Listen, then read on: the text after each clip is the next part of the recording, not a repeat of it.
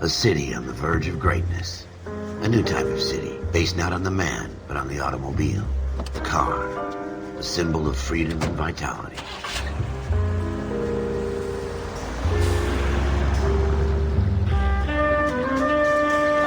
Where every man can own his own home and have room to breathe and not be overlooked by his neighbors. A city where a man's home is his castle. A quarter acre of the dream made possible by victory.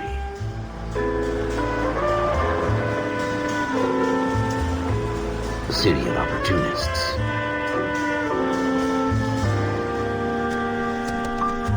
A city of dreams, where Hollywood will shape the thoughts and desires of the entire planet.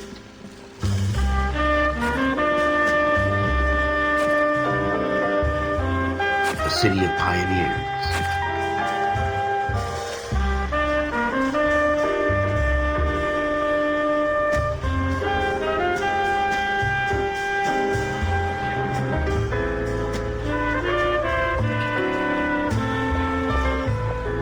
A city of dreamers.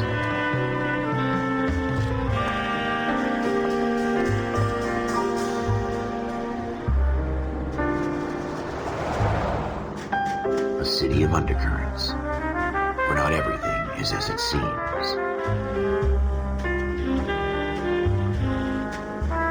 A 20th century city that will become a model for the world.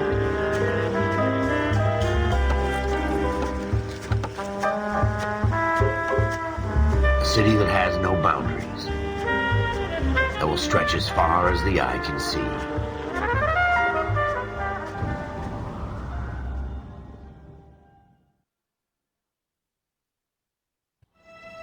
In the Marine Corps, you deal with the chain of command. Mistakes get made, but you deal with them. You know what you're fighting for, and that you're on the same team. But dealing with corruption is like chasing shadows. You never know whether the guy you're talking to is on the pad, or whether it's your partner, or maybe even the watch commander. So who do you trust, Cole? I made up my mind a long time ago. KGBL calling caller 14 Adam. 14 Adam, come in. Go ahead, KGPL. 14 Adam, see the detective at ambulance shooting at 6th and Industrial Street. Unit 16 William requests uniformed assistance for an evidence search. 14 Adam, code 2. Roger, 14 Adam en route.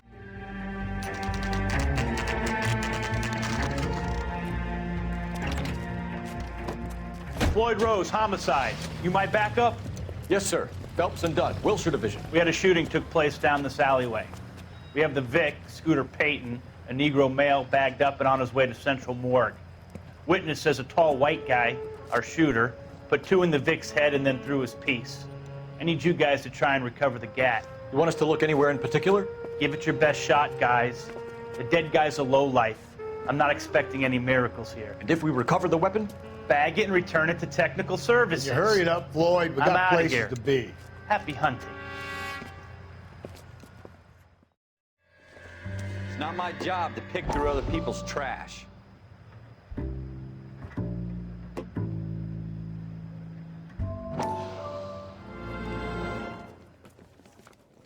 Dr. Fontaine, could I have a word? Of course, young man. I really enjoyed your lecture, Doctor. Psychiatry seems to have a tremendous amount to offer. Why, thank you. I'm always happy to receive acknowledgement for my work. The mind is the last great mystery in medicine. Are you thinking of specializing, Mr. Sheldon, or Courtney Sheldon. I'm only in second year, Doctor. They fast-tracked me a year because of my experience during the war. Ah. That's what I wanted to talk to you about. Battle fatigue and collapse under duress. Can it be helped? I would say yes, given the right set of circumstances. Trauma forces the mind to close down, retreat in on itself. We try to find ways to unlock the mind again through a combination of therapy and drug treatment.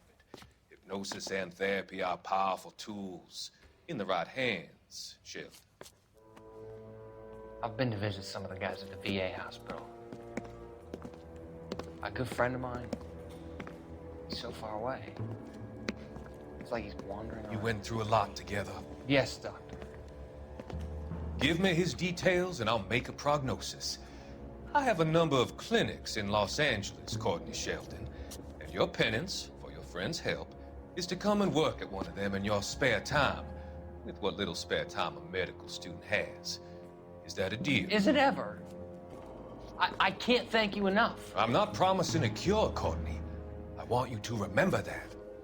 Every physician has patients that he cannot hope to cure, for whom he can only smooth the path to death.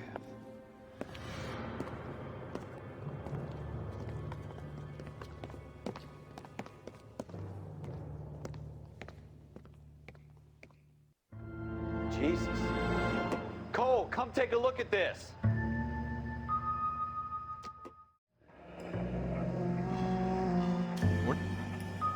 Ralph, there's something on the rooftop. How the hell did you see that? A reflection in the window. Looks like it might be our weapon. I'm gonna see if I can find a way up there. All right, don't hurt yourself. What kind of chumps do these homicide guys think we are? Smith & Wesson, serial S71893.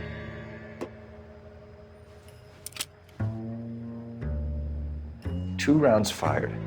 Instead of dropping it down a drain, our shooter hoists it up here. Interesting guy.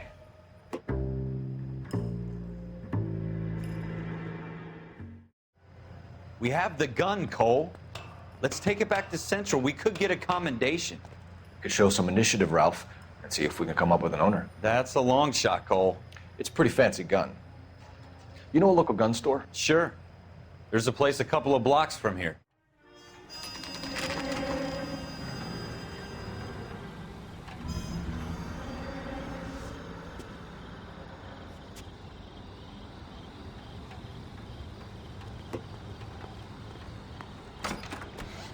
Officers Phelps and Dunn. Can you tell us anything about this gun? Smith & Wesson, Model 27, registered Magnum. Chambered for .357, nickel-plated with pearl grips. Same gun used by General Patton. You're not suggesting he's the owner? No, I'm not. You seem to know a lot about the weapon. I ought to. I sold it.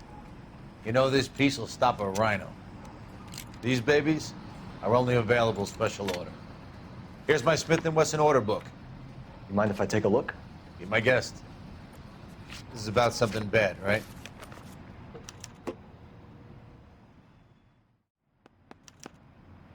We're in luck. Errol Schroeder, 203 South Glass Street. Ordered the gun in February '46. Thanks, you've been a big help. Anytime. Always happy to help out the LAPD.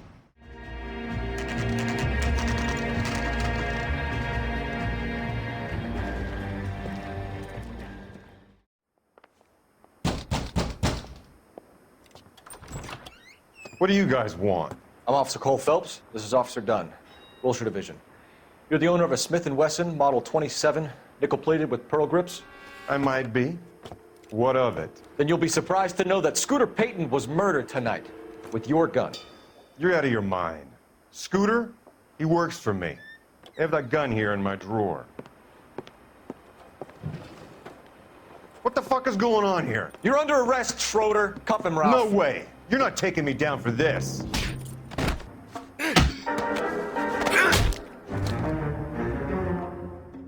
Ralph, you all right? I'm fine. I hardly felt it. He's lucky he caught me off guard.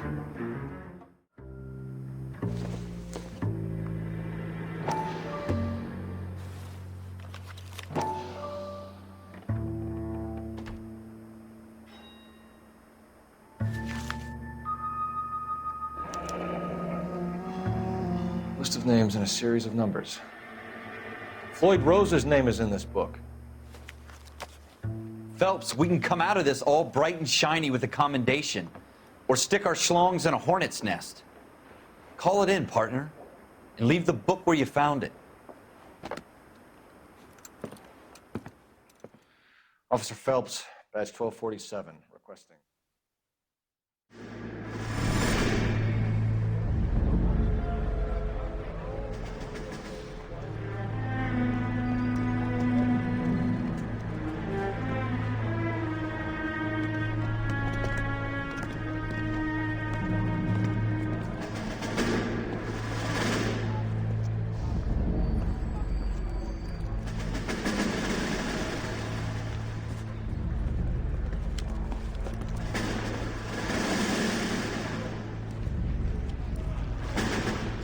dumb fucking sons of bitches. Get in this line now before I lose my temper. Excuse me, Sergeant, but... Excuse me? Fuck you. You say another word and I'll break your fucking head and have you in the brig. Some of us are here for... I know why you're here, asswipe.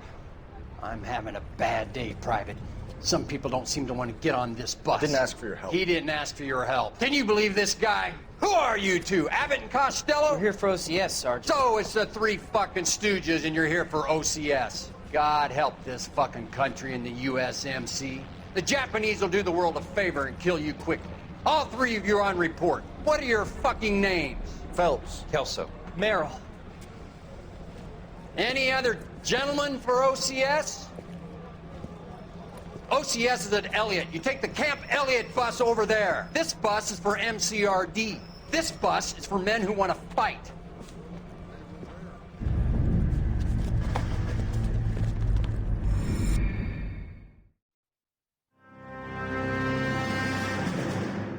Well, you picked the right place, Cole.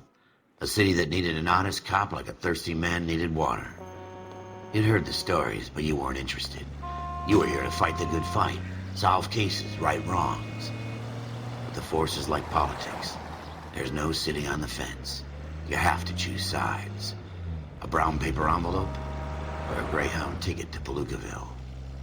It could only ever end one way. All units to 211 in progress and shots fired at Westlake Savings and Loan, 1415 West 3rd Street.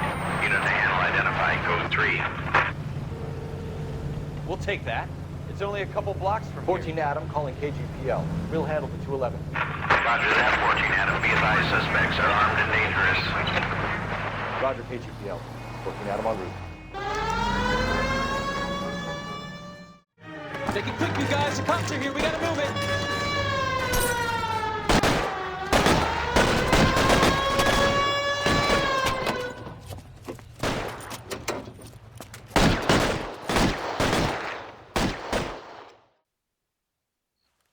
Lieutenant Hopkins says anytime you reach for the shotguns, you're either going to end up dead or wearing a citation. So I guess... It's okay, Ralph.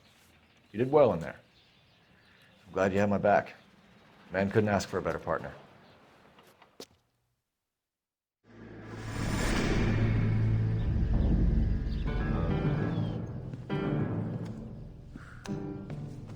This kind of opportunity comes along once in a lifetime, Hank.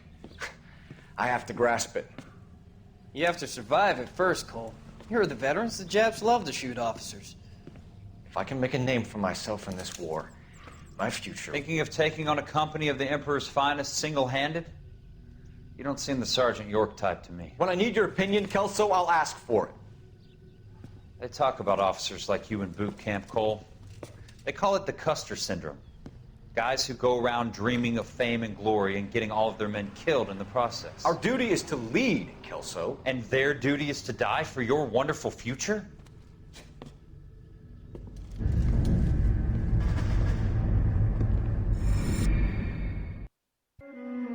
Cole Phelps and Jack Kelso. With some people, it's as simple as chemistry. Two guys who should have been friends, but their personalities got in the way.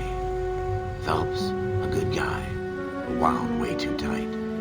And Kelso, a quiet man who could never walk away from a fight. Well, it's a shame you don't like to talk about it, Cole. Ralph, friends who want to stay friends don't discuss religion or politics. In my case, you can add the war to that. I know that bum. Wendell Bauer. I put him away before. He jumped parole. Get after him, Phelps. I'll head him off in the car. Wendell Bauer! Stop! LSPD! You can go screw yourselves. How you doing, Wendell? Your parole officer's feeling lonely. He's got a hole in his life for an asshole like you. You can make it up to him in 10 years' time. Watch your head. This hump will be back in the Iron Hotel by tomorrow night. Nice work, Cole. You run track in high school? Part of the tradition of the Marine Corps and being an officer in the Marine Corps is the ability to make tough decisions. The right decision is not always the popular one. The right decision will get the men you care about killed. These ratings and your ability to give them frankly and truthfully directly affect your chances of successfully becoming a Marine officer. Candidate Phelps, you have the floor. Esprit de Corps, Merrill, 10. Franklin, 8. Weiss, 8. Donahoe, 6. Kowalski, 6. Hudson, 5. Kelso, 2. Leadership, Donahoe, 8. Franklin, 7.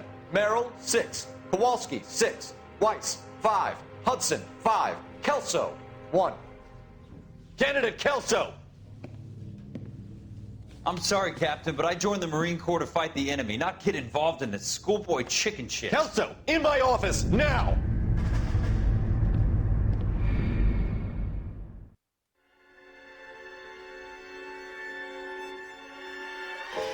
For every cop, there's the case that makes you. Gives you that leg up. Gets you recognized as the shining new star in the squad.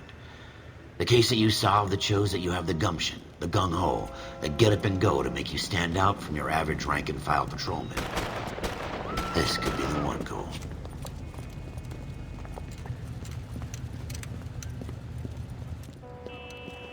LAPD, could you stand clear of the body, please? Has anyone called an ambulance? We've called an ambulance and the police, but I'm afraid he's dead. Okay, stand further back and move along. It's your choice, but make it quick, people. Hey, Cole. You got here quick. My beat crosses 7th Street. Okay. You're first reporting then. We'll get a perimeter going and move the crowd on. You better see what you can find out before the homicide dicks show up. I'll be with you in a moment. We have the murder weapon? No murderer. The girl saw it all, but she clammed up on it. We can trace the gun. Eagleson's gun store's a couple blocks from here. You thinking what I'm thinking? Tate, maintain the perimeter.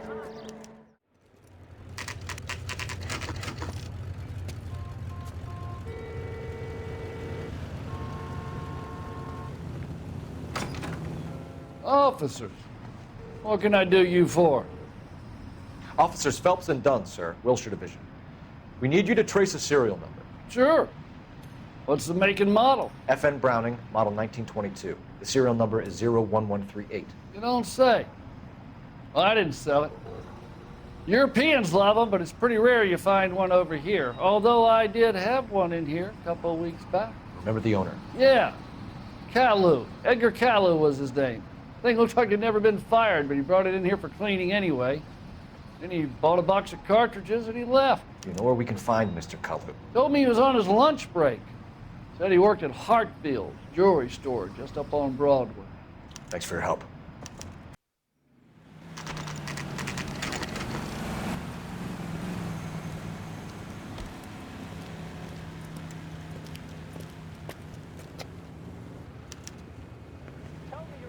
Officer, can I interest you in a new watch? Officer Cole Phelps, are you Edgar Kalou? No. Mr. Kalou is out back. He said he'd lie down. I'll buzz him for you. Son of a bitch! Go, Cole, go!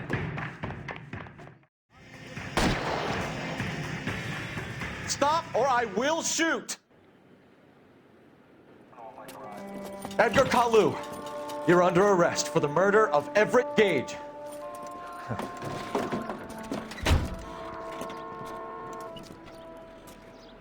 The case that makes you, and the case that breaks you.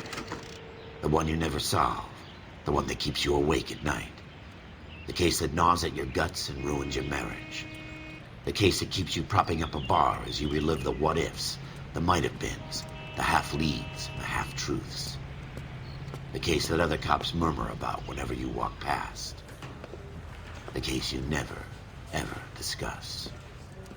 God's mill may grind slowly, but it grinds finely, son. I hear it's you who nabbed our malefactor from the shooting yesterday. Yes, sir. Then tell me, boyo, I hear you're quite the climber, a man of initiative. How would you like a chance at smiting this man with the sword of justice? You're asking me to conduct the interview, sir? I am, young Phelps. You've only been with us a short time and you've assembled yourself a stellar arrest record. Not to mention the fine work you did in the war, sending heathens back to the hell they came from. But I'm curious as to whether you can turn your hand to interrogation. Takes a certain animal cunning, lad. Do you think you might be ready for that? Yes, sir. I think I am. Good man. You need many things for a conviction, young Phelps. A motive, opportunity, hard evidence, and best of all, a confession. If you fail in the former, you can always use a modicum of violence to obtain the latter.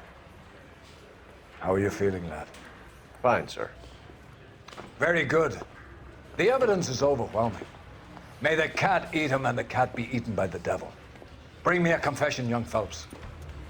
This is your chance. Don't fail me.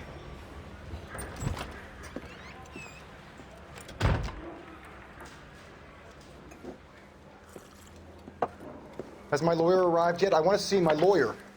A lawyer can't help you, Mr. Kalou. You shot a man dead in cold blood. You're going to have to pay for that. Let's talk about the shooting. Do you deny shooting Everett Gage? I'm a businessman. I run a jewelry store. I don't know what you're talking about. I'm sure my lawyer can clear all this up.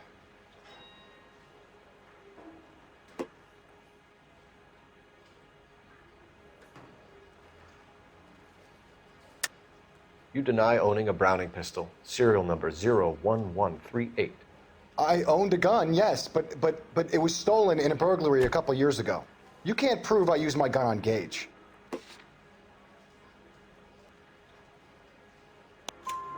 You had the gun cleaned and bought a new box of ammunition. The store owner remembers you and where you worked. Is that so? It's amazing what the nebbishes will recall when it suits them. Let's change the subject. You fasting for Yom Kippur, Mr. Kalou? Yeah, let's change the subject, you going motherfucker. How about baseball? You're not denying you're a Jew, Mr. Kalou.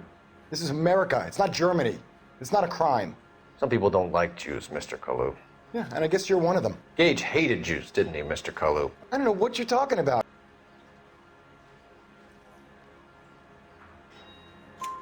You left-wing leaning parasite. You expect me to sit here and listen to your drivel? You call me that?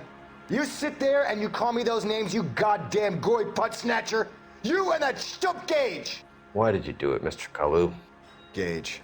He's in the Chamber of Commerce. He's in with all those momsers. He blocked every proposal I ever put forward. Kike this and kike that. He's been trying to ruin my business for years. Edgar Kalou, I'm charging you with the first-degree murder of Everett Gage. I respect your beliefs and your right to hold them. I hope for your sake the jury can commute to murder in the second degree. May God have mercy on you, sir.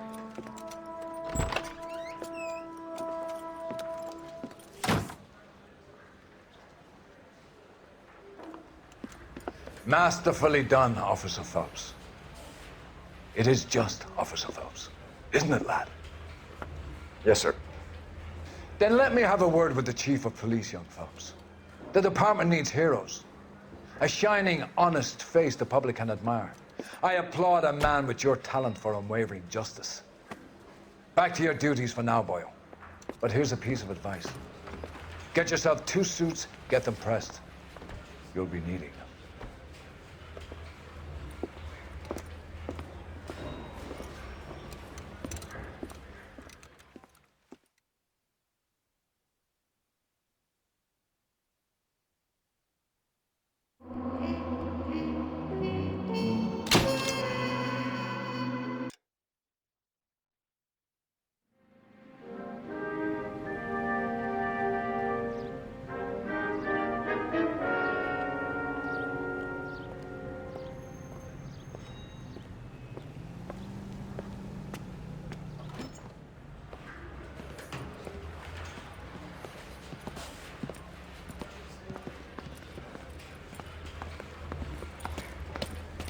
Here's your new desk, kid.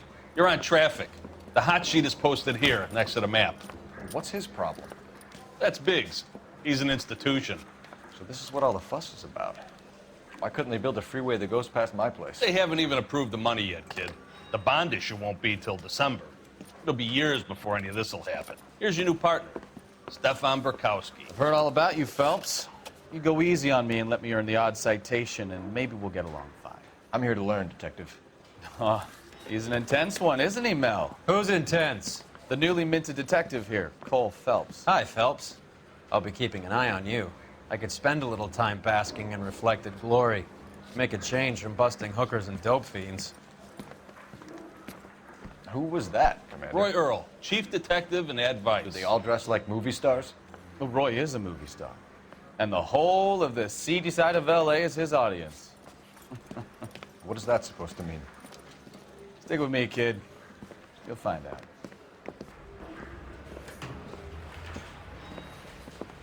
And now some housekeeping.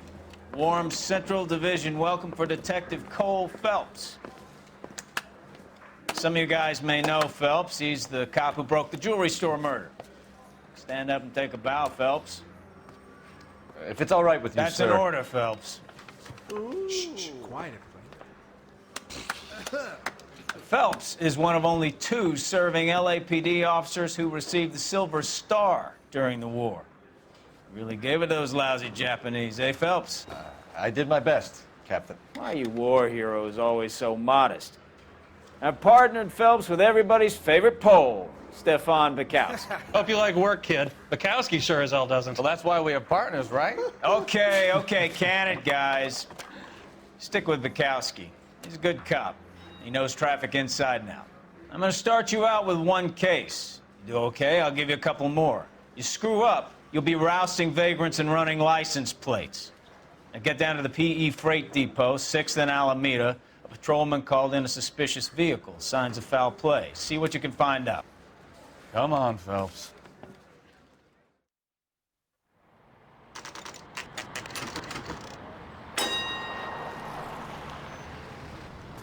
That you, Bukowski? Go on through. Parking lot straight ahead.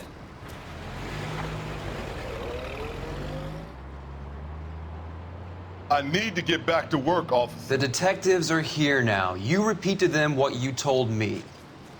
I did the right thing by calling this in. I'm just a working stick. Just give them your story and you'll be all right.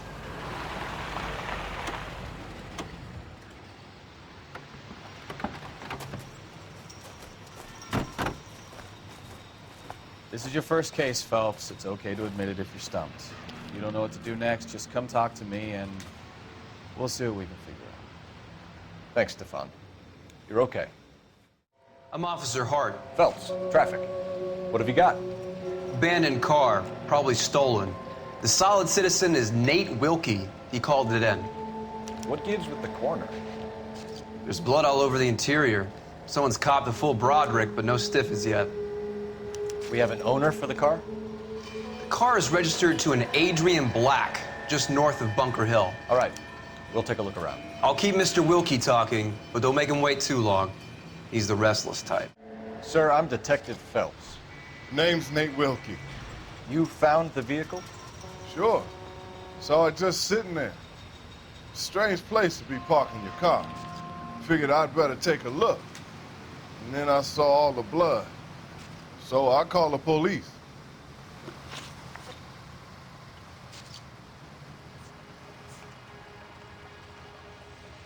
Mind if I ask what you were doing out here? Well, I work for the railway. I was on my way out to the switch and reckoned I'd take a shortcut.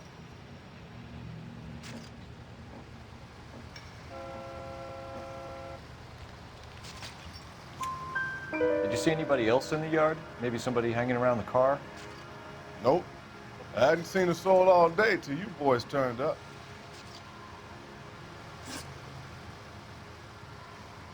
Do you know Adrian Black, Mr. Wilkie? No, sir. That ain't a name I'm familiar with. You ever seen the car before? Funny enough, I did. A couple of nights ago, it was over there in the parking lot. I know most of the cars are parked here regularly, so it kind of stood out.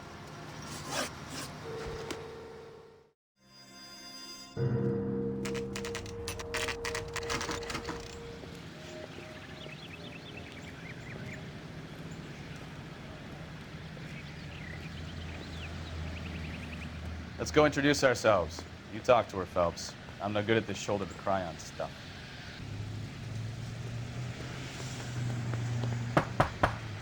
Just a minute.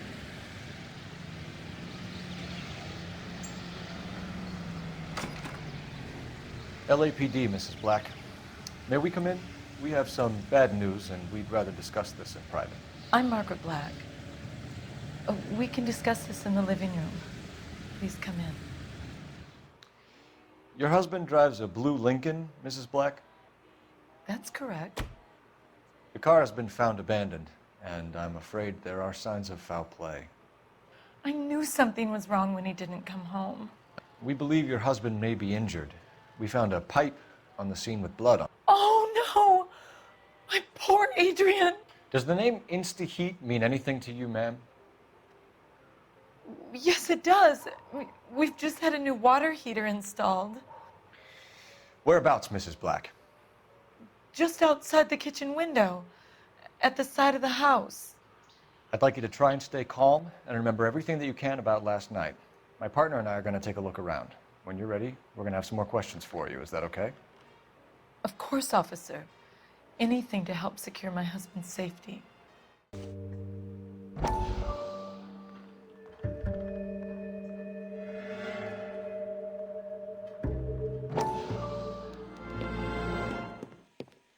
Lie down, make yourself comfortable. So, you're a friend of Courtney's? Yes, Doctor.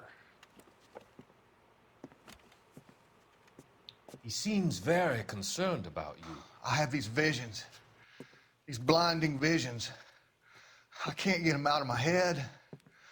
My skull, it feels like it's in a vice. I want to give you something to calm your nerves.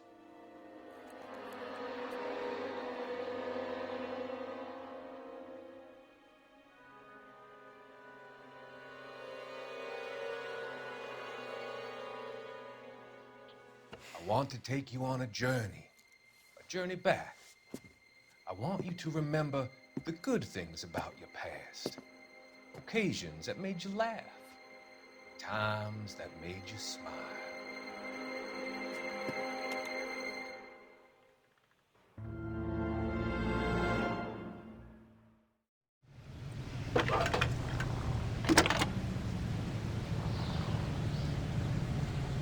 Phelps, 1247. How could I help, Detective? I need an address on a Kavanaugh's bar. Certainly, Detective. One moment. Kavanaugh's Bar, corner of Aliso and Hewitt, south side of Union Station. Thank you.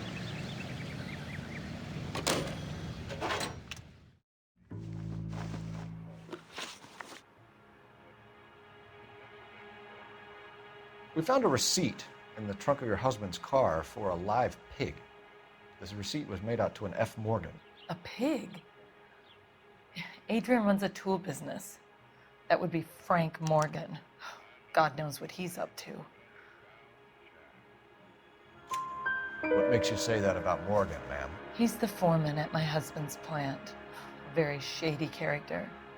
I've told Adrian he needs to keep his distance from the staff. They're always out drinking together. Your husband frequents Kavanaugh's bar? How did you know that? Adrian practically lives there after work. So Adrian spends a lot of time there? Up until recently, he's been away in Seattle a lot on business. Did your husband tell you where he was going last night? All he said was he was going to meet Frank for a drink. So nothing out of the usual then? Well, he came home early from work. He never comes home early.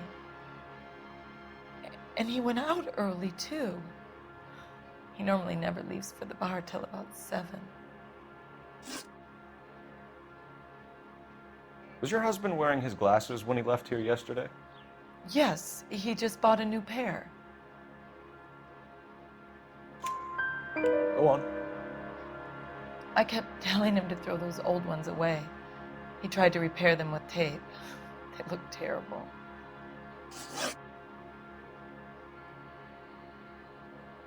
Tell us about the photo of Adrian in the bedroom. What is there to tell? It's from his most recent business trip to Seattle. There's plenty to tell. You just won't tell it. You're lying about the photograph, Mrs. Black. You're incredibly rude and insensitive. But I guess you know that. I've told you what I know about the picture.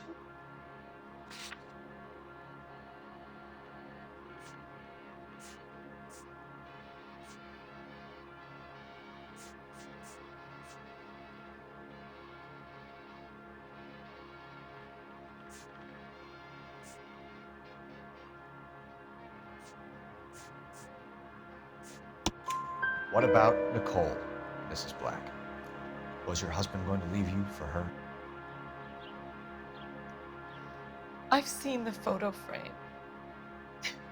He thinks I'm stupid. But women sense these things. I don't know if he intended to leave me or if it was just a fling. God only knows. I only want to know that he's safe.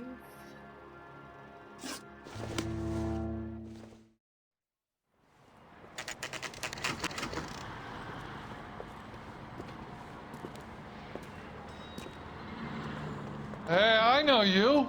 No, you don't. We were at school together. How about you buy me a drink for old time's sake?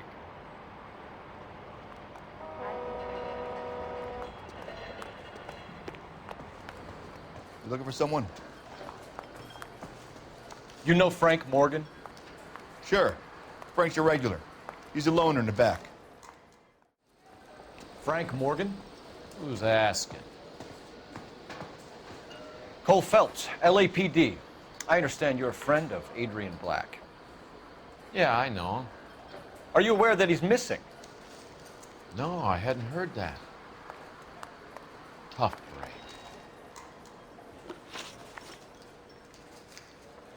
We found Black's car abandoned in a freight depot, covered in blood. You know anything about that, Morgan? Hell no. I'm sorry to hear that. I like Adrian. He's a good boss. Please, don't tell me you actually believe this jerk-off, Phelps.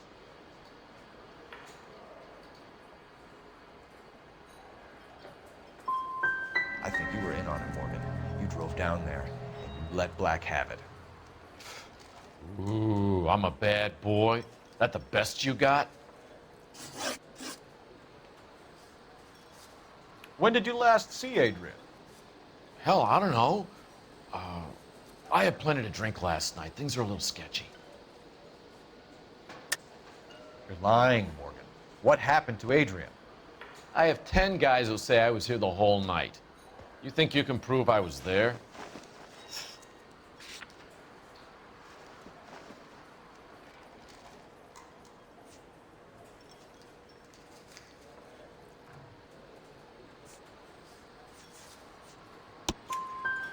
You signed your name and left it on the slaughterhouse receipt, Frank. We couldn't have you colder if we found you curled up in the back seat. All right. I helped him. He wanted it to look like his car got hijacked. He's fallen for some dame up in Seattle, and now he's got to go start a new life with her. Goddamn fool.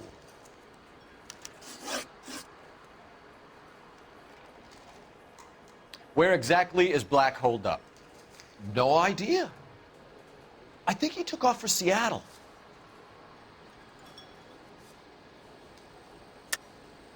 Lies, lies, and more lies, Morgan. You know where he is. What have you got that says I know where he is? Well, that's it for me, gentlemen. Over and out. So Adrian isn't hurt? What's with all the blood? I don't know. It was dark. He must have caught a nick on something. Yeah. You're lying, Morgan. You killed Black and hid the body. Where is it? Me? Hey, all I did was help the fool. You're gonna need a lot more than that to prove that I hurt him.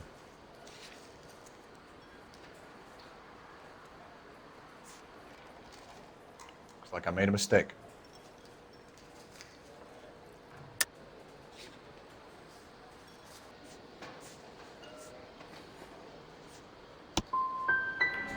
I've had about enough of you two. about you guys go find another table? Okay?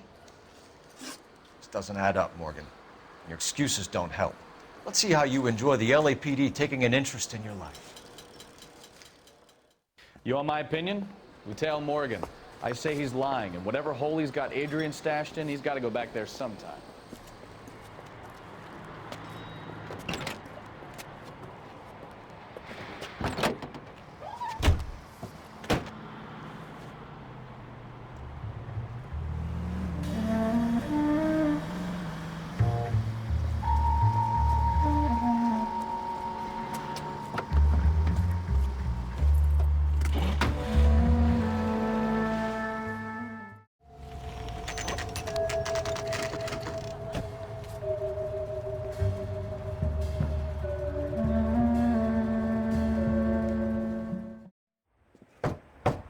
Who the hell is that? Will you relax? Jesus, Adrian, I told you, we're in the clear. I'll get it. Ah, shit. It's over, Morgan. Mr. Black, LAPD, give yourself up now! I knew it! Phelps, go after him. I'll try and head him off in the car. Remember, the gun is the last resort. There's no point running, Adrian. Why not just come clean with her, Black? Why the melodrama? I thought it would be easier. No, it just got a whole lot harder. Adrian Black, you're under arrest for conspiracy and fraud. We'll see what the DA has to say about wasting police resources on a wild goose chase like this. You're gonna lose your wife, lose your job, and probably end up in the big house. I hope she was worth it, Adrian.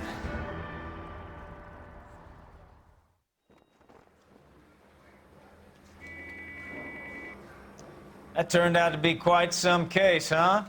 Adrian, what an idiot. You got an arrest and a clearance in your first case, and in fine style, too.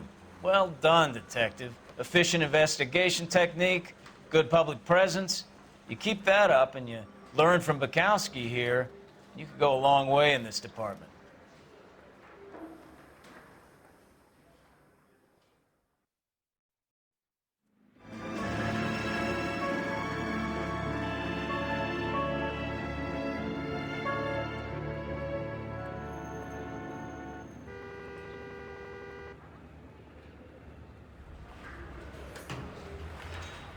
Okay, we're gonna keep this short. I'm already late for the DA. First up, Phelps, Bukowski. We got a report of a brand new Packard abandoned in an empty lot off 2nd Street between Olive and Grand.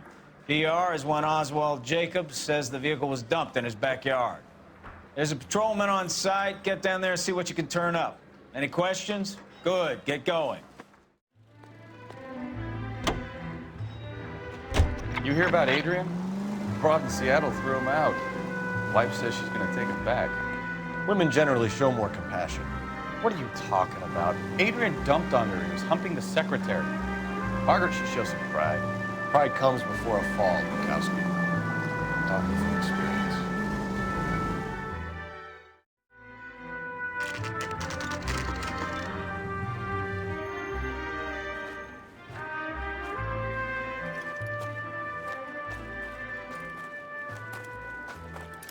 Phelps, traffic.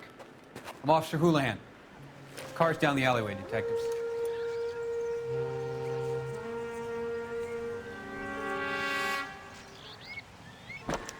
We got a call about an abandoned vehicle.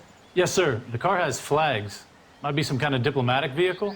Has anyone touched this vehicle since you arrived? No. And that Jacobs bird over there was on station before I got here. We'll talk with him in a moment. Give us some time to look the place over. Sure, take your time. He's a sore-headed old son of a bitch anyway.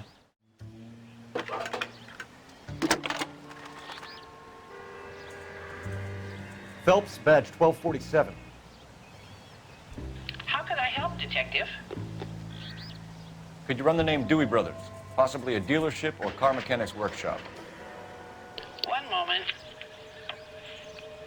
Dewey Brothers Packard Dealership, 629 Figueroa Street. Got it. Thanks. Oswald Jacobs? That's right. What exactly happened here, Mr. Jacobs? Last night, I was looking out of my window. I like to keep an eye on what's going on. I can understand that. You see this empty lot? Damn kids play stickball here. Always breaking my windows, always asking for their ball back. Can we get back to the car, Mr. Jacobs? Don't be impatient, Sonny. Anyways, last night I see this brand spanking new Packard up on bricks. Did you see who stole the Packard? Hell yes, I did. I saw 3 goddamn Mexicans going to work on it. Can you tell us what they were doing? Using the headlights of an old Ford so they could strip the thing. I yelled out to them, "I'll call the cops." So they loaded up their car and drove off, tooting and hollering and yelling obscenities at me in Mexican. You speak Spanish, sir? No, I do not.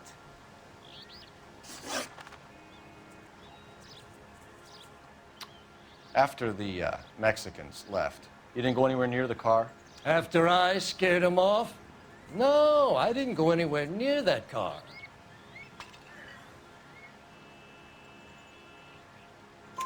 You went out to the car. Once they were gone, you had to take a look for yourself. I was curious. Ain't no law against that. So what if I took a look around that car? You can't be accusing me of nothing. Tell me about the car they were driving. It was an old Ford. I didn't catch the license number. You look like the kind of guy who notices details. You're right there. The car was old, but it looked brand new. Candy apple red paint job stands out a mile. What exactly did you see them take? They was working on the tires. That's all that was took.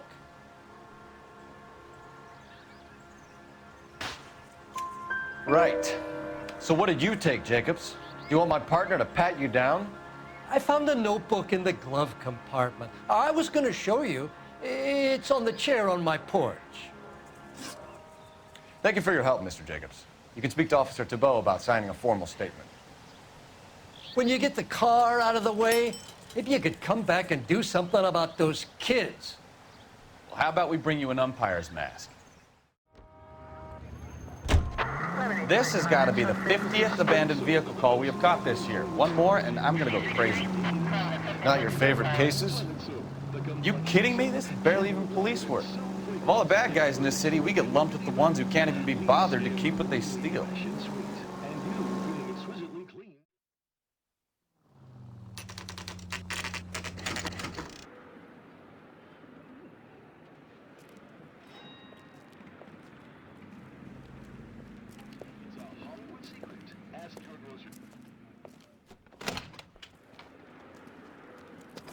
Don't tell me, let me guess.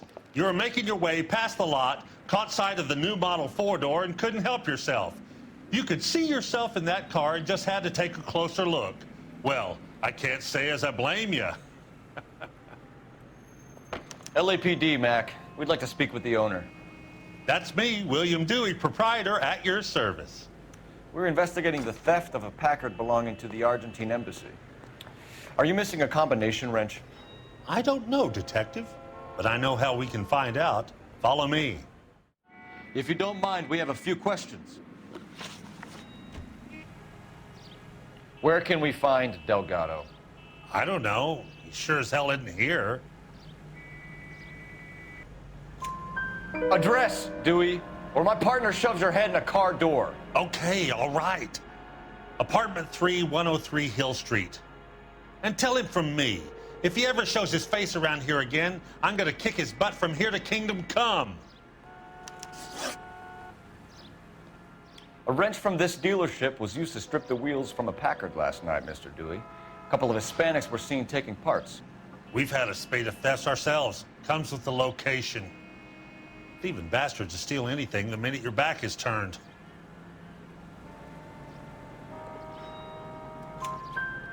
What are you hiding, Dewey? Spill it.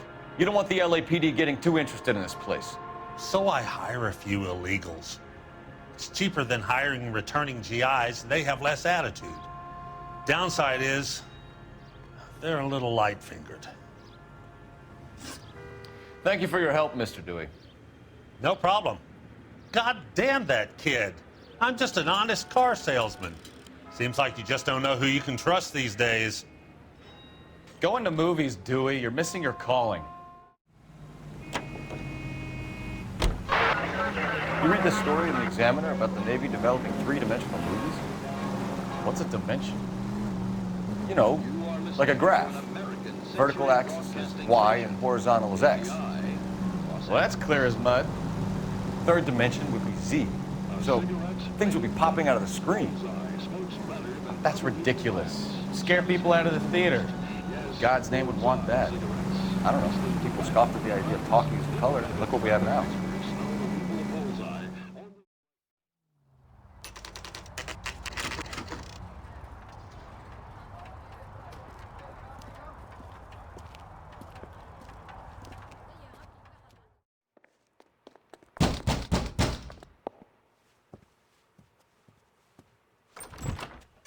Yet. LAPD, ma'am. We're looking for Gabriel Delgado. Gabriel? We're from the police. Policia, you understand? Yes, I understand. Could you come inside? What is your name? Ana Rodriguez. Is Gabriel Delgado here, Ms. Rodriguez? No. What do you want with Gabriel? Is he in trouble? Stay where you are, Ms. Rodriguez. We need to take a look around. But he is not here. I have told you. Check out the surrounds. I'll stay with the broad. You're in serious trouble, Miss Rodriguez. But Gabriel is not here. I have done nothing wrong. Why did he steal the car, Anna? The customer insulted him. He has his honor, no? His honor, Anna? He said Dewey's friend tried to make a woman out of him. He no longer respects this man, Dewey. He took the car to show this maricón that he is a man.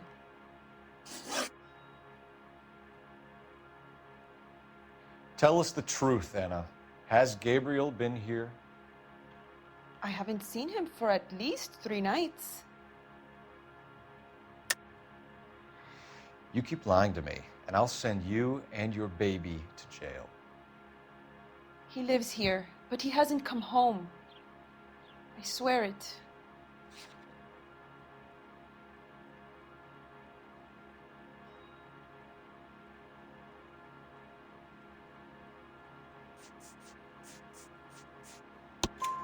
Enough, Anna. There are signs all over this place that he's been back. He was here last night. I have never seen him so angry. He went out to his shed and put some things in it. I don't know what, and I don't want to know. I love him.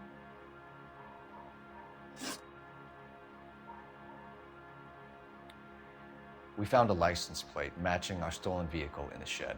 Add in the assortment of parts, and we can make Gabriel for a dozen other thefts. It's time to get serious, Anna. You must ask these questions of Gabriel.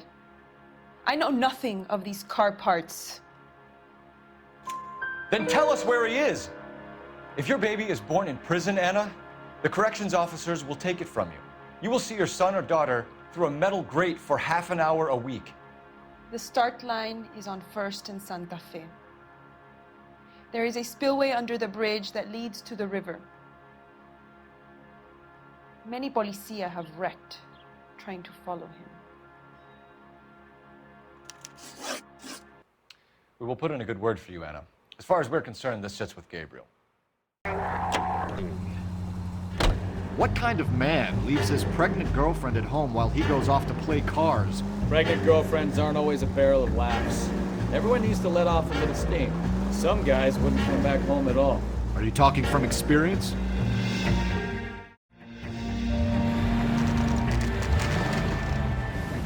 There's the red Ford. That's Delgado right there.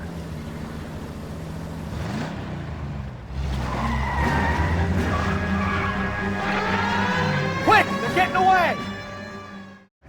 Gabriel Delgado, you're under arrest for grand theft auto. Fuck you, puto! You should speak to the maricón. Valdez, I showed him. Now who's a man? I should have burned his fucking car.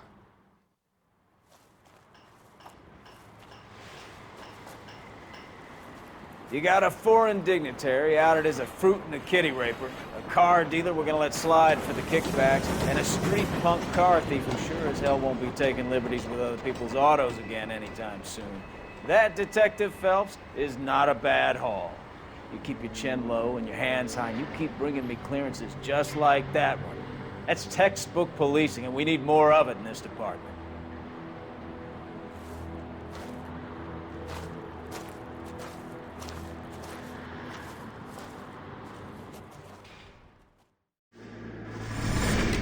You have any plans for weekend Liberty, Jack? My sisters have been working in Los Angeles in a bomber factory. They're coming down to visit. I'm meeting them at the station at 6. Good for you, Jack. Are they cute? They're my sisters, Hank. Attention! Final inspection before Liberty.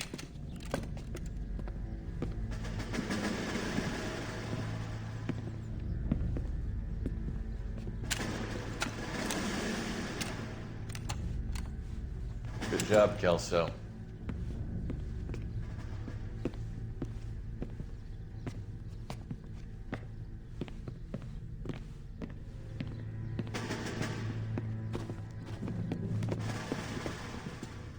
Are we going somewhere, gentlemen? Full inspection. It had better be exceptional if any of you want liberty this weekend. Kelso, this carbine. The bore is dirty. No, it isn't. Are you arguing with me, Kelso? Do what you need to do, Sergeant. You know the bore is immaculate. Weekend liberty canceled. 2-day field drill. Clean this rifle. No. Do you know the penalty for insubordination, Kelso? Jack, don't do it. Forget him, Hank. He doesn't have what it takes. Are you two finished? Are you going to clean this rifle? No, Sergeant. Cole is right. I'm going to stop playing games and join a rifle company and fight the real enemy.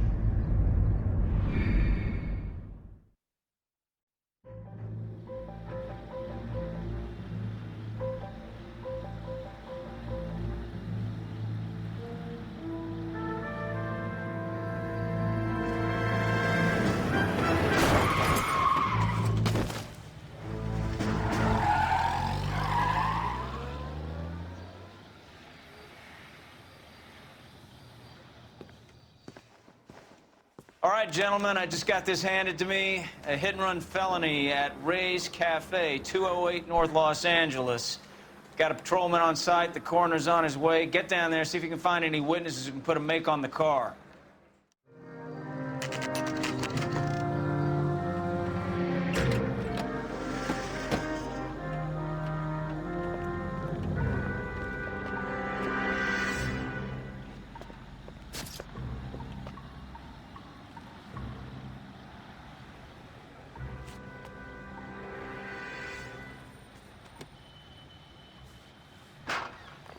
Detectives, over here. Cole Phelps, traffic. What have we got? Thick as a white male named Lester Patterson walked out of the bar and into the street. Car hit over there, and he ended up here, dead on impact by the look of it. Have you canvassed the area? The only one with anything useful to contribute is the young lady over there. She lives above the bar. Her name is Shannon Perry. No, it's not a stage name. 24 years old, she left Kansas to follow the yellow brick road. Is that so? We'll take a formal statement later. Right now, we're going to take a look around. What have you got on the victim? From all reports, he was intoxicated at the time of the accident. I'll know how intoxicated once I've done the autopsy. Looking him over now, I'd say he died on impact. What about the chest wound? Isn't that inconsistent? Very common in auto injuries. Look for a car with a prominent hood ornament. Those things are killers. Miss Perry? Yes? I'm Detective Phelps. This is my partner, Detective Bukowski.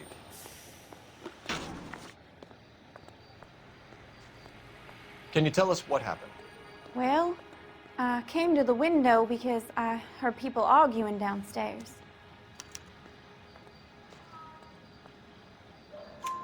Then what happened? I saw a car hit that poor man and knock him down the street. What kind of car was it? A dark red Lincoln Continental. Did you see the license plate? Only the first 3 letters, I'm afraid. 3C8.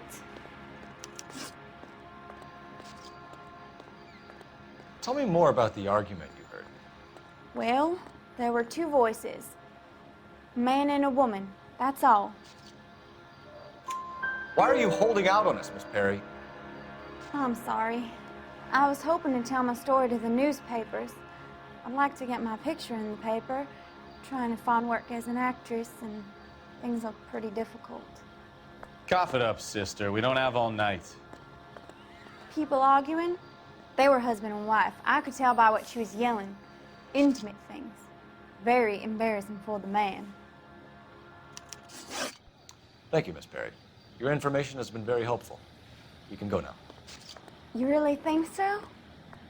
I hope you find that driver and put him away. Certainly got away with the dames, Phelps. Give it a rest, Bukowski. Let's see what the patrons have to say. I'll take the bartender. You work the rest of the room. I'm Detective Phelps of the LAPD. How can I help, Detective? Your name would be a good start. Dudley Lynch. Hired help. I run the place when the owner ain't around. Where is the owner? He stepped out. Somebody had to take Lorna, Mrs. Patterson, home. What can you tell me about the accident? Not a lot. It was busy in here, and all I heard was the impact. So what was he doing outside? It's against licensing regulations to drink on the sidewalk. Lester and Lorna were having a fight. The owner made him take it outside. It was pretty ugly. Do you know the victim? Yeah. Lester Patterson. He's a regular here, or he was. Not one of your favorite customers? Lester was special, but not my kind of special. Was Lester drinking alone? No. He came here with his wife. She didn't seem too interested in the booze, though. A witness overheard an argument. Lester and Lorna. There's nothing like airing your dirty laundry in public, is there? Why was Lorna Patterson in such a hurry to leave? What is going on here? Lorna was pretty upset, so Leroy took her home. Lorna and Leroy are close. They've been talking about opening a new bar. Leroy? Leroy Sabo, the owner. How long have Lorna and Leroy been talking about this new bar? Who knows? I just served the drinks. Bartenders hear all sorts of things. Are you going to tell me, or do we have to start playing rough? When Lester was drinking, he treated Lorna like dirt. He gambled away all their money. Lorna pitched Leroy about the bar. I don't know how interested he is. Is Leroy doing well? Hell no. The only thing keeping this place afloat are the poker games. Thanks for your help, Lynch. I'm going to need you to sign a statement with the patrolman. Sure, no problem. You get anything out of the regulars? They weren't giving too much away. They liked watching Lester and Lorna go a few rounds every other day. And Lester was a fan of the love tap.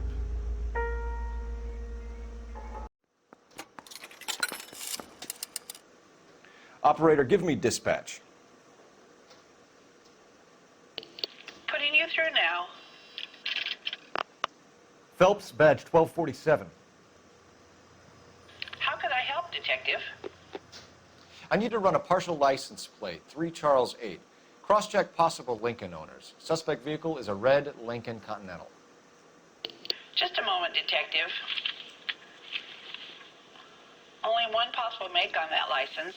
Registered to a William Shelton, 738 West Temple Street. Thanks for your help.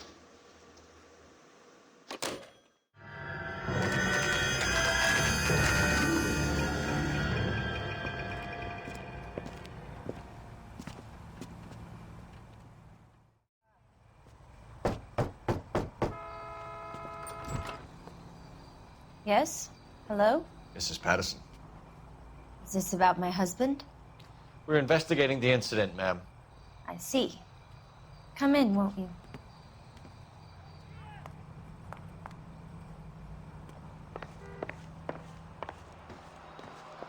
We wanted to give you the facts about the accident, ma'am.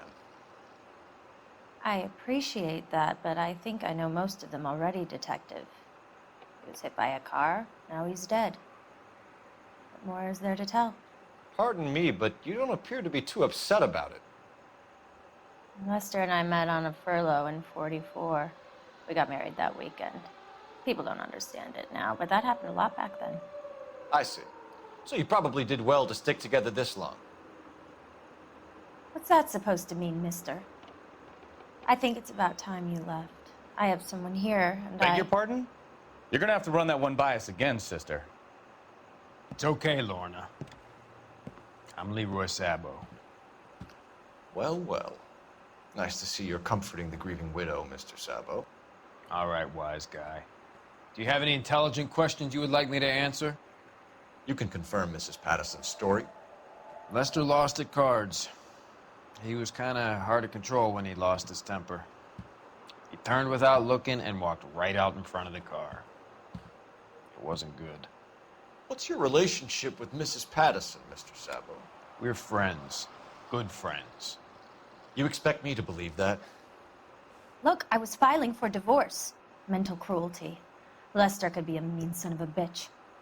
And Lester knew about that? No, I hadn't told him. Well, hasn't this worked out well for the two of you? I feel almost bad for busting in on this little rendezvous. How did the car come to hit Lester? He walked straight into the path of an oncoming car.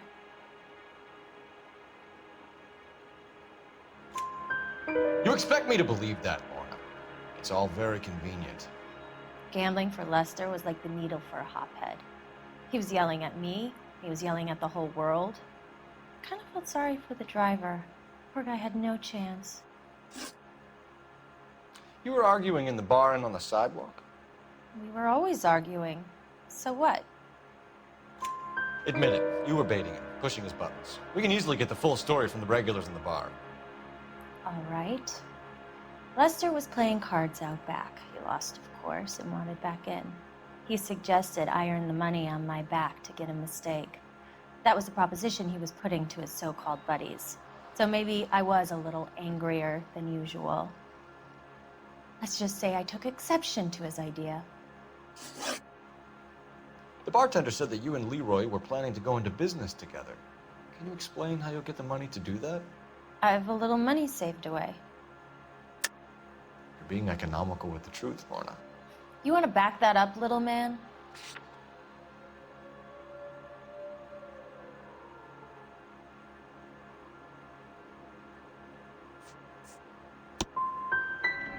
You really don't have any idea, do you? You're making a royal fool of yourself here. You and Mr. Sabo have an interesting day. I'm sure we will, officer. Now, if you could both just leave. We're leaving, ma'am. Sorry for your loss. I can see what a tough time you're having with all this. Come on, Phelps. Let's make ourselves scarce.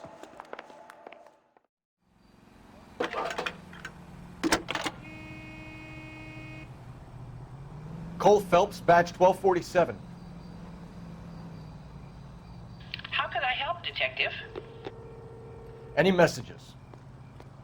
Just one, Detective, from the coroner. Message reads, Phelps, see me at Central Morgue immediately. Results of the Patterson autopsy.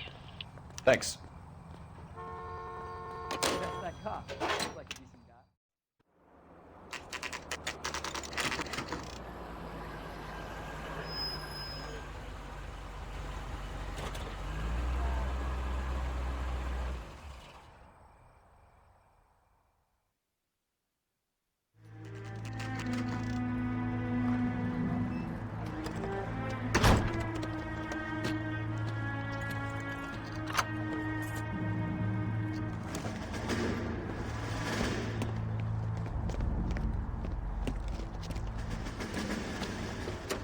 That's the son of a bitch right there. William Shelton? Yes? It doesn't look good, Shelton. You packing your bags and making a run for it? You know why we're here. Yes. The accident. We've got witnesses who can put this car at the scene, not to mention the physical damage. This is open and shut, Sheldon.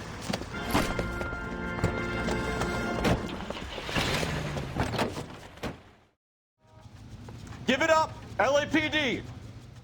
How does a vehicular manslaughter rap sound, Sheldon? I hit him. I admit it. I just panicked, but it wasn't my fault. What do you mean? The guy jumped right out in front of me. He came out of nowhere. There's nothing I could do about it. Why didn't you stop? I've had accidents before. That's it. We're done here. The DA is gonna love you. They weren't all my fault. I'm a surveyor. I need my license for my job. There were people around. A woman and a man were standing right next to him. I thought they could get him to a hospital. I'm telling you, it's not my fault. The guy is dead, Sheldon. You can't be serious. William Sheldon, you're coming downtown. We need to talk about a manslaughter charge.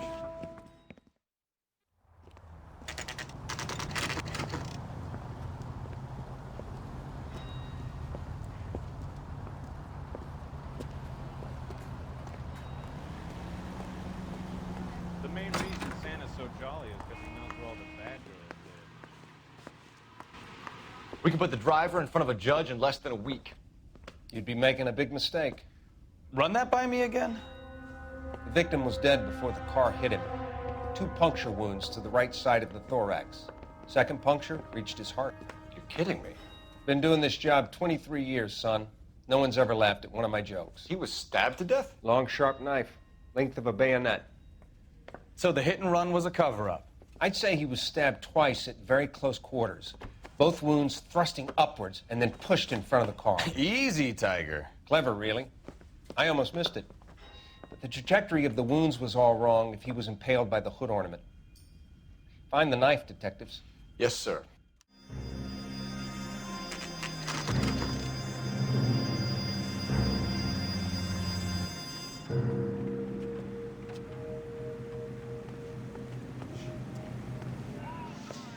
Lester could be a heel, We just wanted but to check the crime scene over one more time. that's a lousy Mr. way for Sabo. anyone to go out. If that's all right.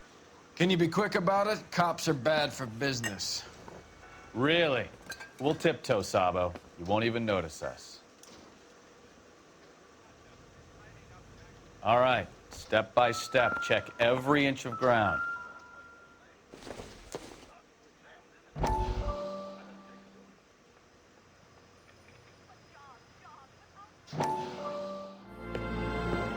Courtney, come in. Have a seat. Thanks, Doctor. How are you finding working at the clinic? It's, fine. Are you sure? Can I be honest with you, Doctor? I would hope so, Courtney. I was hoping that the therapy would be more beneficial. Treatment can, unfortunately, be very long-term.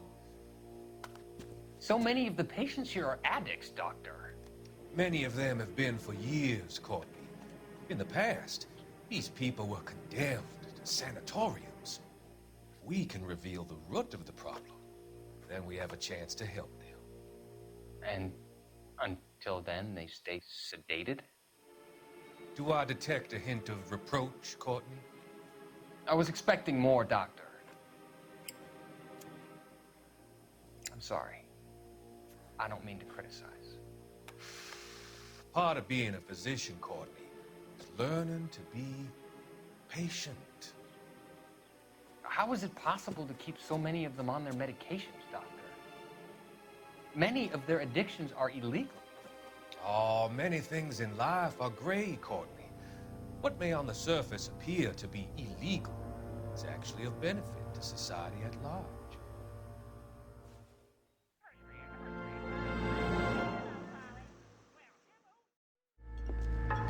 Leroy Sabo, you're under arrest for the murder of Lester Patterson. Not gonna happen, fellas. Go! I'll bring the car around and head him off.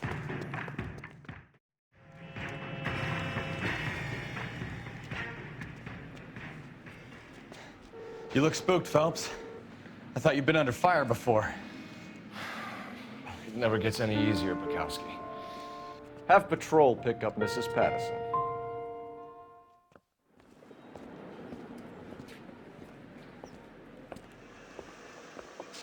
So, I give you a hit and run.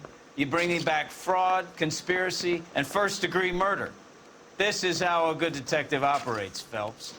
You take nothing at face value. You keep digging and asking questions until you get to the truth. You got some sharp elbows on you, detective. I like that. Keep up the good work.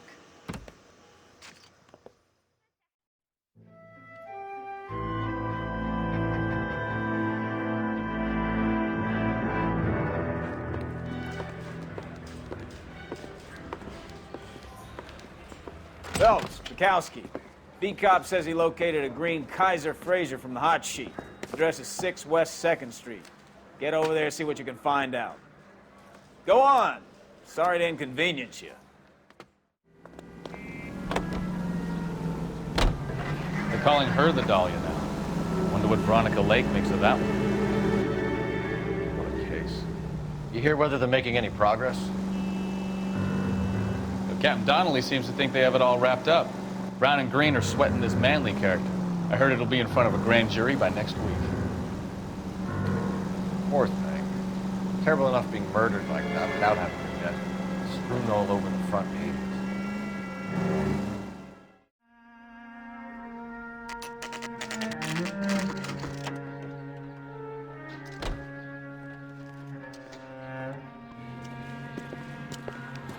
That's the car, Cole. Just pulling out of the drive. Get him. Get bracelets out of the car now. I'll call it in. Why did you run from us? I saw a big car in my rearview mirror with 2 tough guys bearing down on me. What would you do? What's your name? Cliff Harrison. You're under arrest. For what? What are you talking about? Nice try. I'm talking about the car being stolen. You're out of your mind. I bought the car, and I've got the paperwork to prove it.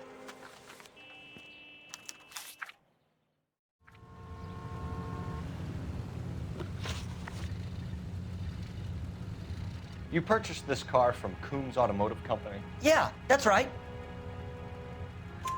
And the ownership papers? From the same place.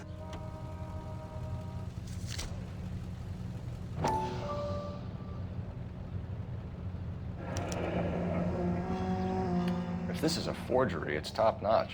This will need to be traced.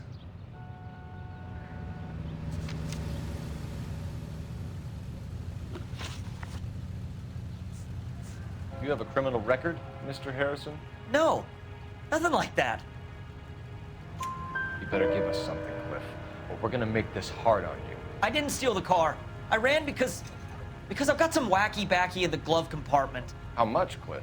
1 reefer. We'll let it slide. You're in enough trouble. Who did you deal with at Coombs Automotive? The owner, Richard Coombs. And he made out the bill of sale personally? Of course he did. He kept a facsimile for his records. Check with him. We're going to get to the bottom of this, Harrison. Until we do, you're going downtown. You gotta be kidding me. I'm getting arrested for buying a goddamn car? If everything is legit, Harrison, you'll be out soon. Until then, if I were you, I'd keep my mouth shut. Bag his possessions as evidence and have him arraigned for grand theft auto. Right, Detective. Do you know who my father is? Detective Phelps, LAPD, are you the owner? That's right. Richard Coombs at your service. You looking to trade in a black and white, boys? Mr. Coombs, we're investigating an auto theft. A man by the name of Cliff Harrison claims he bought the car here. Well, some people would say that my cars are a steal. That's a joke, son. Very amusing, Mr. Coombs. I remember Harrison. It was a green 2-tone Kaiser Fraser, if I remember rightly. Do you have the bill of sale? It's in my office. Walk this way.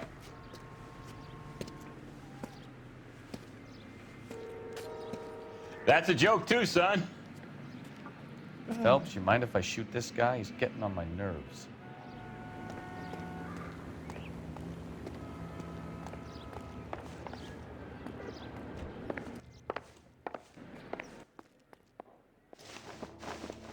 Here it is. Got the original pink slip there, too.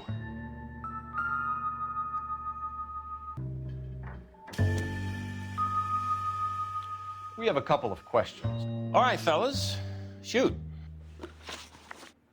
Can you tell us how you came to buy the car? Girl just wandered in right off the street. Nothing unusual about the car.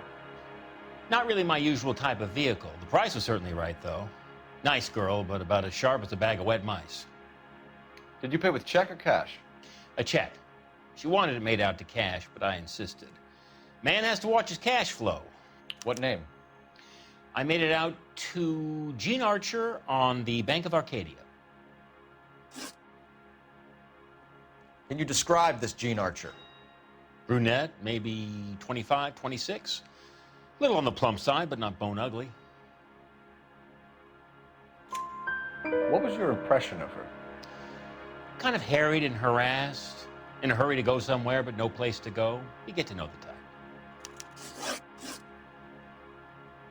Do you know anything about the company that prints these pink slips? Nope. Should I? It isn't exactly my business. It says Marquee Printing. You've never heard of them? Marquee. Sure. They do all the government red tape. You'll find the place down on Aliso Street near San Pedro. When exactly did you hand over the check, Mr. Combs? Close of play on Friday. Why didn't you pay her cash? You knew the car was dirty. I had an inkling. When people are in a hurry for money, always pay by check, son. Gives you a couple days to back out. This was all above board. Yes, of course it was. Did this look legitimate to you, Coombs? I'm in used cars, son, not bearer bonds. In my business, you don't look a gift horse in the mouth. Now don't come on all high and mighty with me if you want my help. Thanks for your help, Mr. Coombs. We need to continue the investigation. Hope you sort out your problem with Mr. Harrison. Go easy on him, son. Boy's about as sharp as a bowling ball. He's built too low. The fastballs fly over his head. Let me shoot this guy, please. You have a pleasant day, Mr. Coombs.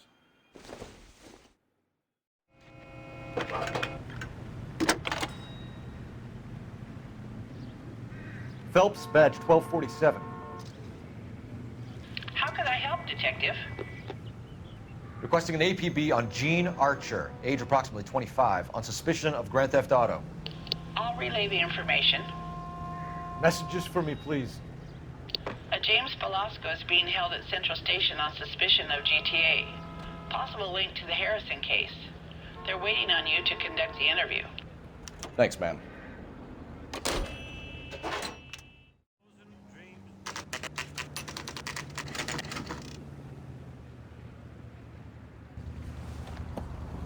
Empty.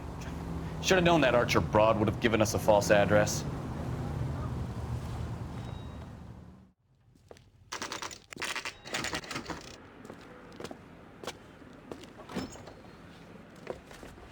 Detectives, Velasco is prepped and ready in 2. Another stolen car with legit papers. Thanks. Crummy bastard. James Velasco? I want a lawyer. It's my car and I got the proof right here. Take a look for yourself.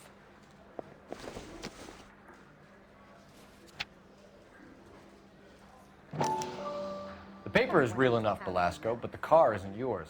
This pink slip is a forgery.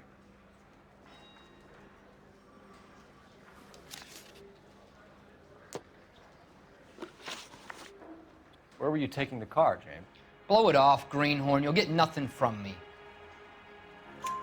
You're a two-time loser. If you don't give me something, I'm gonna ask the DA for the maximum. You're looking at 10 years, Velasco. Kiss your youth goodbye. I want a deal.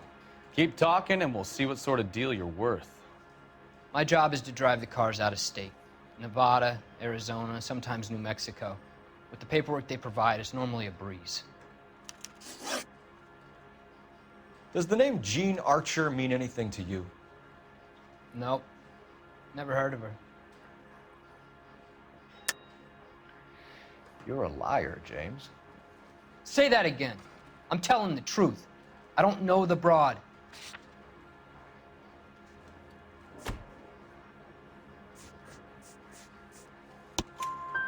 So that's why you both have the same address printed on your pink slips. She's a mule for these stolen vehicles, genius. Same as you. Jesus. All right, I know her. Stupidest broad I ever met. Always cooking up crazy schemes. I don't know why those guys use her. You happy now? What happens to the cars once they cross over the state lines? I don't know. I just deliver them. Give me something, Velasco, or I'll take you back to the cells and tell the whole station you're a child molester. How long do you think you'll last? Okay. I hear you. The cars get sold in Chicago or back east. Sometimes I bring back cars coming the other way. Where do you pick up the cars, Velasco? Warehouses. Mainly in East downtown. An address, Velasco. You want my help with the DA? Cough it up, now. A place on Industrial Street. I don't know the number. You're gonna help me out, right? Keep talking, kid, and we'll see what we can do. All right, James. We're gonna check if this information is worth anything. And if it is, I need your help here, pal. If it is, then we'll know you're a man of your word, and so will the DA. You're Phelps, right? Yes, I am. Look, can we do this later? I'm in the middle of it. Ray Pinker. I'm with Technical Services. The pink slips are all real. Yes, we know that. There's only one company that prints them in California, the Marquee Printing Company. They've confirmed that the numbers are legitimate. You've checked them out? Sure. They're on Aliso Street, near the corner of San Pedro. The guy I spoke to was Lightval. Gordon Lightval. Here, I wrote it down.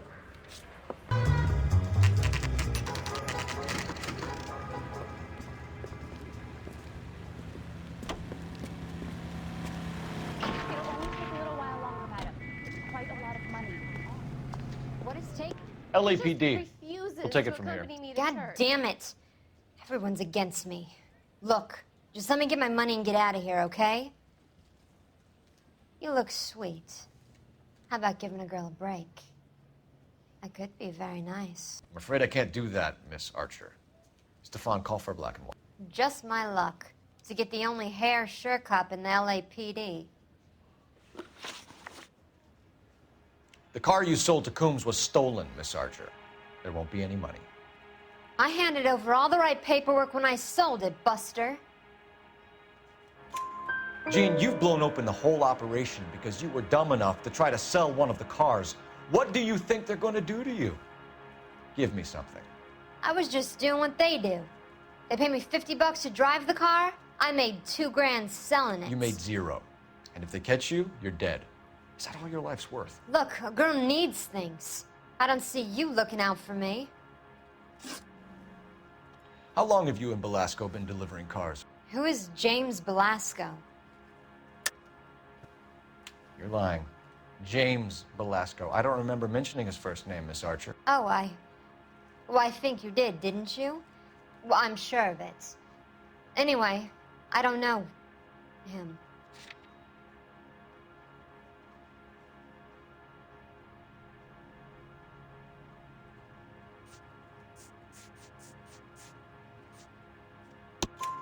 You weren't sharp enough to lie to me, Gene. You and James Belasco share the same address on your pink slips. We have him in a cell.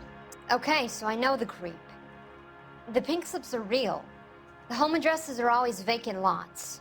Bigelow is always boasting that the paperwork is legit and that if we stick to our stories... And don't try and sell the car? Yeah, that too. Tell me where you picked up the car, Miss Archer. Look, I can't remember. Let me go, will you? Please. What have I got to do? Trying my patience here, Gene. I'll have the reporters down here and have your picture in all the papers. You'll have nowhere to run. All right already. I get the message. I pick up the cars from a guy named Bigelow. 58 Industrial Street. Big warehouse, full of goons. Now you've got what you want. Can I go? Please? No, you sure can. We've got a car waiting outside for you. Some career advice, Gene. Get out of crime. Marry someone boring who has money and will find you captivating. Is this guy for real? He takes a little getting used to, but yeah, he generally means what he says.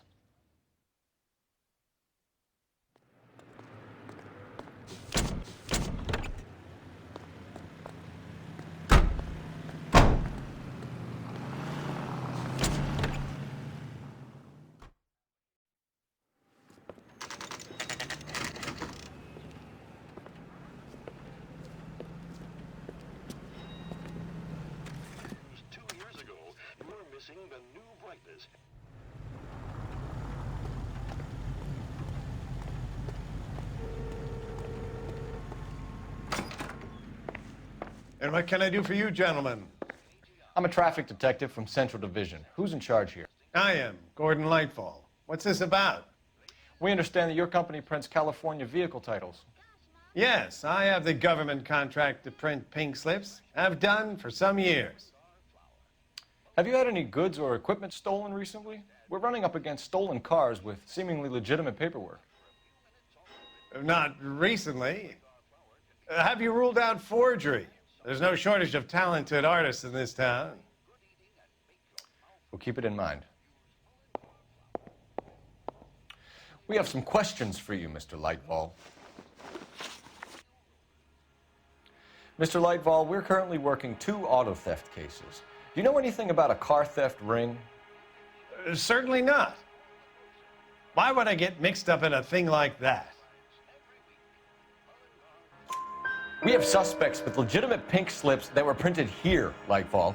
You better give me something before I bring the whole department down here. Don't be hysterical, detective. As a matter of fact, we had a similar problem a couple of years ago. A number of used car lots were selling blank documents to a criminal organization. Do the names Cliff Harrison and James Belasco mean anything to you? No, they do not. Harrison bought his car from Coombs. The pink slip looks good, and that points the finger here. Do you have any employee trouble? No, I don't. They've all been carefully screened. Look, now that I think about it, the name Coombs sounds familiar. I think they may have been involved in stolen documents in the past. Do you have a delivery ledger, Mr. Lightfall? We would like to cross-check against the Coombs Automotive Emporium. It's a little out of the ordinary, Detective. I'm not sure I can share those sorts of records. Hand it over, Lightfall. You don't want us having bad thoughts about you, do you? Very well, but this really is irregular. Over here.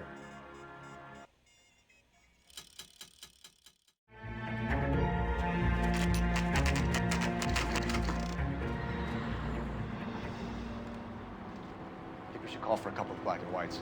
Get Fleischer down here. I thought you Marines were gung-ho, Cole. You have a 45, don't you ever want to use it? I'll take the back. Just give me a few seconds to get around there.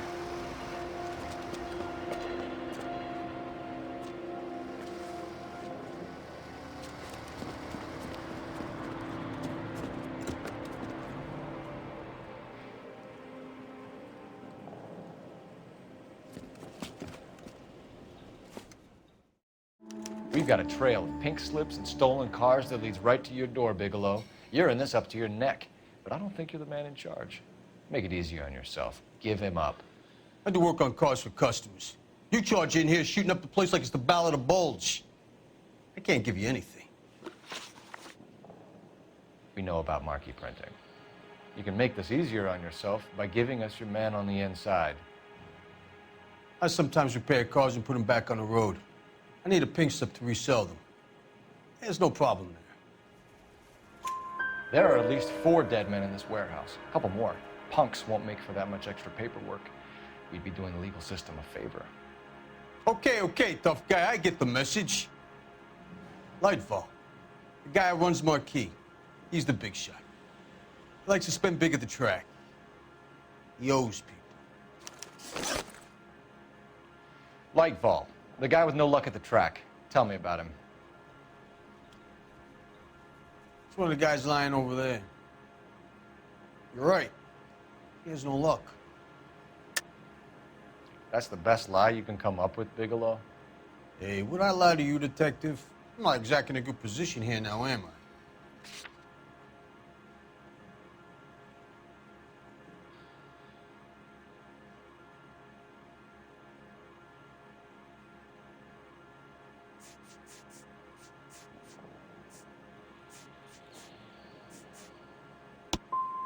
No proof, huh? Looks like your mouth moves faster than your little pencil. Whether you give up your bosses or not, Bigelow, you're going away for as long as I can put you there. We'll see. I didn't fire a shot, copper. I just watched you tear my place up.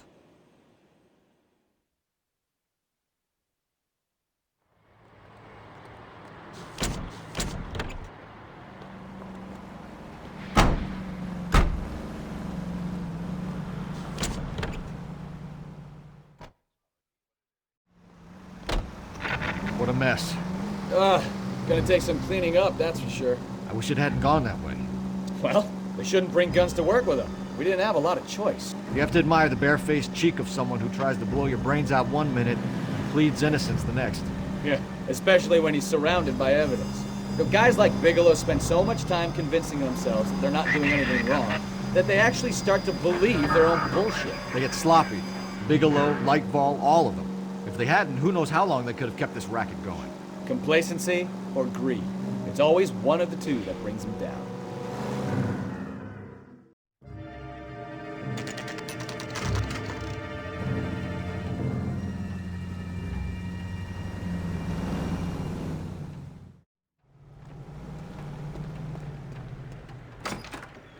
You're under arrest. You again? This harassment is starting to wear thin. We found a box of pink slips in a warehouse full of hot cars. You signed for them, Lightball. I signed for all the orders and deliveries. You'll need something better than that, cowboy. Save it, Lightball. We already have all we need to send you down. I've had enough of this. You either produce some shred of proof, or I call my attorney.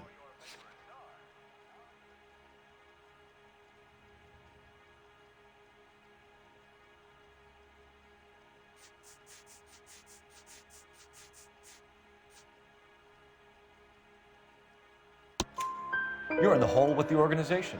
We know about the debts, Lightball. I agree. I have a small problem. I'm prepared to help you in any way I can, Detective. I'll name names. I need you to keep this out of the paper. You need to shut up now, Lightball. Gordon Lightball, I'm charging you with conspiracy and fraud. Hands behind your back. The LAPD Central Traffic Division has today smashed a nationwide auto theft ring, writes crime correspondent, blah, blah, blah. Oh, here it is.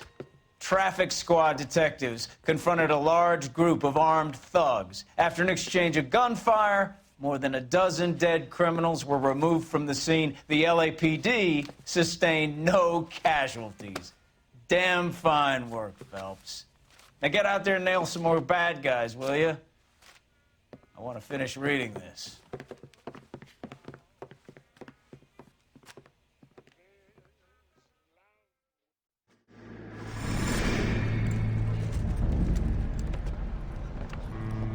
My family runs a shipping business in San Francisco.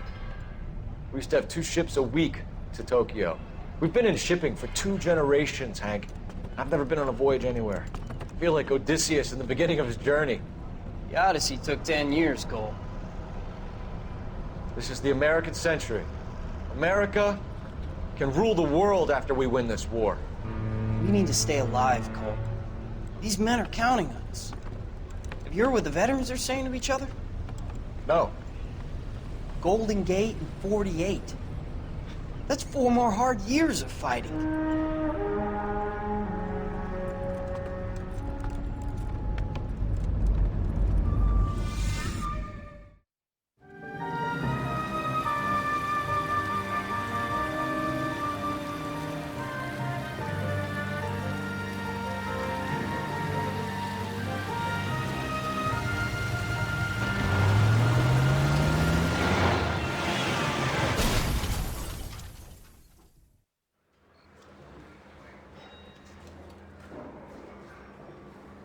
Phelps, Bukowski, you have a new case. 2 women, possible drink drive. How is that a case?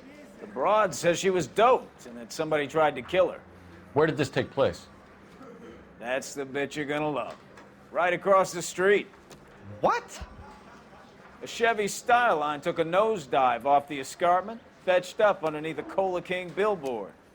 Up to it, boys. We got bad guys to catch.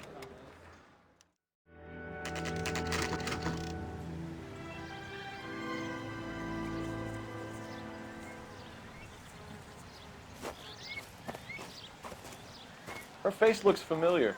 Well, that's June Ballard, Tarzan's sister, beast of the Amazon. She's married to Guy McAfee. The captain has moved to Vegas now, but the 2 of them still have juice. Phelps, traffic. Detective Phelps. Hey, Bukowski. Long time no see. You could have called this in by megaphone, Enrique. Phelps, this is Enrique Gonzalez. Enrique was a pretty decent middleweight. What do we have, Gonzalez? Broad drives right through the empty lot and off the side of the escarpment. Her story is that a movie producer doped her and her friend and sent the car over the cliff. Was anyone hurt? Driver's beat up. Not too bad considering. If she hadn't hit that billboard, we'd be scraping both of them off the pavement. Passenger's a Jessica Hamilton. She's just a kid. She's pretty knocked around. Kid gonna be all right? I think so. They've taken her to central receiving. If you want to take a look around, stall the ambulance. Thanks. Do that.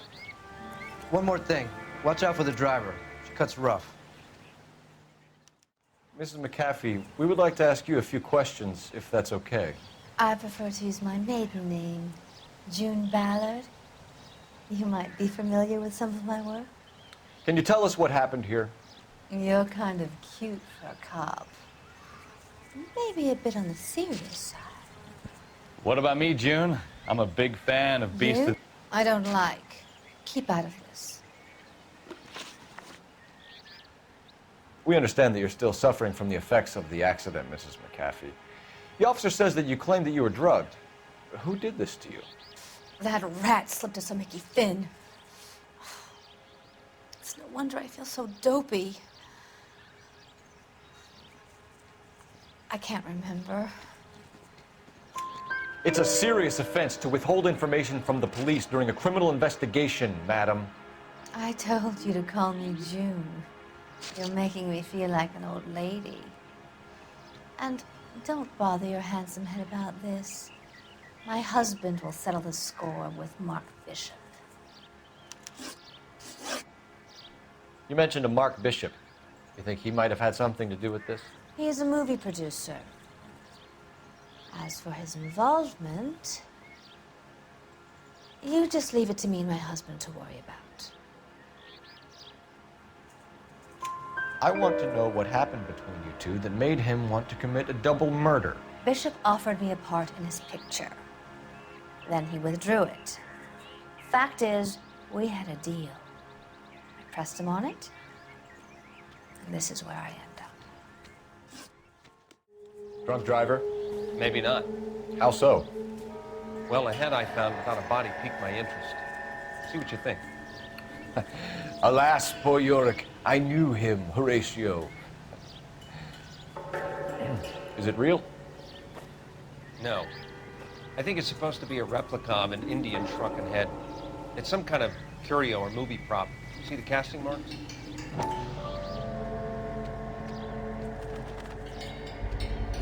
What's it made from?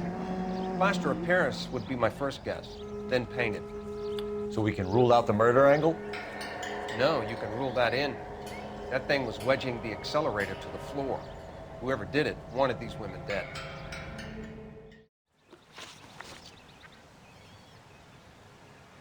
What can you tell us about the passenger in your car? Jessica Hamilton. Poor Jessica. It's been a rough day for her. She's desperate to break into movies. What more can I say? I think you're lying, Mrs. McAfee. I think something happened to Jessica yesterday before the crash. I'm offended, Sunshine. Do you have any proof?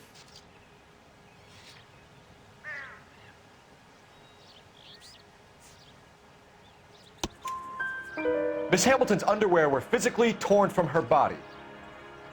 She wanted to go to a casting. I took her to a casting. Whatever happened after that is between her and Mark Bishop.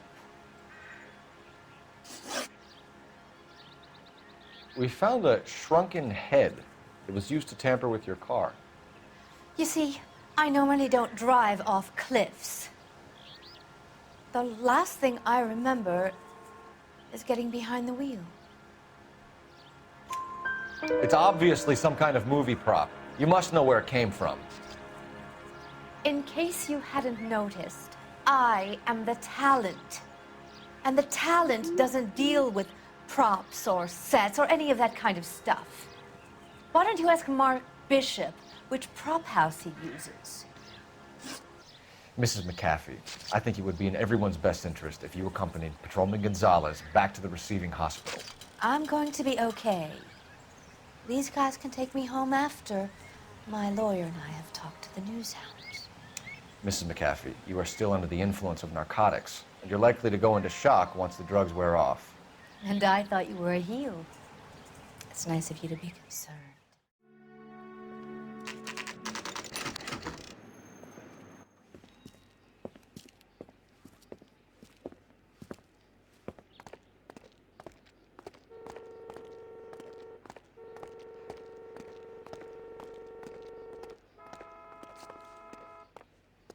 Doctor I can speak with right this minute?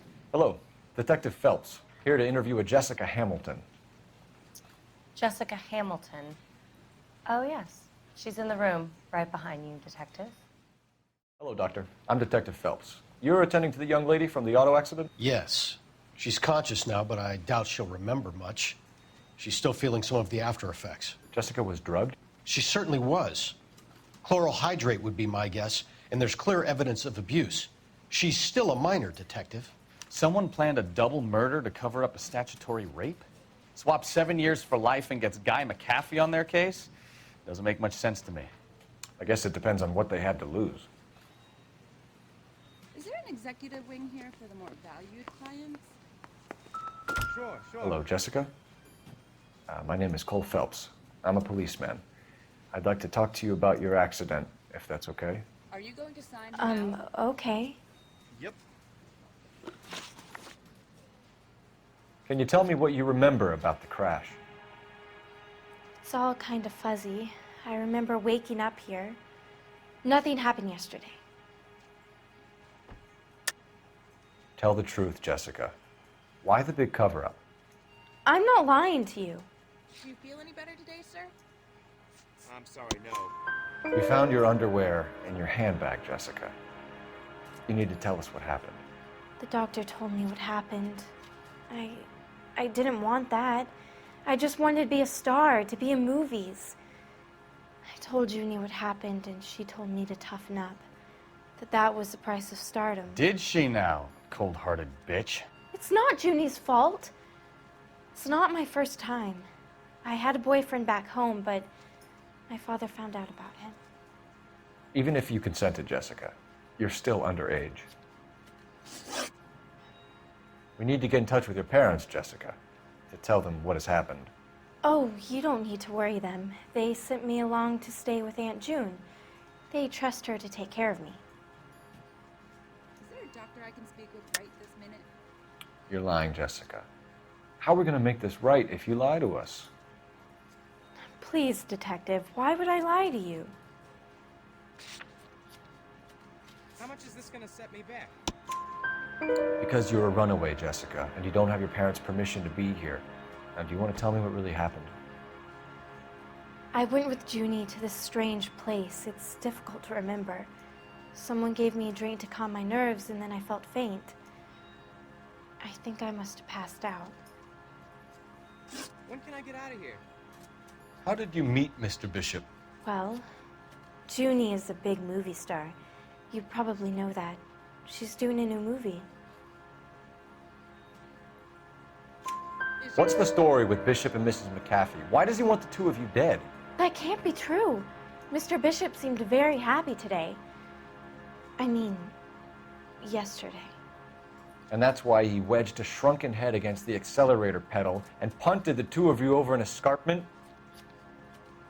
I overheard Junie speaking to him on the phone a couple of times. Screaming, really. She can be very hard sometimes, Junie. But they seemed okay yesterday, like they worked it out. Is there a water fountain? I know what happened to you, Jessica. Where exactly did it take place? Please, it's scary. It's really difficult to think of anything. So this is what a morgue looks like, huh? Jessica, I really need you to help me here. I remember the mermaid. Was the mermaid in the movie too? No, it was on the front of a building. We pulled up in front of the mermaid. Thank you, Jessica. You've been a big help. Here's my card. If you think of anything or you need some help, just get in touch, okay? Okay. I think it might be a good idea if you went back home till you felt better, Jessica. I couldn't do that, officer. What if I got the part and I wasn't there? Are you feeling better? It's the tale of this town, Cole. Lambs they go willingly to slaughter. Who the hell is that? Must be her lawyer. He certainly expedited her release. I don't like it, Cole. Why is she in such a hurry? We should follow her.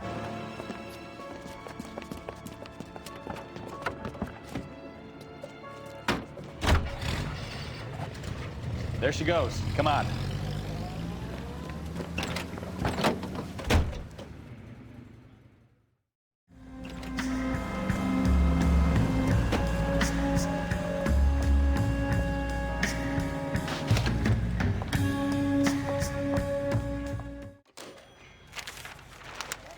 Baby?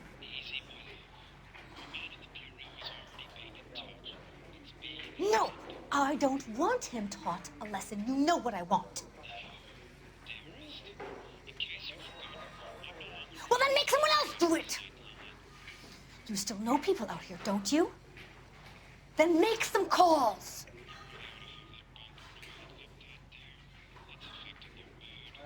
I'm gonna be very clear about this. You get this done, or I'm... Wilson's Hotel. Mr. Mark Bishop, that son of a bitch, lives in apartment 803.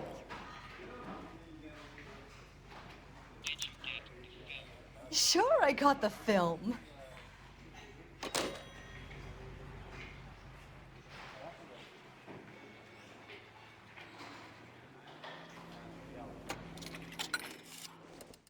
So what's the story? I'm guessing she didn't stop for light refreshments. She made a call. Sounds like Mark Bishop has a heap of trouble headed his way. I've got an address. Wilson's Hotel, apartment 803. Oh, shit. You better step on it. If he's got any sense, he'll be as far away from home as possible. If he had any sense, he wouldn't have tried bumping off Guy McCaffrey's wife in the first place. Or he'd done the job properly.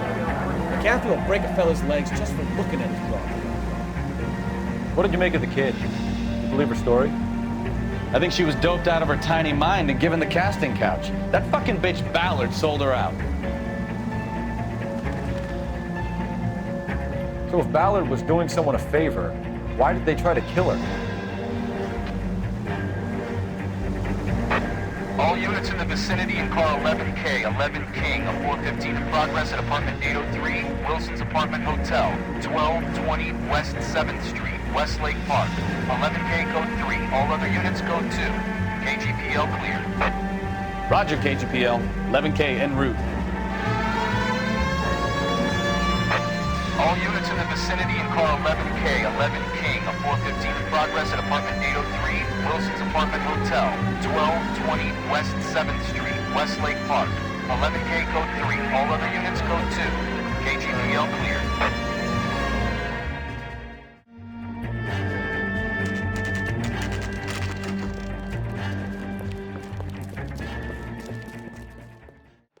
I'm Detective Phelps. We received a call about a domestic disturbance in apartment 803. Oh, the detectives. Listen, Mrs. Bishop's pretty upset.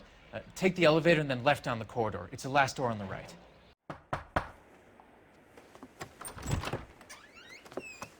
LAPD, ma'am.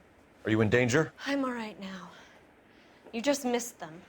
Horrible, awful men. Are you injured, Mrs.? Mrs. Bishop. Gloria Bishop. Please, come in, officers. I'll just need to sit down for a moment.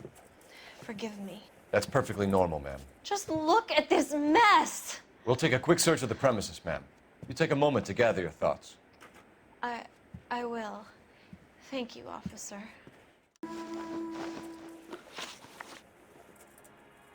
Those men, I think they work for Guy McAfee. Do you know the name? No. Why should I? June Ballard is married to Guy McAfee. Have you heard of her? That slut. She's been badgering my husband for days. Mrs. McAfee alleges that your husband tried to kill her and her friend last night. I think you should tell us what you know. My husband's a movie producer. This has something to do with his new picture. He doesn't include me in his business. June Ballard said she had a deal to be in his new picture. Mark repeatedly told her no. He had Joan Leslie lined up for the role. That's how he got the finance. June made all kinds of threats. She was very rude to me. You know June Ballard? We were both on the same picture a few years back. That's how I met my husband. Where can we find your husband, ma'am? He told me he would be on set. That's all I know. Either we find him or McAfee's people do, Mrs. Bishop. If you care for him, you should make sure that we find him first. I do care for him. But I don't really know where he'd go if he were in trouble. Hopgood might know. Why is your husband paying Lorna Hopgood $20,000? Lorna? Marlon's ex-wife? Are you sure? Your husband looks like he's being blackmailed. They obviously have something on him if he's prepared to kill to cover it up. Why is the payment going to Hopgood and not McAfee? Lorna works at a check-cashing place in Hollywood. You need to ask Hopgood why he needs that much money in cash. Your husband was at a casting yesterday with a young girl? Not that I know of. He told me he was looking at locations. The picture's been cast. Jessica remembered a mermaid. The mermaid on the front of the prop store. You better come clean with me. This is a sick town, Detective. Are you sure you really want to know? The truth is, my husband likes them young. And you think that's okay? I was 16 when I first met him. I thought he was a genius, a magician with film. I was 20 before I realized he was just a B-movie hack. But he's nothing compared to some of the monsters at these big studios. My guess is Ballard sacrificed her little friend. Happens to a lot of girls. Your husband is in trouble. It could go easier for him if you were more helpful, Mrs. Bishop. He's a big boy, Detective, and so are you. This is Hollywood. There's always a deal to be done. Operator, message for KGPL. Putting you through now. Phelps, badge 1247. How can I help, Detective? I need a location on a silver screen prop store. Just a moment. Silver Screen Props, corner 3rd and Figueroa. Thank you.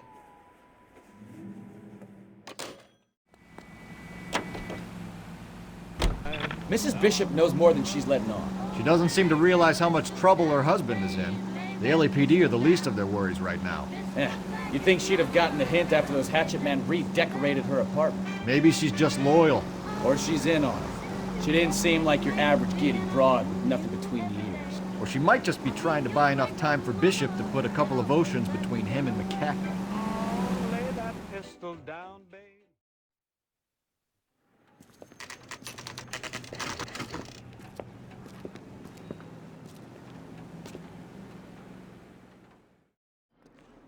Phelps and Bukowski, LAPD. We're investigating the attempted murder of June Ballard and Jessica Hamilton. Christ! I'm Marlon Hopgood. How can I help? You hold castings here? How'd you hear about that? I got a little soundstage out back. Lead the way.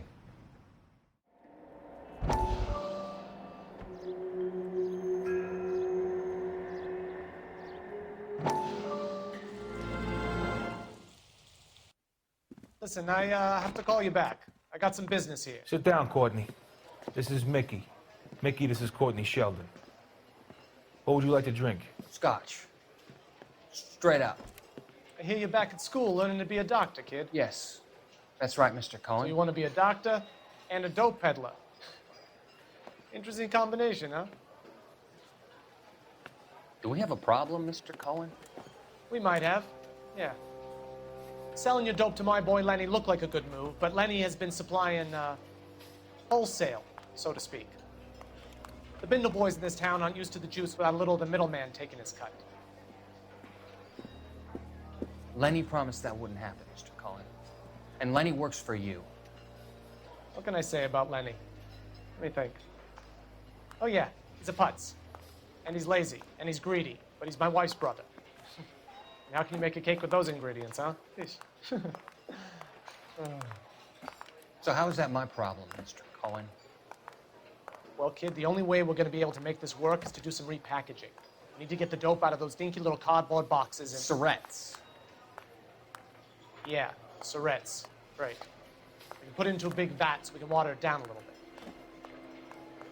I won't bore you with the chemistry, but it doesn't work that way. You're likely to kill even more people. Okay, listen. We want to buy you out, kid. I'll offer you 50 grand.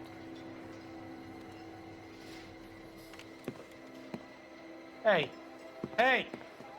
You don't like my offer?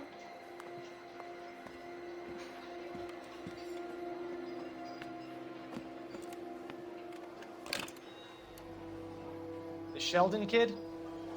I think I want him dead.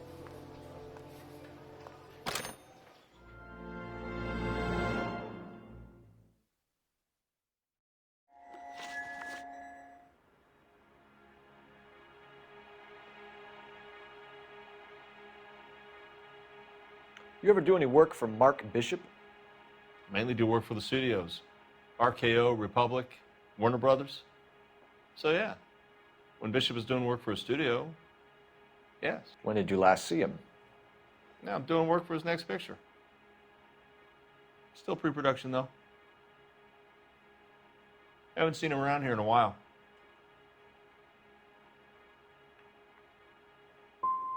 You and Bishop are close friends, colleagues? It's business. I normally deal direct with the studio. Have you tried his production office? McAfee's men are looking for Bishop. We need to find him first. Any idea where he might have gone to ground? If he really tried to kill McAfee's wife, my advice to him would be to leave town. You're delivering props to Jungle Drums on 8th Street? Bishop is using that old rundown wreck of a set. That place is dangerous. But it might be a good spot to hide. That's all for now, Hopgood. We're taking you in. Phelps! Roy Earl, ad vice. Hold on a moment. This is clearly a vice case. You've been roughing up my informant? Hopgood is a vice informer? Yes, he is, Phelps, and a very important one. Look at that mug. Have you been upsetting these two officers, Marlon? So we just drop it? You do if you know what's good for you. You need to catch the movie producer before an angry husband does, from what I'm hearing. I'll be making a full report to the captain, Detective. You do that, kid. We're all very impressed with you. Let it slide, Cole. Let's get out of here. Detectives. Johnny Goldberg. You work for Mickey C. That's right, detectives. You wouldn't happen to know the guys who roughed up Mrs. Bishop earlier today by any chance? No, not us. We don't do that kind of thing. It's the husband we'd like to talk to. This is a police matter. You don't want to be taken in for obstruction of justice, do you, boys? You could try the obstruction rap, but it won't stick. We could beat that. You've had your 10 cents worth, gentlemen. Bishop knows how the world works. Mrs. McAfee hits him up for a movie part, happens every day. But Bishop takes it a step too far and tries to rub out Mrs. McAfee. Naturally, Guy is gonna get upset. What made you think Bishop would be here? We figure he might be planning a little accident for Hopgood, too. Those two guys have got some unfinished business. You let us know if you find Bishop. Guy McAfee can be a very generous man. I'm only going to warn you once, gentlemen. Stay out of this. This is a police matter. We will be bringing Mark Bishop into custody. At least he's polite. Kind of dumb, but polite. But I'm a lot less polite, you smug son of a bitch. So let me put it in ruder terms that even a pair of blockheads like you might understand. The only reason that you don't have bars on your windows already is because you're small fry. And we don't waste our time on small fry. You stay away from Bishop, and you stay away from me. Is that clear enough for you, asshole? Now run along back to your boss so we can pat you on the head and tell you what good boys you are.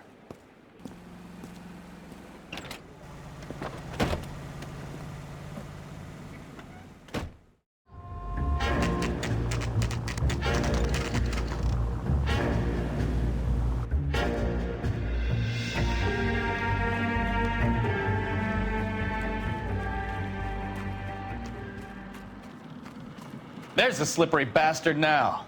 No. God damn it! Now, this is what I call a result. Mark Bishop, erstwhile film producer and all-around piece of shit, catches a fast ticket to Quentin for statch rape and attempted murder, so he gets to spend the next 15 years playing sissy instead of sticking it to little girls. That is justice, capital J, Detective Phelps. Developed such a reputation, I'm not going to be able to hold on to you any longer. You're getting promoted. Go on, get your new assignment. It was good working with you, son.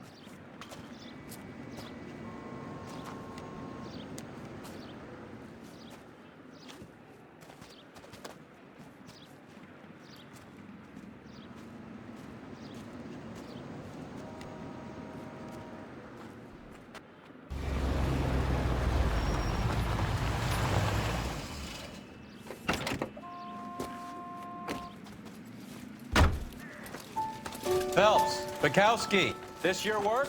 Can I help you, Detective?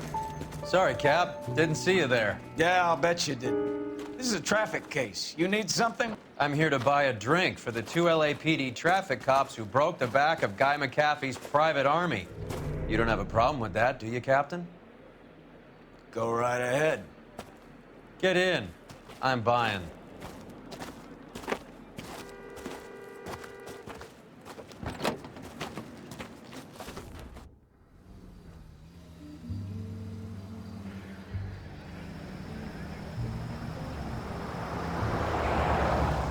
You'll like this place. A lot of movie people hang out here. You like jazz, Cole? The hopheads love it. Sure, I guess. Big bands and swing I can understand, but this bebop palaver? How are you supposed to dance to that? This is Phelps, Leroy. Be nice to him. You'll like this place. They treat you right. You like a table, Roy? What do you think we want to do? Stand at the bar like I'll chumps? get a table ready for you. Don't look so happy to see me, Alphonse. I might get the wrong impression. Cole, this is Alphonse.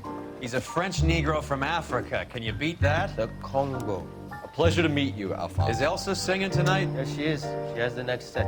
Come on, Cole. You can meet Elsa while they're fixing us a table. You'll like her. She's something else. Maybe another night, Roy. She's pretty beat up about it. Get your hands off me. Don't ever tell me what to do or what not to do, Alphonse. You got a nice club here. Don't spoil it. If you will follow me, detectives. Just through the door. He was my only real friend, Harlan. We went through it all. Do you realize what he meant to me? Of course I do. You have no idea. You said it was construction work. It was an industrial accident, Elsa. How can I be held responsible? Elsa, are you going on? Louis, for God's sake, he was my best friend. The only man who ever loved me without putting his hands on me. Hi, Elsa. Here's someone I'd like you to meet. Cole Phelps, war hero and crime fighter extraordinaire. And why would I want to meet another fascist from the LAPD? Sorry about this, Cole. What an evening I'm having. First a Negro puts his hands on me, and then this. Who do you think you're talking to, you German junkie whore?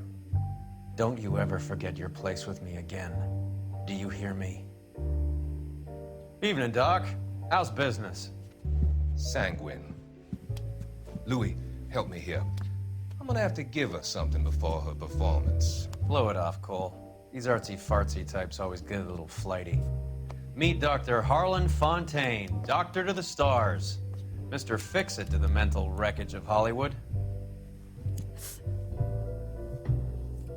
So what about that drink, boys?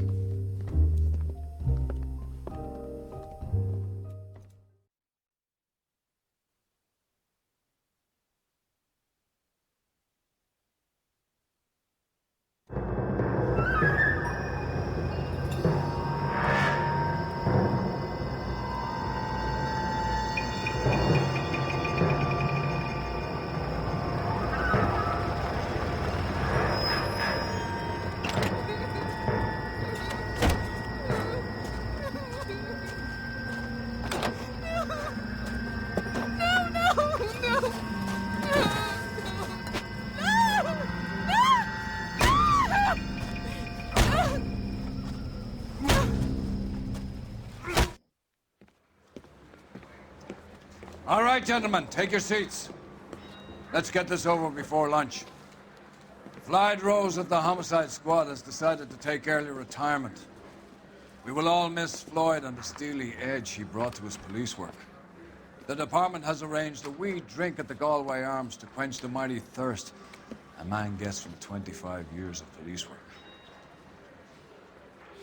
Floyd's departure leaves the place at the top table, and the chief has seen fit to promote Cole Phelps from burglary to the homicide desk. Stand up, Phelps. Take a chair. You're in the major leagues now, Sonny. Rusty Galloway, a fine lawman of the old school, will be taking you under his wing. Your first case is the murder of a woman, found last night and bearing all the signs of the werewolf. Get out to the scene, lads.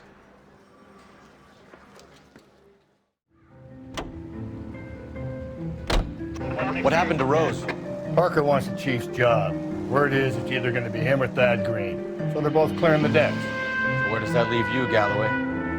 Leaves me saddled with a chump like you, Phelps. I didn't ask for you, and I don't want you, so keep it to yourself. See if you can learn something about seeing how a real cop operates. What did he mean by the werewolf? The Dahlia. The Daily News came out calling him the werewolf killer. The Examiner came up with the Black Dahlia. We any closer to catching him? Not a chance. 6 months and hundreds of guys running down leads. We got nothing. You don't think this has anything to do with it? No, I don't. 90% of murders are domestic, Phelps. Some guy gets into a beef with his wife, he takes it too far. So be the same.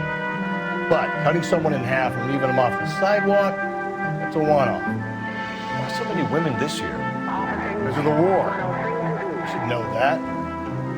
Guy gets to kill people every day in combat. Comes home, he's expected to take lip from his wife. What do you think's gonna happen? It's that simple.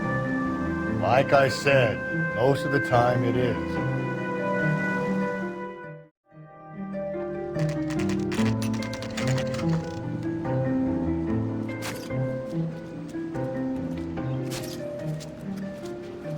How about a scoop for the Examiner, Galloway? You could use some good press. Another tramp, another message. Is the werewolf back in business, boys? Do you have a mother, asshole? A sister? How about showing some respect for this poor woman? Let us do our job, and Detective Galloway will give you a statement later. He's good, Rusty. He even sounds genuine. That's Phelps, guys. The war hero. Defending the honor of murdered humps. Get used to it, Phelps. Move it along, guys. You got your pictures, you got your headlines. Now scram.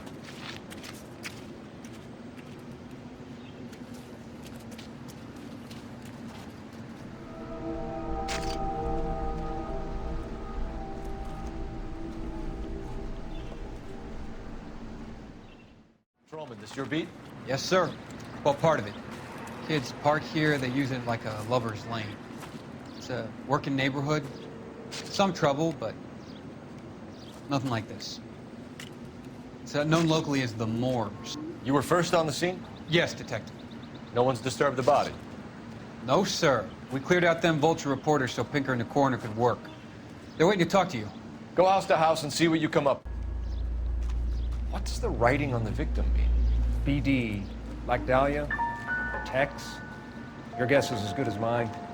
Could be something to it, or it could be the killer's trying to throw you off the scent. Either way, I'll run tests on the lipstick. Any idea of the time of death?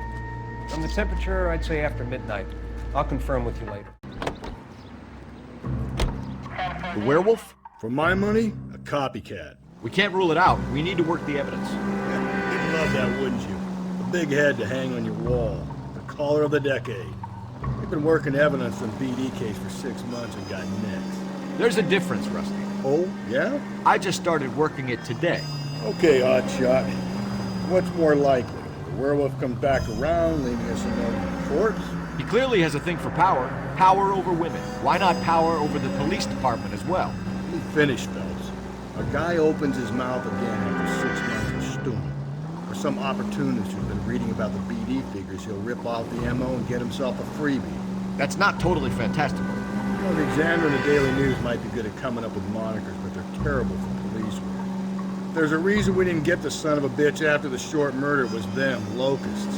Where do you think the werewolf killer is now? Dead by his own hand, stationed somewhere else with the armed forces. San Quentin, another town, another country, who knows? So, Phelps, I understand you want to turn this into a big case, but it doesn't work like that, all right? A case will come and find you. You can't make it something it ain't, understand? So you don't think the werewolf has continued to operate in the Los Angeles area? No chance. We would have found him.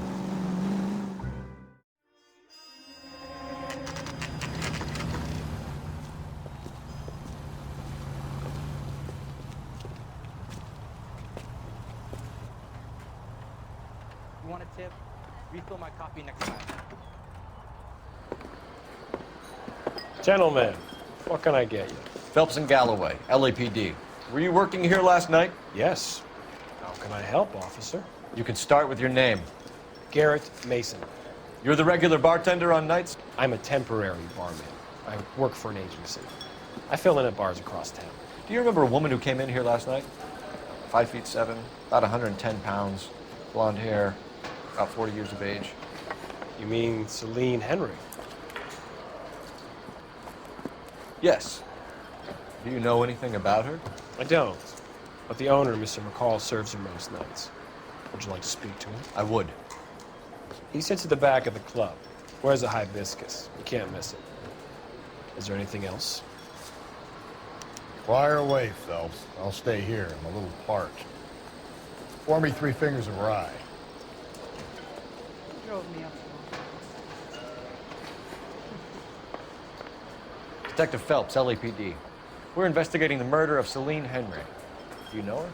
Celine? Christ. Sure I know her. She and I and Jacob, her husband, we go way back. She was here last night? Sure, she's a regular. Celine is... House officer. Was Garrett. Call me another. Lovely woman. Was Mrs. Henry here with anyone last night? Not at first. Celine already had quite a head start. But she attracted attention? Certainly. A few gentlemen became very enamored with her and her stories.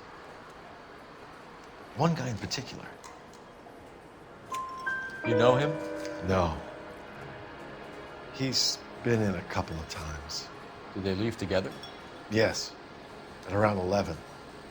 If it helps, I made the guy's license plate. Sam is taking the responsibility. He thinks she's a bit of a... I think this could be a great help, sir. Thank you.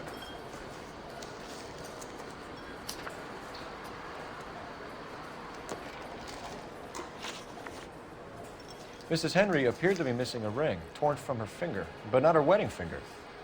Celine always wore a red garnet ring on the large side. Larger than life, like Celine herself. Did she have it a long time? Sure. Since way back in her flying days. Did her husband buy it for her? No, it was before Jacob. I think you know where the ring came from, and I think you're going to tell me. Okay. I bought it years ago. I carried a torch for Celine in those days. Guess I always have. Her old man never knew about it. You know the husband? Sure I know Jacob. He was in the Corps. He met Celine on a furlough and married her when the war was finished. He put up with a load of shit. Do you think he killed his wife? No. No, not in my opinion. So if it wasn't Jacob, then you probably let her out of here with the guy who killed her. How do you feel about that? Stow the attitude, will ya? I tried to get onto Jacob. I rang him up. Asked him to come pick her up like usual. But he refused. She picked some night to push him over the edge. I rang him back around 11:30, but got no answer. Thanks, Mr. McCall. You've been a big help. One more thing. Would you have an address for Celine? 142 North Union Avenue. God knows I had to send her home in enough cabs to remember that.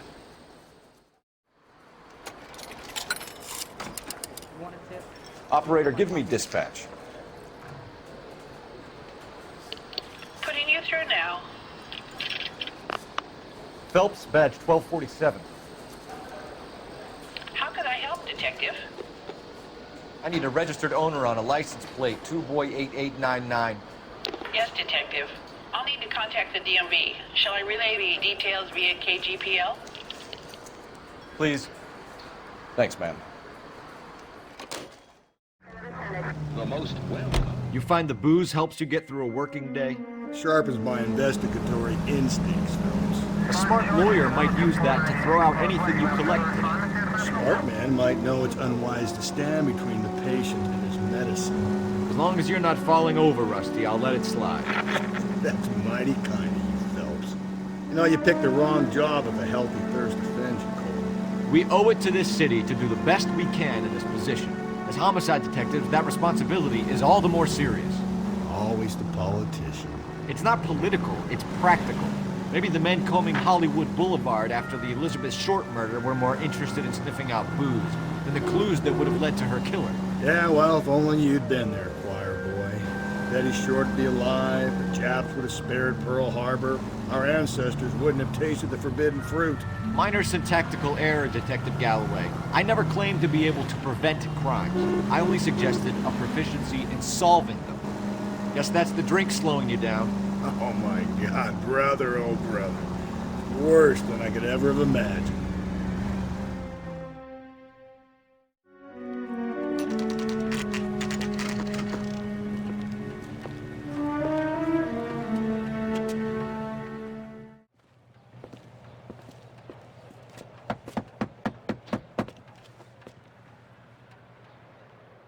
I'll try the back door.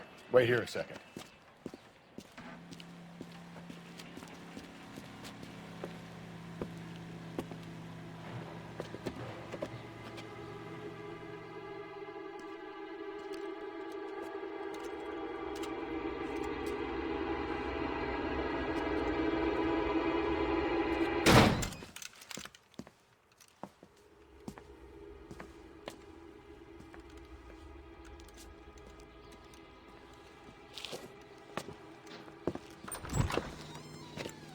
Side window's been jimmied. Looks like somebody's creeped the joint.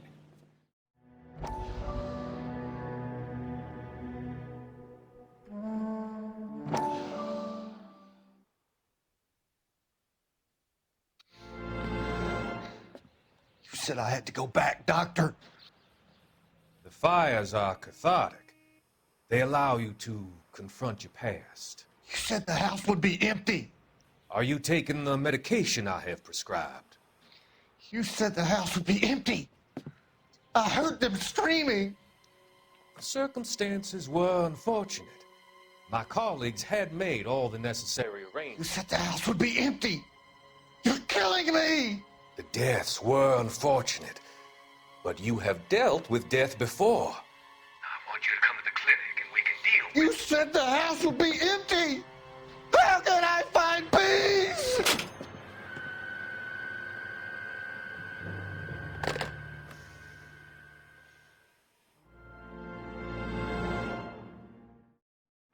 LAPD. Are you acquainted with Celine Henry, Miss Horgan. Jennifer Horgan. I've known Celine for more than 10 years. Our children grew up together. What's going on, officer? Did you see Mrs. Henry go out last night? Well, I'm no busybody, you understand, but Celine had been drinking. And she and poor, long-suffering Jacob had a terrible row.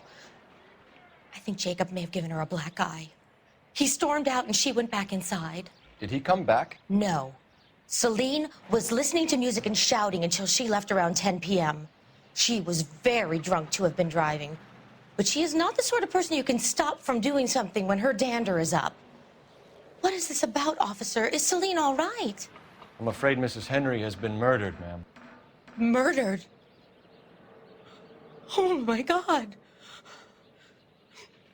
I'm afraid I need to go and sit down.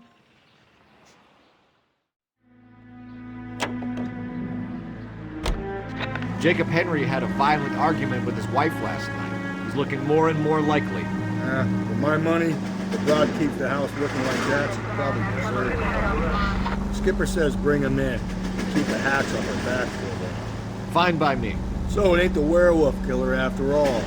You see you come to your senses, Cole. I always said work the evidence. I only stipulated a connection to the BD killer as an avenue of investigation we should leave open. And as far as I'm concerned, it still is. You Jacob Henry? Yeah. Who's asking? LAPD. You're under arrest for the murder of your wife, Celine Henry. Murder? Celine? Save the dramatics Oh, my for God. RKO, pal. You got bigger problems. What the hell are you talking about? You come in here, you tell me that Celine is... Take a seat, Mr. Henry. That she's... We're gonna have a look around, then we'll talk. Jesus, I'm sorry.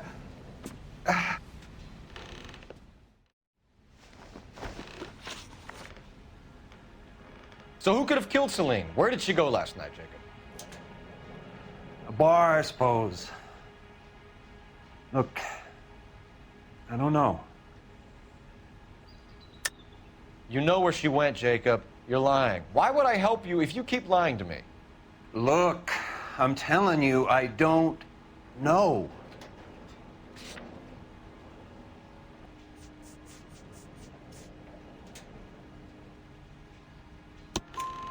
We know she went to the Bomber Club. The bartender there, he calls me if things are getting out of hand, and I go and I bring her home. He called me last night. I said no. Phone rang a couple more times after that. I ignored it. I'm gonna have to live with that. When did you last see your wife, Mr. Henry? Last night. I went to see her. We talked. Things got a little out of hand. I left. You don't remember what time you last saw your wife alive? Look, I'm sorry. I left. Maybe 9 p.m. Might have been a little later, but right around 9. Why did you kill her, Jacob? Things will go better if you come clean about it. That's a lousy thing to say. I never gave up on my wife. I don't believe you, Jacob. I think you didn't have the guts to do it yourself, so you had someone else do it. You want to back that up with something, Big Mouth? Huh?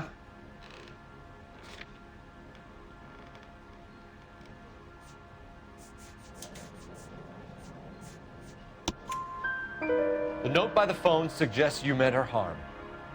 You want the truth? Truth is, I was sick to death of her. I was trying to have her committed. We're still gonna need you to come downtown, Mr. Henry. We can get this all down on paper, Jacob. How you got fed up with your wife and how you figured killing her would bury all your troubles. Kill my own wife? She was a lush and a tramp, and you just couldn't stand it anymore. Shut your goddamn mouth. So now you're gonna tell me you loved her? Ah, the DA goes all gooey over remorse, Jacob.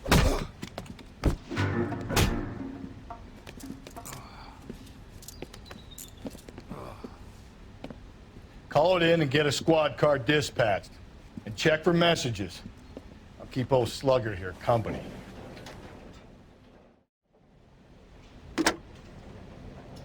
Operator, message for KGPL. Putting you through now. Phelps, badge 1247. How could I help, Detective? I need a patrol unit to transport a suspect back to Central. Certainly, Detective. You have a message from the coroner. Do you wish to be put through? Yes, ma'am. Carruthers, It's Phelps. I've completed the autopsy. Several wounds to the head from a blunt metal instrument. Closest match would be a socket wrench handle. So the cause of death was the blunt... No, the blows to the head surprisingly were not fatal. Death was from hemorrhage and shock from the fractured ribs and multiple injuries caused by the stomping. Anything else? He's some kind of sex fiend. The tissues of the anus were bruised about 1/8 of an inch, but no trace of semen in the anus, vagina, or stomach. Thanks, Doc. Operator, give me R&I. Any word on an owner for that vehicle? License was 2boy8899. Yes, Detective. The plate belongs to a brown 1936 Pontiac. Registered owner is one Alonzo Mendez of 402 South Fremont Street, apartment 16. Thanks. Any other messages? One, Detective. From Captain Donnelly. He wants any and all suspects returned to Central. Interviews to be set up immediately. Got it. We're coming in.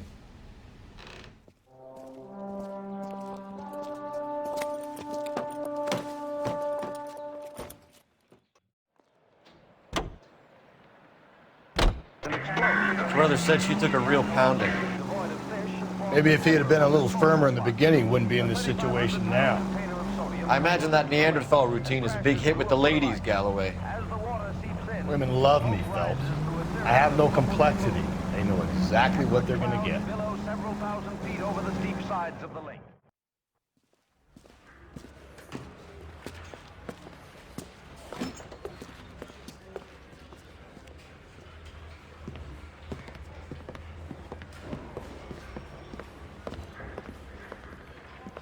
We have a firm lead, Captain. Are you questioning my judgment call, Phelps? No, sir. Good. I thought not. Jacob Henry is a sub-sister pushed around by his wife. I think with the right kind of persuasion, he might be prepared to seek absolution. Are you prepared to show him the error of his ways, young Phelps? I don't think he's our man. Galloway agrees with me. Don't drag me into this. Rusty is a practical policeman. A bird in hand is always worth two in the bush. Let's liberate a confession from poor Jacob, and the public will sleep easier tonight. Run along now, Phelps. I've warmed them up nicely for you. Doesn't look good, Jacob. You're in a big jam here. You lie to me, and I can't help you out. Do you understand me? Yes. What do you do for work, Jacob? I'm a mechanic. Engines, differentials, transmissions, that kind of stuff. So you have access to tools? Yes, I do. Your wife was brutally beaten with a socket wrench handle, then stomped to death. How do you think that looks, Jacob? I was home in bed. You're full of shit, Jacob. The truth is you hated that bitch. You followed her and dragged her into the car and then took her out to the moors. She woke up and you smashed her face in with a socket wrench. No. No. And then you stomped No. her. You stomped her because she's a drunken whore and she treated you like shit. You stomped her for all the years you had to take it. You stomped her because you are such a weak fucking sister, Jacob, and you wanted to erase all memory of it. Go on. Try to deny it. I was at home. I should have gone to her at the bar, but I didn't. You can't prove I wasn't home.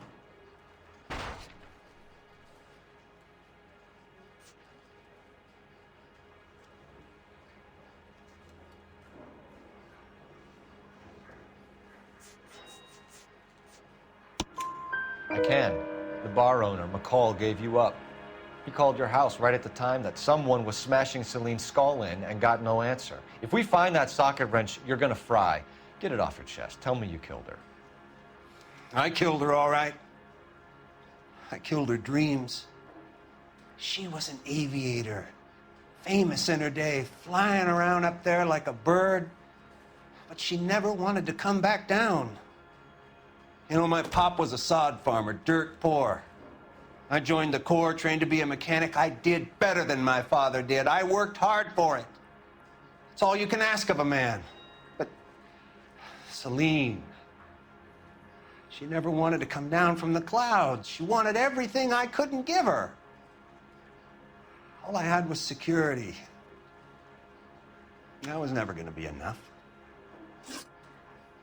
You did it. Everything points to you. What does Tex mean, Jacob?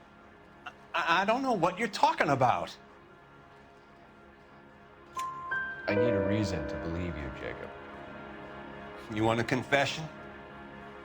That's what you want? That's exactly what we want. Seems to me there are two types of marriages. First, where the couple love each other equally and everything's roses. And then there's the other, where one person loves the other more than life itself and always puts them first. Chumps like me, who love them no matter what, no matter how badly they behave. That's it. That's my confession. I love my wife. And I'll take any test you got to prove it. Your marriage was over. You took her in and she threw it back in your face.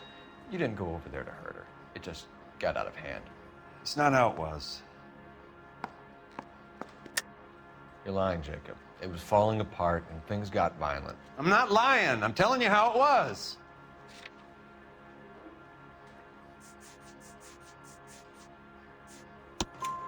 Jenny Horgan says you blackened her eye. It's all right, Jacob. The DA will understand.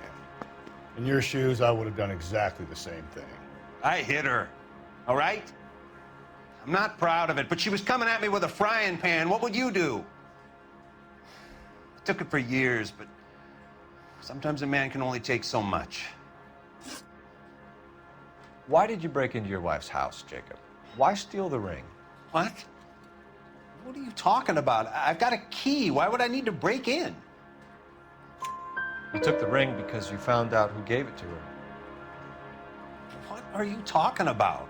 Her prized garnet ring, given to her by her old boyfriend, Dick McCall. I never knew that. I lived with that woman for 3 years, and I never knew that.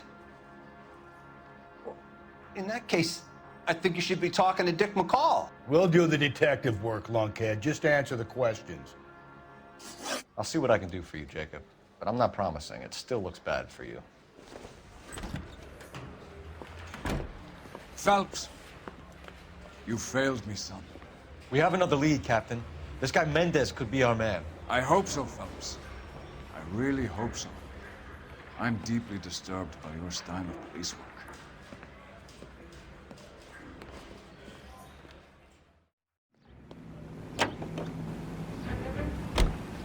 Alonzo Mendez. Sound like a man who moonlights as the werewolf? Don't sound like a man I'd let my daughter anywhere near. You've got a daughter. Spend enough time drinking, Cole, you'll find yourself with any number of things you don't want when you're sober. So that's why you never sober up. Exactly.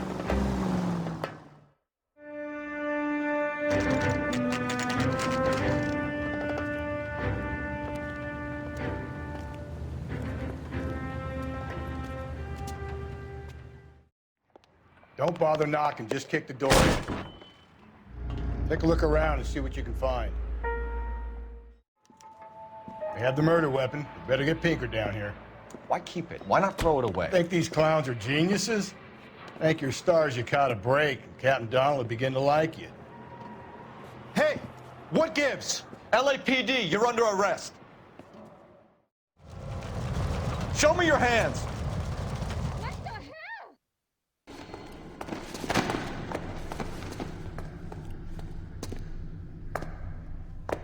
I ain't saying a goddamn thing.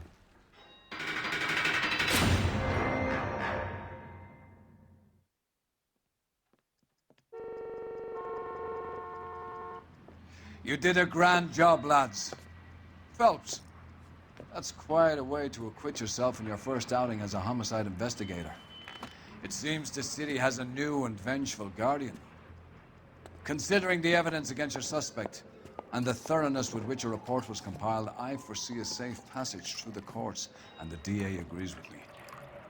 Brutality on a scale such as this deserves retribution. The people and the press of this city demand it.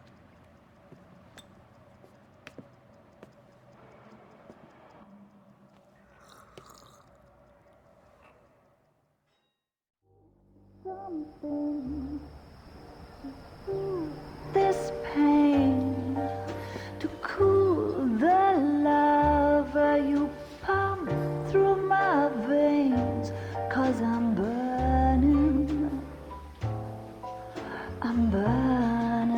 up for you.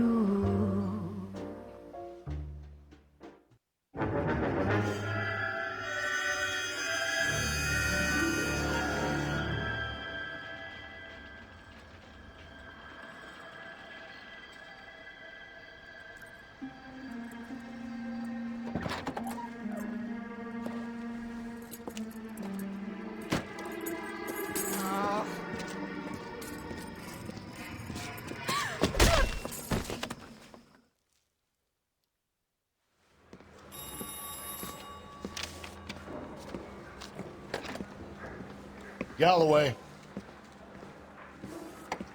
Got it, Skipper. Yeah, I'll bring him. He's my partner, after all.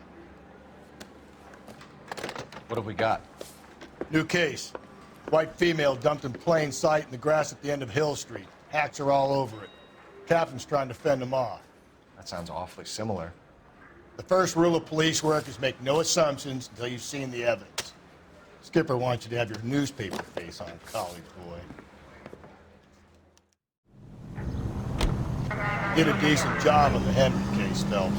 Not bad for your first time at bat. Thanks, Rusty. But don't go getting ahead of yourself. That's one clearance under your belt. Now it's a new day with a new dead lady that needs our attention. No assumptions until we see the evidence, right? Right. See, I knew you were a fast learner, Phelps. We might get along after all.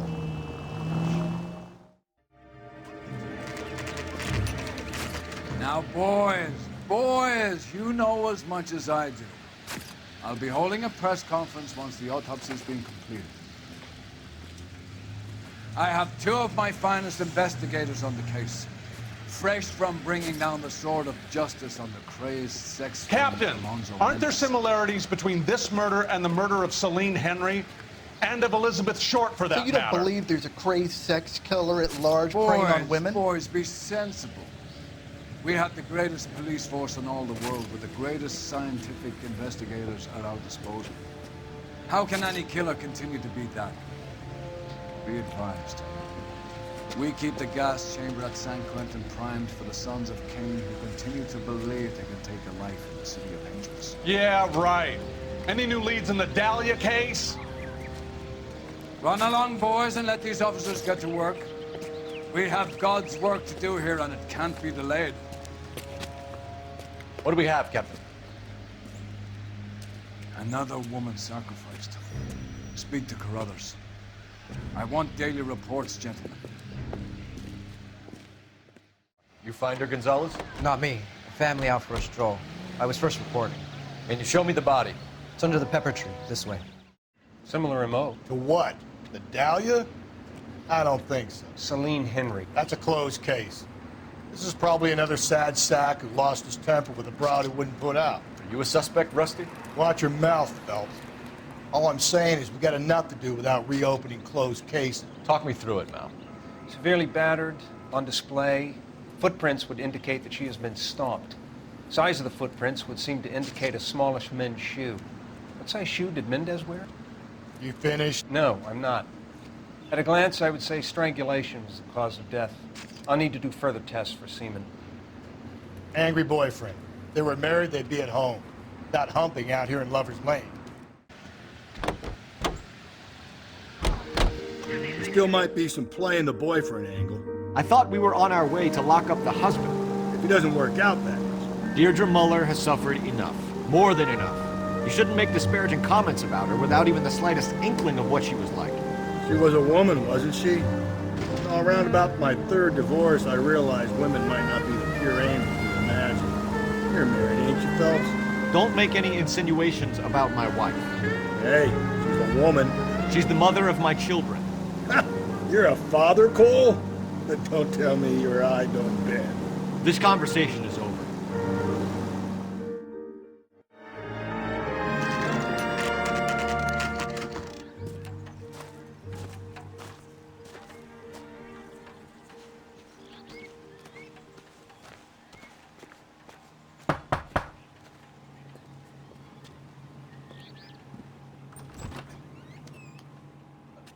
Phelps and Galloway, LAPD. Is your father home? He'll be home soon. He's been out looking for Mommy. What's your name, miss? Michelle Eloise Mahler? Can we come in? I suppose so.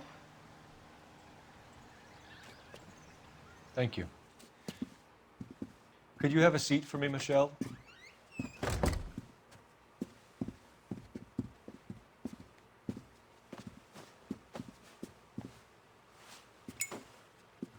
We're gonna have a look around. Is this about Mommy? Daddy is trying to find her. Please tell me she's okay. I'm sorry to have to tell you this, Michelle, but your mother is dead.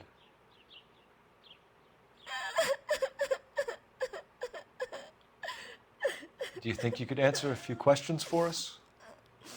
Could try. Some of your mother's jewelry was missing. Can you describe her things? A ring, a watch. I never paid much attention to that stuff. I know it's painful, Michelle, but this may be important. She wore a wedding ring? Mommy chose it herself. A rose gold wedding band and a matching diamond and ruby engagement ring. She wore a watch? Yes, the yellow gold Elgin watch. Daddy bought it for her birthday. We had a fight. It was kind of a makeup present. When did you last see your mother? Yesterday afternoon. I went to a dance at Belmont High. Mommy was supposed to pick me up, but she didn't show. So what did you do then? I was upset. Daddy came instead. So you were hanging around the school for quite a while. What happened with your father? I don't know. I called and finally he answered. He came straight away then. Your mom and dad are happily married? What are you saying? Of course they are. They weren't happy, were they, Michelle? Did your father ever hit your mother? Just the once. She said she would leave him if he ever did it again. He bought her a brooch pin to make up for it. And he always wore her golden butterfly. Thanks, Miss Muller. You've been very brave. Hey! What gives? Daddy, the police Go to your are room, here. please, Michelle. I'll talk to the police. Daddy, Mommy is gone. Go to your room, young lady. She's not even out of school. You can't come in here interrogating her like she's Your some wife kind was of... found murdered this morning. Found? What the... But she only... We have some questions that we would like to ask you. Sure, yeah. Yeah, I'll do my best. What size shoe do you wear, Mr. Muller? Why do you ask? It's routine, sir. Simple process of elimination. 9s, I think. Why are you lying to me, Mr. Muller? Why would I lie to you at a time like this? That's funny. The work boots we found here are size 8s. Why lie about it if you've got nothing to hide? Because I always get teased about the size of my feet. You know, small feet, small... Always been true in my experience. You phoned in a missing persons report this morning? Yeah, that's right. My wife didn't come home last night. She left around 9:30. Michelle was out at dance. She called me to let me know that Deidre didn't turn up. Did your wife ever go out by herself? To bars, nightclubs? No. What are you suggesting? You suggesting my wife's loose? Now is not the time for you to be pushing me, mister. Your daughter said you were having an argument. We argued about who would pick up Michelle. I worked a full day. I wanted to come home, put my feet up. So you were here all night. You stayed in while your wife went out to pick up your daughter? Yes, that's correct. You should come clean if you're having an affair or if there's something going on. I told you I was here. Were you saying I wasn't?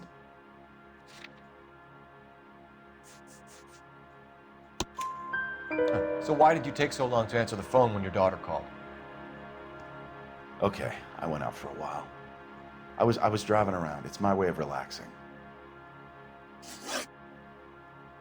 Your wife was beaten and then strangled. In your case, you have no alibi and a history of violence towards your wife. That's not true, god damn it.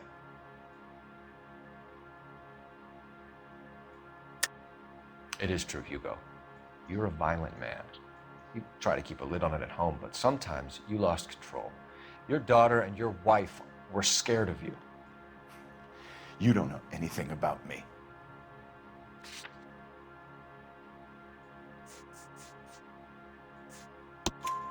I know about the golden butterfly, Hugo, and how you bought your wife off the last time you heard her. She liked to spend money, all right? Dresses, jewelry, her hair. It drove me goddamn crazy. Do I look like a Rockefeller? Nobody likes a cheapskate, Hugo.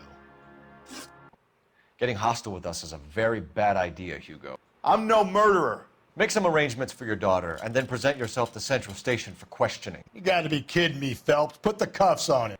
This is an outrage. I didn't kill my wife. Your daughter is in the next room, Muller, so I'm giving you a break. Don't make me change my mind, and don't make me come looking for you.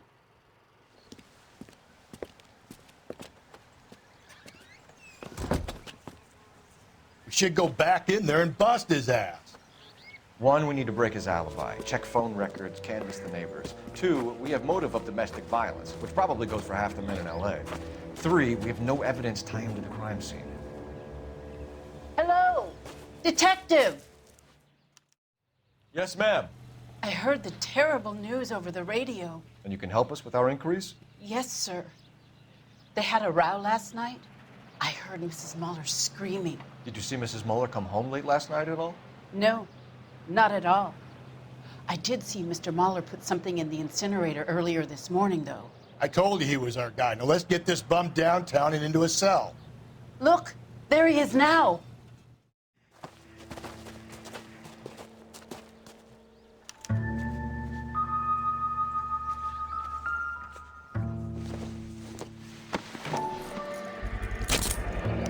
This doesn't look good, Hugo. I can explain the blood. Get him booked in at Central, officer. Then put him in an interview room. We'll be speaking with him later. And inform the captain. Yes, sir, detective. Is there someone you can call, miss? I don't... No one's home and... You need somewhere to stay, Michelle. You have other family? Grandparents? Aunts or uncle? Call Aunt Helen, but she lives in Bakersfield and... Call her. We're gonna get someone down here from Juvenile Hall to talk to you in the meantime.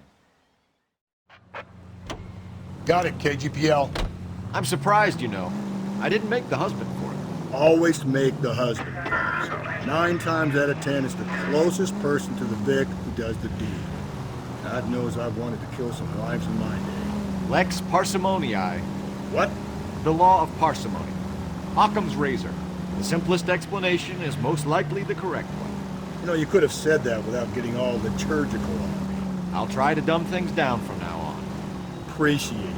And try this one on for size. Rusty's razor. How's that go? You blame the guy that's banging her. Ah, of course. The famous Lex ignoramus.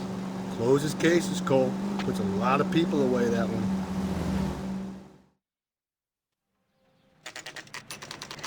Saturday's the spring unveiling, Emmy.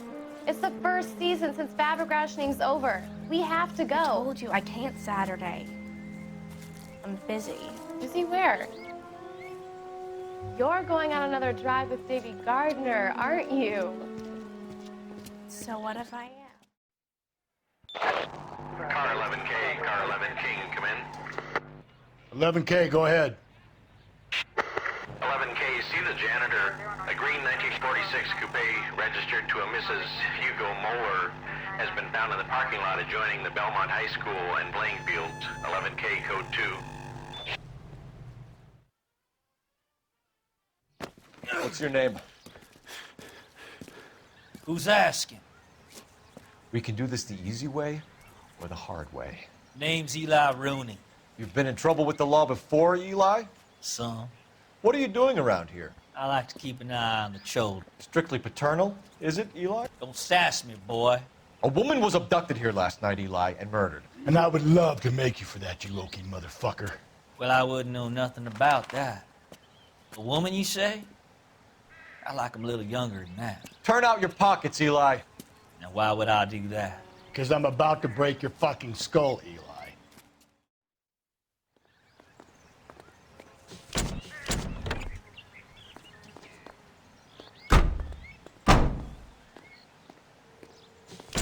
What time did you see the person park the car? Late last night, after school social, maybe 1 a.m. I've been keeping a good eye out lately. We've had problems with the child molester. Eli Rooney. We've met him. Filthy son of a bitch. He was here yesterday before the dance. Was it him you saw park the car? I don't know, sir. I'd like to say yes, but the truth is it was pretty dark. Would you say Rooney is violent? Yes, sir. I would say so, yes. Thanks for your help.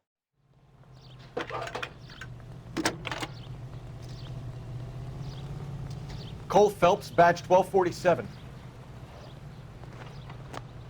How could I help, Detective? I need interrogation set up at Central for both suspects being held in the Mahler homicide case. Certainly, Detective. I'll get in touch with the watch commander. Thanks for your help.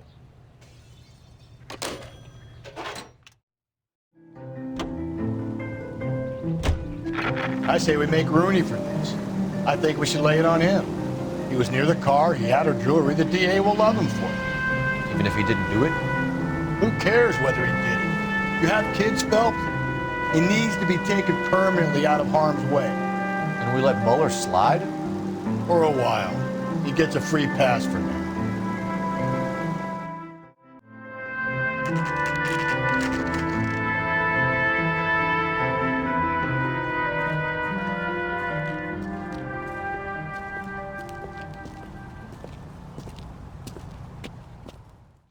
Can you blood type the shoes that we bagged and see if they're a match? Sure. It'll all be in the report, but I'm assuming you want the details now? Please. Cause of death is strangulation? Correct. Take a look at the samples on the bench. What are the normal uses for that kind of rope? On boats, mooring lines. Correct. Although Ray says that they're sometimes used as bell ropes in churches. So are we looking for a sailor or a minister? Well, in my experience, sailors seem to have the greater libido. Was Mrs. Mueller criminally attacked? No external or internal traces of semen. Thanks, Mal. Anything else comes up, you let us know.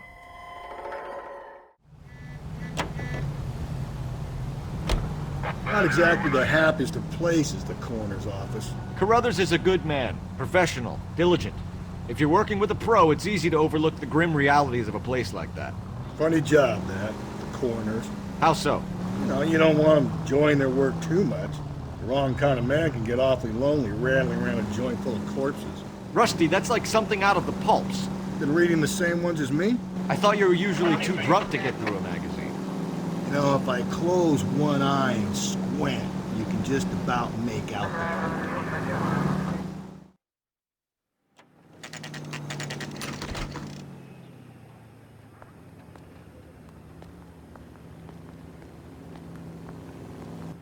You better not go soft on me in here, Phelps.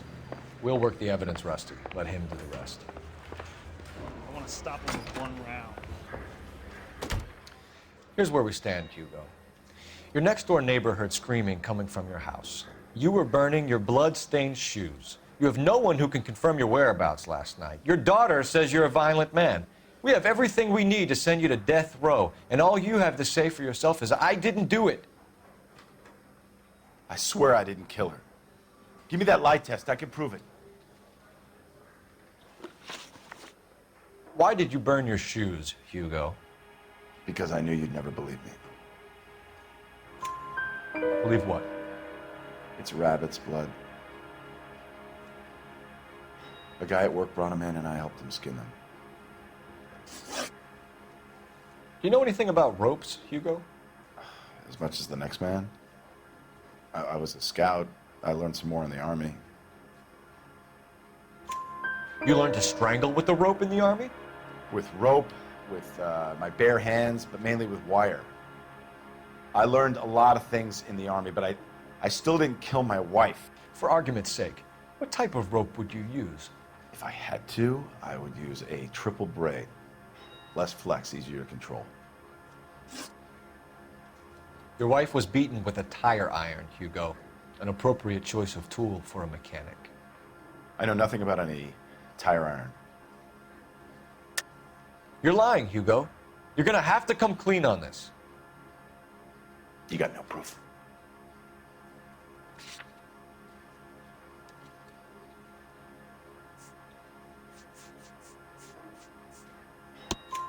Your wife drove a Chevrolet, Hugo. What make of car do you drive? A Chrysler Airflow. So I guess that explains why the tire iron that killed your wife came from a Chrysler. We found your wife's car. Someone parked it at the school late last night. Do you have anything to say about that? It wasn't me. Where do you keep your work clothes? I keep them at work in my locker. Enough lies, Hugo. Your overalls put you at the scene of the crime last night. My overalls are in the laundry of my house.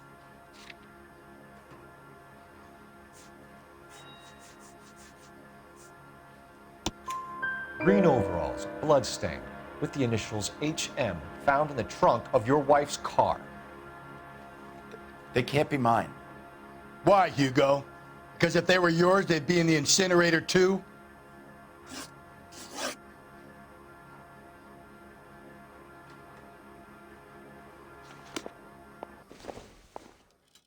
Captain, we were on our way to interview Eli Rooney.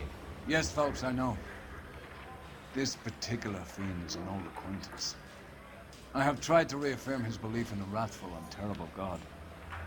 Whichever way it goes, I'll be dealing personally with him. You look like you've had it rough. You see me asking for your sympathy, boy? Can you bring me the file? You're down on your luck, Eli. I had worse. Our family ate roadkill during the Dust Bowl. But you have a job. A parolee has to have a job, correct? I had me a job down in San Pedro. I'm looking for something new. So now you want me to lie? This place you worked have a name? Hennessy Marine. You can't miss the place. Big yellow letters, HM out front. They give you any workwear, Eli? Sure. Green coverall. Dang thing was hot. Felt like I was back in the pen wearing it. You left at midnight, correct? You ever tie up any of your victims, Eli? It's not a nice thing to go calling them. What would you call them? I can't say. I learned a long time ago not to go talking about the things I like. Talking about it just seems to get people's dander up. Answer the goddamn question, Rooney, before I brain you. See what I mean? Short answer is yes. You have any preference regarding rope, Eli? I know a good rope from a bad rope, if that's what you mean. That's not what you mean, is it? Any old rope will do me fine. Has anyone seen my pen? A farm boy like you, Eli, must prefer McGay for roping, am I right? I prefer braid. Tie hitching braid. It stays tied. You killed Mrs. Muller and stole her jewelry. That ain't so. I ain't done nothing like that. You need me to sign some papers or something? You have no job and nowhere to live by the smell of things. and you need money. You've been in trouble before, Eli. Who do you think a jury will believe? I've been in trouble for other things, but I ain't never killed no one. I saw that car coming to the parking lot late last night. Man got changed there and then put his coveralls in the trunk. I saw him drop the butterfly in the lamplight and he strolled out, cool as you like. And I went over and I picked it up. You know anything about this man? Sure. What size boot do you wear, Eli? Kind of like anything I can get my hands on. I'm wearing 11s. Say, do you fellas need me to stick You're maybe 5'5", 5'6" tops. And you wear size 11s? I don't think so, Eli. That might be on the large side. Maybe 10s. Maybe 8s. Now that I come to think of it. Why punish children with your iniquity, Eli?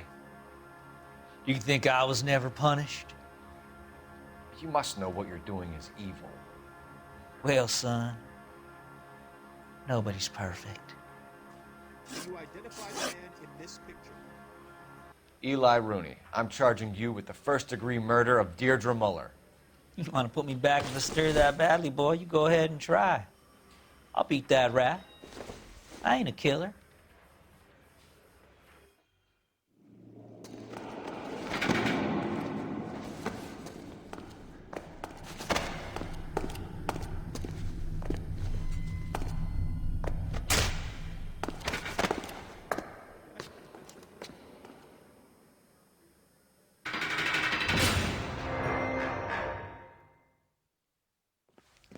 Phelps, Galloway, congratulations are at hand. Drink, boys? I think you'll receive a commendation for this one, gentlemen.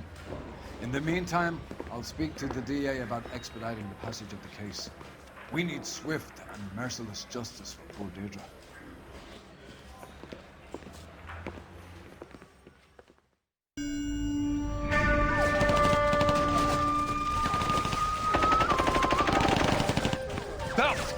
We captured 2 regular armies. Lieutenant! Phelps, we've been over this. That sniper barely missed you back on the beach. Until the mission is over, there'll be no more saluting or signs of rank. I'm in charge here, Medier!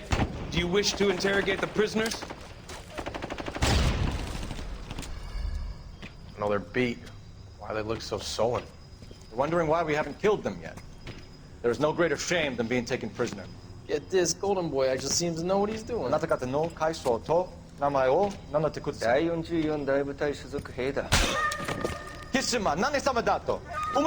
See that, boys? He slapped that Jap right upside the head. It was merely to remind him of his place.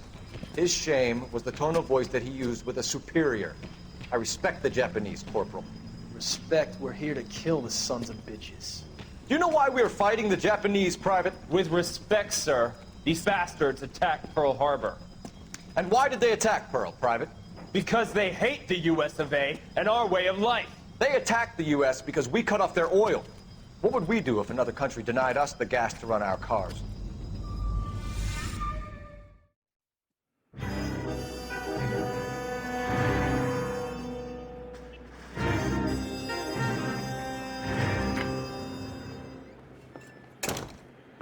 Phelps. I was just discussing with Finbar here how well you were doing. Have a seat. Yeah, my real name. And you can just forget all about it.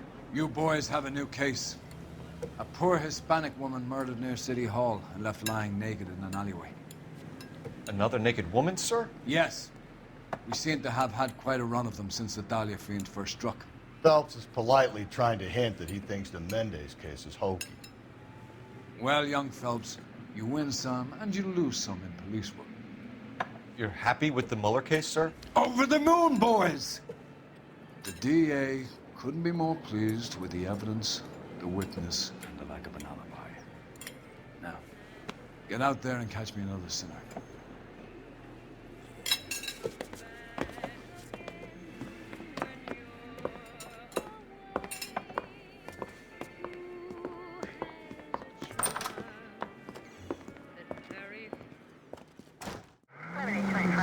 You have the address? It's the alley off Aliso between Los Angeles and Alameda.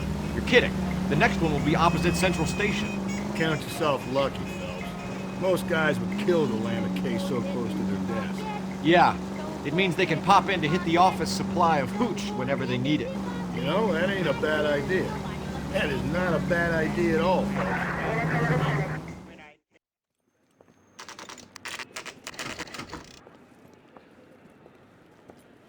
Detectives, they're ready to start the show. I'll take you through.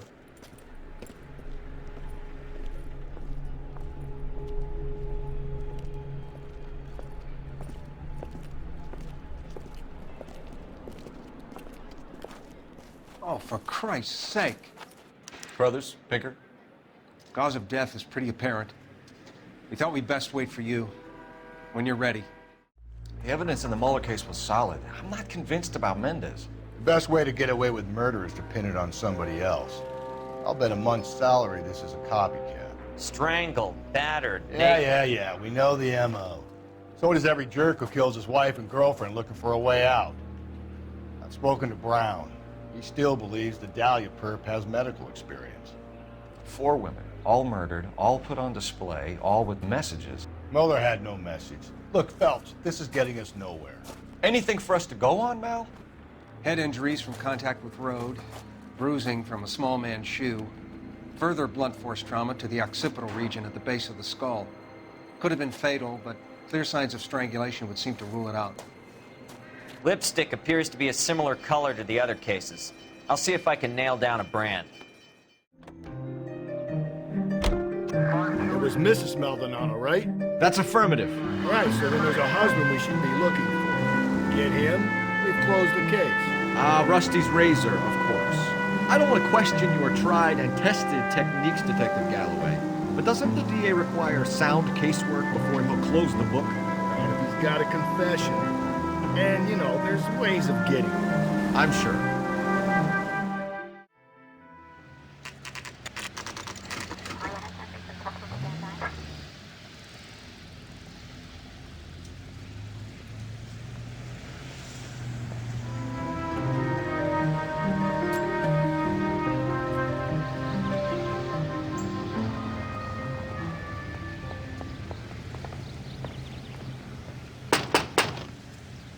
Just a moment.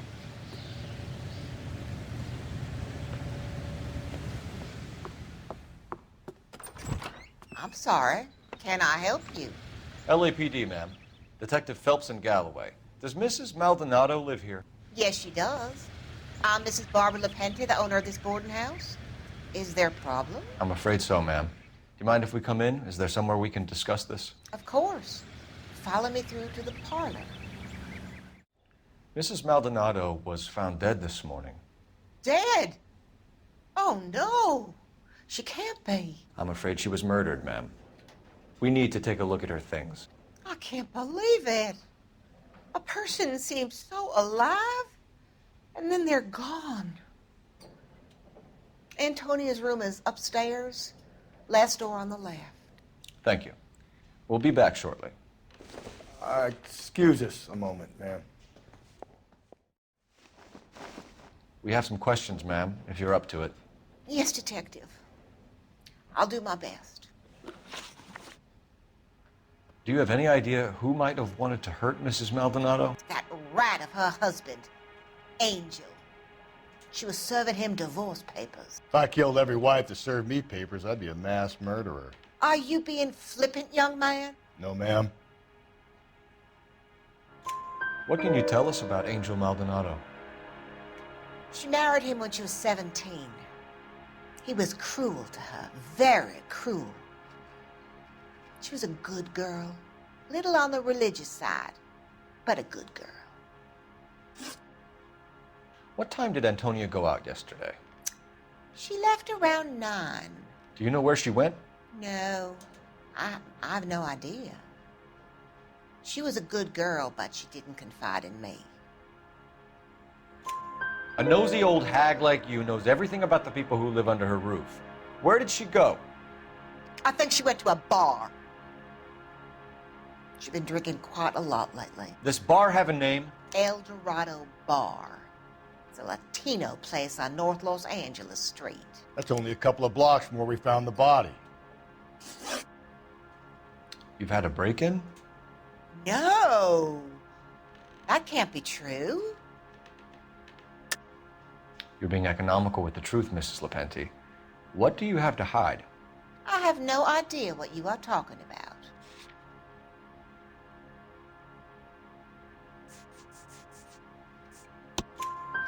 So Antonia lost her keys and used an iron bar to jimmy the back window? I heard a noise in the early hours of the morning. I thought it might be a raccoon at the milk bottles. It'd be very bad for business if this news got out. I have a reputation to protect. Antonia and her husband were estranged? Yes. She moved here after she separated from her husband 2 months ago. But Antonia still wore a wedding ring? She wore the wedding ring and a necklace. She always wore a religious necklace. That's about all of her jewelry. What about her bracelet? I don't know anything about a bracelet.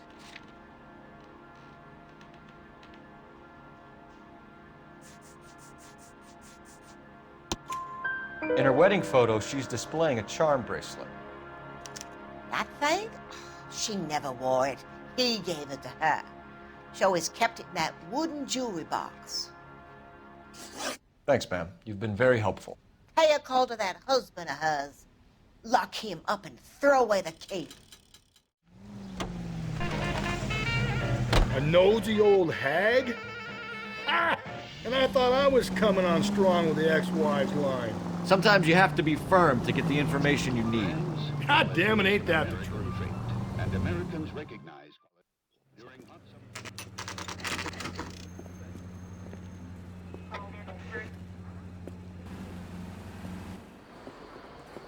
What can I get you? LAPD. Detectives Phelps and Galloway. Diego Aguilar. How can I help? You worked the bar last night? Yeah. Me and a temp guy from the agency. Did you have a woman in here last night? 21 years old, Hispanic, drinking heavily? We have a lot of ladies like that in here. But yeah, I know who you mean. Antonia Maldonado. But what did she do? She was murdered last night. Oh, shit. Do you know her well? Was she a regular? Hell no. She was good and tight last night, complaining about her old man. It's a story you get used to working in a bar. She was so hammered last night, she left a letter on the bar. I'll show you.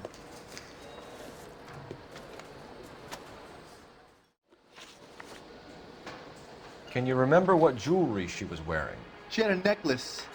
Some kind of religious thing, I think. The temp guy would have more of an idea. She took the beer he served her and cried into it all night. What time did she leave? Can't say for sure. Where did she go? Give me something or the LAPD will start getting interested in this place. Take it easy. She wanted a cab, okay? And my phone was out of order. The closest one I knew was at the fruit market across the street, so I suggested she try there. She seemed reluctant. Did Antonia say where she was going when she left? She said she was going to serve the papers on the husband. Said that would take the smile off his face. If you ask me, she was scared. And the drink was for Dutch courage. She attract any interest? An extremely drunk young woman? What do you think? She managed to scare them off, though. Thanks. You've been a big help. No problem.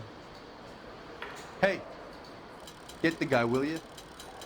We'll do our best. One last question. What size shoe do you take, Mr. Aguilar? A broad 9. I have wide feet. Sir, do you work here? Sorry, pal, just making deliveries. From where? Just Pig Fruit Market across the street. A fruit market delivers here? Yeah, sure does. The Mexes love a little slice with their tequila. Fine, thanks.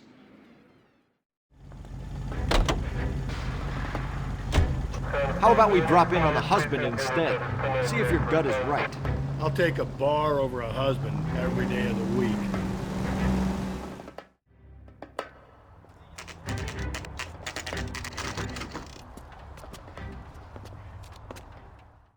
Phelps, this could turn ugly. Forget about knocking. Let's take our boy by surprise. Hey, what the fuck? LAPD, motherfucker, you're under arrest.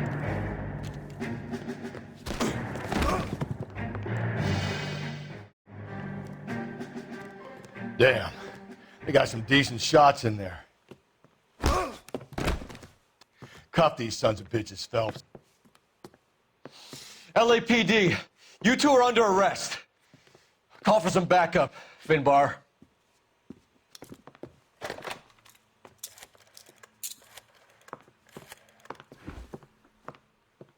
Galloway, badge number 564. I need a prowl car at the apartment building 330 North Hill Street. 2 suspects need transporting to Central. Your wife has been murdered, Angel. Antonia? Oh, God, no! Where were you last night, Angel? I was here with my brother the whole night, goddammit! You think I'd kill my own wife?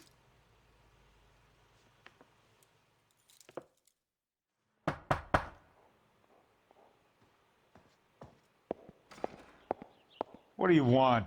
LAPD. We're making some inquiries. Make it quick. I work nights. So you weren't home last night? No, I was at work. You know nothing about Mrs. Maldonado fighting with her husband? Those two? They're always screaming the place down. Thanks.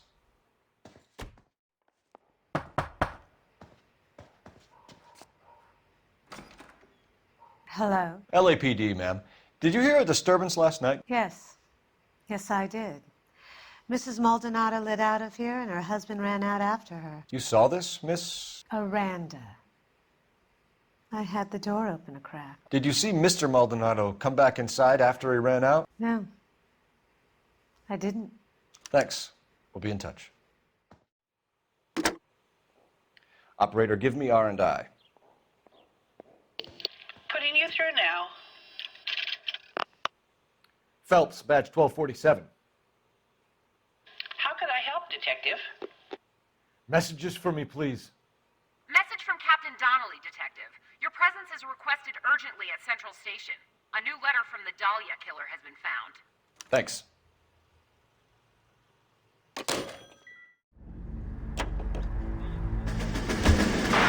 Think there's anything to the divorce angle? I've been through 3. No big deal. After a while, you just numb experience. But Angel, he's a young Latino man.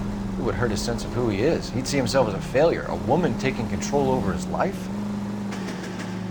Then she fronts him and he snaps. Works for me. That makes Angel a killer as well as a piece of shit.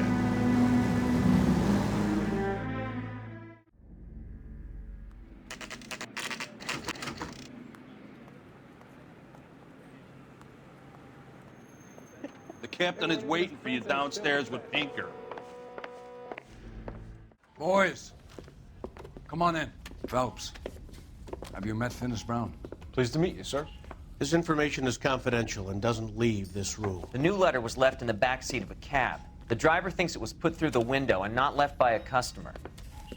We're checking all the fares back 24 hours regardless. Good.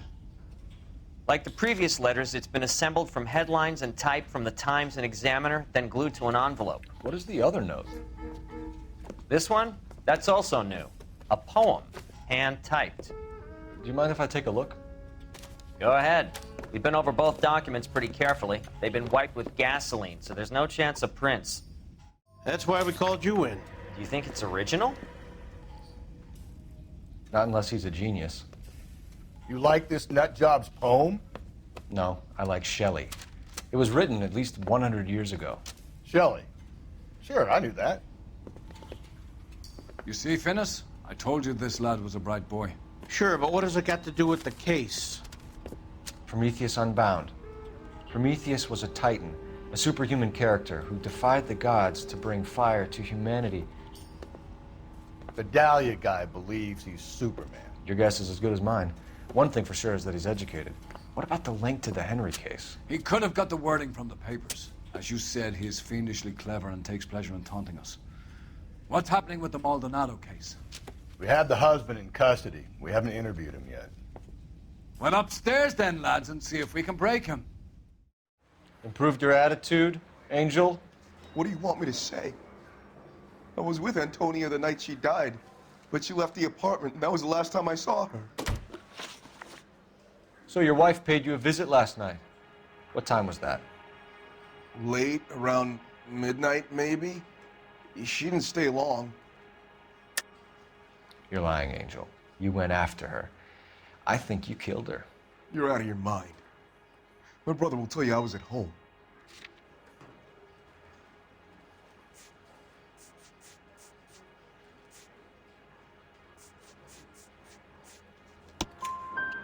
We have a witness who confirms that you were arguing, that your wife ran out, that you followed her and didn't come back. I know this looks bad, but it's not true. We argued, all right, but she went out and I went out after her and she jumped in a car on the corner. There was a car waiting for her? Can you describe the driver? Not the driver. It was too dark. But the car, it was a brown Ford Coupe.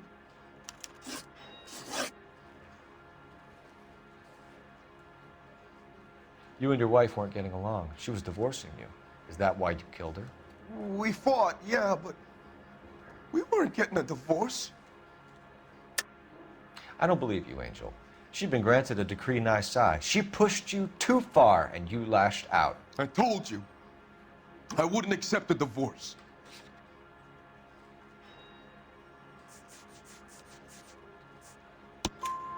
The judge had set a date. You were going to be paraded in front of the whole city for your cruelty to her, Angel. Antonia. Oh, Jesus. She came in drunk, out of her mind. She doesn't normally drink. She was looking around in her bag. Said she wanted to serve me papers. Me, her own husband. So I slapped her down. She ran out. That's the truth. What size shoe do you wear, Angel? Size 8. What difference does that make? When we found your wife, her jewelry had been removed. Was she wearing her religious medallion last night? Sure. She always wore that. What about the charm bracelet? Was she wearing that? You know about that? She never wore it. She didn't like the message. She kept it locked up in that box of hers.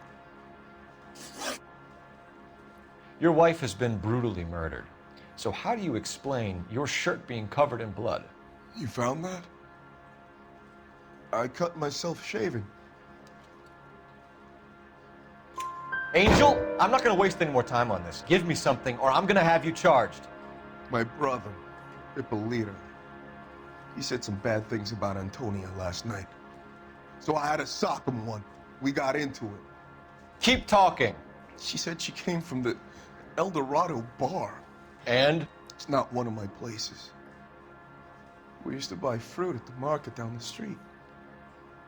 But the creep there was always running his eyes all over my wife. What's the name of this fruit market? Just picked fruit. Ord Street downtown. One last question, Angel. Do the words kiss the blood mean anything to you? No. Sounds sick to me. You're not in the clear by any means, Angel. You're going back into a cell. You should think about whether you have anything else you need to share with us.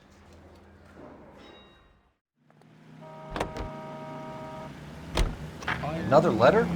I thought the letter was from a nut. These letters, Brown and Hanson believe they are genuine.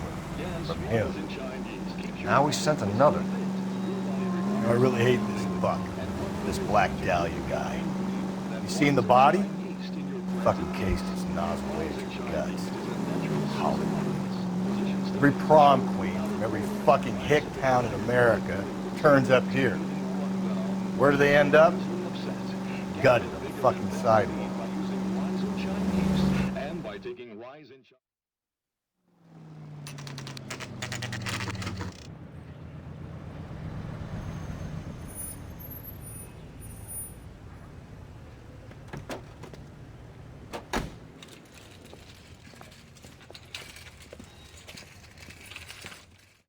Sir, Wait, you look familiar.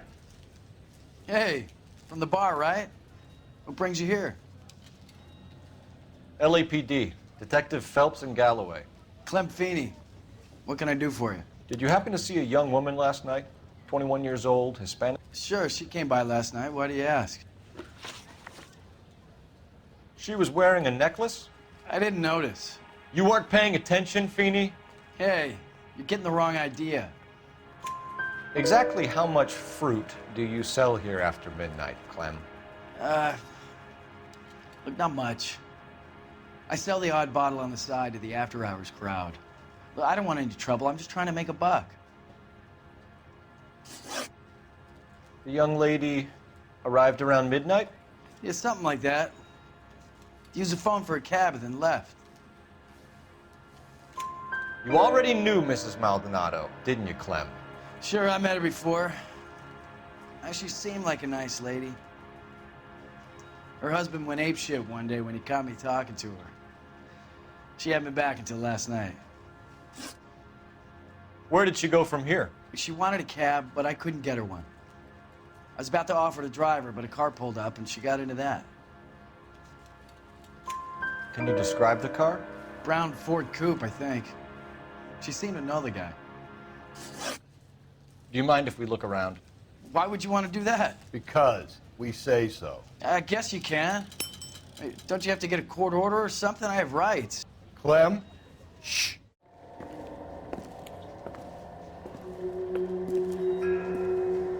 No wonder he stays open late at night. People have to get their vitamins. Check through this stuff before we get back out there. This fruit stall punk gets about 10 seconds to explain before I pull his fucking arms off. Clem!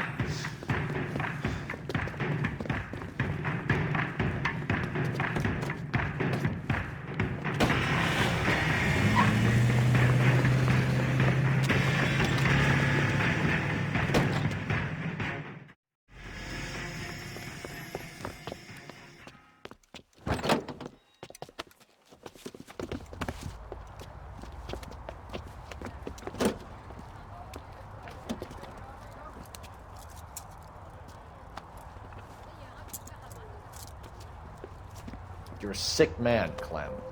You need help.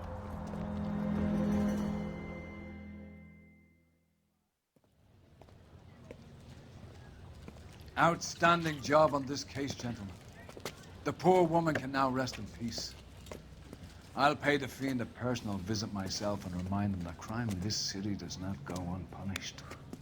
When they finish with him at the receiving hospital, we'll have him up before the grand jury. I have a meeting this afternoon with the mayor lads. I'll be sure to mention your names. Now, on your way.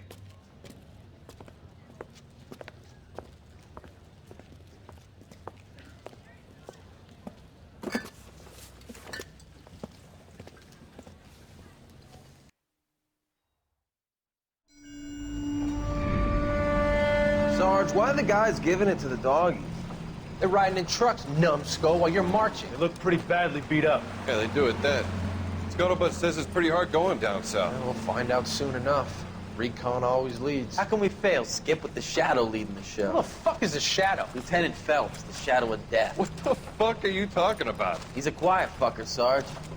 Never hear the bastard coming. You're sitting there, field stripping a cigarette, and suddenly he's there looking down on you. Why do you think we keep saluting that Jap-loving son of a bitch? He's bad juju. That's enough out of you three. Bad juju? Where were you dragged up? A swamp?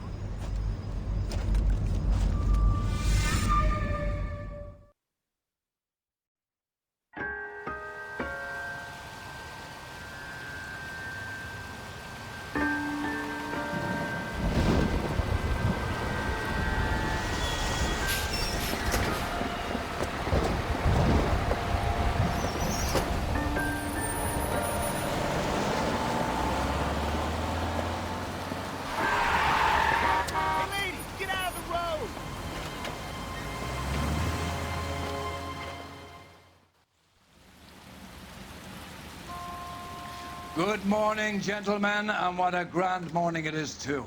We have just cause for celebration. Galloway and Phelps are sending another fiend to San Quentin. A nice showy trial, and he'll be strapped down with gas seeping into his tiny reptile brain. Now, to fresh business. Galloway and Phelps, the task is at hand. The address is on the hill, north downtown off Fremont Avenue. Fine morning indeed. We keep locking them up, and the bodies keep piling up. Yeah, Californians love a fad, Phelps. As long as the bricks hold up in San Quentin, there'll always be killers in this town to send. First the letter, and now another body. Come on, you can't keep on telling me there's not a killer still out there. You know, Phelps, all these arrests on your record are giving you a reputation. You don't want them turning into unsolved. Getting a vicious killer off the streets is more important than my reputation. Really? And besides, landing a big fat marlin is more impressive than an ocean full of minnows. The minnows make it the man. She can't always hit home runs. Sometimes you just gotta make first base.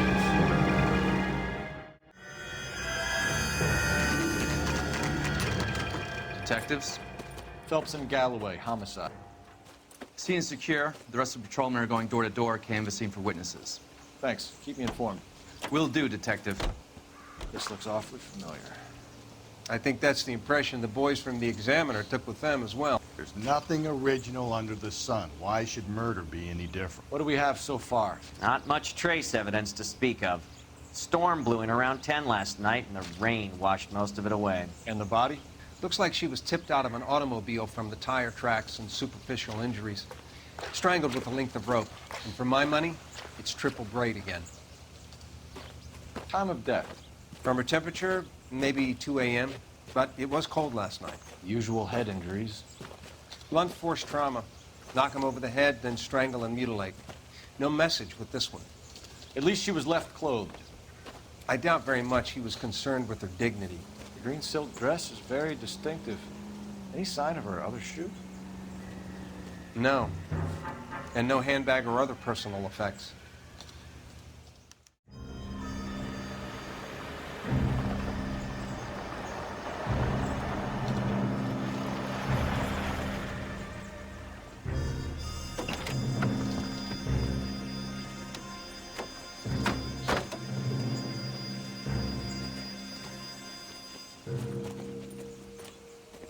Detectives, I've been working the houses across the street and up the block.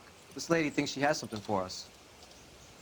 Detective Phelps, LAPD. I'm Mrs. Barton, Catherine Barton. I live just across the way. Did you see anyone around here last night? Not last night, but yesterday, early evening, I saw that awful hobo. Do you have a description? Tall, gaunt, horribly disfigured. I think he may have had an accident in the war. He's a very scary, angry man. Any idea where we might find him? One of the hobo camps around here. He's some kind of hobo leader. They all follow him around. Thank you, ma'am. You've been a big help. Of course. Anything I can do to help. I'd hate to think that something so ghastly could happen right here and nothing be done about it.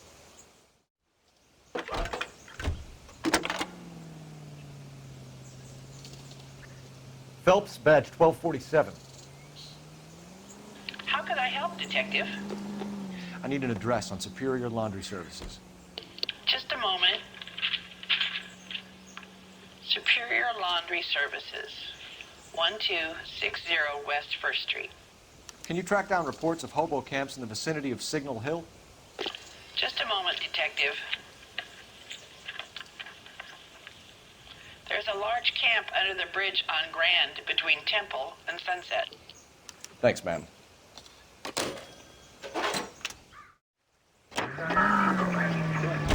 No message. Excuse me? There was no message. Where? On the Vic. The last bodies had something written on them. This one didn't. I'm failing to follow you. Can't be the same guys on the same, right? Before you start trying to link this to Maldonado and all the others. There are more factors to consider than the messages, Rusty. This doesn't fit your pattern, Cole. End of conversation. Understand?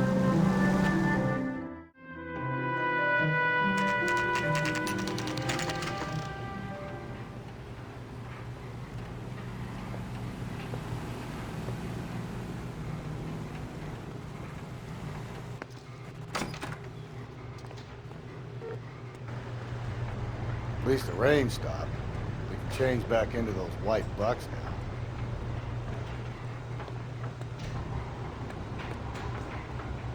Phelps and Galloway, LAPD. We're investigating a case, and one of your laundry labels came up. F1363. If you give me a minute, I'll go find a register and you can take a look.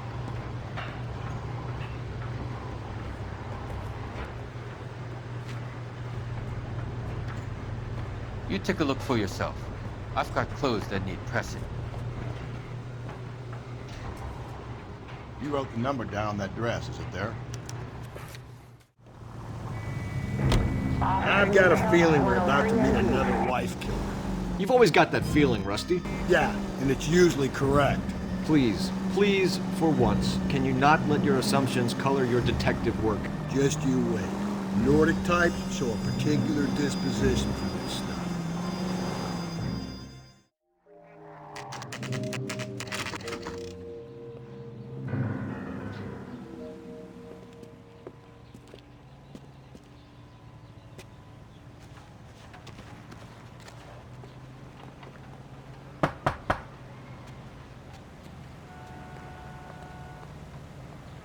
Hello?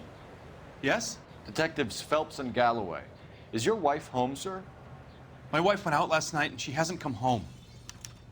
Can you describe your wife and what she was wearing? We were out at a friend's place, Bobby Ross's, for a party. She was kind of dolled up. She had her green silk dress, open-toed white shoes. Those are her favorite shoes. Can we come in, Mr. Tarleton? I'm afraid we have some rather bad news. Do you have someone who can look after your children, Mr. Tarleton? I've been trying to arrange a sitter. Look, tell me what's happened. I'm afraid your wife was murdered last night. Her body was found this morning. We're very sorry for your loss. I know this is a difficult time, Mr. Tarleton, but we are going to need you to answer some questions. First, we're going to take a look around. What for? You don't think It's procedure. You see to your girls.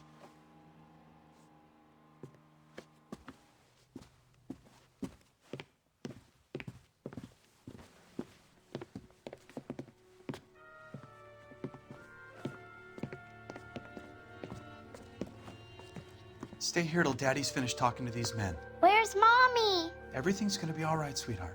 We would like Mommy to come home now, Daddy. For the record, Mr. Tarleton, what is your wife's name? Teresa. Do you have any idea why anyone would want to hurt your wife? No. Everyone loved Teresa. She was so full of life. It can't be anyone who knew her. I think you're lying, Lars. I think you were mad at your wife for embarrassing you in front of your friends. I think you came back here and strangled her and then dumped her body on the hill. You think I strangled my wife? How do you expect to prove that?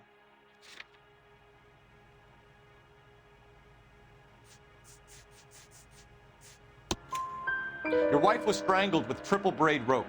The bow line from your boat is a perfect match. Look, I know this looks bad. I'm gonna have to come to terms with the fact that I let her go. You said you went to a party at Bobby Ross's place? That's right, Bobby had a bunch of people over. We were having a good time. She said she was bored and decided to leave. You let your drunk wife leave the party and go off on her own? Look, I was angry. I was having a good time. She has to go and ruin it. We always have to do what she wants to do. Last night she wanted to go dancing. Any idea where? Where she always goes. A bar down on North Beaudry Avenue. Barron's Bar. She goes there, drinks too much, gets maudlin, and calls me. I go and bring her home. Mr. Tarleton, was Teresa happy at home? Yeah, I think she was.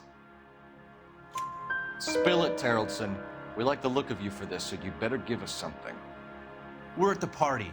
She has a few and says she wants to go out dancing. We only have the sitter until 9. I get mad. I tell her to go ahead, but I'm staying. She storms out. Look, I'm doing well at cards. I hardly ever do well. I married her because she was so much fun, but now she drives me fucking crazy. What time did she leave the party? About 8:30, maybe a little earlier. When was the last time you saw your wife? Around 8:30. The card game at Bobby's was wrapping up. I played out my hand and drove home here. I paid the sitter and went to bed. You're lying, Lars. You didn't come straight home, did you?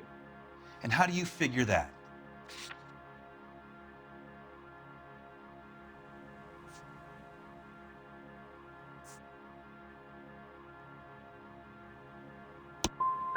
I came back here and went to bed. Why is that so hard to believe? Thanks for answering our questions, Mr. Charlton. You'll need to go downtown to identify your web spot. I should have taken her dancing. In my experience, Mac, if you give in to broads, you'll be giving in to them your entire life. Operator, message for KGPL. Putting you through now. Phelps, badge 1247. How could I help, Detective? Can you run an address for a Bobby Ross, then send some uniforms over?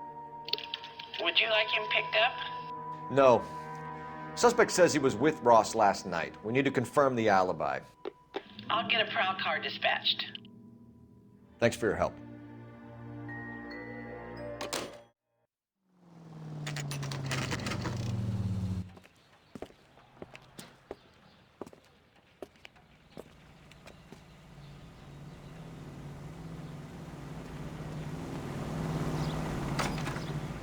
Gents, drink?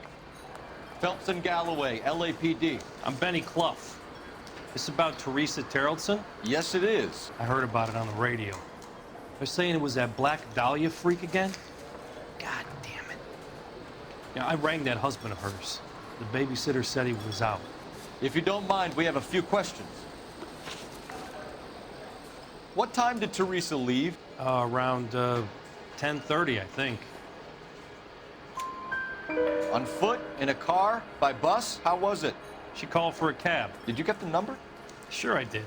I like Teresa. The only time she has a drink is when things aren't going so good at home. I was worried about her. When the hell's the food gonna arrive already? What's the special? Food wasn't great. You're really Put out an APB on the cab. 3591. Should be traceable.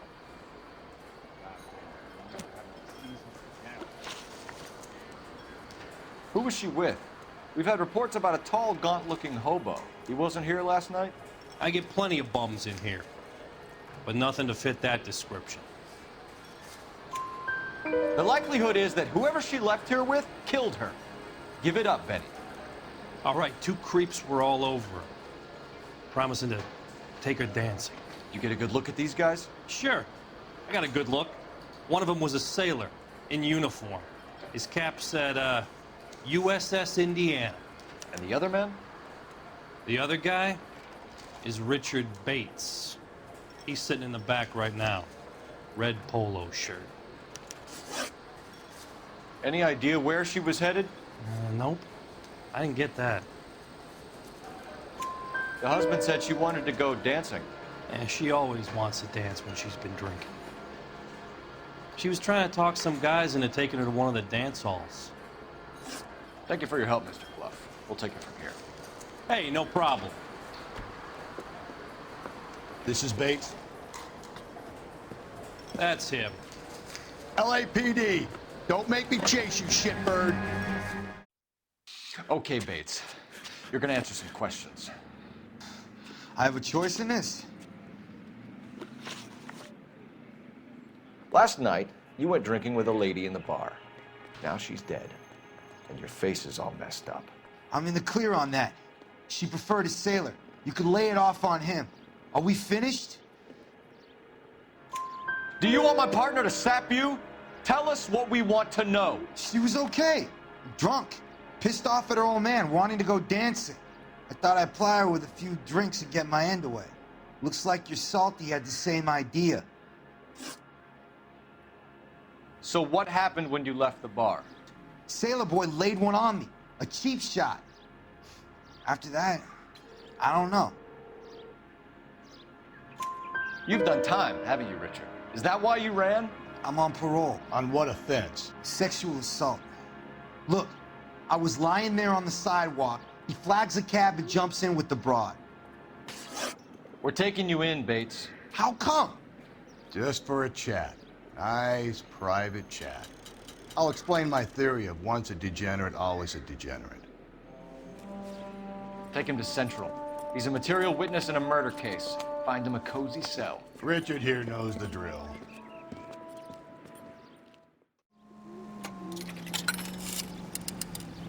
Operator, give me R&I. Putting you through now. Cole Phelps, badge 1247. How can I help, Detective? I need an APB out on a yellow cab, number 3591. Ask dispatch to relay all sightings to car 11K. No problem. I'll get on the radio.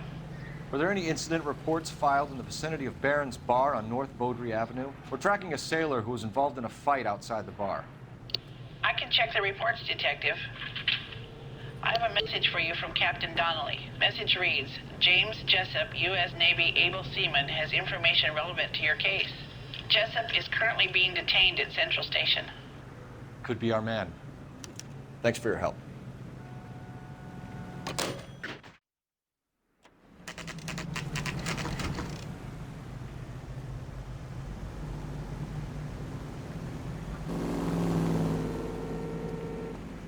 He's in interview too.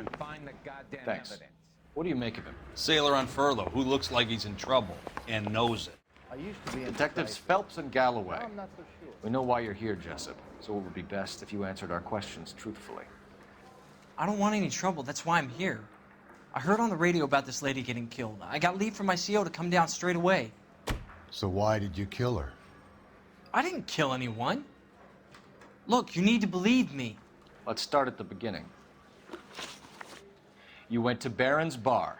What time did you arrive? I got a 24-hour pass. I got there around 7. That's where you met Teresa Terrellson?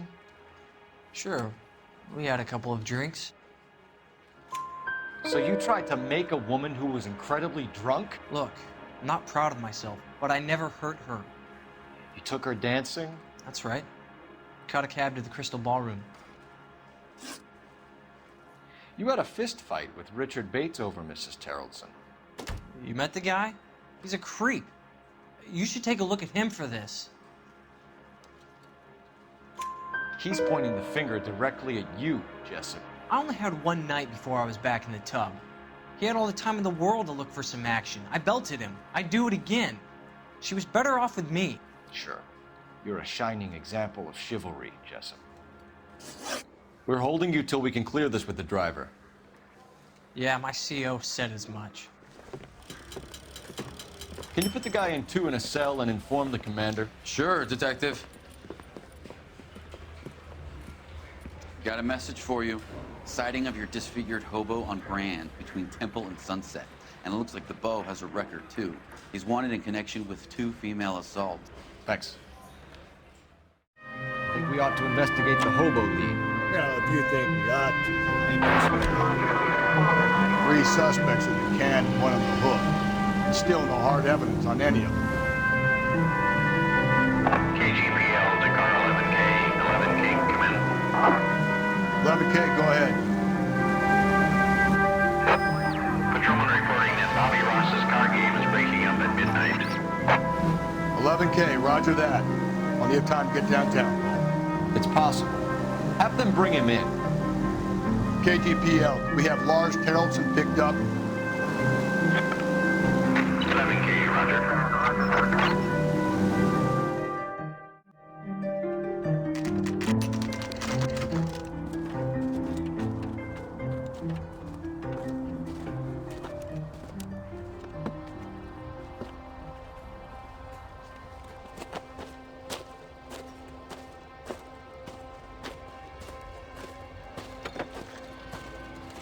LAPD, we'd like a word with you. Save it for someone who's interested. They're fascists. Come to move us on and steal what little we have left. 6 rounds won't get us far. I need you to stay copacetic. You need to hold out to the cavalry rounds. How do we do that? Like this. What's your name? Comrade Stalin. Very funny. We'll find out from your personal effects. Stuart Ackerman. You're under suspicion for murder, Ackerman. We're taking you downtown. You can't do anything more to me than what the Japanese have already done.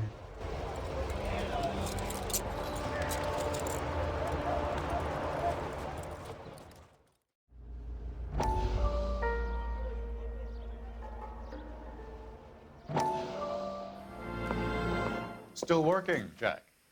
I'm off to the Lighthouse Club in Santa Monica. Hello, Jack. Mr. Benson, this is Courtney Sheldon. He's a buddy of mine from the war. Well, I'm sure you two will want to polish some old war stories. Good evening, Jack. Mr. Sheldon. Good night, sir. Take a seat, Courtney.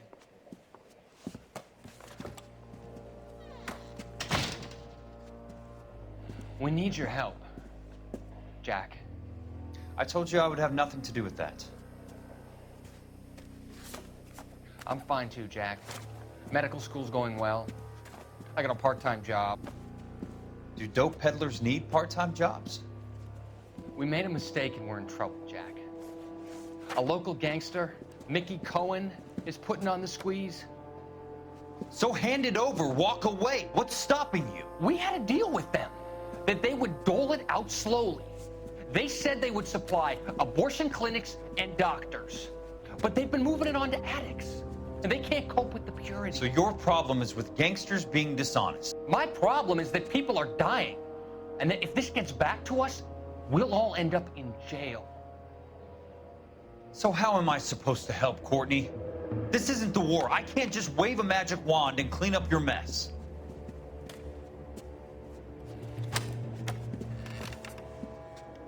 We want you to negotiate, Jack.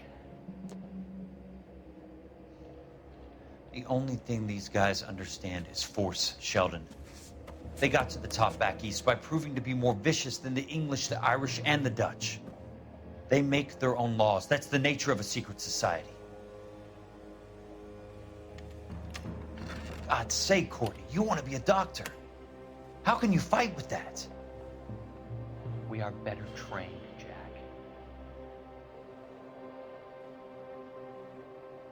I didn't make it through the war to come back to this kind of shit, Sheldon.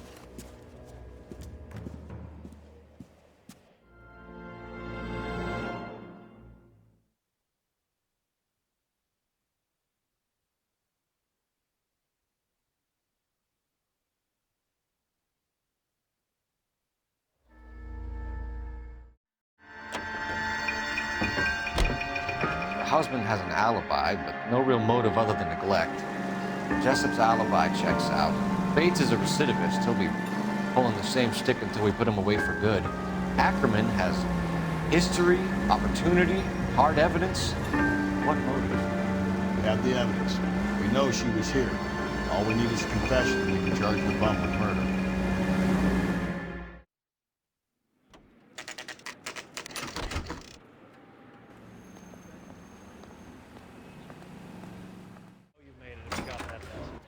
Ackerman, you were in the Marines. How do you know? The Corps selected big guys for flamethrower duty. That's how you got the burns. Life expectancy was 5 minutes for a guy in flamethrower detail. What kind of a government puts weight like that on a man's shoulders? You'll get no argument from me. It was a heavy load. You feeling sorry for this smelly fuck? Can you get me a coffee? Why did you kill Mrs. Terrellson? I have no recollection of the people I have killed. You hate women, Ackerman? More than you could ever imagine. How much did you hate Mrs. Terrellson? I ache to put my seed in them. Afterwards, I have no use for them. You really think I'm gonna squeal? A bus driver dropped Mrs. Terrellson near your camp around 2 a.m. Why did you take her up to the hill? Which hill?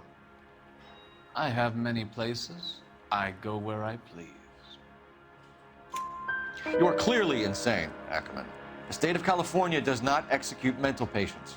I don't know the names of the women I've killed, but I've killed many of them. Their necks are so fragile. Stuart Ackerman, I am charging you with the murder of Teresa Terrellson.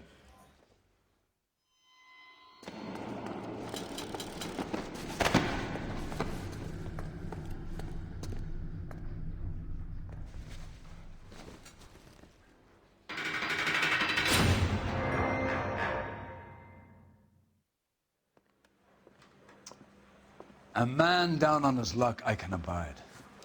But a filthy red who chooses to live outside the rules of society I cannot stomach. Maybe Poor Threes at Tarleton will provide the catalyst we need. I've spoken to the chief and the mayor, and I think it's time we send some men in to remove the godless and send them on their way over the county line. A grand day that will be, gentlemen. And a grand result you have brought me. You two are fast becoming my finest crusaders.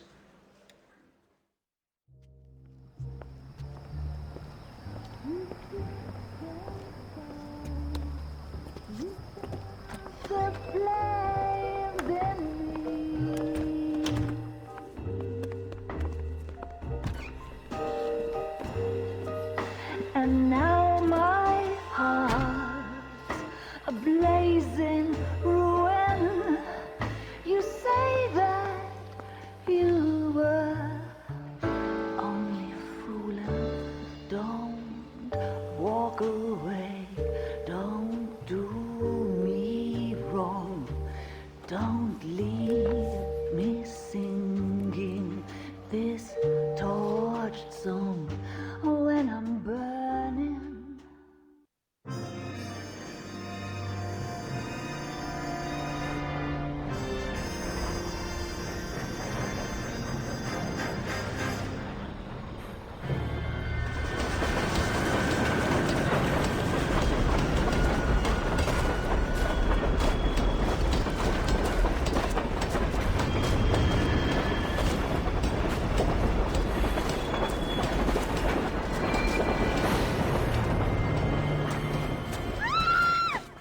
Of course we will look into it.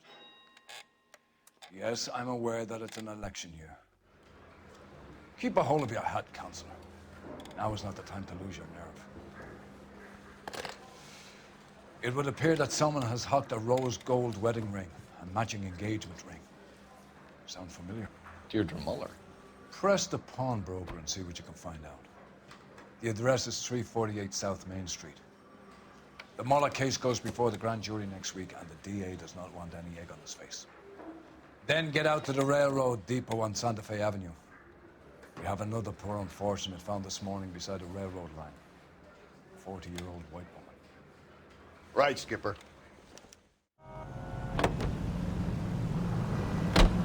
You've got to admit, this is looking odd. Anyone could pawn a ring. But if you take it along with all of the other indicators... Cole, Hugo Moeller was identified by the school's groundkeeper. He's our guy. Witnesses have fingered the wrong guy before. He ran, for God's sakes. And he always maintained he was set up.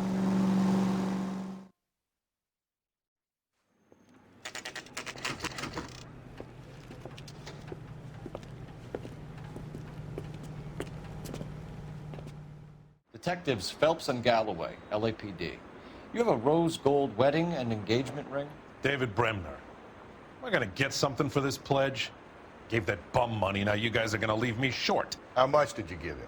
$50? Try another number. 20? Try 10. Feel lucky you're getting it. I have the rings right here.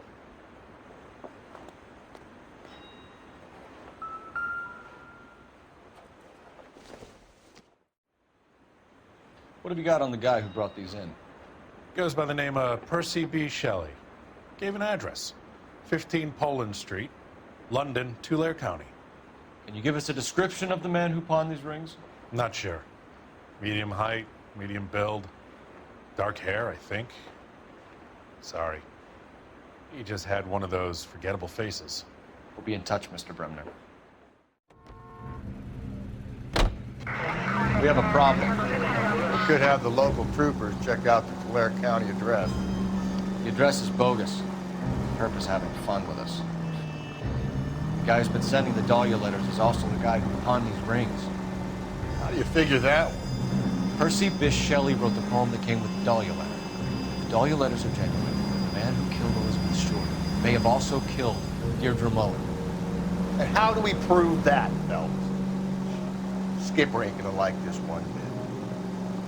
We're gonna have to rely on this guy tripping up on his own vanity.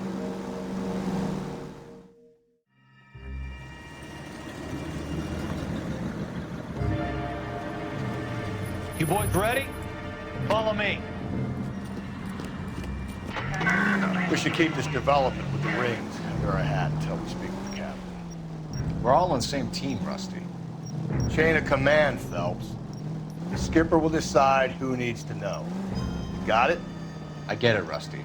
I just don't like it.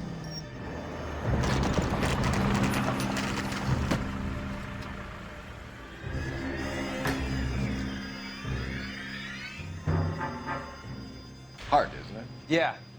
I look after all the rail depots. What have you got? The Negro, Nelson Gaines, called it in. I came down here to make sure him and the other guy, Jameson, stuck around. Jameson found the body? Something like that. Guy makes me sick. We'll talk to the coroner. Keep an eye on both of them. Detective Phelps and Galloway, homicide. Can you tell me exactly what happened? We were shutting cars over to the main line when I saw this man here lying on top of this woman. The woman wasn't moving and seemed to be in a bad way. What time was this? About 7:30 this morning, sir. Thanks for your help. Have you given Patrolman Hart your details? I have, sir. Thank you. You can go now.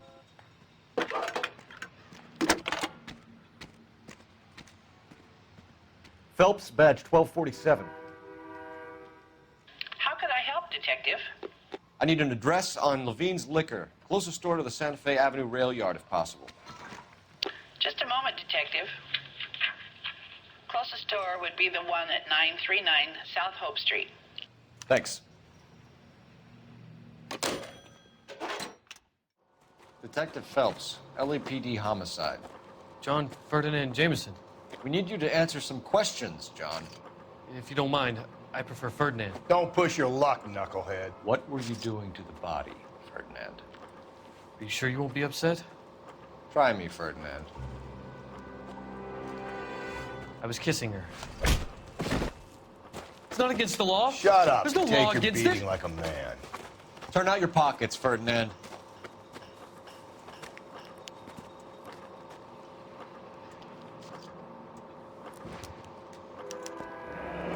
Classic Carmine.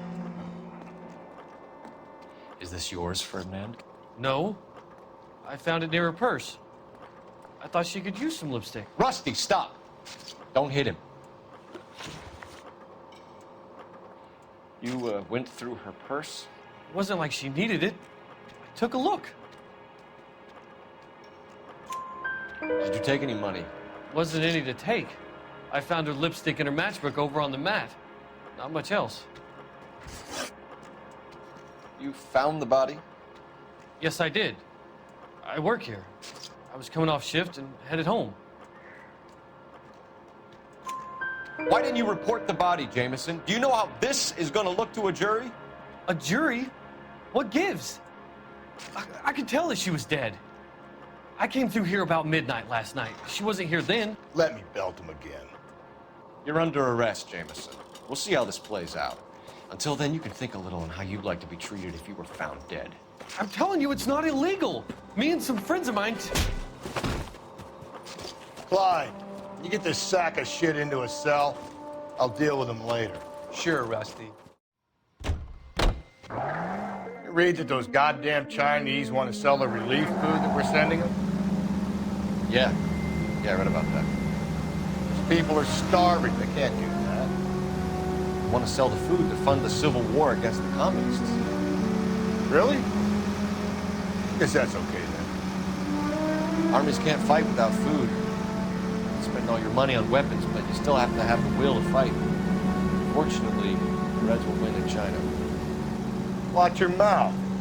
You know what you're saying? The people of this country overthrew a king. You think the Chinese will balk at an emperor if they are starving?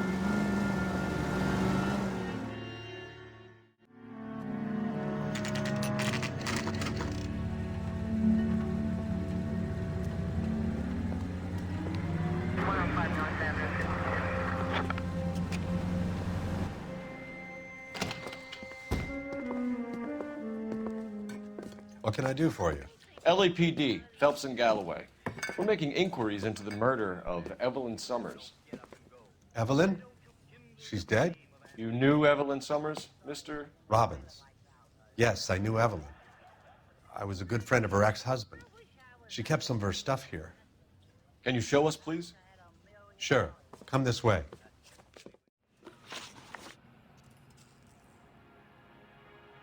We're trying to account for Evelyn's movements yesterday.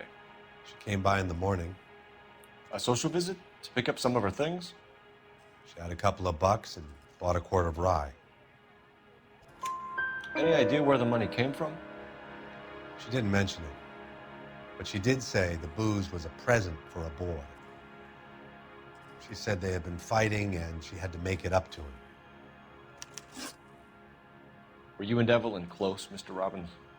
Not many people will be sad she's gone. I'll be one of the few. I got the impression that Evelyn had been sleeping rough of late.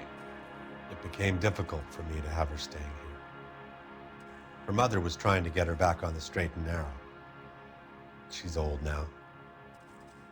And to be honest, you have to have a good reason to want to get back on. Do you know a friend of Evelyn's by the name of McCaffrey? Not personally. We're struggling for leads, Robbins. Did she know McCaffrey? She idolized him. From what I gather, the feeling was far from mutual. He seems to peddle a revolutionary stance, fixing the ills of society. You could see how it would appeal to down-and-outs like Evelyn.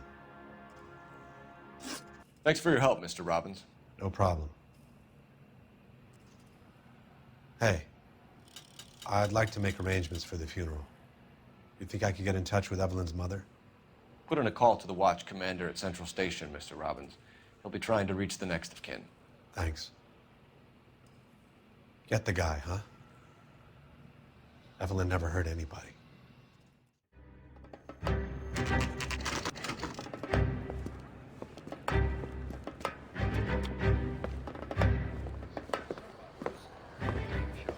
Drink, fellas. Phelps, Galloway, homicide. We need to ask you some questions concerning Evelyn Summers.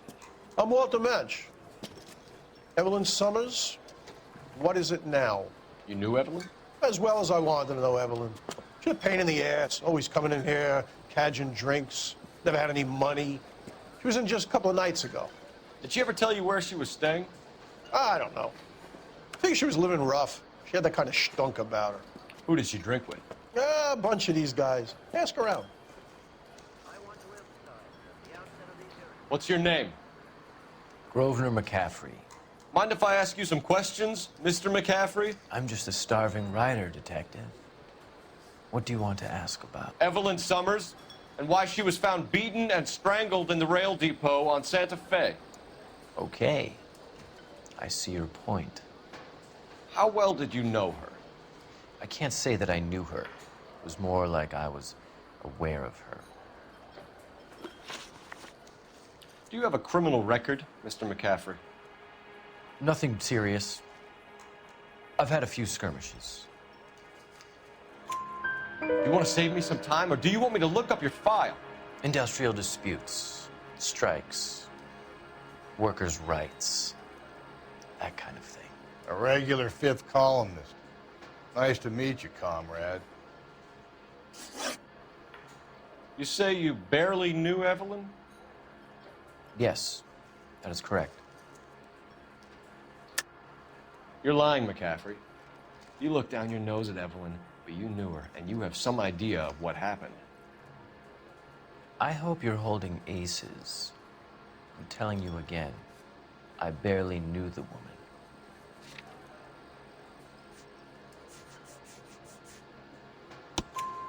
Why would you lend her your book on metaphysics if you only knew her in passing? It was more than that. A Renaissance man like yourself, lending his books to his acolytes. She hounded me about that goddamn book, and then she lifts it from my apartment and lies to my face that she didn't take it, as if she could even comprehend any of it. I saw her go into a hotel with Tiernan last night. They had booze in a paper bag. He's your man. Thank you for the information, Mr. McCaffrey. Car 11K, car 11K, come in. Car 11K, car 11 King, KGPL. 11 King. A message from Captain Donnelly, return to Central, code 2. 11 King, en route. Let's not keep the man waiting, Phelps. ATI Radio reminds you, make sure to sign up. You can drive.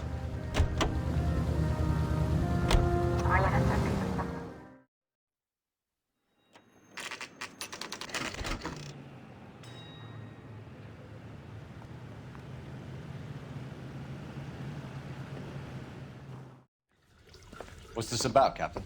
Ray and Mal have some concerns over the Henry and Muller cases, which I don't want aired outside of this room. The evidence is solid, Captain. I agree, Rusty. It's just that corpses keep piling up. Copycats. I've been banging the same drum. But the notes and the lipstick messages. Evelyn Summers, Cartel Classic Carmine. Each woman, same brand, same color. Teresa Terrelson didn't have a lipstick message. Technically, you're right, Rusty. She didn't have any lipstick, but she did have a message. We found it beneath her dress, scraped with a sharp stick. What did it say? You sure you want to know? Ray? As far as we can be sure, it said, "Cunt BD." That's one way of looking at it. Looking at what? Cunt is all about access, Phelps. You're married, so yours is mortgaged. Some of us like to pay by installments. This guy doesn't like to pay at all. Why are you so angry, Mal? Because I just had to fire one of my assistants. He was a friend of Jameson's. God knows what he might have been up to. Captain, we have good leads in the Summers case, but it's up to you to decide how we proceed. Keep this under your hat for now. And follow up on Evelyn Summers. I want daily reports.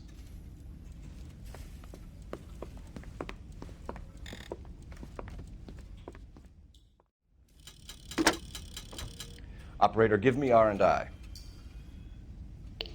Putting you through now.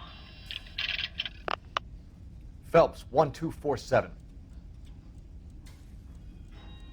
How could I help, Detective? I need an address for a Grosvenor McCaffrey. Grosvenor McCaffrey. Apartment 6, 126 Yale Street, between Ord and Alpine. Thanks for your help.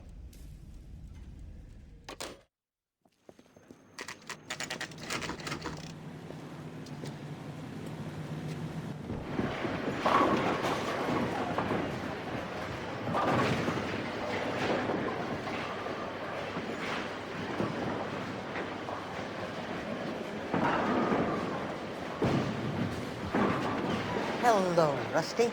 Two on your usual lane? I'm Detective Phelps. Homicide. You must be new. What's your shoe size? We're conducting an investigation, ma'am. Do you know the name Evelyn Summers? Sounds like I should. Maybe it could be Jimmy's friend. Jimmy? James Tierney. He's a pin setter. One day he introduced me to a lady after work. It stuck in my mind because she was much older, too old for him. Where can we find Jimmy, Florence? He'll be hopping around the lanes toward the back. Thanks. Tiernan! LAPD!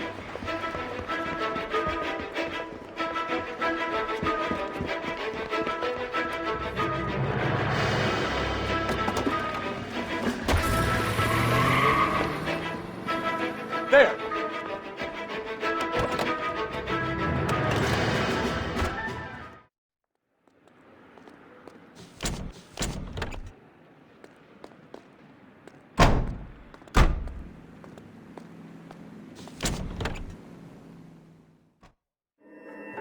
Is that you, Grosvenor? Who are you guys? What are you doing in here? We're from the LAPD, ma'am. Do you know where we might find McCaffrey? I'm his neighbor. Is he in trouble? Look, lady, we need to find him, and in a hurry. Are you going to give me trouble? He has a pigeon coop up on the roof. He spends his mornings up there when he's been drinking. How do we get up there? Down the hall and up the stairs. We need to get downtown and wrap this thing up. It's got to be McCaffrey. Unless Tiernan set him up. You don't think that asshole Jameson could have done it, do you? Whoever did it. So what's that Dahlia fuck? How do you know that McCaffrey didn't do the dogging? We have a list of over 200 suspects. His name was never on it. If you think the list is exhaustive, Rusty, who am I to argue? Listen, let's just work the case at hand, shall we? Then we can sit down and put all the puzzle pieces together at a later date. I'll hold you to that.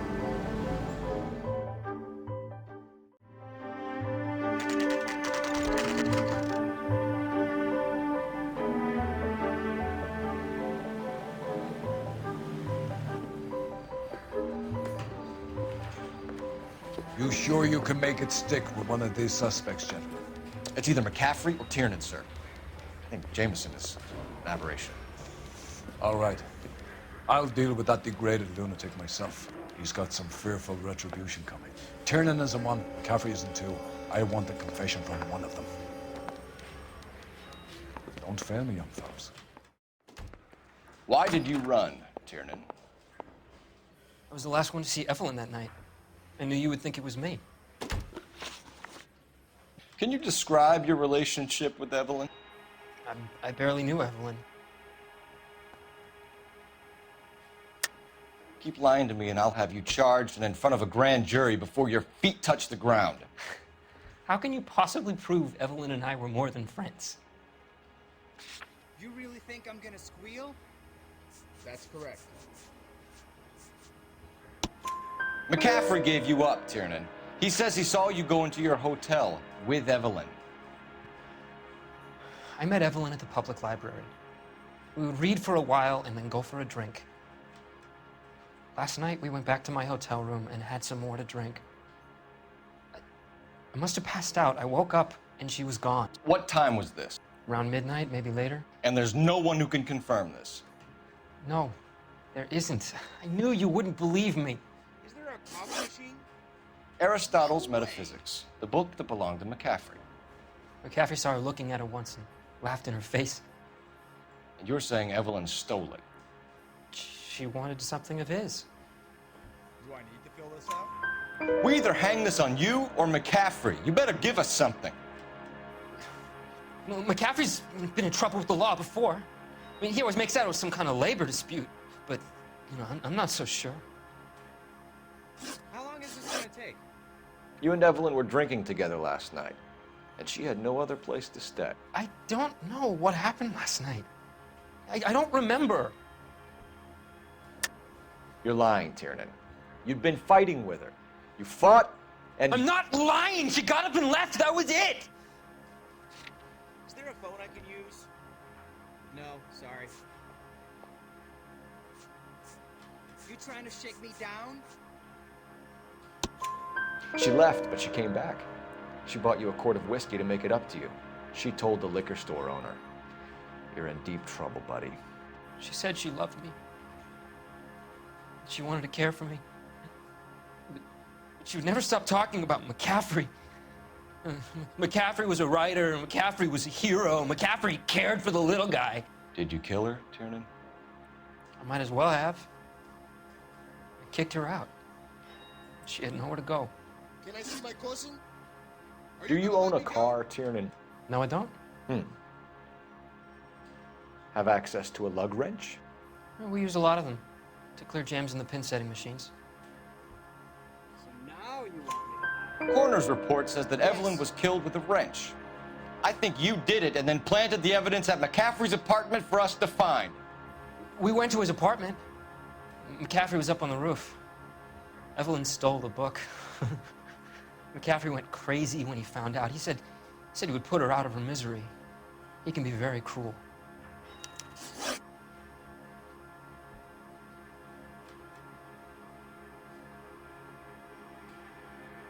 Evelyn was missing a ring from her right hand. That's strange. She always wore it. Big black circular disc with a white E in the middle. It was made from an old typewriter key, a present from the prop department at her old movie studio. We're going to talk to McCaffrey. You need to think about what you've told us, Tiernan. You're not in the clear. Now the DA wants my... You ready to answer some questions? You think I have all the answers? People who run from the police usually have something to hide. Touché, detective. Let's see where this takes us. Evelyn died sometime around midnight. Remind me, where were you? I was at home, writing. I'm working on a manuscript. You're lying, McCaffrey. You were out at the rail yard. And what do you have that proves I was there?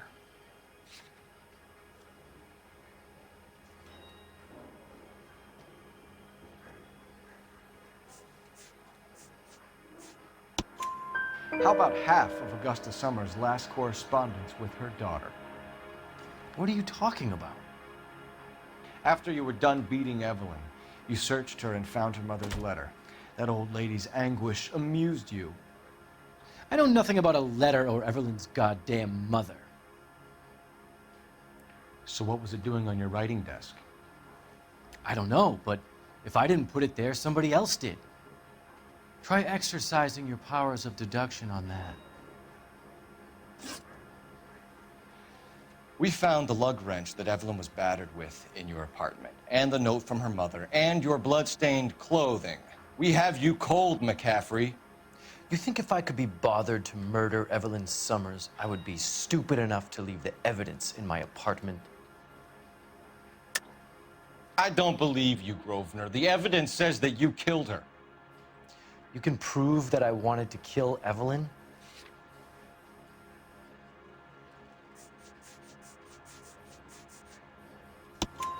Tiernan is prepared to testify that you threatened Evelyn's life in his presence. Self-preservation. That's understandable. Okay, I'll level with you. Tiernan killed Evelyn. He came to me for help. I listened to him, and he explained why he did it. Tiernan went to you for help.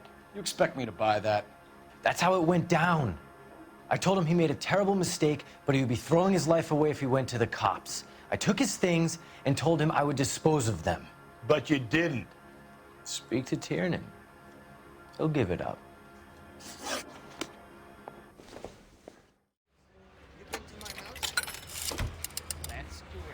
Operator, message for KGPL. Putting you through now. Phelps, badge 1247. How can I help, Detective? I need the jacket on a Grosvenor McCaffrey. Just a moment, Detective. McCaffrey was formerly under surveillance by the Red Squad. Convictions for petty theft. Dishonorable discharge from the Army during training at Syracuse. Assault on a local woman. Says he almost beat the woman to death. Thank you.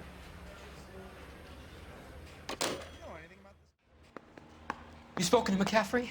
I can go? It's all been cleared up? Not quite. We have one more question we need to ask, James. Then I think we will be done. Sure. Go ahead. Can you bring me the file? That's right. So Evelyn passed out, and you walked out. What happened next? I woke up in the morning, very hungover.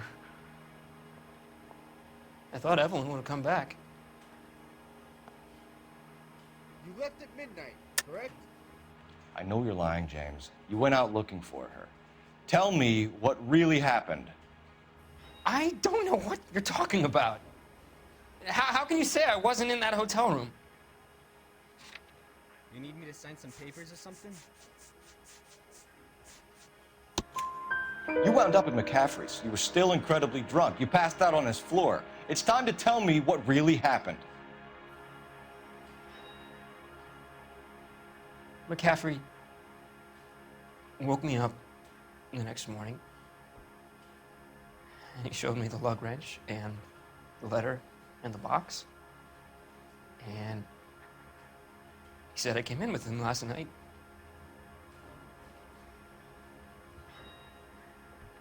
He said that I killed Evelyn, and that it was all over the radio, and that he would protect me. And I don't know, Detective, for the life of me, I can't remember a goddamn thing. And I was angry with her. Really angry. I could have done it.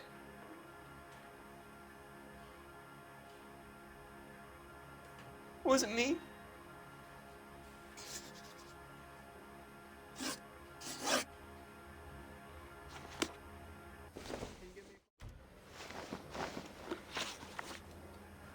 You were in the war? Yes, I was. Seeing the things that I saw, it changes a man. I came back here determined to change things. All I wanted was a pen and an opportunity to speak out. You told us before that you had only minor run-ins with the police. You didn't mention petty theft. I've never been in trouble for violence. That's the salient point here, isn't it? You're lying, McCaffrey. You have a history of violence towards women. How do you turn a couple parking tickets and a petty theft misdemeanor into an assault charge?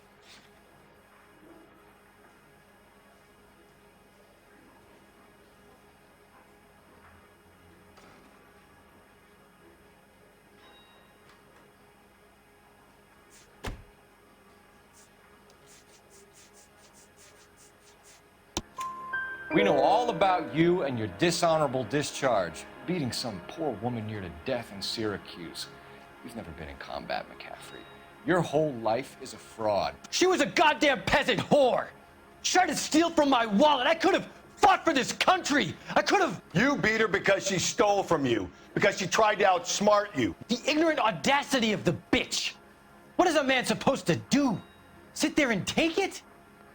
How is a man supposed to call himself a man? And Evelyn Summers, a poor, drunken nobody, stole your book.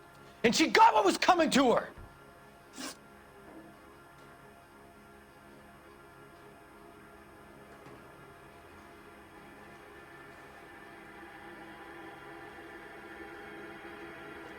Grosvenor McCaffrey, I'm charging you with the murder of Evelyn Summers. She was a sad lady who never hurt anyone except herself. I hope God finds a way to forgive you. Congratulations, boys. You bagged the fine catch. Another red to boot. Grand. Now, I want you to put this business about a repeat offender out of your mind. This McCaffrey creature shows no remorse, and neither will the grand jury.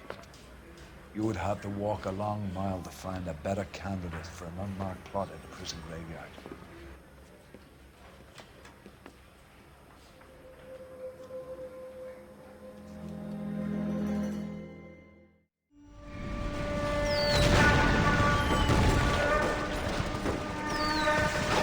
We have lost most of Shaughnessy and Dunn's squad. The gunny is dead, first platoon is in worse shape. That medic is either crazy or the bravest man alive. Then we rally with the first and try for the Nambus. It's sheer to the left. To the right, it goes right through a pass with 2 Nambus and enfilade. Mate, we can lose everyone. Lieutenant, get back off this fucking bridge. They'll start walking the mortars back to their own positions. We only have minutes. I'm in charge here, Sergeant. Get your men off the bridge, Lieutenant. What's your unit, Sergeant? We don't have time for this, Lieutenant. What's your unit, Sergeant? I company 22nd Marines, Lieutenant, and we just saved your ass by fording the river. My orders are to reconnoiter the...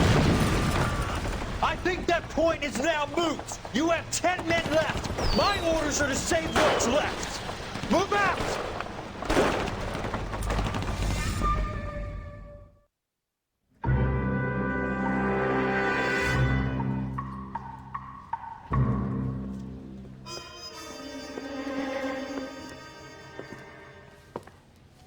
Well done, lads. You did well with the Summers case.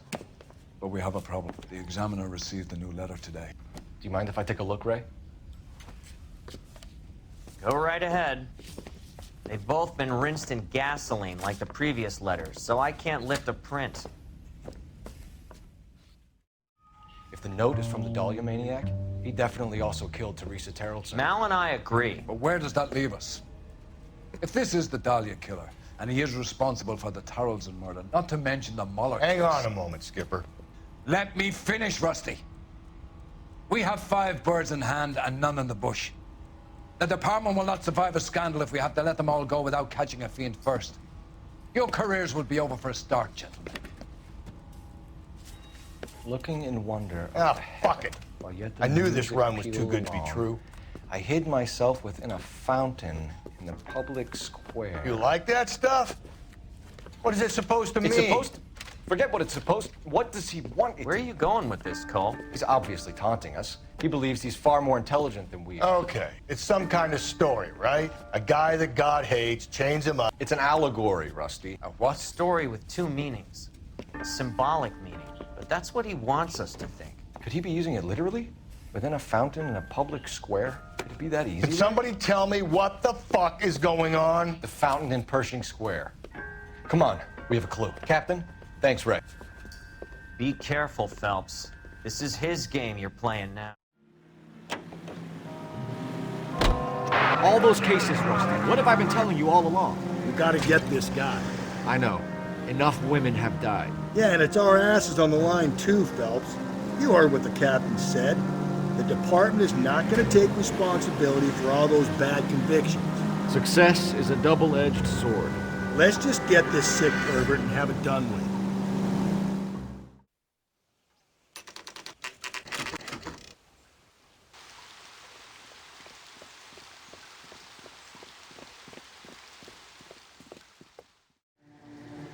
Elizabeth Short's social security card. Jesus Christ. That's not all. There's another stanza from Shelley. Can you work it out?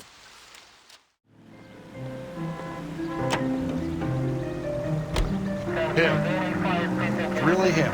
Fucking killed the Dahlia. Can you believe this? He's leading us. It's his game, Rusty. You may want someone to catch him, but he's extremely dangerous. I doubt if he will give up easily. Suits me down to the fucking ground. We clip this fuck and we get citation. What a day to be a cop.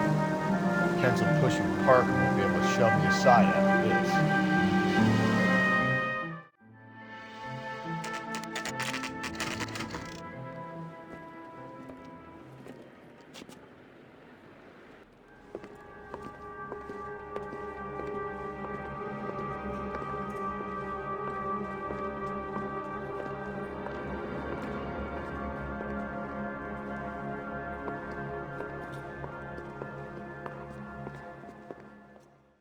Detectives, LAPD. This is very important, sir. How do we get to the top of the chandelier? You what? Have a little faith, pal. We're in a real hurry. Head up to the top floor. There's an access panel and a ladder in the maintenance room.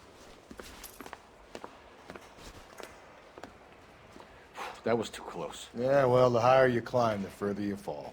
Let's get out of here. Another Dahlia clue? No. A yellow gold wristwatch. The Molar Dame. Yes. And a scrap of the poem. Another location. If I can work it out. He keeps mementos from all his victims. This guy needs to be taken out of circulation. He takes pleasure at stringing us along, demonstrating how much smarter he is. You can enjoy it while it lasts.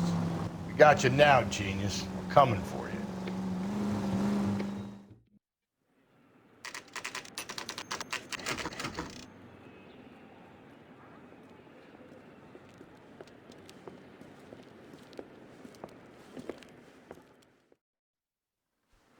What is it this time? The religious medal from the Maldonado case. The Dahlia, Molar, Maldonado. When this gets out... We still have to find the guy, Rusty. Another poem. Well, you must have some idea, right? Come on, Phelps. We're on a roll here. Don't let me down. We're gonna catch hell for this. Banging up innocent men. The newspapers will crucify the guy. They won't have time to wonder about our mistakes. We'll be okay, Rusty, as long as we catch the guy. I hope you're right, Cole. You'll be famous if you make this case.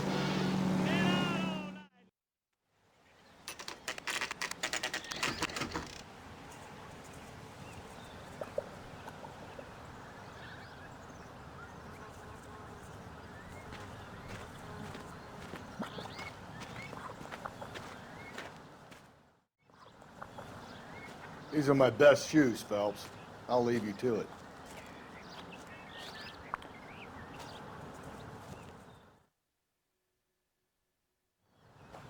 Very funny.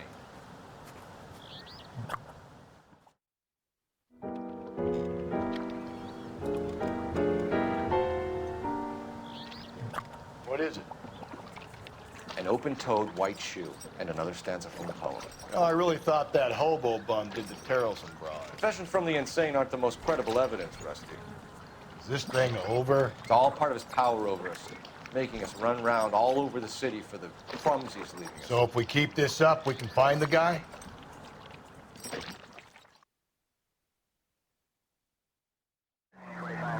So this guy looks out for women in bars who've had too much to drink. Who are emotionally disturbed Need a shoulder to cry on, he plies them with booze. Probably offers them a lift home. Then beats their brains out and strangles them. Be any schmo hanging out in the bar. No, not anyone. He displays the bodies, leaves us messages. For all the violence, it's very controlled behavior.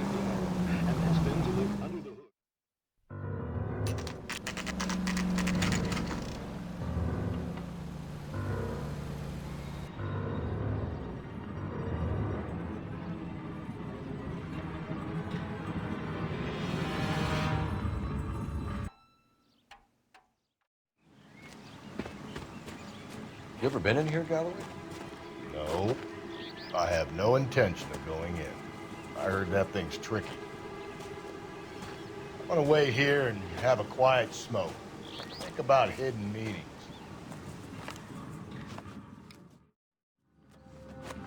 See? That was easy.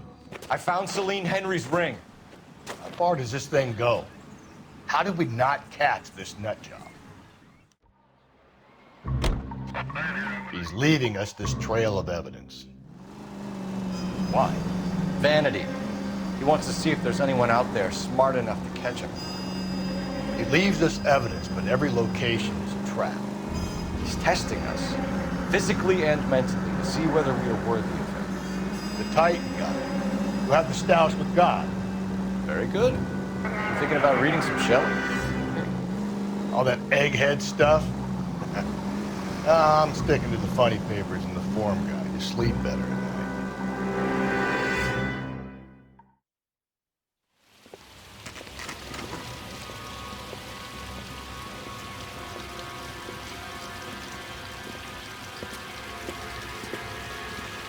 There's a throne up there.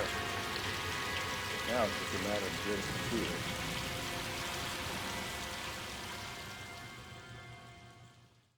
I thought the whole thing was going to come crashing down on you. I thought so, too. He murdered Evelyn Summers, Rusty. The last trophy was her ring. You find another piece of the poem? Yes. The last piece. You sure, Cole? Let's find out. KGPL to any unit. A citizen reports suspicious activity 111 South Alameda. Stand by for further for any Central unit.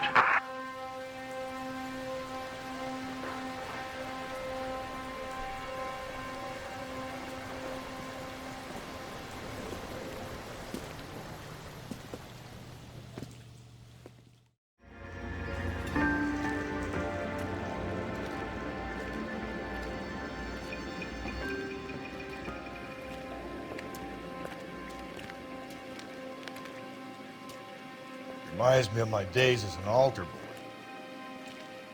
There's a light coming from the house. Nothing hasty, gentlemen. Keep your hands where I can see them, or I'll be forced to redecorate the stucco with your entrails. We're from the LAPD, sir. I'm gonna tell you only once to lower your weapon. The LAPD, you say? Is it really possible you could have found me after all this time? How interesting. Put down the gun, shitbird. Last warning. This boorish ignoramus could never have found me. It was you, wasn't it? Do you remember me, detective? The temp bartender. Yes, you found me. You know what I'm capable of, and yet you walk in here like lambs dressed for the slaughter. We'll see about that.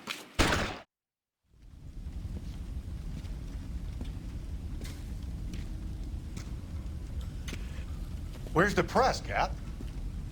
I think Phelps and I should get a medal for this. This has got to be the case of the year, right? The case of the century when you think about it. You finished? Yes, Skipper. Good. Because there won't be any press briefings or commendations. What are you talking about? We got the werewolf, the guy who killed the Dahlia, killed all the other broads. You got no one. Mason was a ghost. Can you at least tell us why, Captain? Mason is the half-brother of one of the most highly elected officials in this country. How high? Beyond the moon for mere mortals like us, Rusty. There'll be no more mention of him. The city owes you both, but there'll be no mileage in ever bringing this up again. What's going to happen to the suspects in the cases, Captain? I won't be a part of that. A Bit of missing evidence at the grand jury. A procedural error here, a mistake there. They'll all be quietly let go. The DA knows how we'll have to play it. That's it? I'm afraid it is. And I have some news for you, Phelps. No more rooting around in the entrails of cadavers and corpses for you. The head of Vice has asked the chief for you. I'm reluctant to see you go to the glory boys of advice, but my hands are tied. Go home to that lovely wife of yours and celebrate your promotion.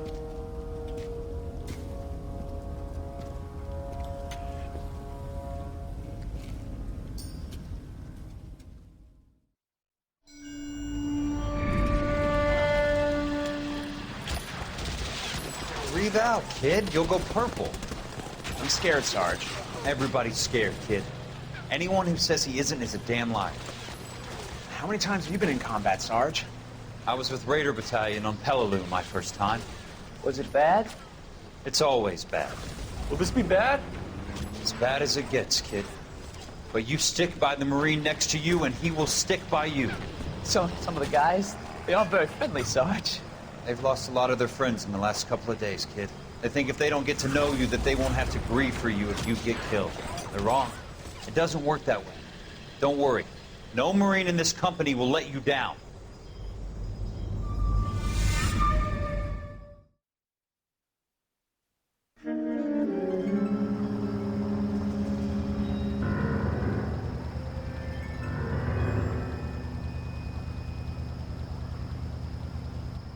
Phelps, welcome to Vice. This is your new partner, Roy Earl. Take a seat. A special request was made to transfer you to Ad Vice.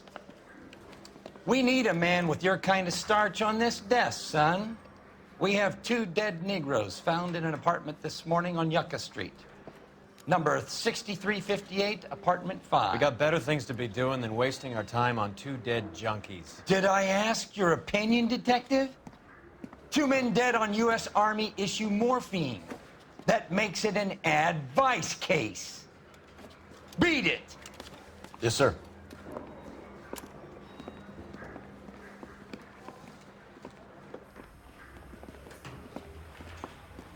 You and the lieutenant have some history?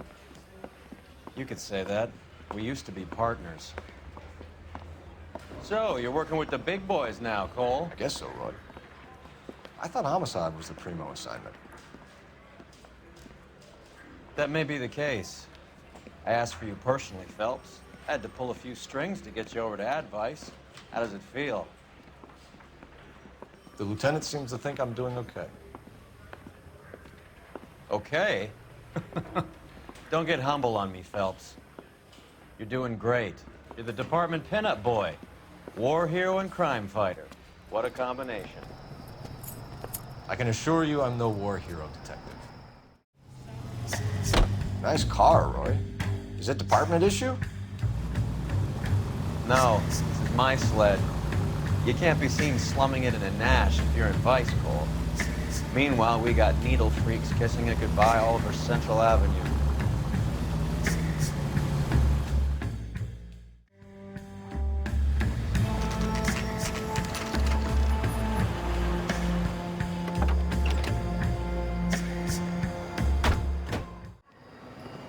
Carruthers. Phelps? I've been reassigned to Advice. What have we got? 2 stiffs, overdosed, been dead a couple of days. Government issue morphine. We use the same syrettes in Okinawa. Fucking Negro junkies can't take supply this pure. You know these guys? I know of them. The younger one's a 2-bit horn player by the name of Cornell Tyree. The other one works in distribution. Started using a little too much of his own product, and Jack D took exception. He wasn't born that ugly. His name's Lamont. Tyrone Lamont. So who's supplying the drugs? That's easy. Whoever knocked off the wharves in San Pedro. Jack Dragna, Mickey Cohen. Dope's been all upside down ever since Jimmy Utley started the long walk at Quentin. You talk about it like it's a system. It was a system. But those days are long gone. We are supposed to uphold the law. Yeah, and we do. But we can't change people. The truth is, everyone wants the license to get a little dirty now and then. Our job is to keep it manageable. That's how you see it? See it any other way, and you better forget about being a vice cop. Can we get on with this? Today, preferably?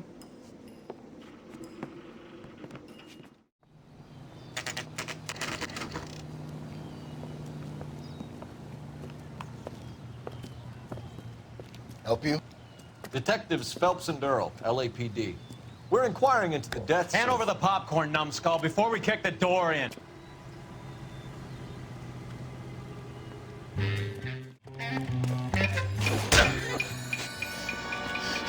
Eddie, help me out, man. They're trying to kill me. You gotta help me out. What the hell going on here? Morgan! That you? What's your name? Morgan. Half an answer is no answer to me, asshole. Fleetwood Morgan. Keep an eye on him, Roy, while I take a look around.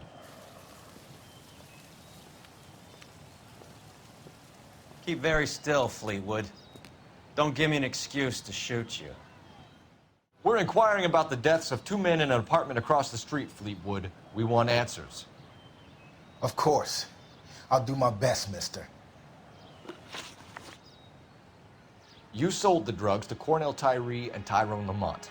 Oh, I sell fried steaks and black-eyed peas. You're lying, Fleetwood. We know that you supplied them.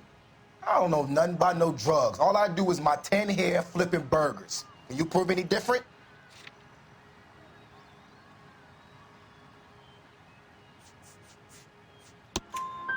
Flipping burgers and strapping jolts of morphine to the bottom of popcorn cups, Fleetwood. Now, I want the truth. Who supplies the drugs? Cat by the name of Armstrong Edwards. All right, brings the stuff around about once a day. I know Armstrong. He's a two-bounce, strictly small time. Who's he working for, Fleetwood? Jermaine Jones. We have you for the hop and resisting arrest. Tell us about the numbers if you want our help. Look, the numbers are the white man's tax on poor folk.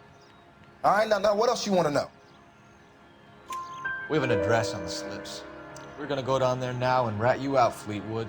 Tell whoever it is that you rolled over and gave them up. No. Look, I've been cooperative, okay? Now you gotta help me some.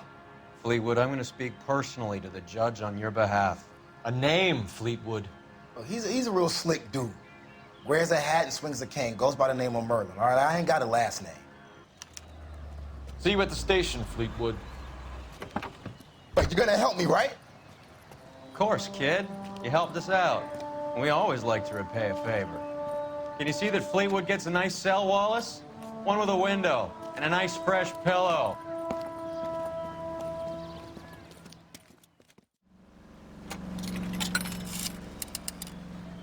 Operator, give me dispatch. Putting you through now. Cole Phelps, badge 1247. How could I help, Detective? I need an address on a Jermaine Jones musical booking agency. Just a moment, Detective. Jermaine Jones. The office is listed as 5528 Santa Monica Boulevard. Thanks, ma'am. A new shipment of Mullingar flour. I heard you were in the Blue Room the other night. Shouldn't you have been at home? Tucked in bed with the wife and kids? Where I go is your business? It couldn't have had anything to do with a certain delightful but damaged German girl, could it? I don't know what you're talking about, Roy.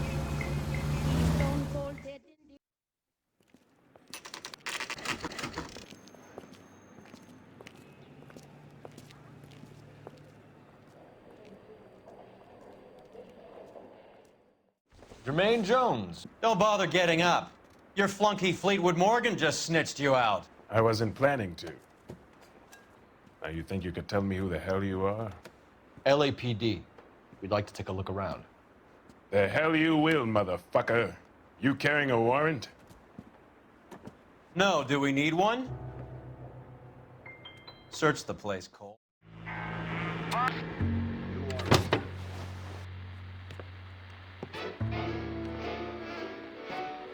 No wonder this thing is sounding a little muffled, Jermaine. Brennan! Wilt! Get over here. Take these assholes apart. You heard the boss. Sit tight, asshole. Pretend you're at the parlor getting your nails done. Cole, you better search through that stuff in the radio before you brace our friend here. Lamont and Tyree are dead. At a stretch, the DA could have you on felony murder for supplying stolen government... Tyrone and Cornell are dead? They're on a slab downtown with the ME examining their last meal. Popcorn washed down with morphine. You offering me a deal? I have a pet judge who hates blacks. He'll give you 50 years for your two buddies. Another 30 for stealing from Uncle Sam. You'll be out by the time you're 110. Imagine the changes you'll see. I get the message. How much is this gonna cost me? Who supplies the morphine? I don't know nothing about that.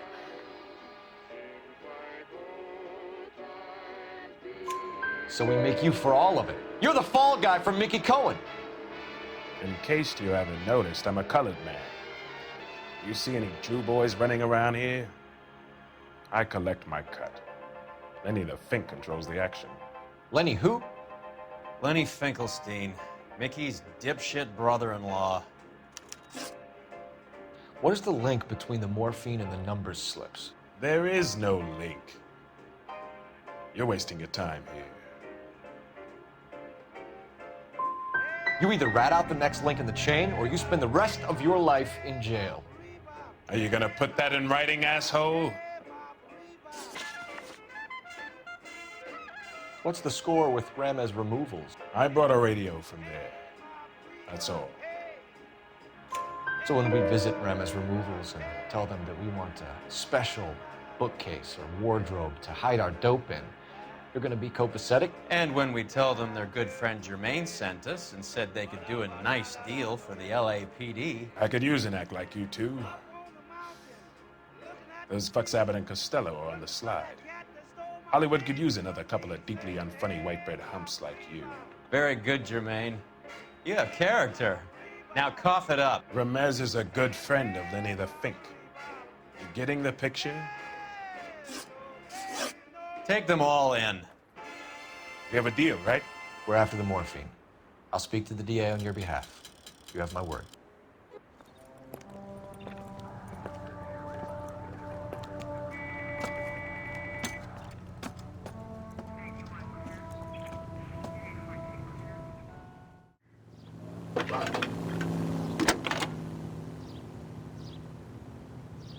Phelps, badge 1247. How can I help, Detective? I need an address for Ramez Removals. That's Ramez, R-A-M-E-Z. Just checking. Ramez Removals, corner Sunset and Wilton. Owned by a Jose Victor Ramez. Thanks.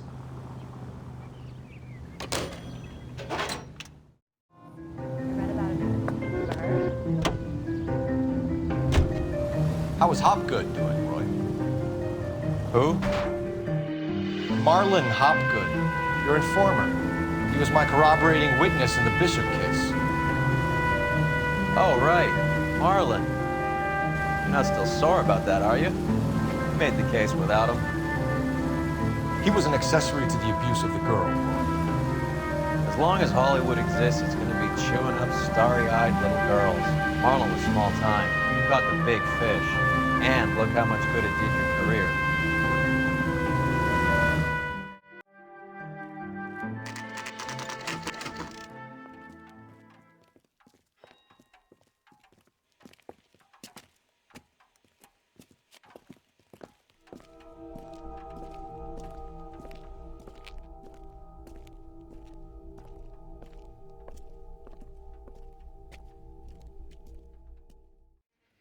Detectives Phelps and Earl, LAPD.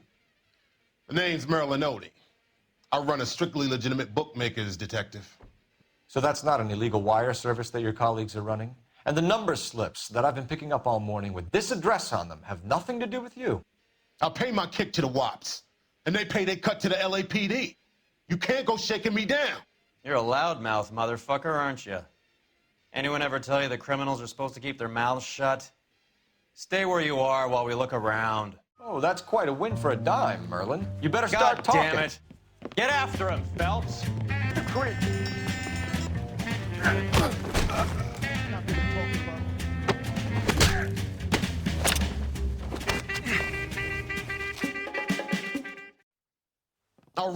All right, relax, motherfucker, you got me. Nice wand, Merlin. Too bad you couldn't pull off your vanishing act. Make your joke, smart guy, but don't damage that. That there's a valuable antique. You don't say. Maybe you ought to have a look at this, Cole. Would you like to calculate the odds on you going to prison for a very long time, Merlin? I'm not going nowhere. I've paid my contributions, and I'm not getting hustled by you. We're only interested in morphine. Army surplus morphine. What do you have to say about that? I heard about that. Big robbery on the ship. Ain't my line of work. I prefer something with a sporting outcome. You distribute for Lenny Finkelstein. You're a patsy for those gangsters. I don't know what you're talking about. I distribute for the LAPD, motherfucker.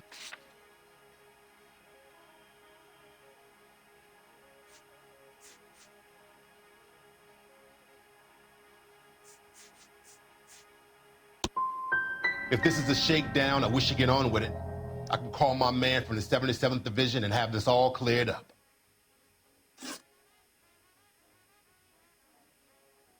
Ramez seems to owe you a lot of money. We all owe somebody. So it has nothing to do with the proceeds of the morphine shipment? It's a gambling debt. The Heaps took over the wire service and screwed me. Now I just do what I'm told. Run numbers and shift dope. Jose's no different. He just thinks he's a big man that can run up tabs.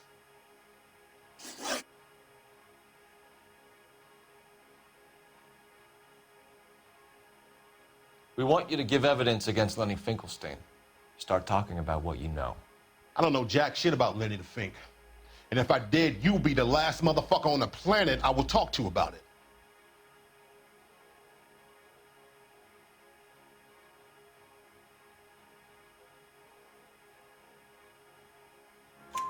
Give me something, Merlin, or I'll hand you off to the FBI, and you can do your stretch in Leavenworth.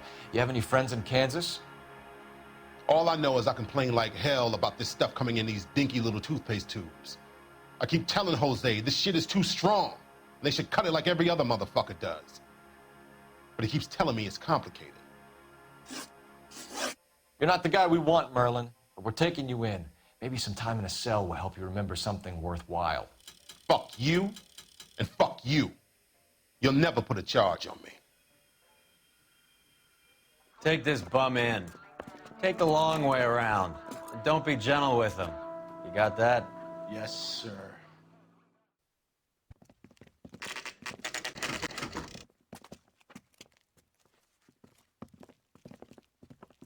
LAPD.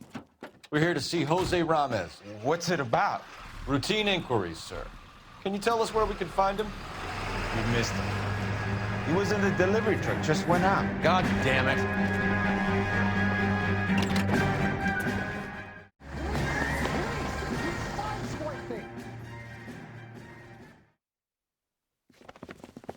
Jose Ramez, you're being arrested on suspicion of supplying illegal drugs, resisting arrest, and for malicious damage to LAPD property. Hey, hold your horses. I supply furniture, not drugs.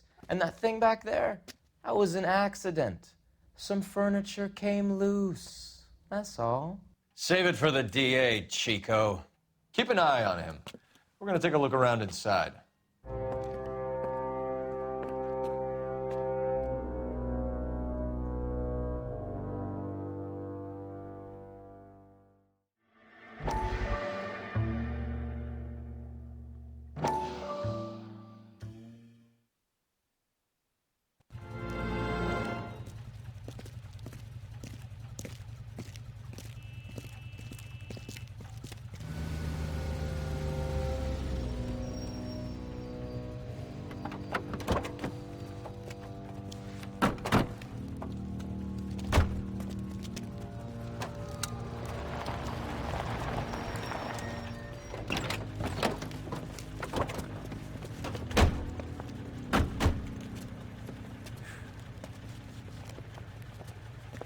Couldn't you think anywhere else to meet, kid? We like to choose our ground. What is that supposed to mean? Huh? It's something Wellington said at Waterloo. The guys who win normally choose where to fight. We gonna fight, kid? The two of you versus my boys here? I love the fight game. I went a few rounds myself. You and your friend, he looks tough, but I don't like your chances. Nah. We don't have to fight, Mr. Cohen. We have you an enfilade. What the fuck is that? Some kind of steak? It means my men are in cover, but that they can still shoot you. If those were my orders, you would all be dead now. Are you kidding me? This is a $200 coat. You got some balls. Kelso. I hope you didn't scratch the paint of my new Lincoln. Mm-mm. These guys are getting out of the dope business, Mr. Cohen. You'll have no more problems from them. The morphine is going to disappear back into the sea. Hang on. You're getting hasty. There's a lot of dough on offer here. Thanks for the offer, Mr. Cohen, but we are going to have to politely decline. After today, the morphine is no more. This isn't the way we normally do business. I'm aware of that, Mr. Cohen. Call me Mickey. Are you aware of the risk, huh? I'm giving it to you straight, Mr. Cohen. There will be no more morphine. We made a mistake and would like to back out gracefully. If you come after us, we will be forced to come after you. You've been polite up till now, so don't stop making threats. I don't make threats, Mr. Cohen. I'd like to thank you for your time. Is that guy your idea of muscle, kid? There's something you should know about Jack, Mr. Cohen. He killed 6 Japs hand-to-hand with just a bayonet and a K-bar knife. His outfit, the 6 Marines, killed over 100,000 Japs in 3 months in Okinawa, and he was in the thick of it. Those Japs are little guys, right? Yes, Mr. Cohen. About your size.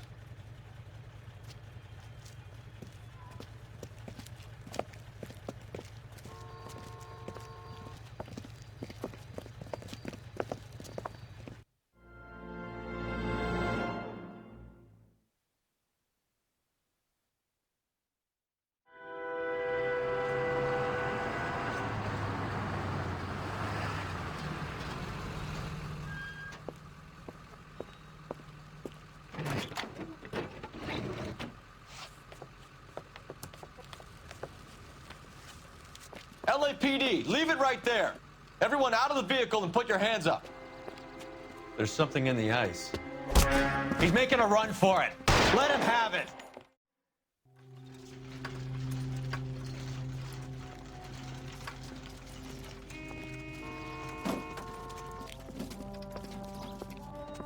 Take them all to Hollywood Station. Have the ME and tech services go over this place.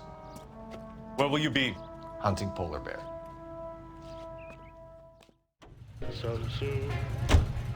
Is Audie serious? Is the LAPD turning a blind eye to narcotics? Keep your shirt on, Phelps. Drugs are prohibited. Doesn't mean people don't want to take them. Limiting supply doesn't mean that we have limited demand. I understand that. I know that the average Joe needs to unwind a little, let his hair down and get weed, but morphine?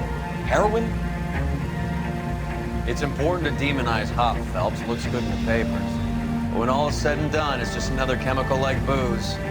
A lot of people in high places think we're doing the city a favor by keeping the dope rolling into Central Avenue. Donnelly certainly believes we need to keep them anesthetized. Better jobs and opportunities would go a lot further. Will you listen to yourself?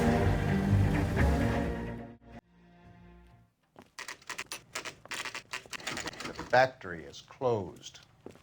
Has been for years. Not much call for ice anymore with all those newfangled refrigerators. Save it for someone who wants to hear it. How many janitors carry a gat? That's one way of announcing we're here. Give it up, Finkelstein. Your brother-in-law will get you a good lawyer. My brother-in-law hates my guts. Come and get me if you want some daylight through that suit of yours.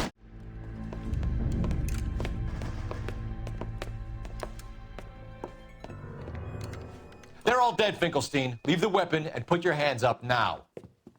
Put my hands up. Sure. Then what? Cop to peddling the dope? Cut a deal? Ship me off to the queue? Soon as I get locked up, some old friend puts an ice pick above my ear? No thanks. Only one other way out, shitheel.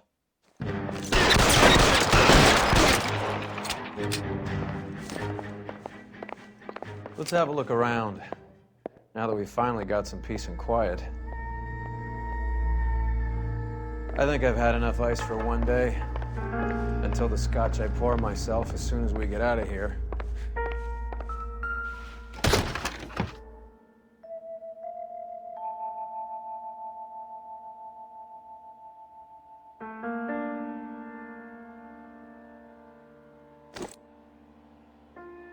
This stuff has got to be worth at least $100 grand. So Finkelstein robbed the ship? My guess is Lenny took it off their hands. This is big. This is gonna make the papers, Phelps. As senior investigator, I'll do the talking.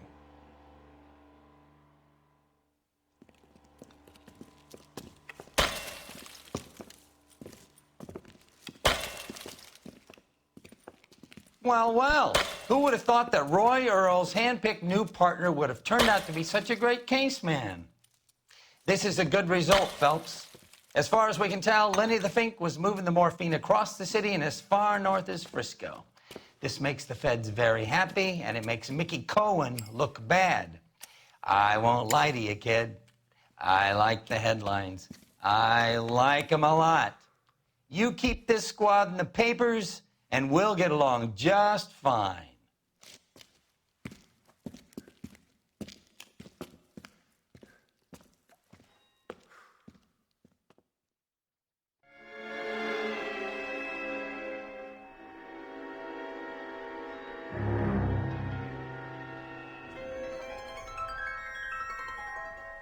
You know a Freddie Calhoun? Sure, I know Freddie needs money to get out of town. Says he's prepared to blow the whistle on a primo reefer distribution ring. Says he Has can... he said how much it's gonna cost? $50. And the department will front me the 50? You can put in an expense claim. He's over at Mike Lyman's on Hollywood Boulevard. See what you can find out.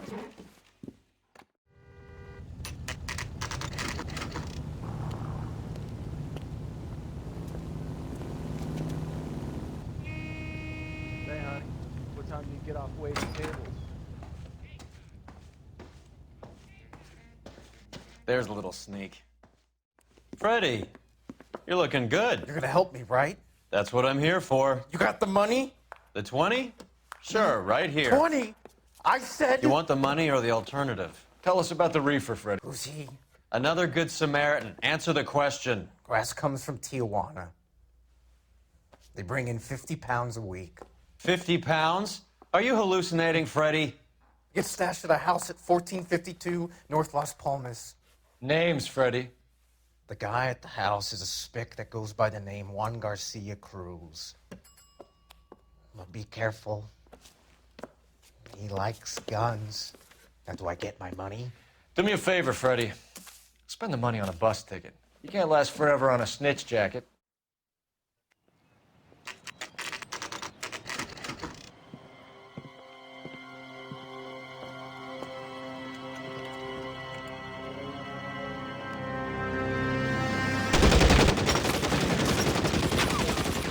Call for help. I'll try and find a way in.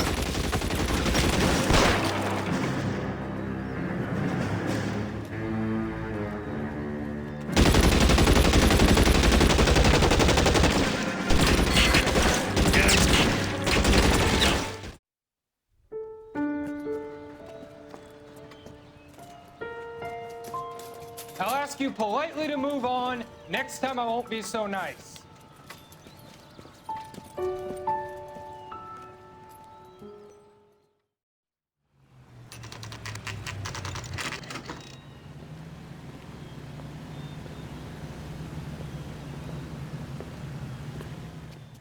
LAPD. Who owns this factory, ma'am? Mr. Parnell. Howard Parnell. I'll let him know you're here.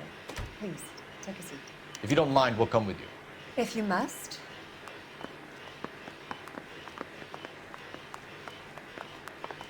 You just wanted to follow her, didn't you? You sly dog. I must apologize for my partner's roving eye. He hates saying goodbye, but he loves watching them leave. Give it a rest, Roy. If you could show these men in to see Mr. Parnell, Doris. They're from the LAPD. Follow me, gentlemen. What is going on? We're a family company using family recipes. We don't know anything about dope rings. I need you to stop this from ruining the company's reputation.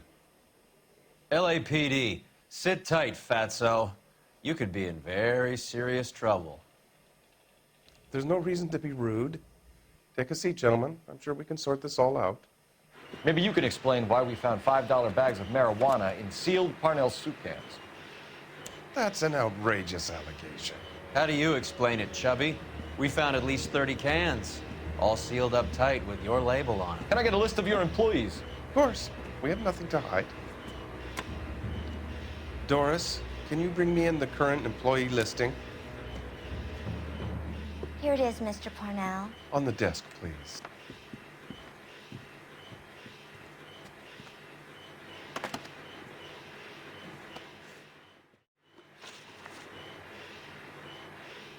The factory sealed cans we found suggest a very professional operation, Mr. Parnell. We're looking for an inside man. I know nothing about this. I want this stopped as much as you do. Tell me what I want to know, Parnell, or I will have half the LAPD down here tearing this place apart. You're hiding something. Am I right in thinking you would not want to pursue misdemeanors outside your drug case? Depending on what you call a misdemeanor, we might be prepared to turn a blind eye. The truth is, I employ a lot of illegals. No one wants to do menial work anymore. Most of my factory staff are wetbacks. The local blacks and Chicanos all want jobs in the aircraft factories. Presumably because the pay is a lot better.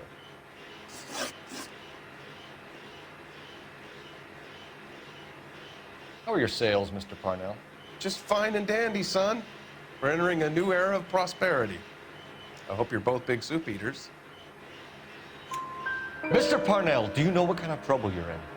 Come clean with us. Okay, so things are a little flat. We're deciding whether to lower production. It's taken a while to adjust to not having any military contracts. You know, we sold Uncle Sam 5 million cans of minestrone. Ever heard of Juan Garcia Cruz? Not that I know of. He has a brother employed here. You know him? We employ large numbers of Mexicans. I'm not familiar with them all. That's funny, Parnell. He has the same address as his brother Juan, who we shot dead less than an hour ago. You better give me something. Look, I'm not involved in this. I'm getting enough grief from Washington. There's an investigation going on into profiteering. Like a guy shouldn't be able to turn a buck while the war is on. I'm sure thousands of dead Marines sleep soundly knowing that you did okay. Tell us about Jorge Garcia Cruz. Jorge? I had no idea of his last name. His team does daily maintenance on the conveyor belts and cookers. So he's here now? No, maintenance is at night. Night shift finishes around midnight. He would usually come in around 9 p.m. and have everything ready for the morning shift at 6. We'd like to take a look around the factory floor, Mr. Parnell. I hope we won't have to shut down the line. No, nothing like that. Thank you. I'm grateful for that. I'll show you around myself. Can I have a look at that coin? Sure, why not? Silver dollar, right? Yeah, that's right. The markings on it say it's been taken out of circulation. Maybe. I'm not trying to buy anything with it. I like it. Brings me luck.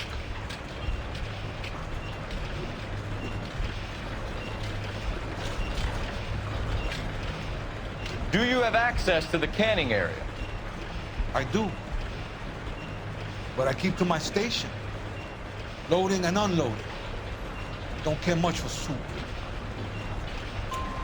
Sergio, if you don't give me something, I'm gonna go to Immigration Services and have you deported. I get a shipment once every 2 weeks.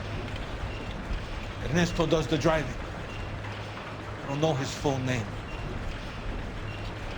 Gets delivered here at night, or he gets it canned up. From here it gets sent all over the country. What do you know about the 20th century market? Nada. I get the orders from upstairs. I send the goods where I'm told. And you don't know Juan Garcia Cruz? No, not me. You're a liar, Sergio. You're in it, and I'm gonna break you for it. You're loco, Placa. I got nothing to do with Juan Garcia.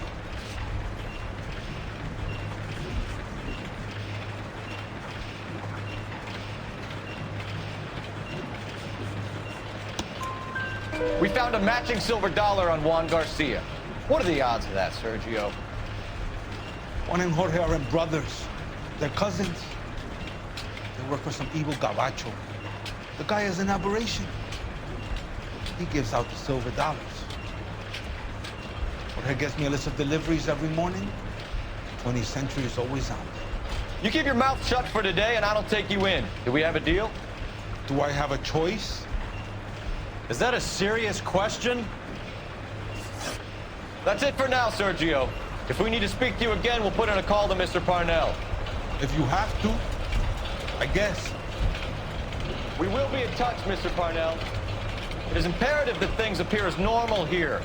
Keep an eye on Sergio in case he gets tempted to blow the whistle. Thanks. I'll do that.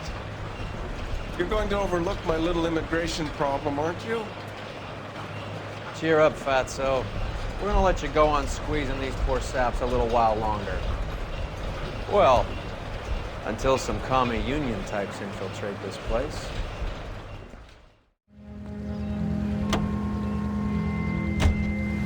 How many years have you been in Vice, Roy? More years than I want to own up to, Phelps. You have any idea who Rojas was talking about? The gringo who runs the operation? Could be anybody. You don't expect those morons to be running the show, do you? If you asked Rojas how much a silver dollar was worth, he'd probably say 50 cents.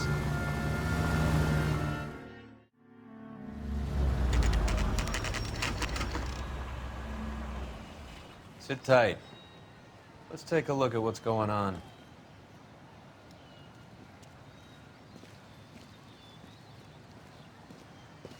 Either these customers are serious soup lovers, or I think we found our middleman. Car 11 King to KGPL. Car 11 King, go ahead. I'm requesting assistance in a B-Wagon at 20th Century Markets, 1558 North Highland. Numerous narcotic suspects. Code 2 only, no sirens. 11K, roger. Okay. Cavalry should be here any minute.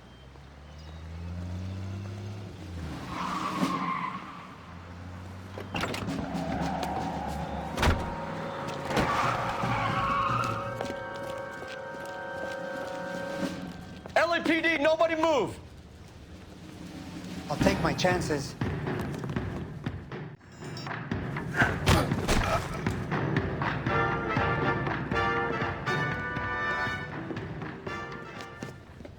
Whatever you're carrying, hand it over.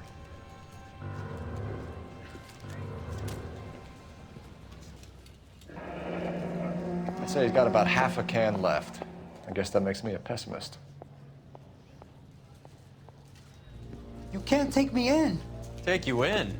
Be glad he didn't shoot you. I wouldn't have chased you. If it was up to me, you'd be talking out of a hole in the back of your head. I want information. Senor, I would like to help you, but I got a family in Mexico I have to provide for. And my compadres are very unreasonable. Your compadres? Turn out your pockets. I need Ray to run down these silver dollars. I need to make a deal. I need guarantees. You have identification?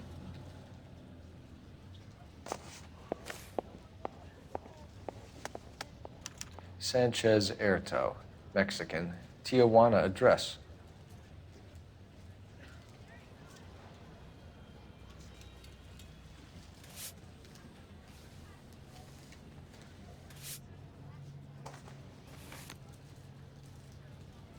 Here's the deal, Airto. You give me information, and I won't give you to immigration. Give me EJ, the driver bringing in the shipments, or I'll make you for it. I run the shop. That's all I do.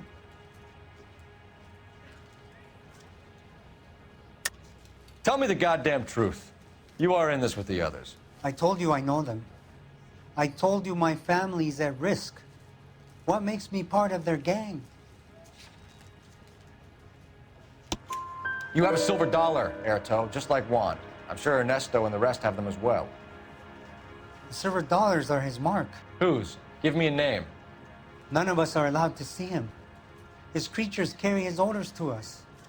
If I gave you his name, I would be buried alongside my wife and children.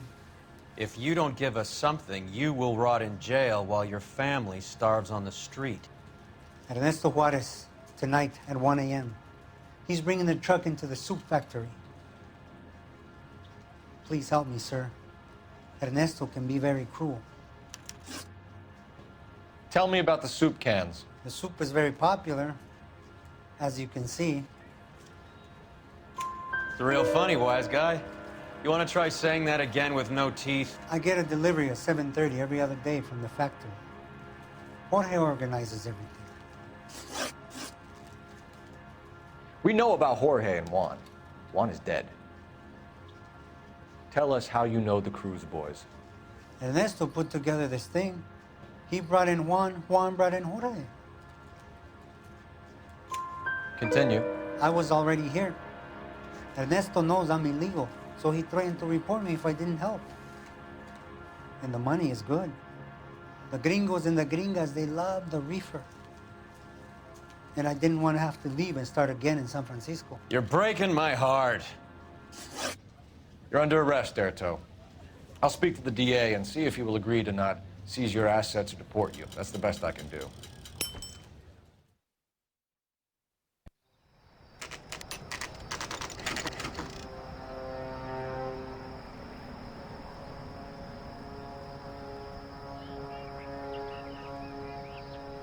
Freddie said they were moving 50 pounds a week. That's a lot of soup cans. I think this is an interstate operation. Moving dope around the country to selected grasshoppers. Local weed gets distributed in the usual way, through Pachuco street punks. Someone must know something about this drug baron character. Here they come.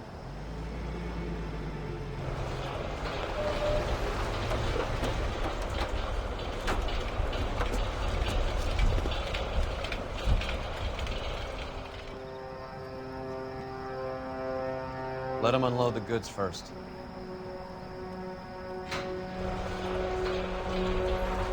Now? Let's get them.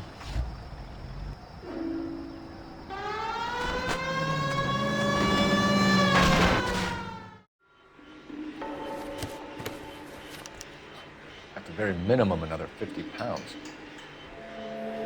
Detectives, I think we got the guy. Does the name Cruz mean something to you? It certainly does.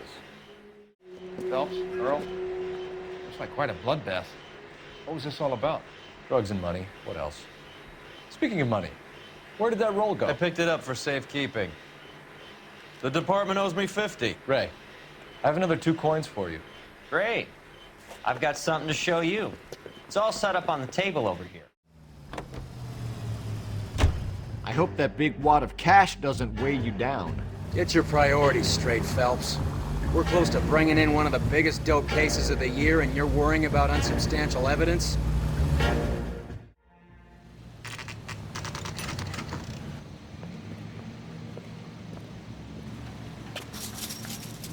Locked. We need another way in. LAPD, hands up! Victor Sanders. You know this guy? I should have known. Of course I know Roy. Roy and I have had an arrangement for many years. You're under arrest. Am I? We have a mountain of prima facie evidence, as well as the testimony. You'd be surprised how things have a habit of sorting themselves out. Evidence disappearing. Witnesses that can't be found. Policemen that forget.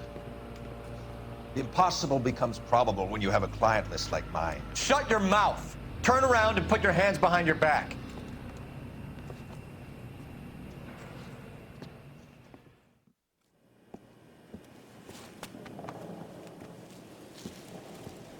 Working vice can be a thankless task, Phelps.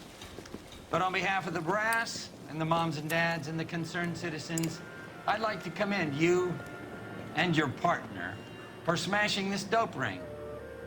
Reefer is almost as big a threat to the children of this city as communism.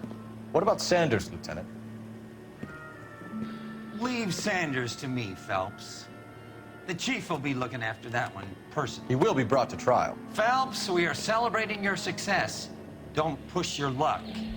Sanders is no longer your problem.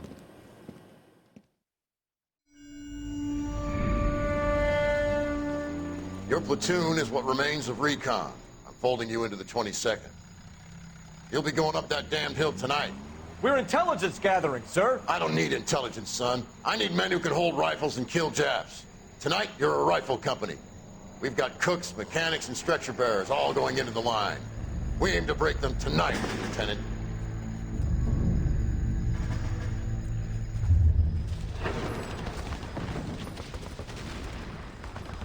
Good to see you, Hank. You too, Cole. How's your war? Not quite what I expected. As long as I live, I will never get over that sound. Hey, who's that medic? He'll be killed going out there. It's Sheldon, the guy from the Osakawa Bridge. That guy's got no fear.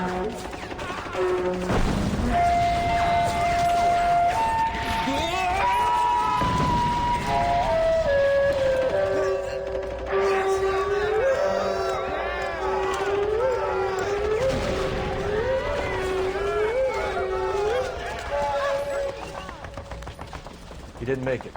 I didn't go out there to save him. What are you saying, man? I went out there to put him out of his misery, to ease his pain. Do you have a problem with that? Murder, Corman. That's war, Lieutenant. Smell the stench. Feel the whore's breath on your neck. You need help, man. Call for me tonight, Lieutenant. When you're up on that hill. I've been up there 3 times already. The circles of hell have nothing on Sugar Loaf Hill. Get this madman out of my sight!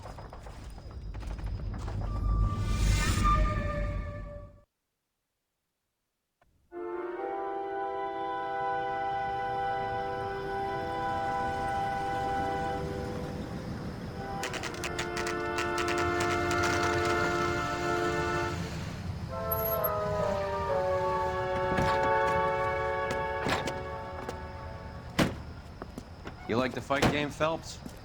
I did a little boxing in the Marines. I found it a pretty humbling experience.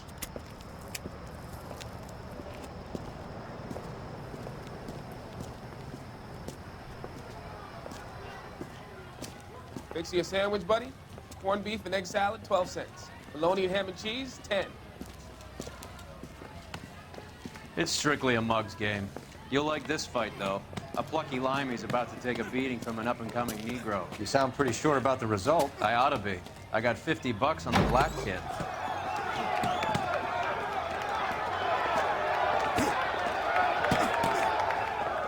Let's get a ringside seat.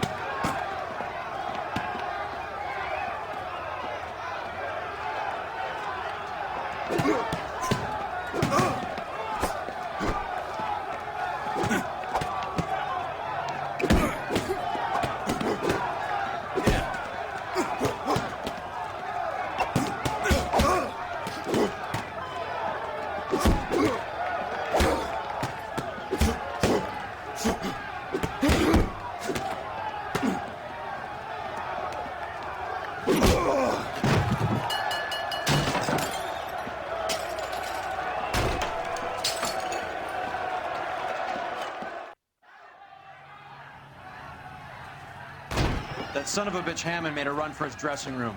Let's find out what's going on. God damn you, Albert, you get out here right now! What's going on? That son of a bitch Hammond has jammed the door. And who are you? Carlo Arcaro, I'm his manager. I'm his trainer. Interesting attitude to have towards a victorious athlete. Victorious? We had an arrangement. We had a goddamn arrangement! That limey bastard was paid to take a nap. He reneged. And you were out of pocket? Damn right. Me and a couple hundred other people. Stand aside.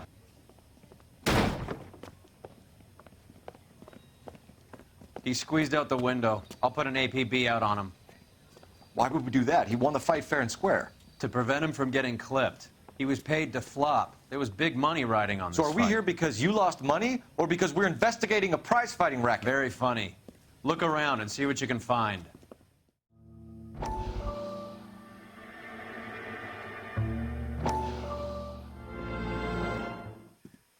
You look troubled. I'm in a jam, Doctor. Can I help, Courtney? Is it money? No, Doctor. That's okay. Do I have your professional confidence? Whatever you say, we'll never leave this room.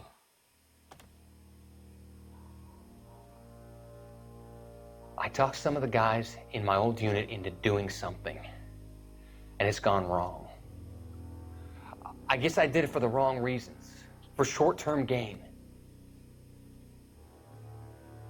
We came home from China on the Cool Ridge. The morphine robbery. That was us.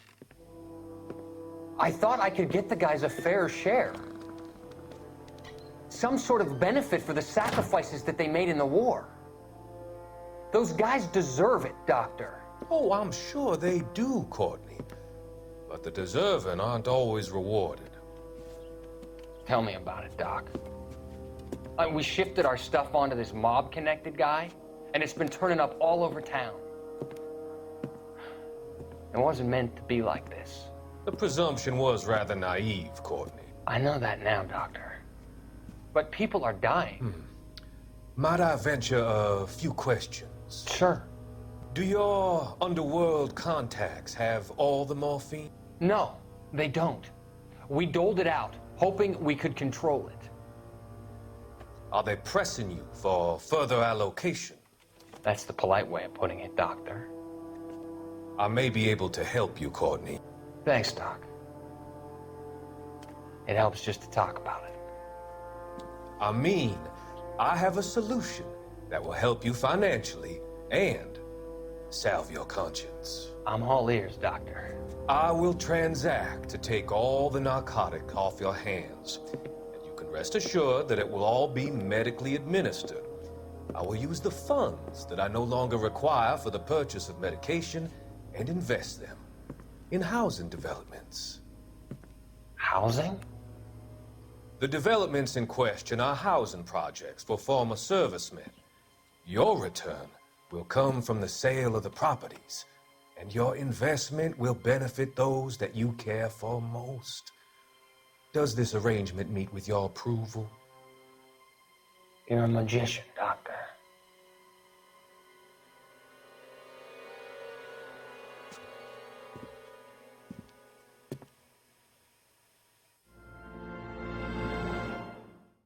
You better find that cocksucker and you bring him to me. I feel bad too, Mickey.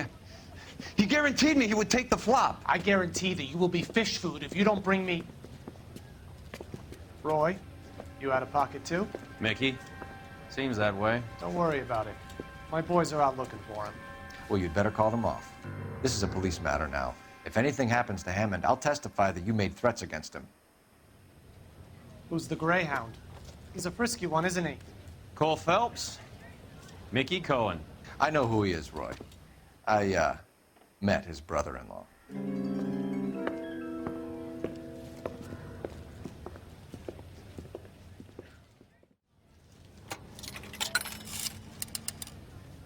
Operator, give me dispatch.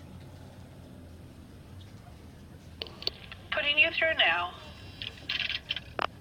Cole Phelps, badge 1247. How could I help, Detective? I need an address for the following phone number. AL345. The address for the phone number is the Hotel El Mar, 6294 Leland Way, Hollywood. Thanks for your help.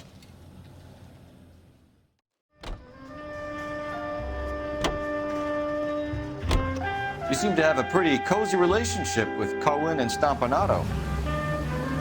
Do I note a hint of reprimand in your tone, Detective? Talking to gangsters comes with the turf.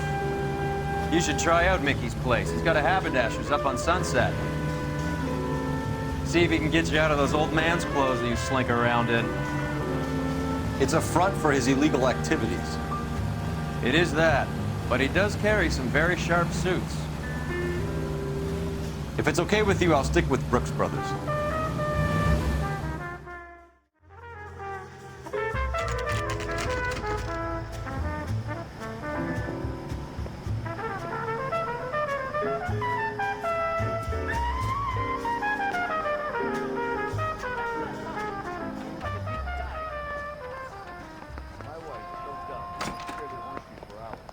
Yeah, what do you want? LAPD.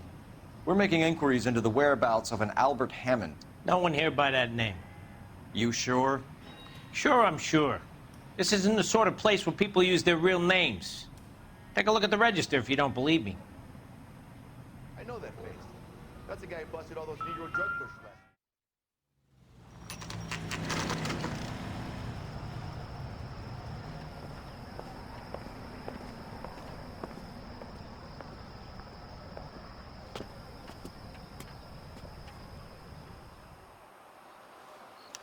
We need to know which room is Candy's. Can I help you? LAPD, ma'am. We're looking for Candy Edwards. Apartment 7. You take the outside stairs by the parking lot and turn left at the top. You friends of the Italian guy? Italian guy? Yeah. Sleazy type? Gave his name as Carlo. I didn't like the look of him, but Candy has some funny friends. Thanks. This Candy broad must be as sweet as she sounds. All these gentlemen callers.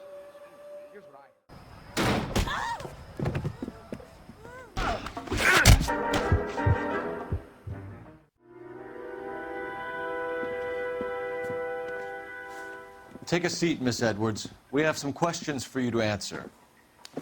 Look, I haven't done anything wrong. Ever? I find that pretty hard to believe. Can you answer some questions now, Miss Edwards? Sure, I've had worse. I'll shake it off. We're trying to track down Albert Hammond. We have reason to believe he might be in danger. Do you know where he is? No, I don't. I'm over Albert. I haven't seen him. You're lying, Candy. You were in his hotel room. He came back after the fight and you weren't there. What happened? You can't prove that I was in the room.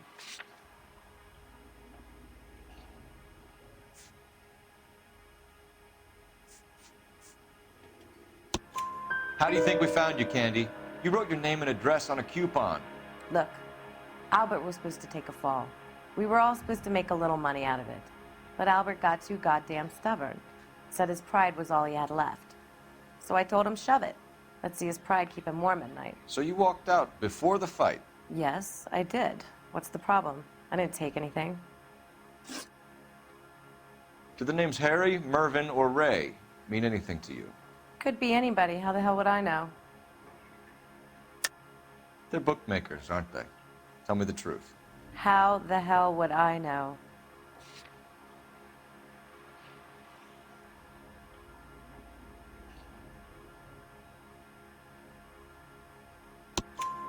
Albert wrote his winnings down on a notepad in the hotel room. We found the odds in his locker. Who has the betting slips? That son of a bitch, Albert. Everyone thought he was dumb, including me. But he beat them all. You're leaving town, Miss Edwards? Yes, I'm going straight home. Albert is going home by boat as soon as he collects his winnings. I know you're going to meet him. Albert is going to collect nothing. He'll be lucky if he can get out of town in one piece. How will you fare any better? They already believe you're in on it. Hell, I know you're in on it. You can think what you want, Buster. I'll take my chances. I got a few errands to run, and then I say adios to this dump. Do you want to press charges against Arcaro? Just get him out of here. That's all I want. Get out, Carlo, you hump. And get rid of that pig sticker.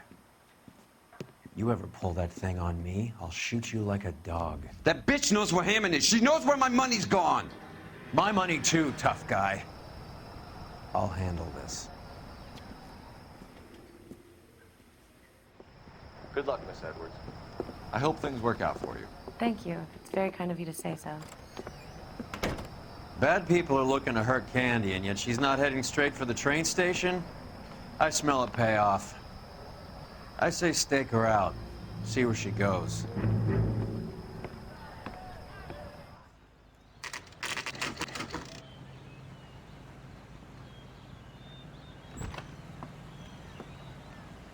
Tail this broad. Don't let her get away, but don't get spotted. I'll bring up the car behind you.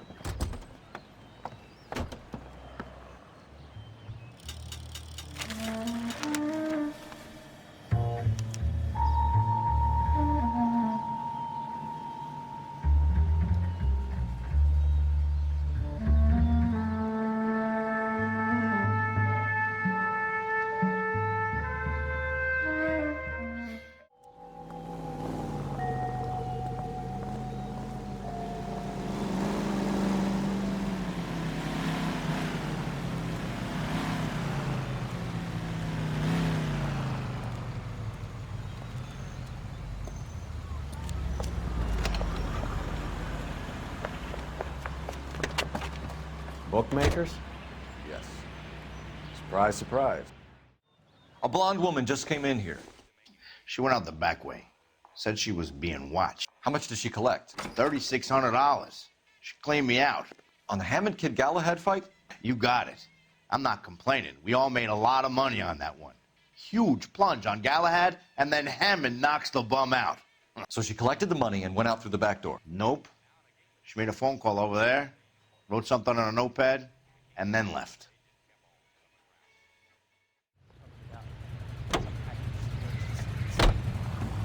Hammond backed himself to win. And Candy is picking up the winnings. Smart play. Question is Candy collecting on Albert's behalf, or is she cheating him too?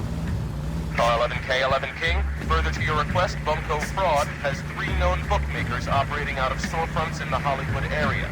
Thrifty Liquor, 6106 Santa Monica, the Examiner Drugstore, and a Max Spirits at 1658 North Cherokee. KGPL cleared.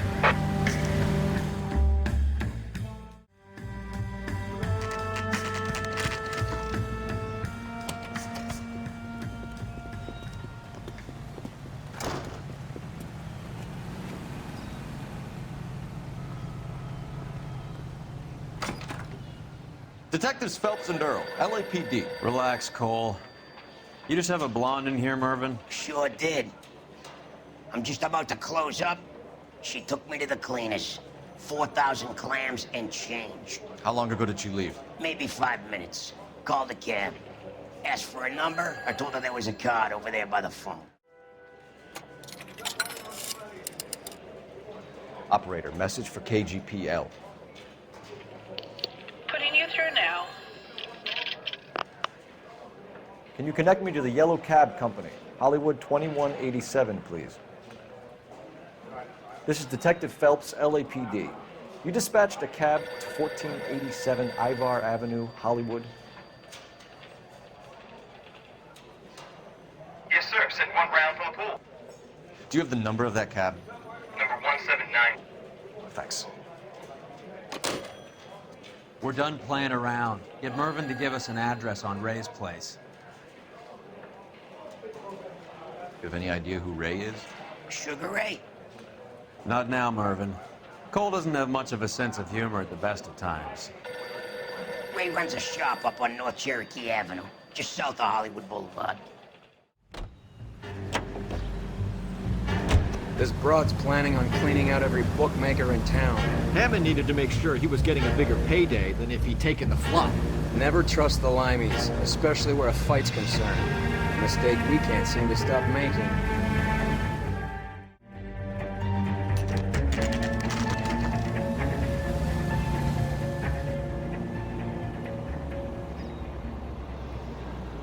That's the cab waiting up ahead.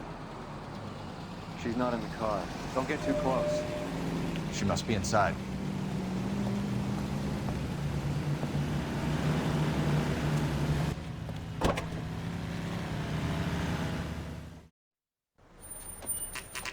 Pull over. She's heading inside.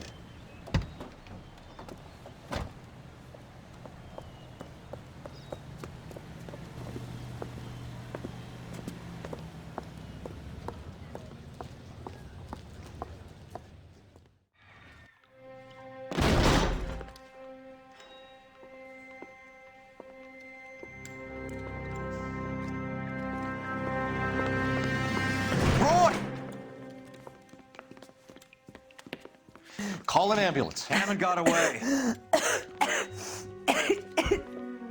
He said... Just try and sit still, Candy. Make Who me- shot you? Was it Albert? Car.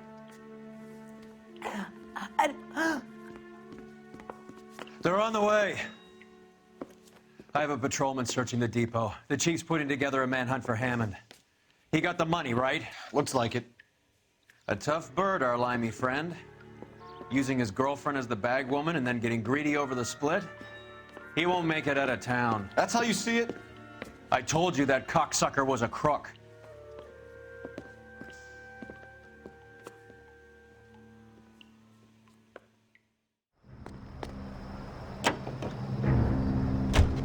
Poor girl. She didn't deserve that. Poor girl. Half the precinct aren't taking a vacation this year because of her. You need to leave town a lot quicker than that if you decide to screw over Mickey C.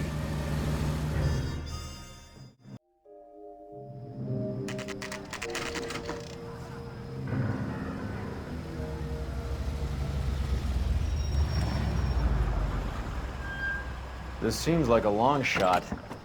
Aren't they all? Car 11K, Car 11 King, come in. Car 11 King. Message from the coroner.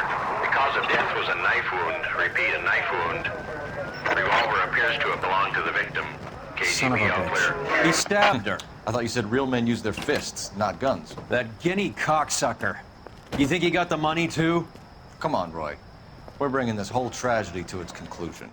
She stole those betting slips. She was running out on me. And you were gonna let her? No, I let her collect. I set her up, just like she set me up. Just like my manager set me up. Everyone wanted me to take the dive. Everyone wanted me to take the short money. It's for the best kid. You were washed up, kid! You couldn't climb, and you were too brave to sink. You were going nowhere!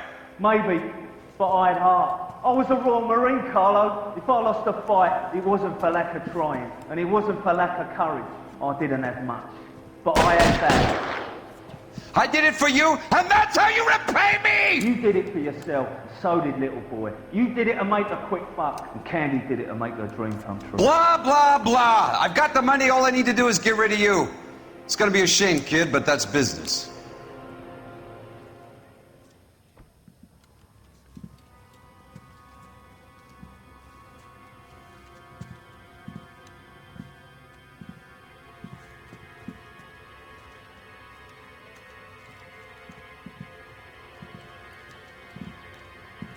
We've heard enough, Arcaro. Put down your weapon.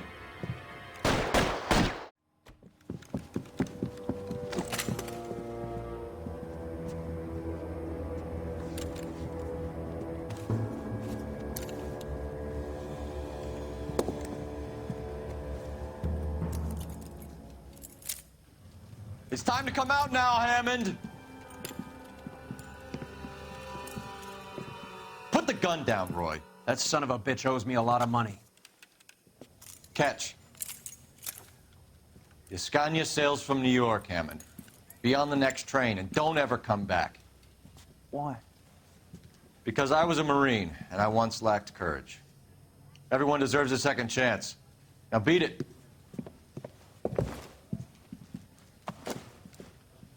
Fuck you! That English prick is getting away with my money, Phelps!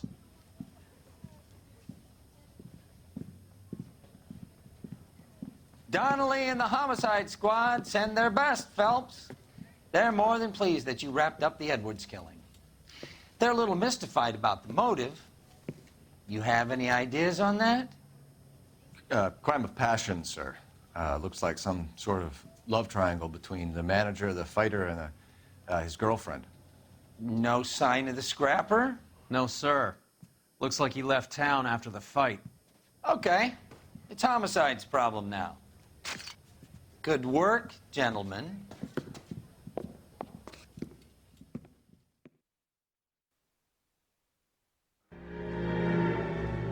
.187 at 5810 Murata Avenue. Homicide wants you over there. The coroner thinks the broad was whacked using the Army morphine. Don't say anything, Roy. Just get over there.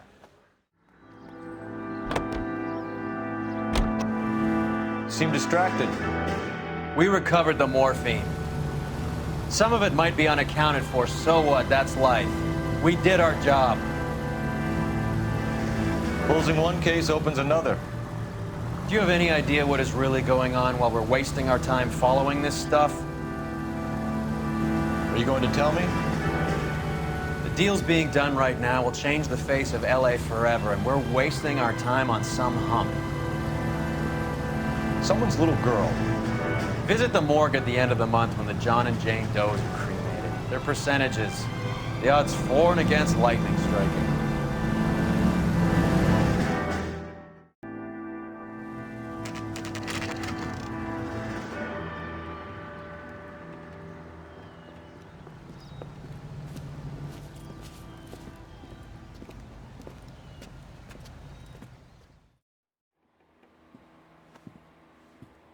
Bukowski, you made homicide. That I did. Good to see you, Phelps. You two want a hug? Or can we get on with it? Relax, Rusty. 26 years old, fashion model. Found in the tub by the cleaning lady, Mrs. Reynoldson. She called it in. We heard Carruthers thinks... Carruthers likes to make work for people. Overdose of sleeping pills. Falls asleep in the tub. Rest in peace. Case closed. Here, here. Mal is 100% that it's murder. Do you mind if I take a look around? Sure. Go right ahead. Mal, we've had a look around. Rusty thinks it's a waste of time. What's your theory? Come on, Mal. Tell us why we were dragged down here. If the victim was alive when she entered the tub, water would have entered her lungs. The water is violently churned in the windpipe as she drowns. The result is that a lot of foam is generated.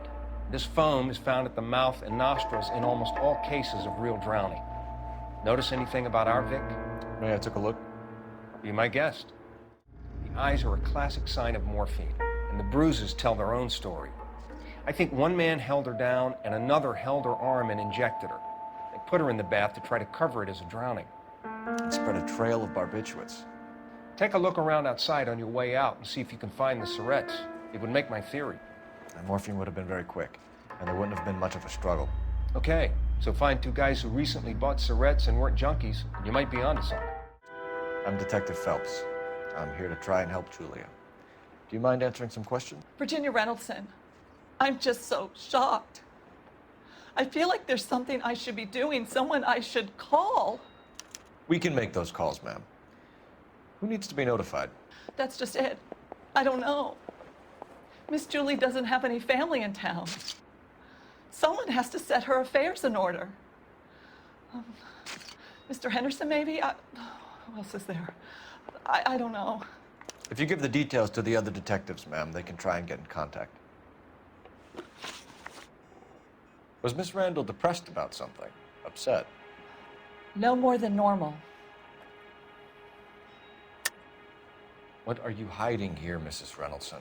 Julia was obviously disturbed about something. I have no idea what you're talking about.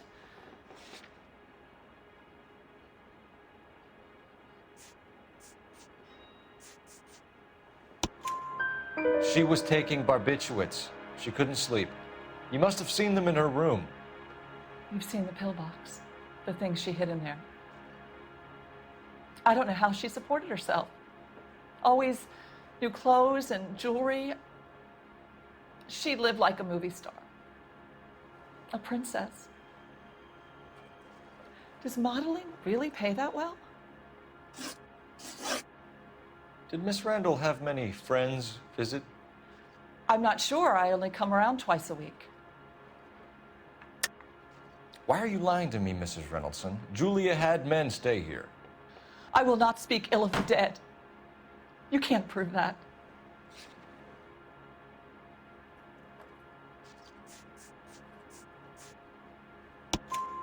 Who owns the smoking jacket? I wouldn't like to tell tales, you understand. That's Mr. Henderson's. An older man, very distinguished looking. He seemed very much in love with her. Where would we find him? I'm sorry, I don't know. He said he lives in San Francisco. What was it like working for Miss Randall? Perfectly fine, officer. Mrs. Reynoldson, it seems like there's something you want to tell me. She was very high-strung. Lovely one moment and screaming at you the next. She wanted it all, and she wanted it damn quick. Of course, being so beautiful, it seemed like she was going to get it. Not the way it's turned out, though, is it? Thanks, Mrs. Reynoldson. You've been very helpful. One of the other detectives will take your statement, and then you can go home. Stefan, Rusty, we'll take a look around outside and then follow up these leads. Can you get some guys to run down the jacket? Bukowski, Galloway, quite the little reunion in there. Almost brought a tear to my eye. They're good police. How would you know? You got promoted so fast you barely had time to learn their names. Let me fill you in. Bukowski's a pushover. Galloway's a drunk. You could learn a thing or two from both of them. Please. They couldn't work a vice case if their life depended on it. I don't see why they'd be any better or worse at it than me. I noticed you said better. Hubris disguised as humility. Kind of your trademark, don't you think? Why do you always twist everything? Galloway's got nothing to prove. He's been on homicide for years. And he's welcome to it. You're a terrier, Phelps, and that's what I need. Not some old bulldog who can't get up a flight of stairs without coughing up his lunch.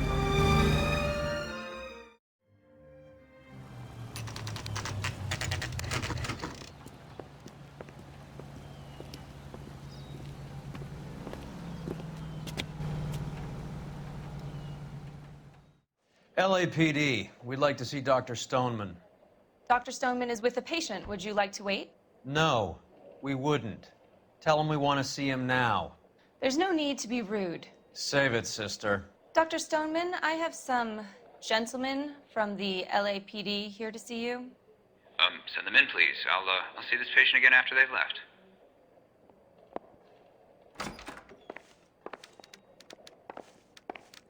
Your investigation is much more important than my sciatica. I'm just a... Dr. Stoneman, we are investigating the death of one of your patients, Julia Randall. I'm very sorry to hear that. Do you mind if we ask you some questions about Ms. Randall? Not if it doesn't compromise doctor-patient privilege, Detective. How well did you know Ms. Randall? Barely at all. She'd only been a patient 6 months or so. Julia Randall has been your patient for nearly a year. I'm sure you know that. Do you doubt my veracity, Detective? Do you have access to my patient records?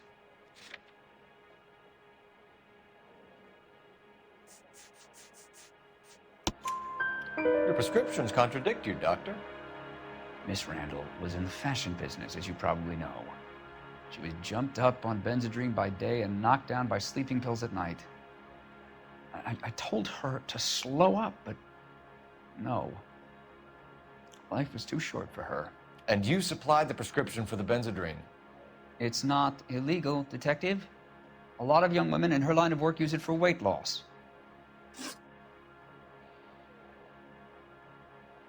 You wrote Julia Randall a prescription for Benzedrine. How can you account for that? Miss Randall was in the fashion business. She wanted to control her weight. Benzedrine is addictive, as I'm sure you know, Doctor. As I warned her, but she was determined. She said she needed it to control her appetite. Sounds like you knew her pretty well. I knew the line of work she was involved in. That'll be all for now, Dr. Stoneman. We'll be in touch. Have you noticed how Croakers only pull out the physician-patient privilege card when they got something to hide? There are certain things people have a right to keep private. Until it gets in the way of police work. And it's only private when it suits them. A couple of drinks and every doctor I've met will spill your darkest secrets in a heartbeat.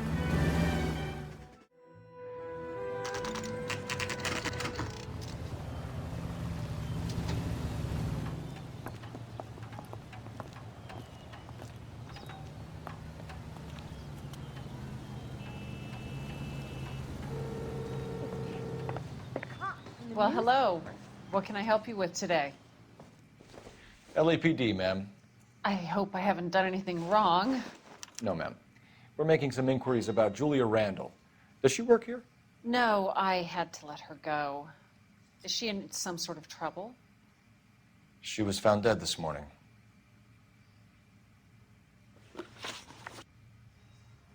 How long had Julia worked as a model? Well, she worked in New York before coming here. She was a very beautiful girl. Could you tell us why you let Miss Randall go? Husbands sometimes come in here with their wives. When Julia Randall modeled, the husbands were often more interested in her than they were their wives' dresses. The wives weren't happy, and neither was I.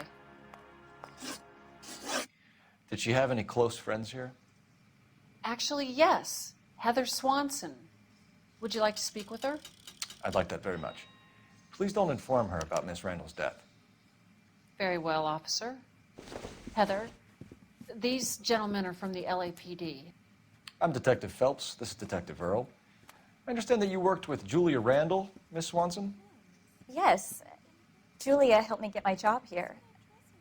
She's not in any kind of trouble, is she? She's a hellraiser, isn't she? Lives a fast life. Oh, no.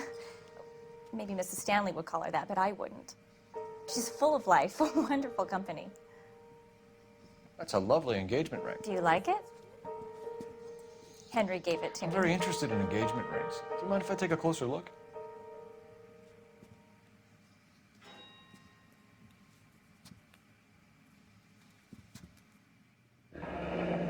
That's some pearl, Miss Swanson.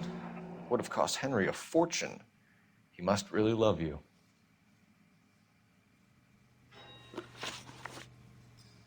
How did you meet Julia? I was introduced through my fiancé, Henry Arnett. Henry is your beau. Tell us about it. Yes, he is. Henry has a fashion business. He and Julia have been friends for years. Are Miss Randall and Mr. Henderson engaged? Who's he? She was wearing a sapphire engagement ring. Someone must have given it to her. She never mentioned a man named Henderson to me. That's all for now, Miss Swanson. Could you ask your fiancé to visit Hollywood Police Station? It would be very helpful to our inquiry. Now, wait a moment. I don't think I'll pass on that message until you tell me why you're asking all these questions. Julia Randall was found dead this morning. What? Oh, no. Oh, I can't believe it. She was so full of life.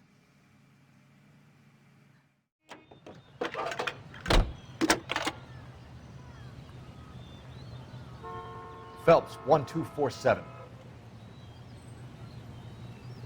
How can I help, Detective? Any messages?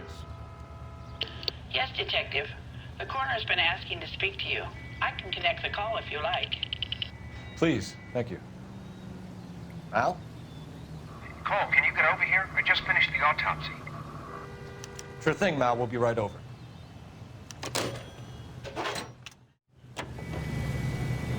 Nice move not telling old Sweet Lips in there about her friend taking the big jump till we were half out the door.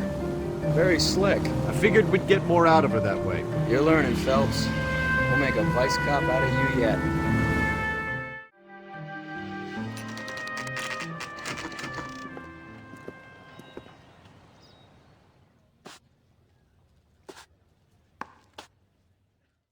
You're the only person enjoying this, Mal. Get on with it. The bruising confirms 2 sets of hands, so we have 2 killers.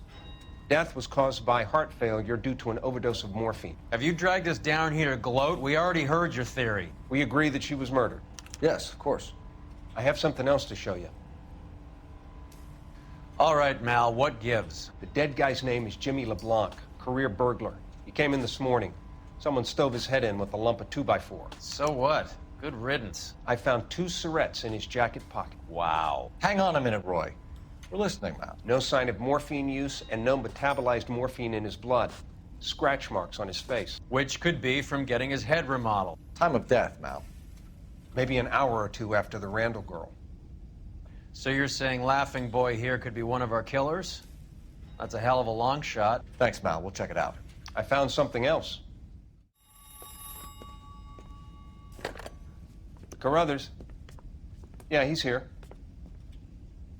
I'll send him over. They have a guy called Henry Arnett in interview 2 for you next door. Let me know how you get on. Sure, Mal. And thanks for the lead. Sure, Mel. Thanks for the lead.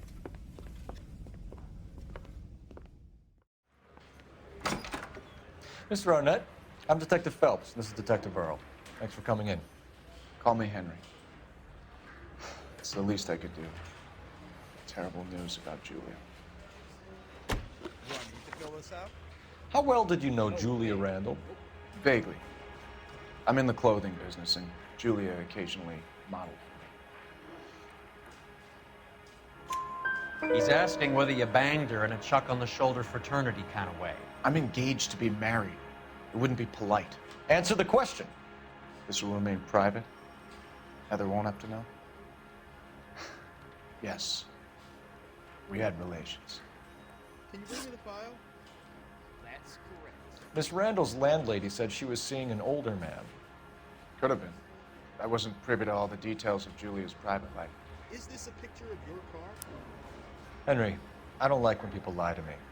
She was seeing a man named Henderson. You know who I'm talking about. Easy on, Detective. I may have heard of Henderson, but I don't know his full name. I think he's from New York or someplace back east. Can you give me a copy? I ain't talking to you. You know anything about this mess? Yes. That's funny. Julia told her cleaning lady that he lived in San Francisco. Okay, you got me. I don't know where he's from. Julia wanted money. She always wanted money. She thought she could get something from this guy. She was wearing a distinctive engagement ring. You think she might have convinced him to buy it for her? Maybe he did, yeah. Maybe he and Julia were getting serious. Typist? Ever heard of a Jimmy LeBlanc? Yes. No. Should I have? Is he an entertainer or something? How long is this gonna take? So you wouldn't have any reason to believe that LeBlanc would be involved in Julia Randall's murder? If this guy is a criminal, he might have been involved. But like I said, I've never heard of this LeBlanc character. Heather told us that you were in fashion. No way. That's right. Mouthpiece got stripped off me at the grand jury. He's been thrown out. Now the DA wants my head. Do I need to fill this out? Sure.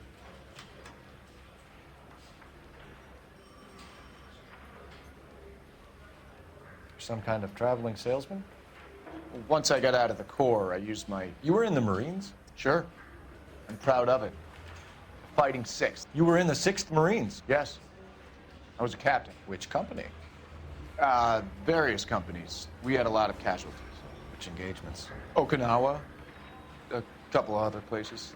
That will be all for now, Henry. You've been very helpful.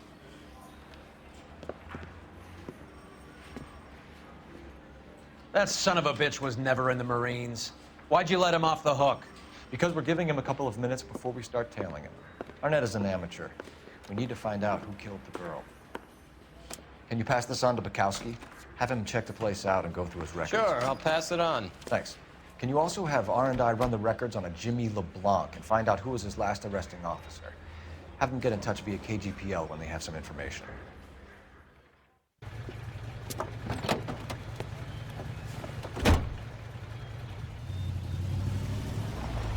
He's in that car at the lights.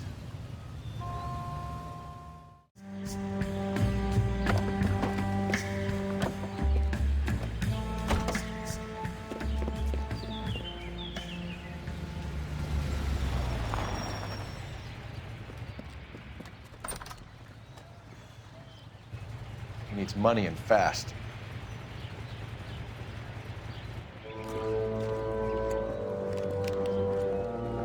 Get in there and find out what he pawned. I'll stick with him, see how he intends to spend the money.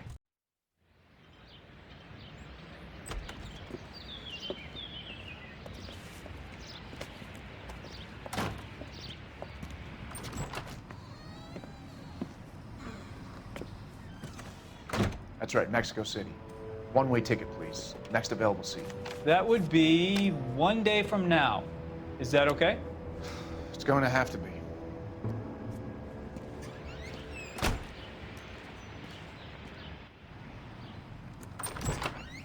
LAPD, the man who just came in here, he bought a ticket? Yes, sir. To Mexico City, tomorrow night. If you hear from him again, don't mention this conversation. What have you got? He bought a ticket from Mexico City.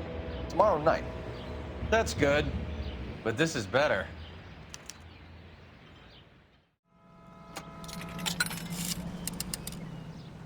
Operator, message for KGPL. Putting you through now. Cole Phelps, badge 1247. How could I help, Detective? Messages, please. Yes, Detective. Detectives Spakowski and Galloway request you return to the Hollywood station.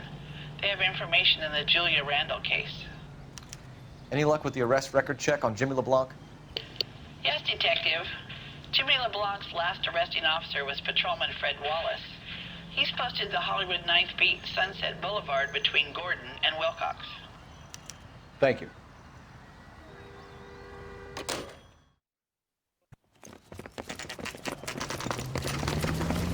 Come on, let's give him a hand.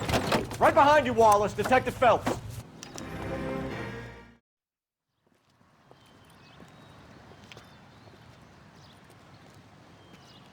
Thanks.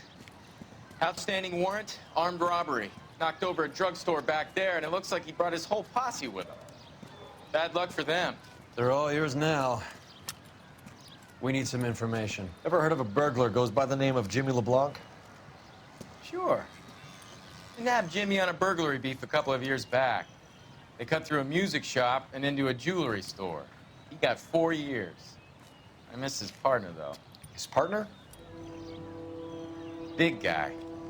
I had him cornered, and he picked up this huge display case and threw it out a plate glass window. Then he vaulted out of there like something out of Barnum and Bailey. Got away. I would have had him, except for LeBlanc yelling, "Run for it, Willie!" And you think he was an acrobat of some sort? More like a strongman, a wrestler, or a boxer, that kind of thing. Thanks. You've been a big help. You haven't done too badly yourself.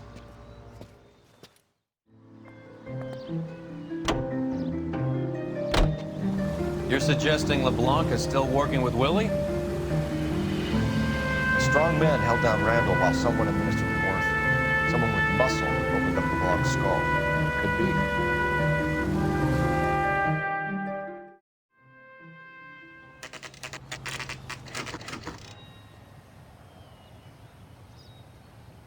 We caught up with Mal. He's given us the dope on LeBlanc.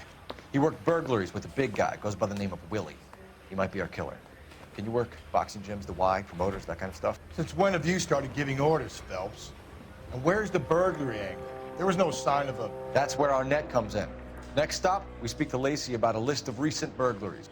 The guy's a bum. His office is a front, and he's behind on the rent and his phone bill. And he's skipping town tomorrow. Let's get him in and beat it out of him. Do you want to bring in the killer, Rusty? You could be too smart for your own good, Phelps. We've been talking about that, haven't we, boy? Stefan? Finbar? Sir, I need the contraband list. Items stolen over the last year. Hang on, I'll dig out a copy for you. Here you go. Thanks.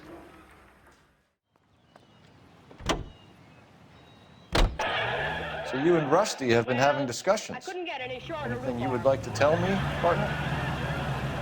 Phelps, don't be so touchy. Rusty had his best ever clearance rate working. Even if the cases he worked on can't be discussed. We were just comparing notes. You're a Booneroo case man, Phelps. One of the best I've ever seen. Thanks. You gotta learn to take a compliment, Phelps.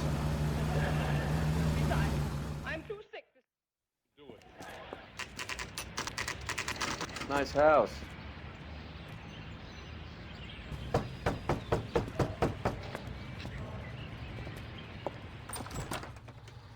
LAPD, ma'am. Is Mrs. Eavestrom in? She is. Would you follow me, sir?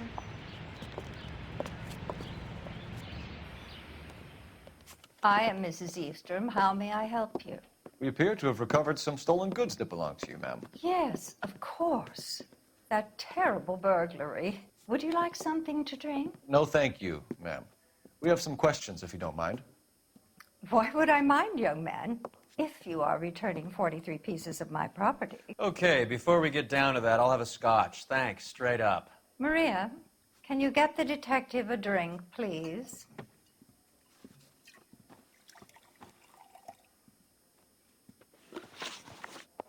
Can you describe to us what was stolen?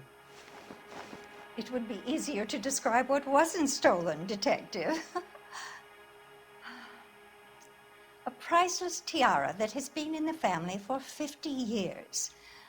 A Fabergé cigarette case that was worth $25,000. Why are you lying about the value of your jewelry, Mrs. Eastrom? Who do you think you are, making heinous accusations in my own home?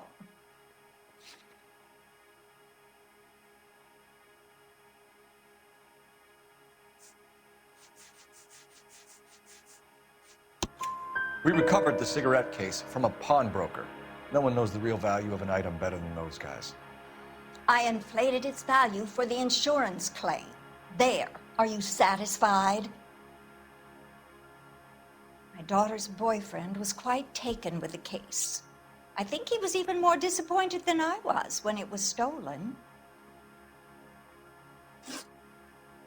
What can you tell us about the burglary? That terrible night, at least a year ago. But let's not go into that. Let's talk about what you've recovered. Were you in the house when the burglary took place? Good heavens, no.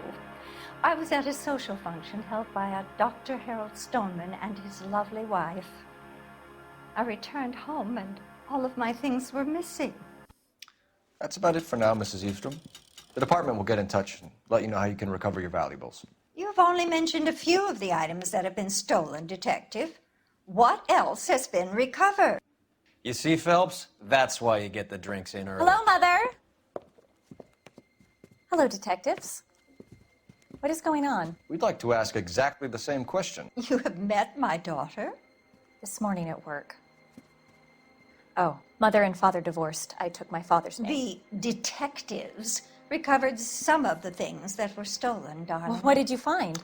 A sapphire ring on the corpse of Julia Randall. What are you talking about? Your engagement ring, Miss Swanson. Would you be surprised to know that it was part of the proceeds of a burglary? That's an outrageous allegation. Yes, it is. I suggest we go straight to Henry Arnett's place and sort this mess out.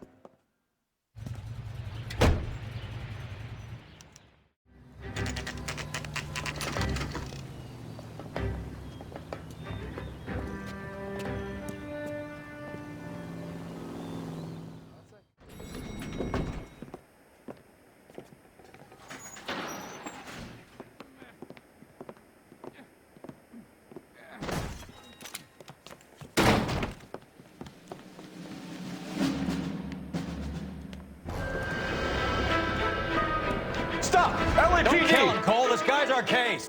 Go on, get after him. Hands in the air.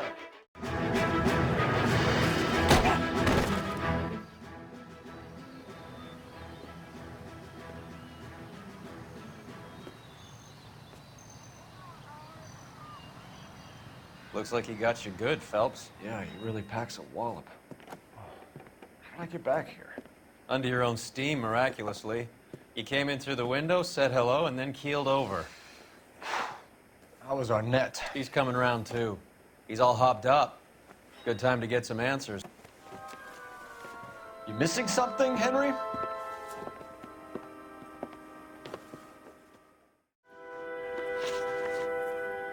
We know all about the jewelry ring.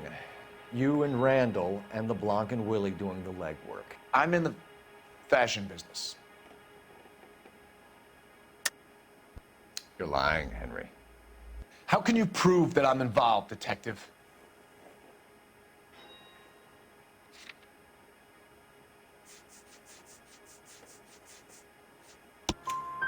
Because you pawned a Fabergé cigarette case today for $600. A case that is on a list of stolen items. It was Julia's idea. Get a list of society parties and find out where and when, and then have the guests burgled. Julia was desperate for money. No matter how much we made, she always wanted more. Why did Reed and LeBlanc kill Julia Randall? I wanted to stop, to get out of that life. I was going to marry Heather if she'd have me. Julia told the others that they were out, that she was going to create a new gang. You're lying, Arnett. I think you ordered them to kill her. It was made to look like suicide, and when the coroner saw through that, you knew it was time to run. I told you I was involved in the burglaries. I had nothing to do with Julia's death. Why would I need to run?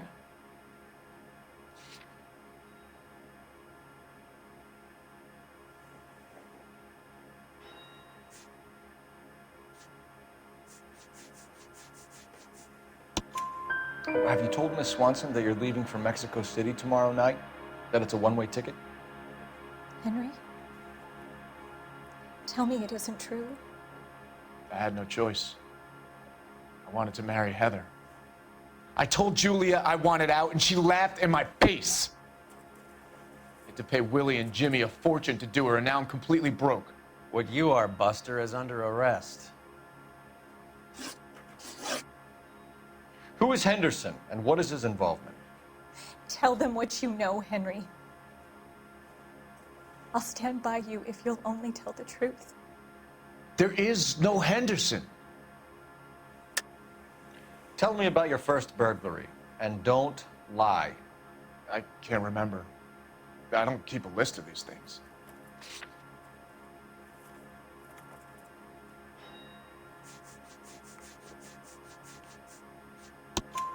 Your first burglary was a Dr. Harold Stoneman.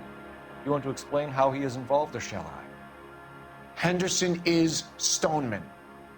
He was crazy about Julia. She could get him to do whatever she wished. He threw the parties, and we arranged the burglaries. Julia never let him touch her. She just kept him hanging on the promise. Drove the good doctor almost insane. Henry Arnett, you are under arrest for burglary and for the murder of Julia Randall. Henderson is Stoneman, all right? I'm not the guy you want. Go talk to the good doctor. Oh, we will, knucklehead. Meanwhile, we're fitting you for convict stripes.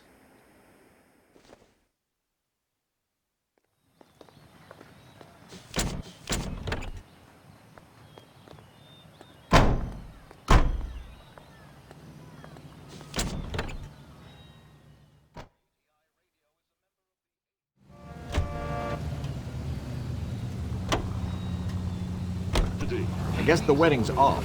He only robbed her mother and killed her best friend. Cut the guy some slack. So how does the doctor fit in? That's what we're about to find out. Maybe we should ask him to give you a quick once-over. That meathead gave you one hell of a pasting. I've had worse. You should have seen yourself staggering back in there like a drunken sailor. Next time you can take the runner, Roy. I didn't box in the Marines, though, did I? Should have never told you that.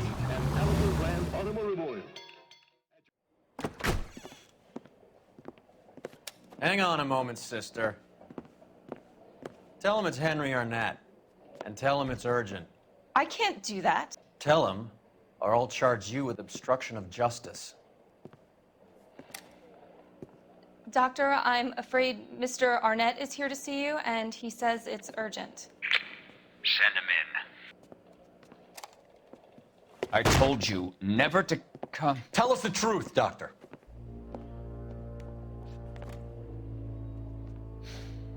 I'm so glad you came. Prison will be better than insanity, and I'm already half insane with grief. Do you know that I loved her? I ruined my life for her, and yet I still love her. Will you testify in court that Arnett and Randall did these robberies? They organized the robberies. Julie would get the names of the guests attending my wife's parties. Didn't matter how much money I showered upon her, it was never enough. She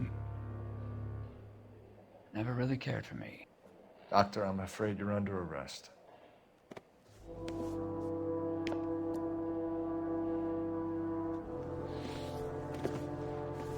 The practice. You'll call Dr. Gerard. No. Please don't cry. I want to see no one. Not my wife or my children, nor my friends. And I don't want a lawyer. Just lock me up and throw away the key. What have I done?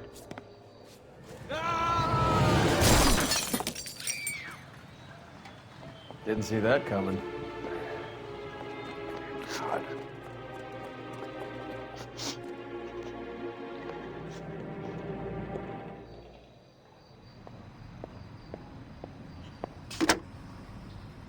Operator, give me dispatch. Putting you through now. I need an ambulance and the coroner immediately to the offices of Dr. Harold Stoneman, 1646 Ivor Street, Hollywood. En route, Detective. You have a message. Detective Bukowski says the suspect is named Wilson Willie the Wolf Reed, former wrestler. Last known address is an apartment building at the corner of Hollywood and Vine. Detective Bukowski says to meet them there. On our way.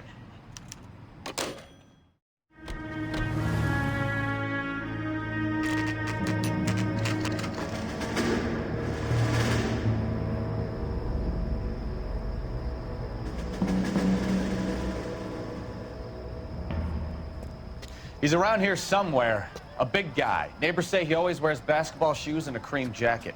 And get this, the kids around here say he plays the harmonica. Find a game well and have the commander set up a dragnet. We want the area closed off. We'll take this out of the street.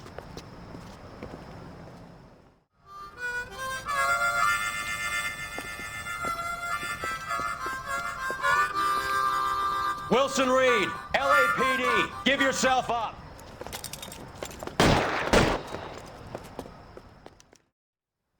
Son of a bitch really picked this spot for it up here, didn't he? Julia Randall's folks are flying in from New York tomorrow to claim the body. I saw her on the slab. So perfect. Looked like she was made of porcelain.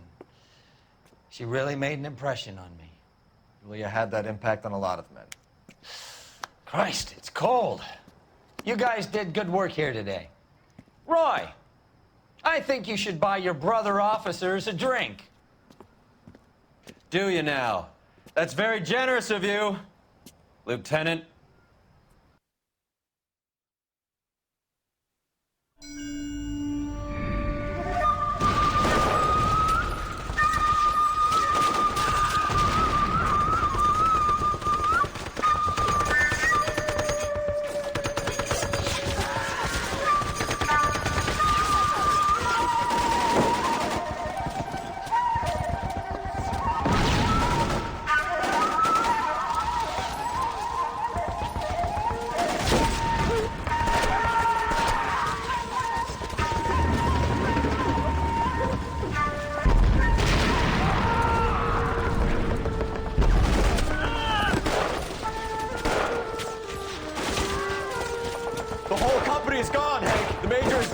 We're being overrun. We have to get off of this hill. That's one of our 50 cals still firing, Cole. The 22nd are still fighting.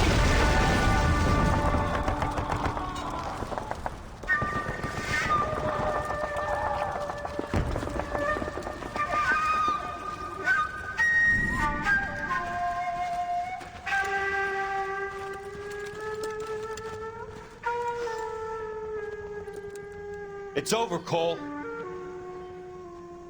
Looks like you're one of the lucky ones. Say goodbye to your friend Hank, Jack.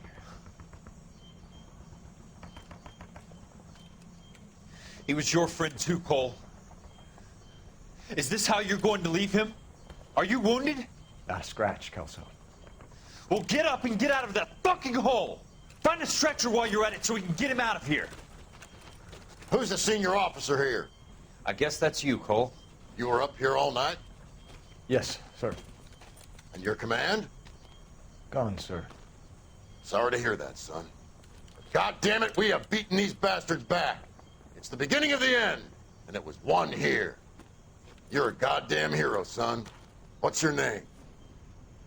Lieutenant Phelps, sir. I'm recommending you for the Silver Star and promoting you to First Lieutenant.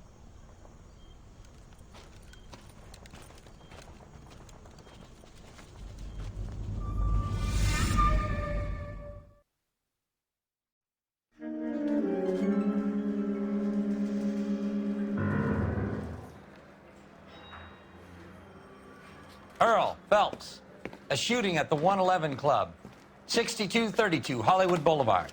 Sounds like a homicide beef. 2 of the dead guys caught in the crossfire were carrying Army surplus morphine. Get over there before homicide tramples all over the place. We already cleared that up. Judge in Pasadena took the big sleep yesterday. He had a personal stash of 20 cigarettes. Appears we didn't get all of it.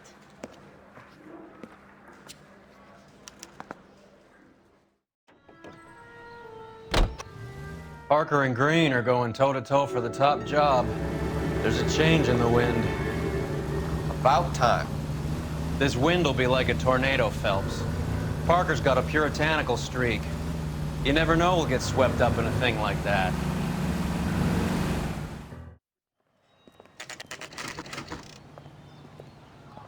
Homicide guys are already inside. Bukowski. Phelps, back again. We're here about the morphine. Over by the bandstand. You can see what's left of the owner, Eddie McGoldrick, 26, former Marine. I know Eddie McGoldrick. He was a non-com in my old unit.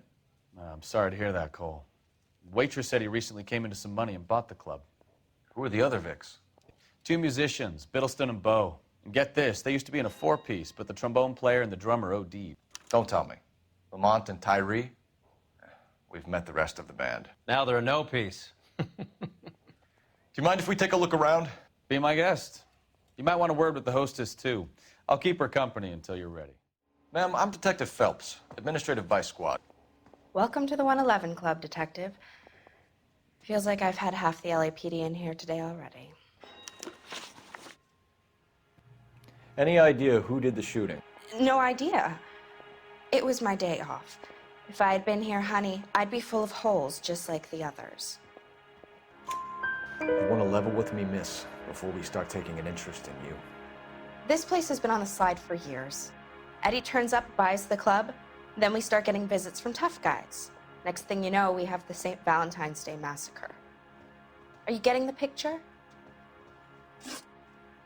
Tell us about Eddie. Eddie didn't know a thing about running a nightclub. He came into some money and waltzed in and bought the place. The previous owner thought all his Christmases had come at once.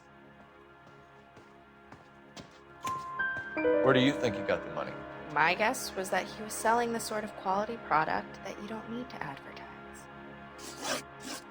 Thank you for your help, ma'am. Eddie was in over his head, but he was a decent boss.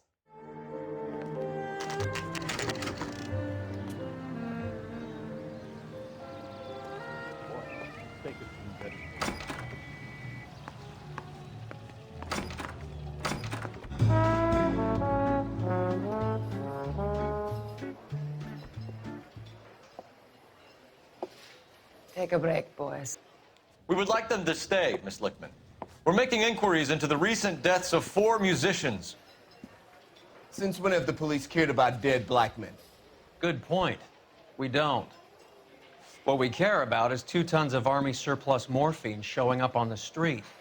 If you care about working in this town, you better give me something on Biddleston and Bowe, or their knucklehead buddies, Tyree and Lamont. And this is your idea of making inquiries, Untersturmführer?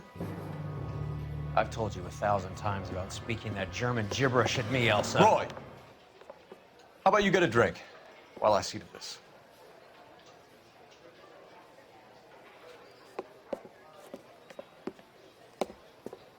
Will you sit down?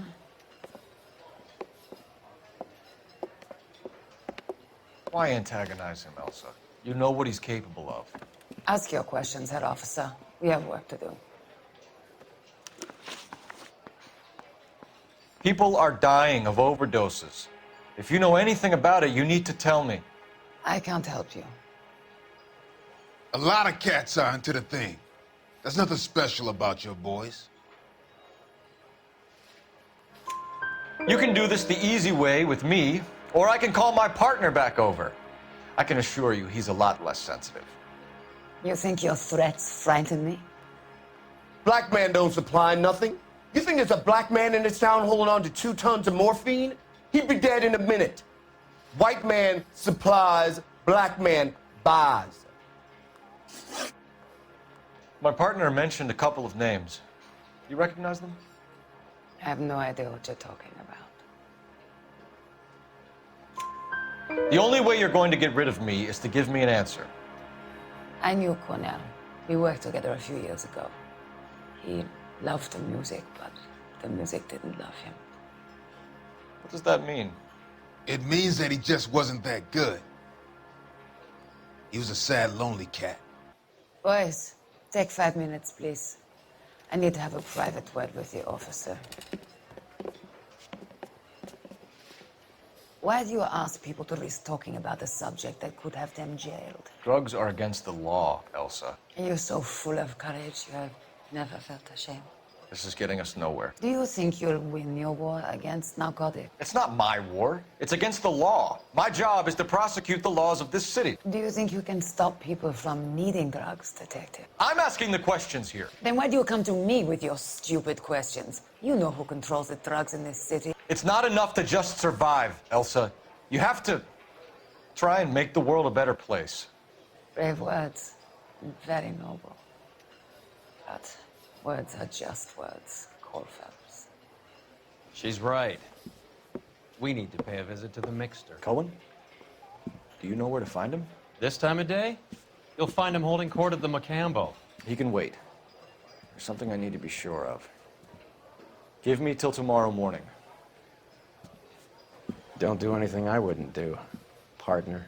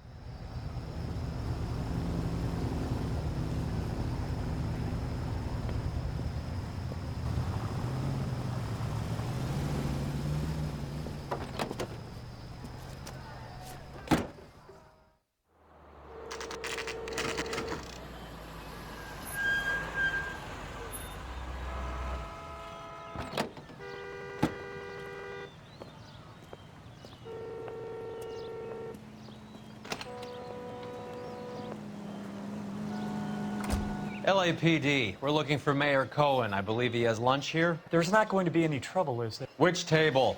Number 3, if you'll follow me. I just don't know how to dance the bebop. Would you recommend the special, miss? When the hell's the food gonna arrive already? Running. LAPD. We have some questions regarding... Hi, Mickey. How's it hanging? Fine. Just fine, Roy. I see you brought Iga Beaver along. Hope he's not going to put the shakes on me again. Cole Phelps, Mickey Cohen. Good afternoon. He has manners. Aren't you a little green for this kid? Meet Johnny Stompanato, Cole. He has the biggest schlong in Hollywood and the smallest gun. Or maybe that's the other way around. I can never quite remember. You're a funny guy, Roy. Haven't I always said what a funny guy Roy is? And how much fun it would be to get together with him sometime. Poor Johnny. He's the dark, sensitive type. He's a serviceman too, Cole. Johnny was at Okinawa. You were in the crotch? 6th Marines. The lieutenant who won the Silver Star up on Sugar Loaf. I've heard of you. Something like that. All right, have we finished flirting? You got something to discuss, Roy, or are you going to stand around beating the meat while my lunch gets cold? We have some questions. Do I need my lawyer? Your brother-in-law, Lenny Finkelstein, was selling stolen morphine. He had 1/3 of the shipment. Old news, kid. I don't know anything about what Lenny was up to. So I'm supposed to believe that you don't know what happened to the rest of the shipment? Lenny, God rest his soul, was a moron. He was family, though, and I haven't made a beef about that, so count yourself lucky, kid. The H is a filthy habit, and I don't condone it. The simple solution would be to have all the dope fiends put down. So you don't know where he got the morphine? Kid, ask a question you might get an answer to. We believe there's a link between a group of Marines and the morphine stolen from the SS Coolidge. One of those Marines was shot to death in a club last night. I wouldn't know anything about that. So you haven't heard anything about what happened at the 111 Club? What can I say, kid? I'm shocked that in the land of opportunity, Uncle Sam's finest feel the need to resort to crime. It's a dangerous business. I can attest to that. I'd recommend they get out of the life. Quickly. A few Negroes saying goodbye on the sidewalk will never make the papers, Mickey. But we had a judge in Pasadena say adios the other day. Prominent white people popping their clogs makes everyone nervous. You know dope has never been my thing, Roy. It's always been for schmendricks like Jack D. and Jimmy Utley. But I'll ask around and I'll get back to you. Hey, you boys want some lunch? How about a drink? We'll take a rain check on that. Come on, Cole, we're leaving. We have to cut that dope. It looks bad with people dying. We have to get the rest of it. There's no way of watering down the stuff in those little packages. You have to put the squeeze on those guys and get the rest of it. They don't seem the type to frighten that easy. We'll see. What's going on? That fucking rat Stoker has gone public about Brenda. Who is Brenda? Brenda is LA's most famous madam. Everyone knows it? Of course everyone knows. Brenda pays her way. Are we cops or a collection agency? Whores have been around since the Bible. Our job is to keep it off the street so Joe Citizen and his wife can stroll around unmolested. Then we should change the law. Are you out of your mind? Every politician in America is against prostitution, except when they're using them. So where does Stoker come in? He objects to the LAPD and the administration taking its cut. Is everyone in on this? Yeah, and that's the problem. From a little acorn does a large tree grow. He could bring the whole thing crashing down on us.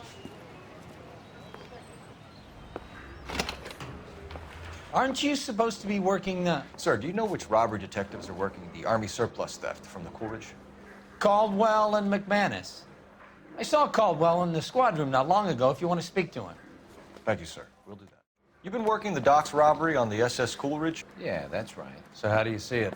Inside job. Either the guys working the wharves or some of the guys on the ship. What else was taken apart from the morphine?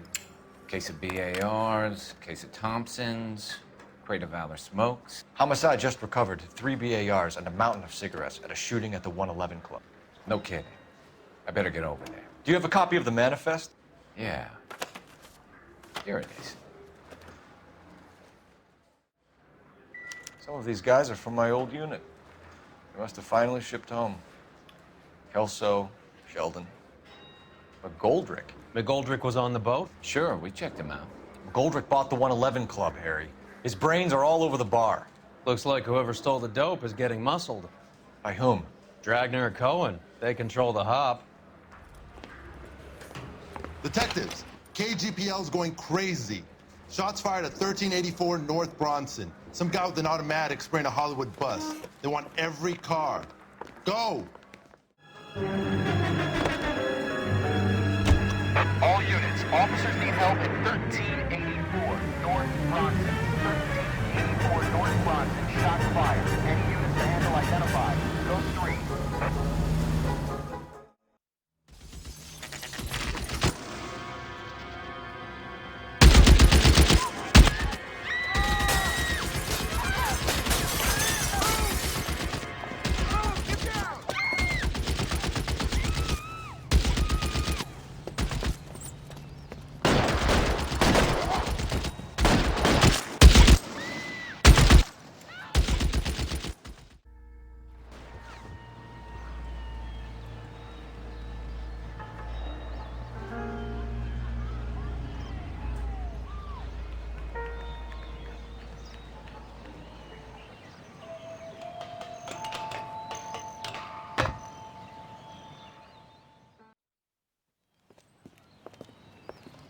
I know that guy. Felix Alvaro. He's one of the guys from the ship? His name was on the manifest. Looks like McGoldrick wasn't the only one to get a message. Hey, Alvaro. Hey, Lieutenant. He's just a plain detective now, Chico. Who's the jughead? This is my partner, Roy Earl. We just want to find out what happened. What happened is that someone took a shot at my bus. And then cops turned up and started treating me like I'm some sort of Pachuco punk. My people have been in California for over 300 years. Very fucking admirable, Felix. You hear anything about the big heist on the Coolidge? Yeah, I heard about it. So what happened? Not much. The cops came and interviewed me and all the other guys on the ship. I was down at the 111 Club this morning, waiting for the medical examiner to scrape Eddie McGoldrick's brains off the bar. You want to tell me anything about that? I heard that Eddie came into some money. Too bad he didn't keep a low profile. It was a tough break to get through Okinawa and then have to buy it back home. Who's shooting at you, Felix? How the fuck do I know?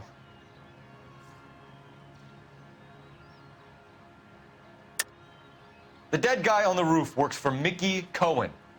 Why would Cohen want you dead? Man, I don't know anything about Mickey Cohen or any of those gangsters.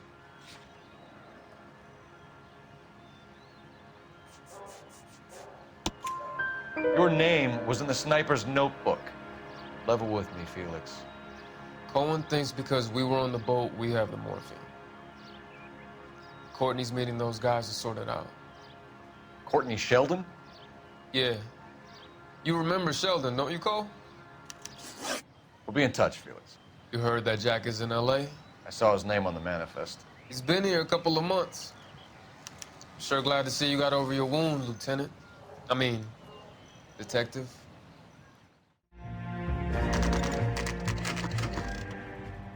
They just walked up and shot the man. 2 of them officers, they went that way. Go on, get after him.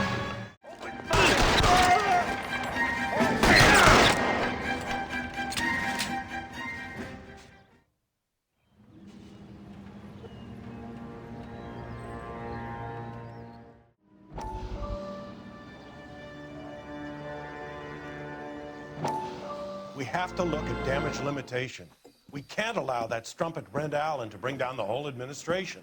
We've got to put a lid on the press. Can't someone talk to Harry over at the Times? It's too late. The Times would look ridiculous if we dropped the story now. Who is this Stoker? Stoker's a lily-white. Nothing that will fix this in the short term. My law and order credentials are disappearing as we speak. Can we get Brenda to leave town? Yes, we can, but she won't go quietly. Brenda has extensive records. Can she at least lay low? That's already been taken care of. Mayor? District Attorney? Who is this guy? And what does he want, Horrell?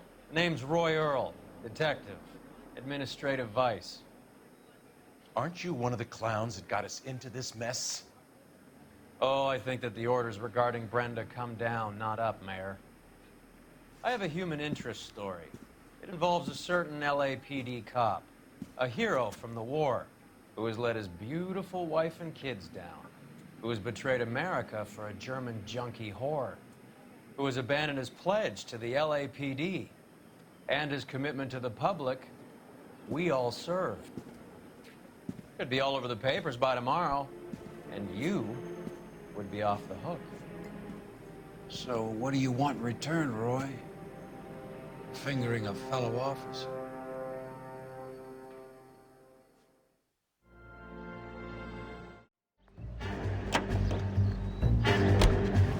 They're taking out all the guys from the ship. Why?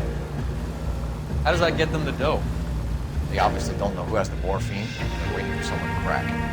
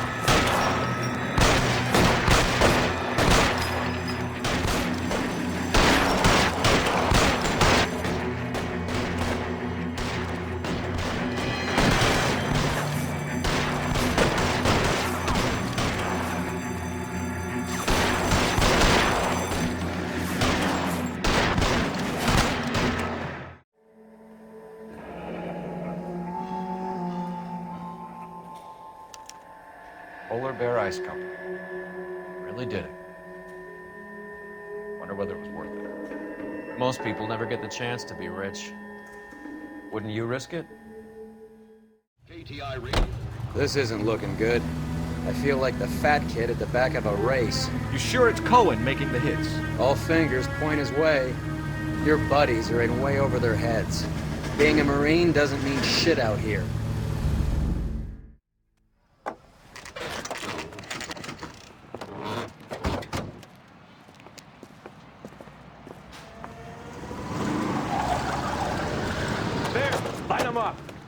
All right, let's kill these rat bastards.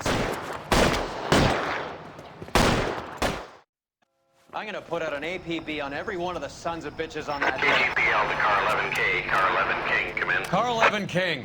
11K, go to Hollywood Station. Hey, Courtney Sheldon is at Hollywood Station requesting an interview with Detective Cole Phelps. Well, I'll be damned. That's not correct protocol, 11K. I'll take that as a roger. Car 11 King en route.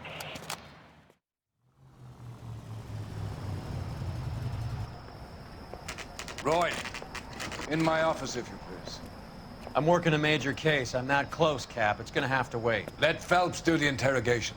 But, Cap. No buts. This is more important.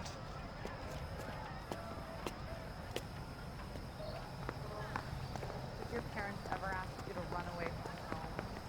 I want to make homicide. Sheldon, is this your attorney? No, detective. This is Dr. Harlan Fontaine. He came down here to help me out. How do you do, sir? You stole the morphine from the Coolidge. You can't prove that. Let's see if I can try. And what is your relationship to Sheldon, sir?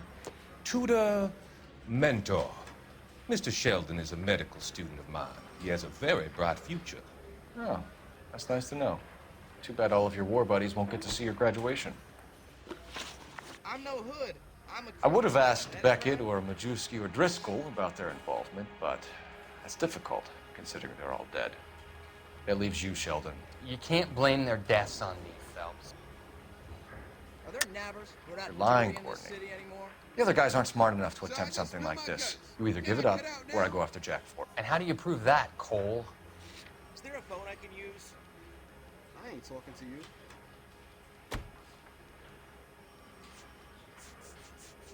Say, do you fellas need me to stick around much longer? We know about your showdown with Cohen. We found notes on your guys. Cohen is hitting our old. He believes we have the morphine. I told him that we don't have it. And that's the truth. Isn't it, Doc? I believe Mr. Sheldon. I think he's telling the truth, Detective. I'm not gonna get out. You were on the ship, Sheldon. Yes, that's correct. So you had opportunity. But it doesn't mean that I was involved. Can I see my cousin? No. So you don't mind that the mob executed McGoldrick, Driscoll, and Beckett to get to you? I don't know why you're trying to pin this on me. Where's your proof? Do I need to find someone to look after me, Beckett had a message for you before he died. Bad luck. It was worth a try. I feel bad about Beckett, Phelps. He was a hard charger. Those guys deserve more. I don't blame them for taking their shot. Have you finished, Detective? I'm just getting started. You have an answer for everything, Courtney. Let's hope Jack does, because now I'm going after him. Is there anyone you're not prepared to sacrifice? Jack is not in this. He's a good guy. You or Jack, Courtney. I don't care who goes to jail. I just want the morphine off the street. What are you offering, Cole? Don't be ridiculous, son. This man is gambling. What's your offer? Doctor, good to see you. I'm conducting an investigation. Upstairs in my office, now. This man is about to confess. As of now, you're suspended from duty, pending a fitness review. What are you talking about? You heard the man, Phelps. Upstairs and face the music like the hero you were.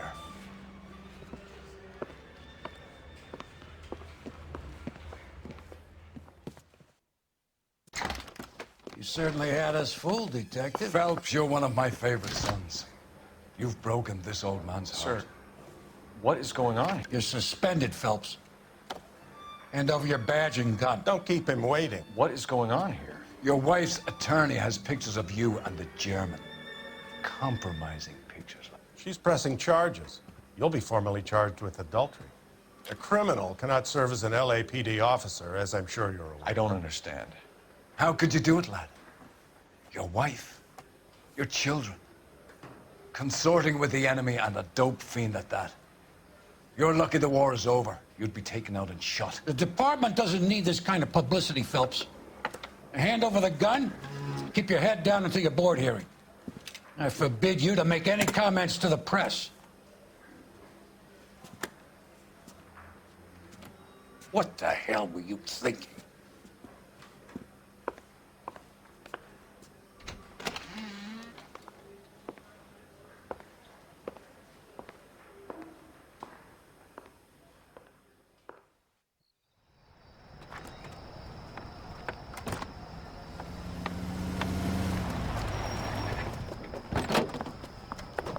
Marie, listen, Marie, I need to explain.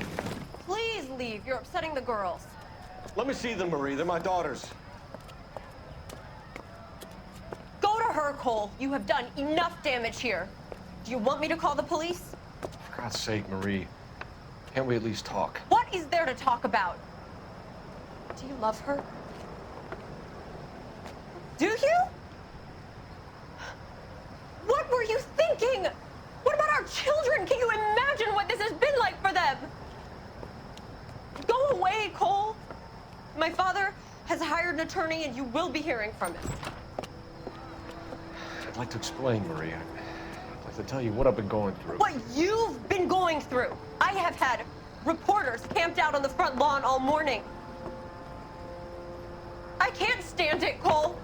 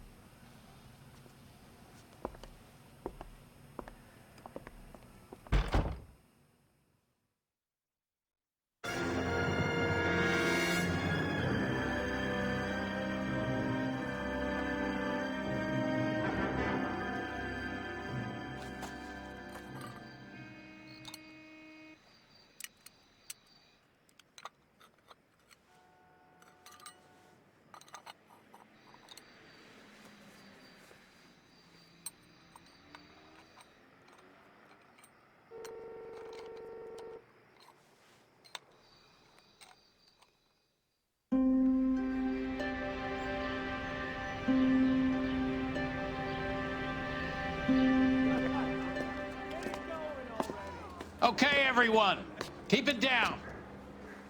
Cole Phelps joins the arson squad today. How'd you like porking that German whore, Phelps? Phelps is up before a review board in December. Until then, he works the arson desk. End of story. Phelps. Yes, sir. I don't care what you did or didn't do, Phelps. I hear you're a good case man. But if you fuck up on my detail, I'll have you out of here before your feet touch the ground. Do we have an understanding? Yes, sir. Cap, we don't want a fucking rat like Phelps. Can it, Tilden? Phelps, I'm partnering you with Herschel Biggs. I don't do partners. You know that, Cap. You do now, Biggs. Social basket cases like you two should get along just fine. Biggs will show you the ropes, Phelps. This is arson. There are no ropes. It shouldn't take long, then. Start with these two. House fires. 326 South Kenmore Avenue. Steffen's family was out of town when it happened. Then go to 4414 Rosewood, family by the name of Sawyer. Fire brigade will be on location. Are they suspicious, Captain? That's for you to find out, Detective. Now get out of here. Both of you. Get out!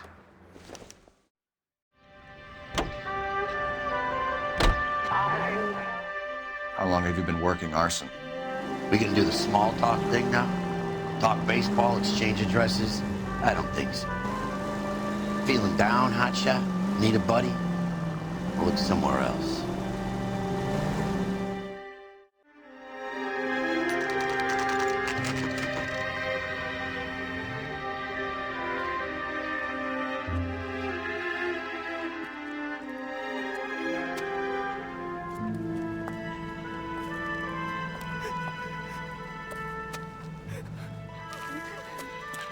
There isn't much left.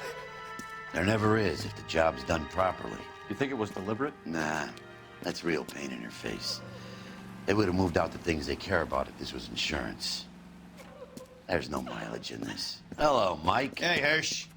Cap this one. Yeah, Mike Brannigan, Cole Phelps. It's okay, Brannigan. His name may be dog shit, but there's none on his hand. No offense, Phelps. None taken. Do you have anything? The fire started late last night. Steffen's family at Catalina Island. Won some kind of competition. Looks like the only thing they ever won in their lives. And they come home to this. I'd say they were pretty lucky, really. They don't have any insurance. Everything they own, including the house, is now that pile of rubble. Where are they sleeping? In the car. It's lucky the whole block didn't burn down. Word is they're bulldozing this whole neighborhood to build new homes for GIs. That's the man in the house. In the ruins. Terry lady is his wife. We'll take a look around. Come on, Phelps. Mr. Steffens? Cole Phelps and Herschel Biggs, LAPD. I know it's a difficult time, but could we have a word? Don Steffens. You were out of town. We won a prize. We had a wonderful time. Came home to this. Do you still have the tickets? Sure.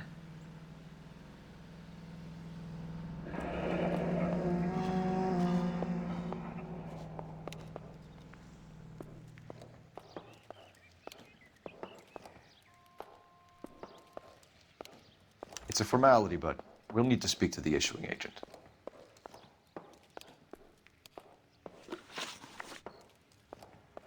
Can you tell me any more about the prize that you won, Mr. Steffens? Weekend at Catalina Island. My wife got this flyer in the mail from the Suburban Redevelopment Fund. Did you enter any kind of competition? My wife filled in a flyer. This lady just rung up and told us we won. It's the first time I ever won anything. The redevelopment fund. Did they offer to buy you out? They're building new houses. They showed their money and most of the neighborhood just packed up and walked away. But I never bargained with them. Everyone else is selling, but you're the holdout, aren't you? I was the last. I thought I could hold out for a better price. My house is the center lot. So now you have to take the price regardless. Looks like it. I've got no choice. I have to put a roof over my family. That's all we need for the moment, Mr. Steffens. All right.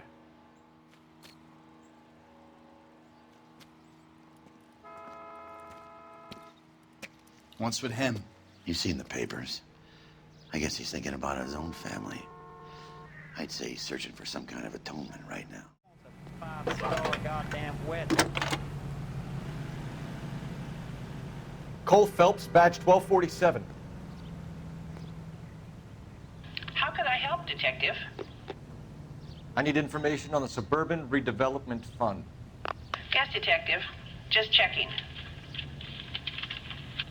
The fund is a semi-government agency established to speed up the building of GI homes.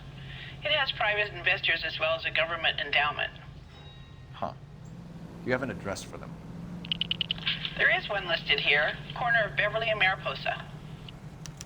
Thanks for your help.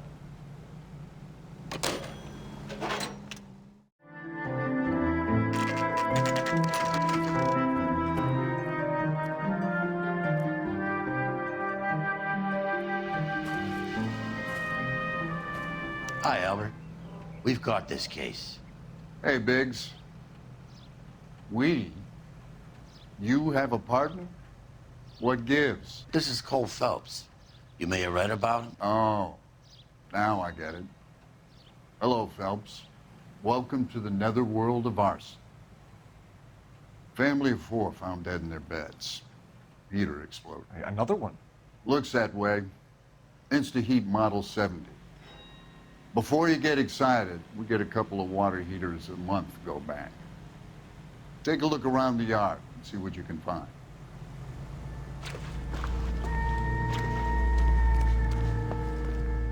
Mal, You gonna stick it out, Cole? I'm gonna try, Mal. What have you got? Family by the name of Sawyer. Mother, father, and 2 kids. All in bed from the looks of it. So I'd say carbon monoxide poisoning. The burns are superficial. Time of death? I'd say about midnight. Anything more exact will take some time to determine. Lynch tells me this has something to do with a faulty water heater. Could be. There's been a spate of problems with a particular brand. I've got another angle in mind. You care to elucidate, Detective? This is a murder and not an accident. Sharing information has helped us solve quite a few cases together. I need something concrete, Mal, before the department gets wind of it. I'm in arson for a reason. I feel sorry for your wife and kids, Phelps, not for you. But you're a good case man. One of the best I've ever met. I'll help in any way I can. Thanks, Mal. I'd say that's firm but fair.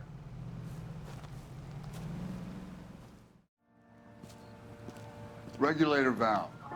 Good find. Detectives? This is the next door neighbor. Detective Phelps. Can you help? They were supposed to be going away. They won a trip somewhere. But little Henry got sick, so they had to cancel. What are the chances? Do you know who ran the competition? Gulliver's Travel, up on Santa Monica Boulevard. Thanks.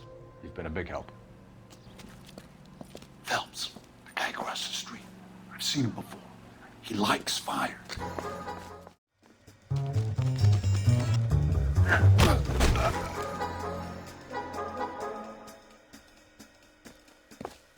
What's your name? Herbert Chapman. So you like fires? Some. Watching them or setting them?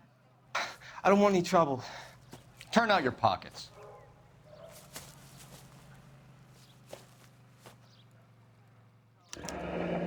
You're a naughty boy, aren't you, Herbert? I keep myself to myself. Cigarette in a matchbox gives you a 5 or 6 minute delay. You want more time, you use a mosquito coil. Don't you, Herbert? You like this fire, Herbert? Hell no. I heard it over the fire radio. Sounded sweet. When you finish following your leads, come and see me at the fire station. I have a theory about this. Will do, Lynch. Take this guy in. We might want him for questioning later. You got it, Detective. Why have you got such a hard-on for this case? If it is murder, it's almost impossible to prove. Fire doesn't leave much evidence. There's no percentage in this. I think it's more than one case. They're house fires, Cole. Accidents, heater fires, gas explosions. There's got to be a reason. The reason is you want to be a star again. Forget it. Give it up. You'll feel better. There's something to this. I know it. What are you talking about? Arson is insurance. It's always been insurance. We still investigate the cases, Biggs. The people in this house are dead. Go soak your head, Phelps. This hero business is a full-time obsession with you. I'm gonna make this case. I'm gonna rub the department's nose in it. Help me or stay out of my way. You got it?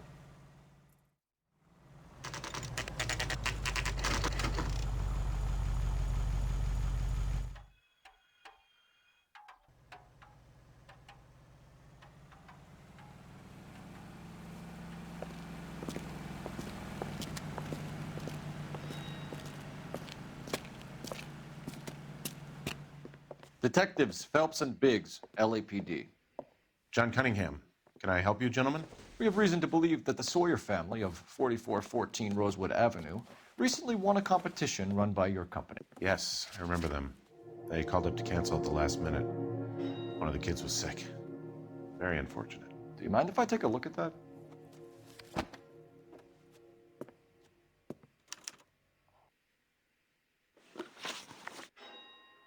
Tell us about the Suburban Redevelopment Fund. There's not much to tell. They run a promotion. Our promotions mailing list covers half of LA. So they are not a government agency? I don't believe so. Government organizations don't usually get involved in promotions. I'm told the tickets were a prize. Yes, they were. You do a lot of these prizes. Look, there are hundreds of these promotions running at any one time. If you're the lucky guy, you get your name pulled out of a hat. While the Sawyer family were supposed to be at Catalina Island, their house burnt down. You consider them lucky? Christ. I'm sorry to hear that. Can you tell me who offered the prize won by the Sawyer family? Sure. Look, there's supposed to be some sort of supervised draw with hundreds of tickets. But the reality is the Suburban Redevelopment Fund calls me every couple of weeks and tells me exactly who has won. Thanks for your help. No problem. I just wish I could do something for that family. You could put round the hat. A few bucks would really help them now. I suppose so. Good. I'll put you down for 50. I could tell you were Samaritan the minute I walked in the door. 50? Are you? Good man, Cunningham. You're all right. Yeah, I'm great. Poorer, but great. Let me guess. You want to check out the Suburban address? Great partners must think alike.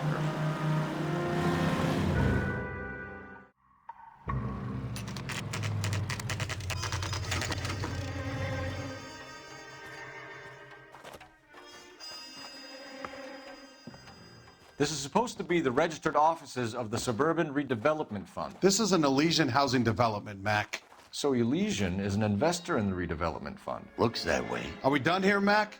I've got work to do. Sure, buddy. Thanks for your help.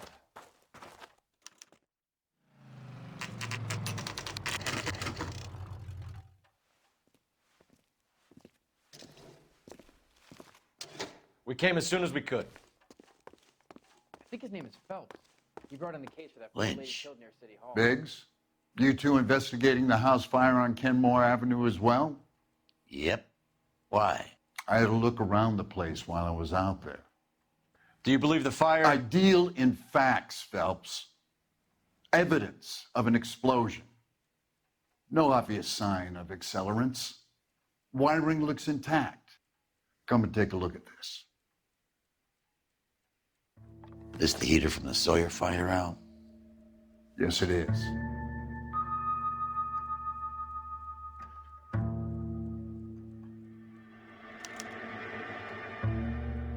Huh. Looks like it was recently serviced. I have a theory, and it's a theory only. I don't have enough evidence to prove... Al, if you say it's so, we're listening. Okay, Phelps. You're a bright penny. You have a gas supply. You have a Bunsen burner as a pilot light. You have a regulator valve and the balloon represents the gas expanding in the room. Now, the gas has to make contact with the mosquito coil to form an explosion. Let's see if you can work out the chain of events.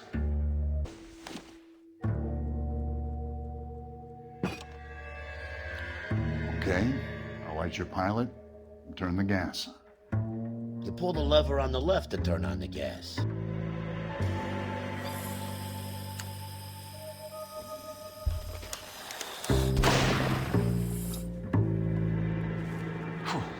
So that's how it's being done. Maybe. There could be a fault with these valves. I've adjusted this one for our experiment, but you need to take it to InstaHeat and see what they say.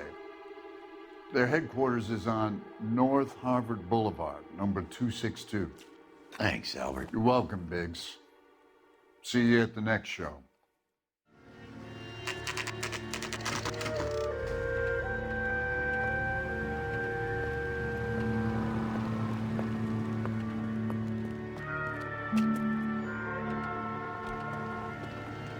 I was married by a judge. I should have been a jury. Will you? LAPD detectives, ma'am. We need to speak to someone in charge. I see. Well, duty manager for today is Mr. Rasick. You should find him in his office. Detective Phelps and Biggs, arson. We're investigating a couple of house fires. What can you tell us about this? Pressure regulator from a Model 70, yeah. Let me take a look.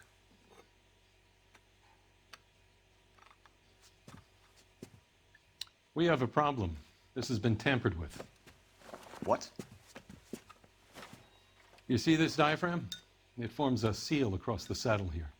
Gas flows across from here to here. The diaphragm regulates flow.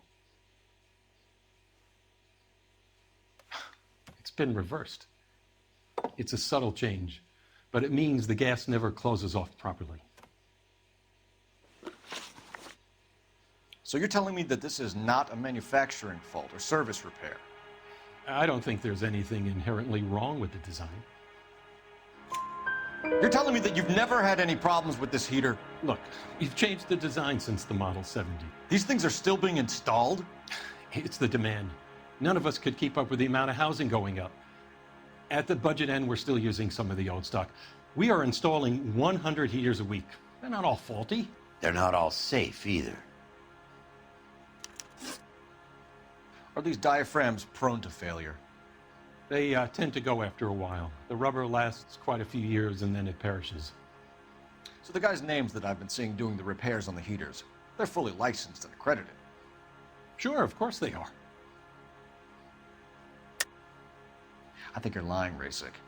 I think some of your men aren't fully licensed. You're desperate to cover your sales. And how are you going to prove that, Detective? Name me one of my guys who would have overlooked a fault like this. What about Matthew Ryan? You know about Ryan, huh? All right, he's been in some trouble, I know that. He's done his time. You in the habit of hiring criminals, Rasick? I need guys, Detective. This boom is a once-in-a-lifetime opportunity. I want you to get me a copy of the list of your installers. Okay, I'll get it for you. There, around a dozen of them. Housing business is going crazy at the moment. What, is your eyesight gone?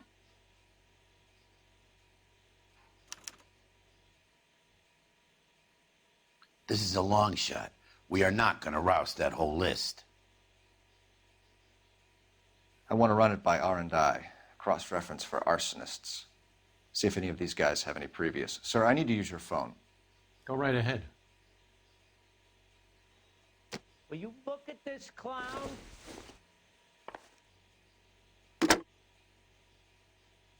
Take another step. Operator, give me R&I. There's gonna be trouble. Putting you through now.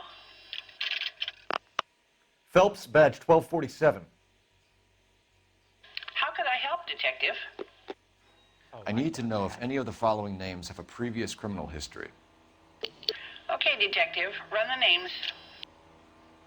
Acevedo Ernesto, Clemens Walter, Elgram John, Gable Leroy, Kelligrew Peter, Kuttner Robert, Limehouse Albert, Manning Franklin, Neves Raymond, O'Brien Thomas, Ryan Matthew, Spurgeon William, Varley Reginald, Zurich Stephen. Clemens Walter, previous conviction for arson and malicious damage. Burned down a house in Westwood in 1942. 4-year jail term. Thanks. Ryan Matthew, charged for contempt of court, attempted murder, plea bargain down to assault charge. Anyone else? There is a Reginald Varley wanted for murder by Detroit Police Department. Thanks. You've been a big help, young lady.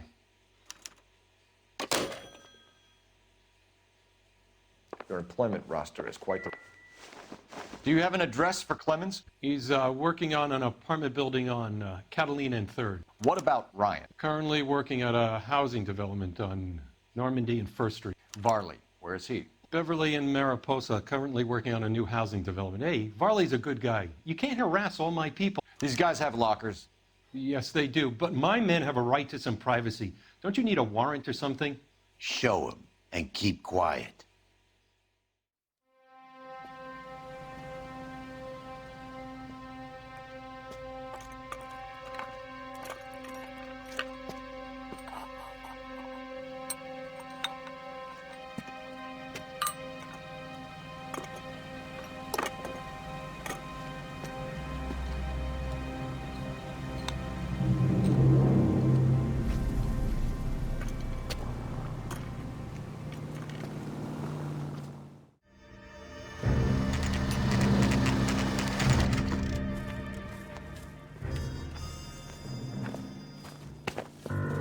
Biggs, LAPD.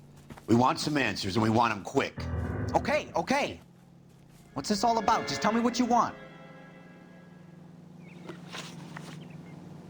You know Reginald Varley? No? Can't say I do. Detroit PD is after Reginald Varley for murder. You want us to run you in for aiding and abetting Clemens? Whoa, whoa, whoa, whoa, whoa. All I know about Varley is he gets kickbacks from some developer. Does their work first. Spreads it around if he can.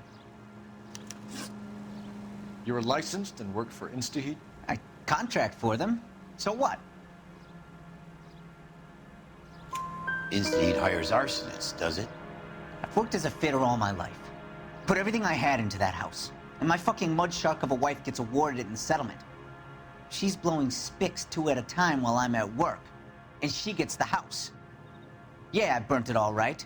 Set fire to that fucker and watched it burn to the ground. I did my time and I'd do it again. Sorry about the rouse, Clemens. You did the right thing.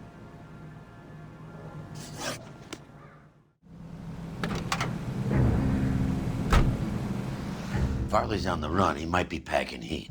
If he's wanted for murder, I say we take the doubt out of the equation and let him have it. You nervous? It's been a while. You were in combat. In 1917. You know, I never fired my weapon in the line of duty. That's nothing to be ashamed of. I hope your piece is still serviceable, Herschel. I may be old and out of practice, but I'm still a Marine, Phelps. It would be better for our case if we could bring him in, Herschel.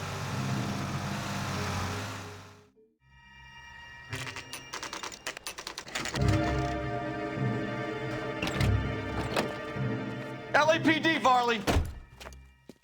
Stop or I'll shoot!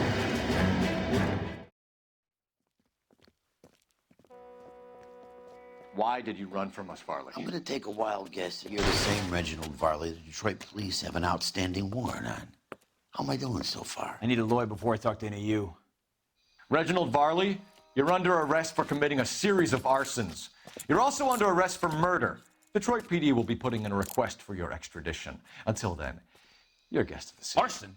You can't hang that rap on me. Be quiet. And be thankful we don't shoot you. Are all the cops in this town crazy? Take him away, officer.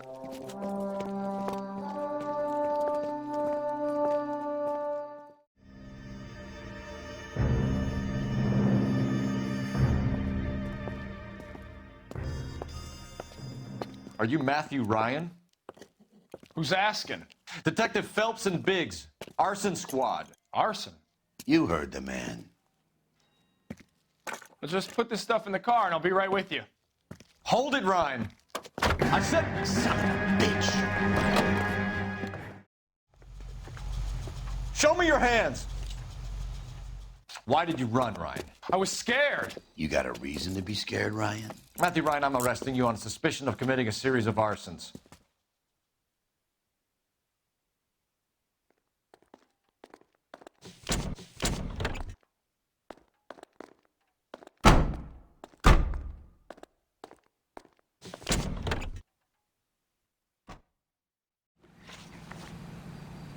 Do you know Matthew Ryan? No, don't know the name.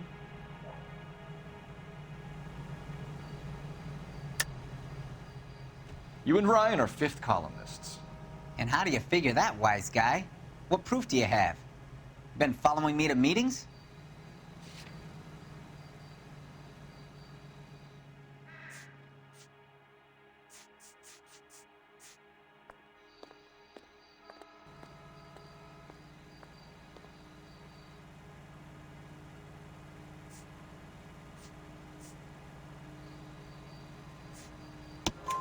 We found a pamphlet in your locker, Clemens.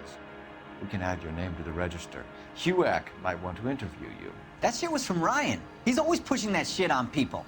Drives me nuts. He's got it in for the company. All right, Clemens. You're off the hook for the moment.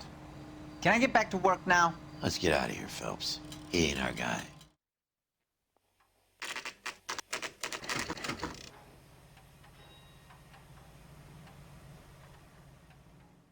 I have two suspects. Phelps, you got nothing. Biggs, Ryan's waiting for you in interview 1. Varley's in 2. Hey, Hopkins, you practicing your asshole routine again? Come on, Phelps. Save yourself some time and get this thing off your chest. If that's your opening gambit, you better try again.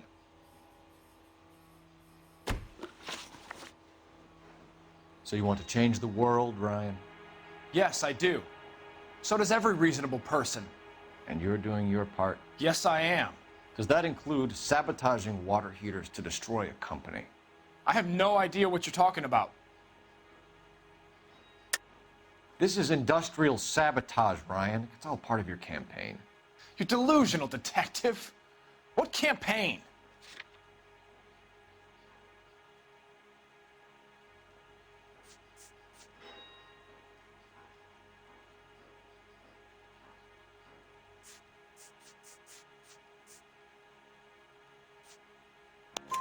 Your locker is full of pamphlets.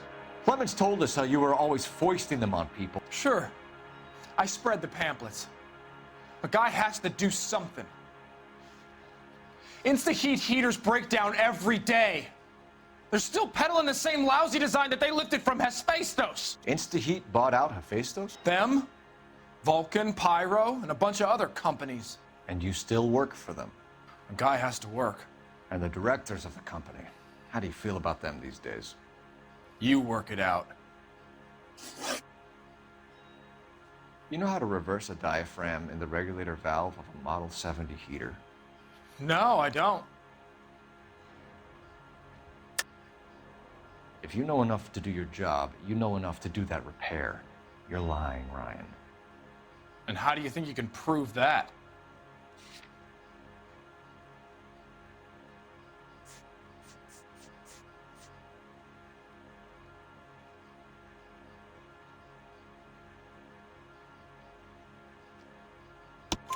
Your boss at InstaHeat said that you've all been trained to do it. It's a common repair. Are you calling him a liar?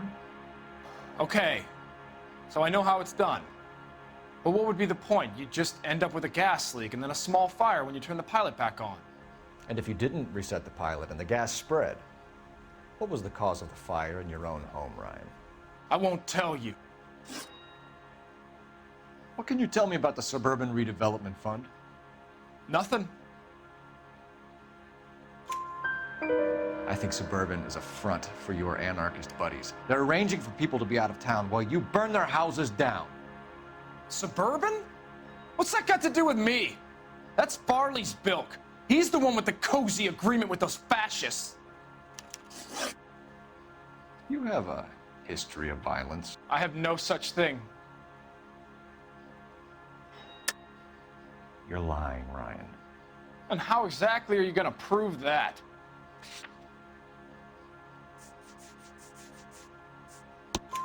You were charged with attempted murder, Ryan. It was a court case. No criminal liability was the verdict. They said that they couldn't have known that the faulty heater installation would cause a fire. All I know is I lost my whole family. And the company that was responsible got away with it. What would you do? Which company? Hephaestus Water Heater Company. That's it for the moment, Ryan. So I can go? Sure. As soon as your red friends storm the building and carry you out, you'll keep your seat until we decide how long to lock you up for, knucklehead. We have Matthew Ryan in custody, Varley. I think all we need to do is ask him about this, and he'll rat you out. Fuck Ryan, that pinko bastard. Have you ever worked on a place on Rosewood Avenue? Family by the name of Sawyer? Maybe. I'm from out of town. I go where they send me. I don't do a lot of repairs, though. I'm flat out on new installations. Why are you lying to me, Varley? If Suburban wants their new installations completed, why are you bothering with wrecks like the Sawyer house? So I'm lying just because I can't remember if I was there or not? How can you prove that I was?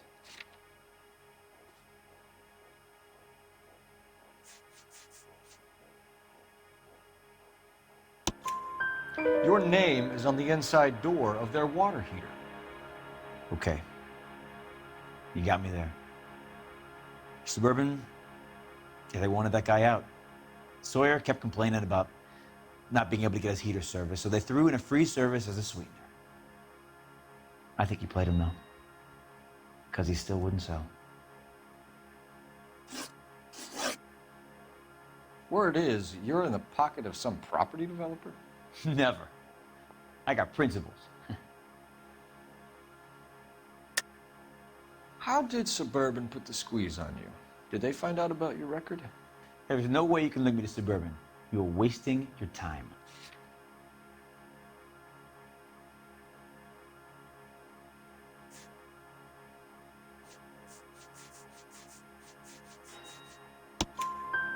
Ryan says you offered to cut him in on the kickbacks they were offering.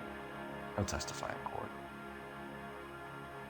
Suburban, they got real-time pressure on getting some of the big developments finished. There's some big date that they can't afford to miss. So yeah, I took their money, but so did a lot of guys, all right? Carpenters, electricians, plumbers. It's no big conspiracy. What would reversing the diaphragm of an Insta-Heat Model 70 do? Yeah, I made that mistake before. You get a big bang when you turn the pilot back on. So you didn't deliberately sabotage the water heater at the Sawyer house? No, I did not.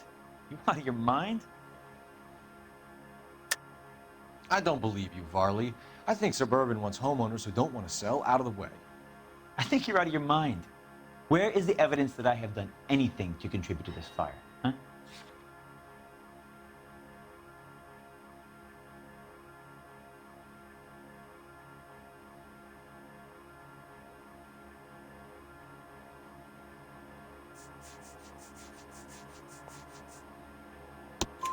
Arsonists use cigarettes and mosquito coils as time delay fuses.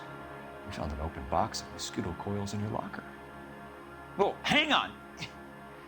Those things, they belong to Ryan, all right? He asked me to hold them because his locker's full of stupid pamphlets. I thought he used them for camping.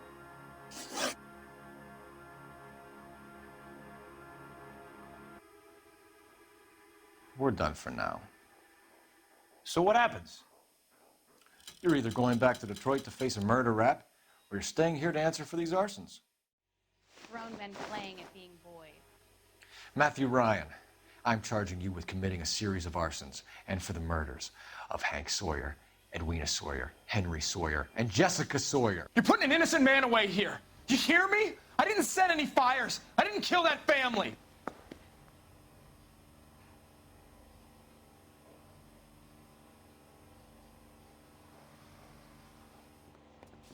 Phelps, what you did to your wife and kids was un-American. My wife threw me out. Did I ask for your opinion? You're here to listen to mine. What I was going to say, before I was interrupted, was you did a good job on the Stephen Sawyer case. We don't often get results in arson, so well done. What about me? Do I get a little stamp on my hand or a lollipop or something? What you get is another case. A bad one, unfortunately.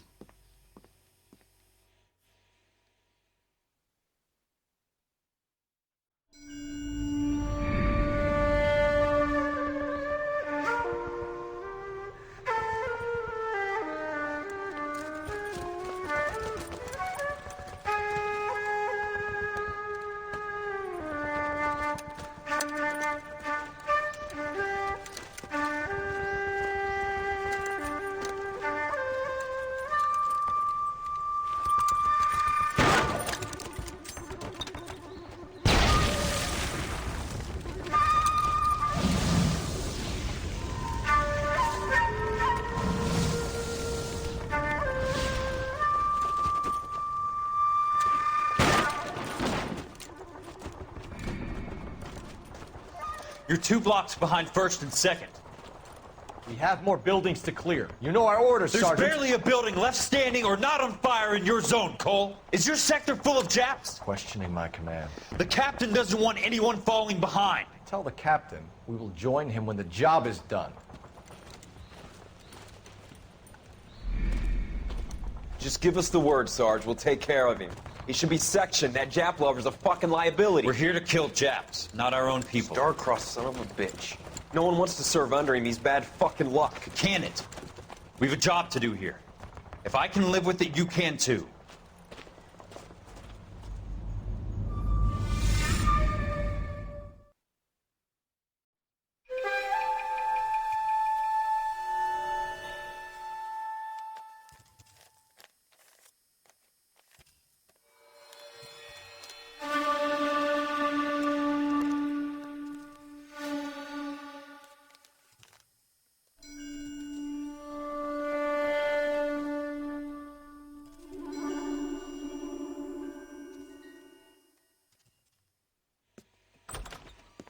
House fire, a bad one. At least 4 Vicks. Get out there and find out what you can. The address is 650 North Hobart.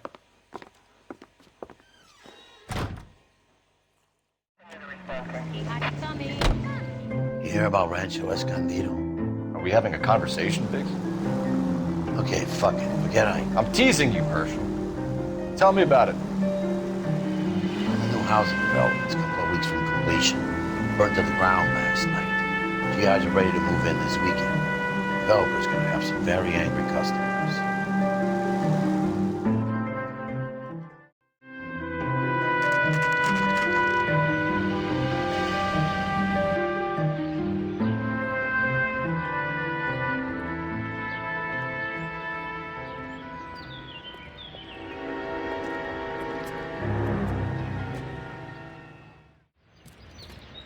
Do you have a name? Morelli, Mike. We recovered a picture of the family. Okay. Anything else? To be honest, I just got here, Phelps. Best you talk to Lynch. He's the expert. It doesn't make any sense. Why aren't they scattered around like the rest of the debris? I think they've been moved. Moved? I think someone moved them after the explosion and before the fire. Can you explain that, please? I'm almost positive the cause of death is asphyxiation due to gas inhalation. Look at the parts of their bodies that aren't scorched. The coloring around the fingertips is typical. They wouldn't have felt a thing. I think the fire damage is post-mortem. I think someone moved him into this room after the explosion. It still doesn't make any sense. Why would you run into a burning building? It's our boy. I think he watches the fires. I think the Sawyer fire went wrong. So what about the guy we have in jail, Phelps? We got the wrong guy. That doesn't explain why he ran into a burning building. What would make anyone do that? Guilt. For the fires? For his mistake. This guy wants to burn houses, not families. He expects the houses to be empty. He was trying to redeem himself. He Probably thought they'd be happier together.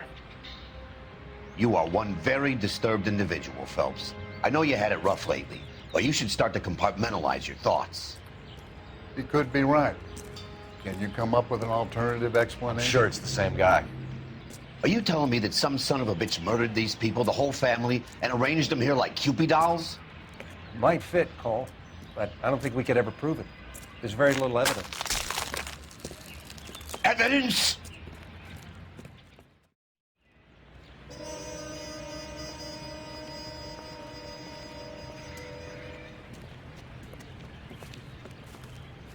So something finally got to you. You want my help, pretty boy? You got it. You keep riding me and you won't be pretty much longer.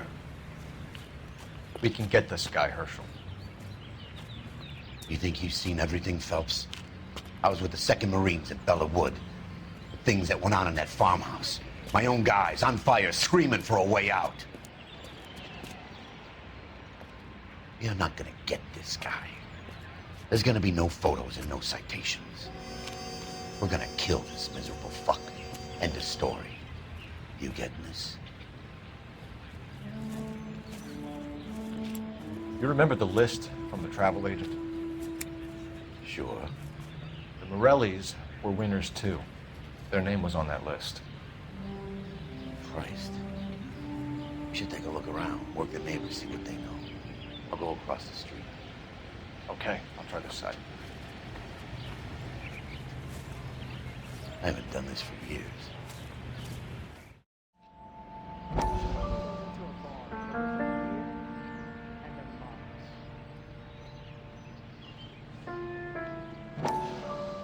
How did you get my number, Ira? At first, I didn't understand you, but now I do. I'd like you to come back to the clinic. I'm helping other people now, Doctor. I think you are confused. You haven't been to the clinic for weeks. I'm not confused anymore, Doctor. I'm helping people be together. This world is only temporary. We'll all be happier in heaven. Why don't you tell me where you are and I can come to you? I think the fires should end now. They have served their purpose. Oh, the fires are only beginning, Doctor. After the fires, everything will be beautiful and clean. Everything will be erased. The world will be fresh and new. I can see my purpose now, Doctor. And you helped me to find it.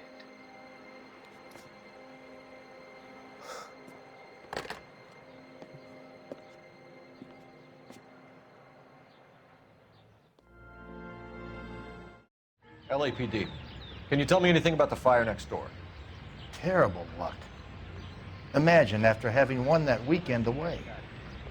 What's your name, sir? Foreman. Dudley Foreman.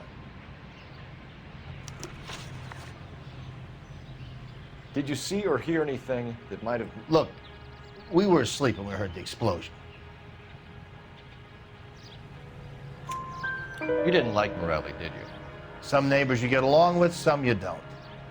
Guess they should have sold up. What do you mean? They're knocking down all these old houses and building a new subdivision for GIs. Morelli was being difficult. You said someone is knocking these houses down? Elysian Fields. You must know them. Their billboards, that Monroe character beaming down at you. We've had an offer for the house. Did the Morellis want to sell? I don't know. Whatever you thought of Morelli, his whole family is dead. They couldn't have all deserved that. I want you to help me here, Foreman. Morelli was pig-headed. He built the house himself. He didn't want to sell. Stubborn fool was ruining it for all of us.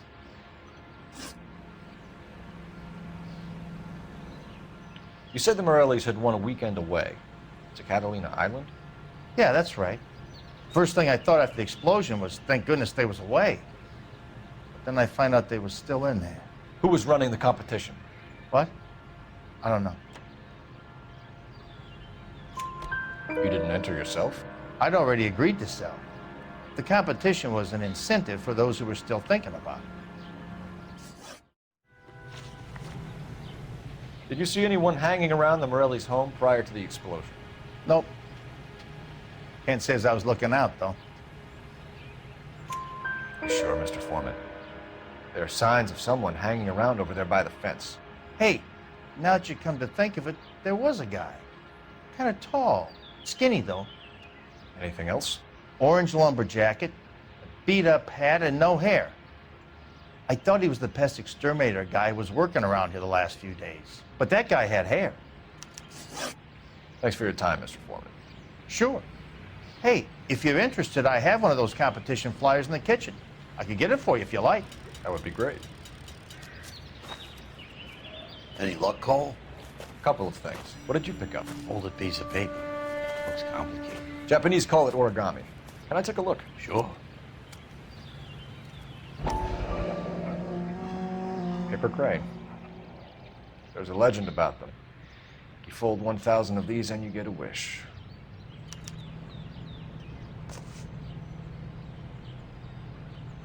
Hey, don't break it. I'm not. I'm unfolding it. It looks like a waybill or a flyer. For what?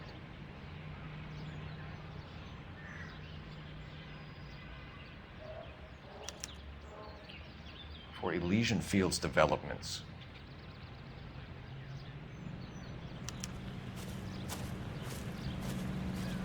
Oh, I see you already have one.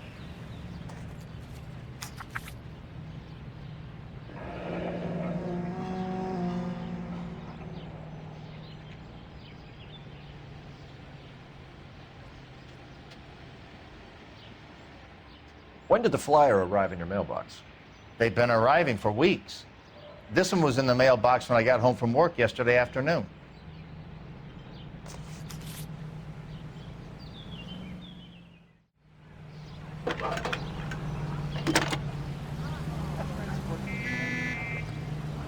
I need an address for a property developer. Elysian Fields Developments. One moment, Detective. The address is 748 North Oxford Avenue, Wilshire. Anything else? Messages, please. You have a message. Contact Captain McKelty immediately. Thanks. Can you put me through, operator? Of course. Here you are. Commander? Leads in the Morelli fire. We're about to go and visit Elysian Fields Developments. You're about to do what? Leland Monroe. He's a personal friend of the mayor and the chief. Are you out of your mind? I'm warning you, Phelps. Commander, we have a line of inquiry. You have something, you bring it to me. You're hanging by a thread, Phelps. Do you understand? Yes, sir. Good. Have a report on my desk today.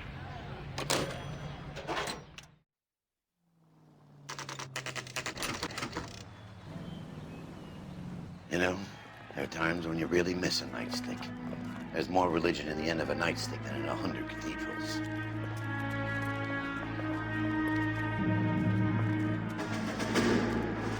I'm not gonna tell you again, sir. Don't tell me when and how I can come and go on my own property. It is not This is safe, America, sir. dickhead. Now step back, or I'll lock you up for Smart a mouth play. son of a bitch!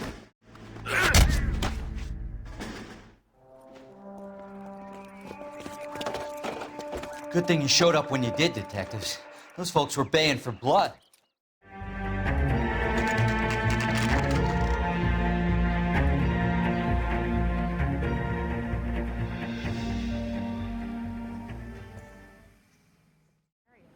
Detectives Phelps and Biggs, LAPD, to see Leland Monroe. Do you have an appointment? We're the police, lady. We don't need an appointment. Can I tell him what it's about? It's an official investigation. There are 2 police officers here to see Mr. Monroe. Send them through. We would like to speak to Mr. Monroe. I'm afraid it's impossible. Mr. Monroe's schedule is booked weeks in advance. Cut to the chase, sister. Is he in? I'm not at liberty to reveal that, officer. So he hired you for your intelligence? I find that offensive. You have every right to. This is getting us nowhere, miss. Casino. Would you like us to return with a warrant? That won't be necessary, gentlemen. Come into my office.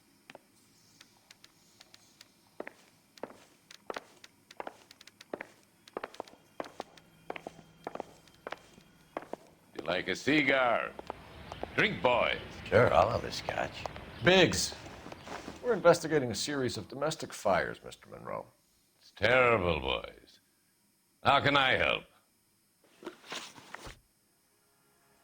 Elysian Fields and Suburban Redevelopment Fund flyers keep turning up in the vicinity of the fires. They're turning up all over town, boys. Can you imagine the current demand for housing? So that's your explanation, Mr. Monroe? Coincidence? Explanation? Why, what's to explain? I advertise on radio and billboards for buyers, and I advertise for sellers using waybills. We found a family burnt out in their home. Another house burned to the ground. Another Elysian Fields flyer. Our information is that they didn't want to sell.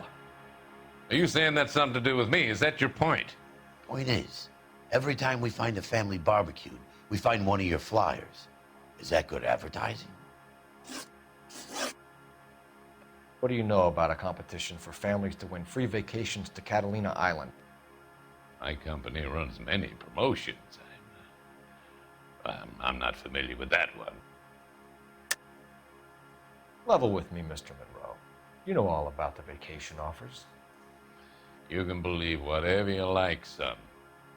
You're missing the vital ingredient called proof.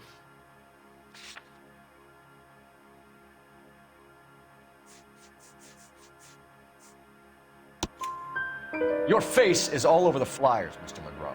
You know about the prizes, and you're aware that they get given to holdouts. My face is the brand. It's on all our advertising.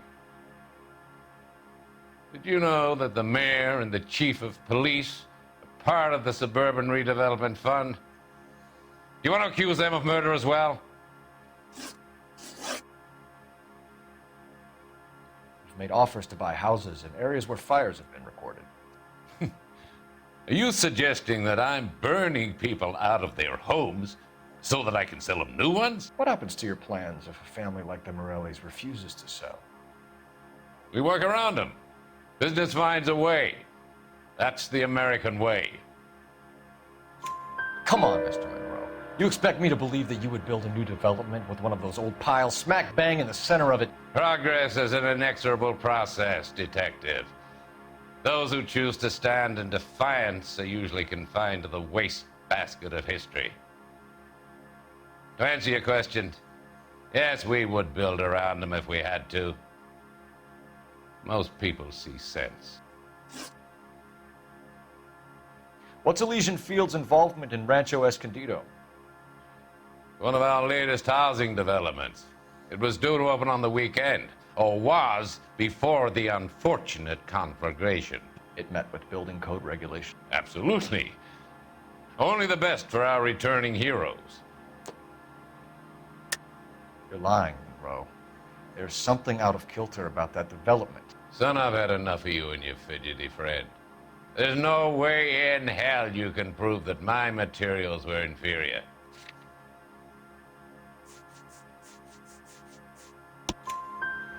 I'm no expert, but I think we'll find that the bricks being used on those houses are undersized and the mortar is faulty. And there's no wall ties connecting the masonry to the frame. Every building is built to a budget, boys. Those buildings were inspected and fully insured by California Fire and Life. Investment of that magnitude demands it. Do you think that they'd vouch for the buildings without examining them? The arsonists. Do you have any suspects? We aren't at liberty to say. I didn't think so. The contractors I use for waybills. Do you suppose it could be any of them? I have a list of their names if it'd be of any help. That would be very helpful, Mr. Monroe. Glad to hear it. I'm always happy to help the LAPD. My secretary will provide you with that list. Did you know that I'm on the board of the Police Pension Fund? Operator, message for KGPL. Putting you through now. Cole Phelps, badge 1247. How could I help, Detective? Can you check whether we are still holding a Herbert Chapman? Let me find out for you. He was released this morning, Detective. Damn. I'm sorry, Detective. Not your fault. Can you give me a last known address and put out an APB on the guy? I'll get back to you, Detective. APB will go out over KGPL shortly. Thanks, man. I love the chase till the minute I win it. A beautiful face till there's love for me in it. Give me your heart and baby I'll bill it. 'Cause I always kill the things I love. Some Buy me a drink, Cole? No! Not even for old time's sake? Not even for that. You're not gonna ask me why I'm here? I wouldn't give you the pleasure. I'll get around to it. She's in fine voice this evening. I wonder how the commander would feel about... the threats for someone who cares about them, Roy. You're breaking my heart, Cole. You know how I feel about you.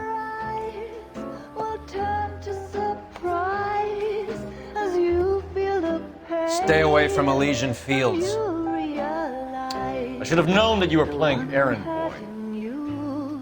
You and your doofus partner. You have been warned. Thanks for your cooperation, officer. I love you. Stay away. You have no idea the type of people that are involved in that company. I have a pretty good idea, Roy. The same kind of people that sent you here. Your investigation is finished.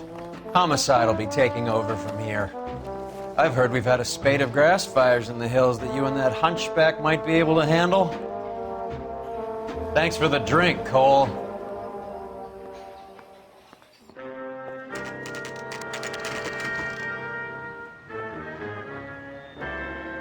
You get the message about Monroe?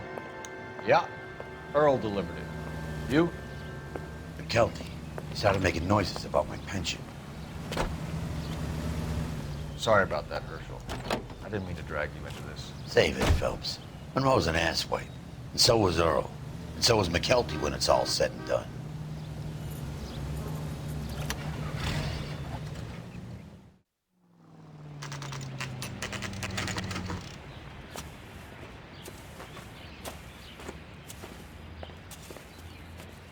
We're looking for Herbert Chapman. I'm looking for him, too. I need him to move his car so I can mow the lawn. He's definitely not here. I've been banging on his door off and on for a couple of hours. Yeah, he's out somewhere. Hold it, Cole. There he is. It's Chapman. He's coming out of the laundromat. Shit. He's seen us. Cops. Again.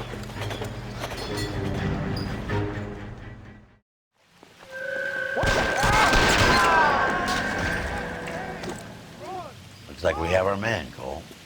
Well done. I'm not so sure. Chapman seemed to have his own agenda. There seems to be more to this than a personal vendetta. What are you talking about? The fires benefit Elysian in some way. I don't see Chapman and Monroe working together. You have a point. The evidence is good for Chapman. Hard to be worrying about his side of the story when he's blasting away with that big 45.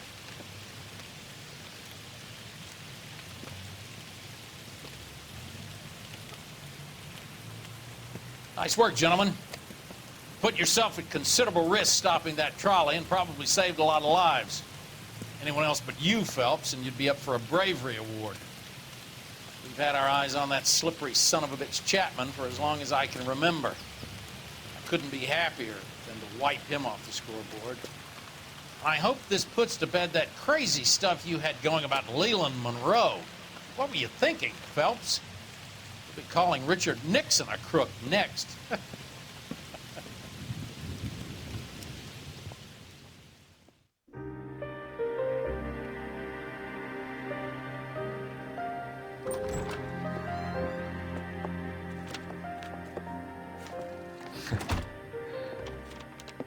What is it?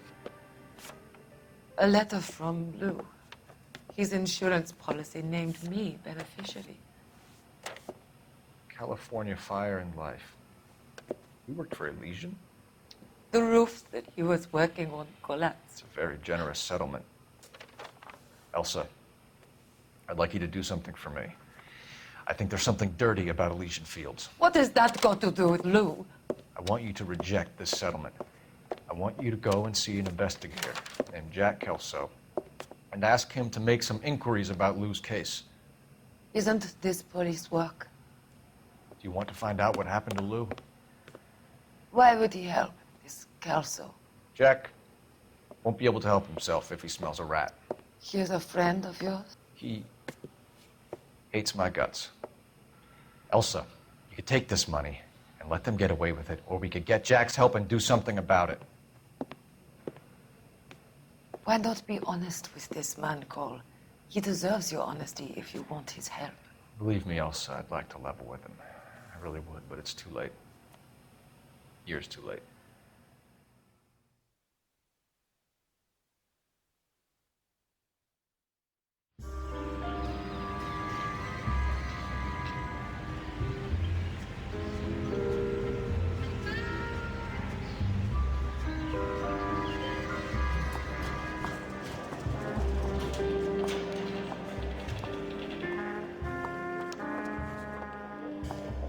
Mr. Kelso? That's what the sign on the door says, miss.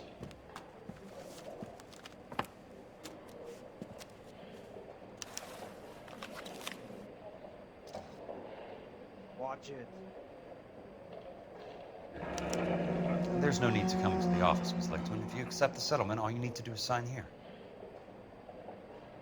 I don't accept the What settlement. do you mean you don't accept? I think you're pushing your luck, lady.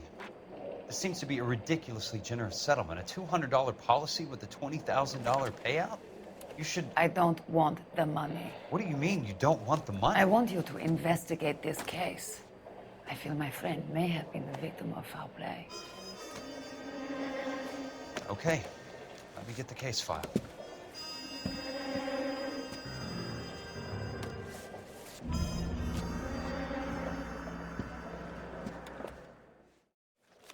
Do you mind if I ask you a couple of questions? Of course not. What basis do you have for your claim of foul play? Lou Buckwalter was a craftsman. I don't believe he would have made a roof that would collapse. You want me to reopen this case based on your woman's intuition? That isn't going to happen. Take the money. I've already told you I do not want the money. There's something wrong with that house. You and Buckwalter weren't married? No. Then how did you become his beneficiary? We were family friends. You expect me to reopen this case because you come in here walking that walk? Well, I'm not buying it. I think you should tell me what the hell is going on. You really want to know? Yes. We were interned together on Ellis Island. Resident alien Germans whose parents had been killed by Nazis. Do you see the irony in that, Mr. Kelso? We spent 4 years there. So the roof collapsed, accidents happen. What exactly are you trying to achieve here, Miss Lichtman? Exactly what I said. I want that building thoroughly investigated. I'm intrigued, Miss Lichtman. I really am. But you're going to have to give me something if you want me to get involved in this. There is a conspiracy surrounding Elysian Fields and the new houses they are building. I believe your insurance company is involved. That's pretty heady stuff, Miss Lichtman. Flimsy, but heady. I've told you what I know, Mr. Kelso. What are you going to do about it? All right, Miss Lichtman. One final question. Yes. What's your address? Is that usual? Is there anything usual about this case, Miss Lichtman? The address is on the letter, Mr. Kelso. The address, not the phone number.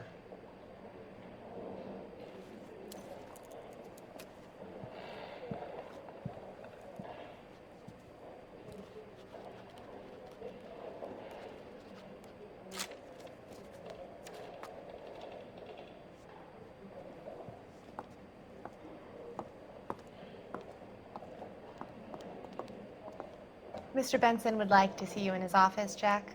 Upstairs.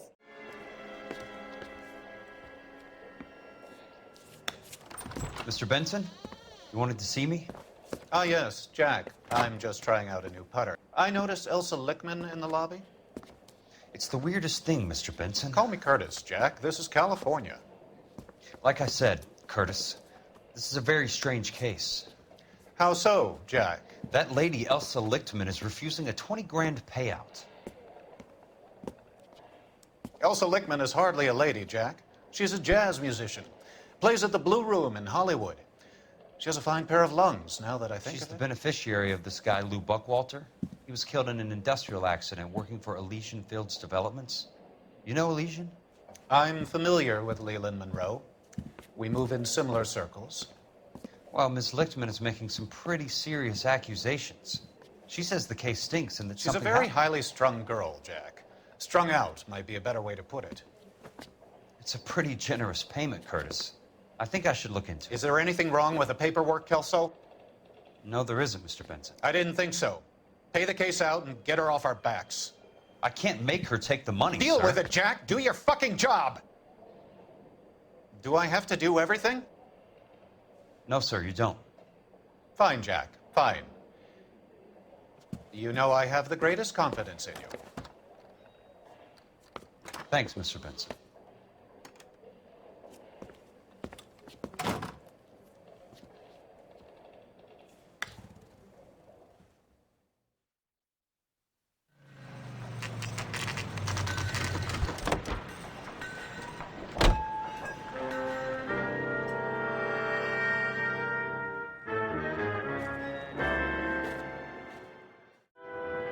Hey, you just can't be walking around down here. I'm Jack Kelso from California Fire and Life. I don't care if you're from the Vatican. Buzz off. I'm investigating the accidental death of a Lou Buckwalter, and... You deaf? Do I have to beat on you?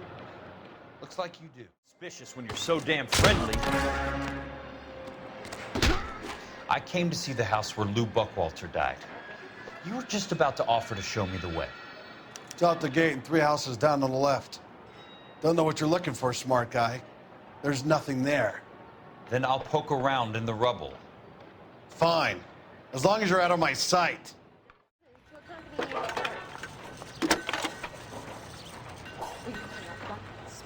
Jack Kelso, California Fire and Life investigator. I need an address on the Keystone Film Company. The address is 658 North Wilton Place. Is there anything else? No, thank you, ma'am.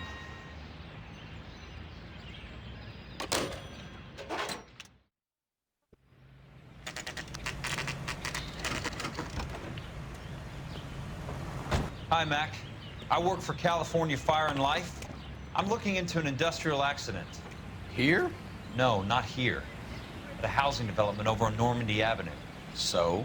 I found some lumber over there, had the Keystone name printed on it. We've been closed since '41. Never quite made the transition to talkies. The Suburban Redevelopment Fund are pulling the place down. Know anything about the Suburban Redevelopment Fund? Nix. Mind if I take a look around? I'm kind of hungry.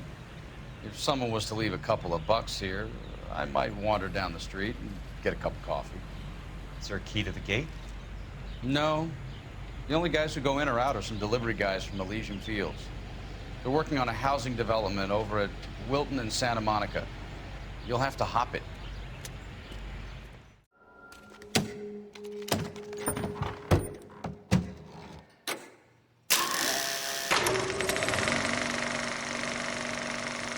In a great day for the future of Los Angeles, civic leaders and businessmen joined forces to launch the Suburban Redevelopment Fund. The Suburban Redevelopment Fund pledges to speed up housing development for returning GIs. Gentlemen, this is Dr. Harlan Fontaine. He's our latest investor in the Suburban Redevelopment Fund. Doctor, this is Curtis Benson. He's Vice President of the California Fire and Life. Pleased to meet you, Doctor. Ray Gordon, editor of the Times. Doctor. District Attorney Donald Sandler and Police Chief Warren. Gentlemen, I am delighted to be in such exalted company. You're making quite a name for yourself, Doctor, amongst the thespian fraternity. I find that those of artistic temperament are often of a fragile mental disposition. It's a short step from miscreant to recidivism, Doctor. Very true. But I think we could all agree that the City of Angels does rather well basking in the reflection of the motion picture industry. Hear, hear. And it's something that every sucker getting off a train at Union Station wants a part of. Gentlemen, we're here to sell the American dream, and Hollywood is our greatest advertiser. So, how is your new development selling, Leland? Cannot throw them up fast enough, Ray. And that's part of the problem, Leland. Washington is receiving steady complaints. There's a clamor for public housing. God damn it, Ray. Public housing is tantamount to communism. Now, that's why we fought this goddamn war. I'm telling you, it's Reds via the back door. You can't have it both ways, Leland. The new freeways are being built to service all your developments out in the boondocks. They're all being built with government money. The GI Bill is government money. There's a difference. What difference? The GI money ends up in my pocket. I hope you mean our pockets, Leland. We're all investors. Of course, Curtis. So, when will the freeway bond be passed on? It still has to be ratified. Takes a long time to raise $3 billion. Operator, Los Angeles Police Dispatch, if it's not too much trouble. Putting you through now. This is Jack Kelso, investigator for California Fire and Life. Can you put me through to Curtis Benson, please? Just a moment, please, Mr. Kelso. Jack, how can I help? Do you know anything about the Suburban Redevelopment Fund, Mr. Benson? I've heard of them, Jack. Building new homes for GIs. With green lumber that was used on movie sets. Jack, are you working the Buckwalter case? Mr. Benson, are you part of the Suburban Redevelopment Fund? Jack, I want you to listen very clearly. Call Miss Lickman. Call her as soon as you hang up. Arrange to see her tonight and get her to agree to the settlement. Do it tonight. Do you hear me? Yes, sir. End of story, Jack. I don't want to hear another word about Elsa Lickman or Lou Buckwalter. Can you put me through to Michigan 221? Putting the call through. Hello? Ms. Lichtman, it's Jack Kelso. Yes, Mr. Kelso. I've been looking into your case. Yes, and what have you found? It doesn't look good. I need to see you. Meet me at the Blue Room. I work there tonight. I take a break around 9. I'll be waiting at the stage door. We can talk then. Auf Wiedersehen, Mr. Kelso. Thanks, ma'am.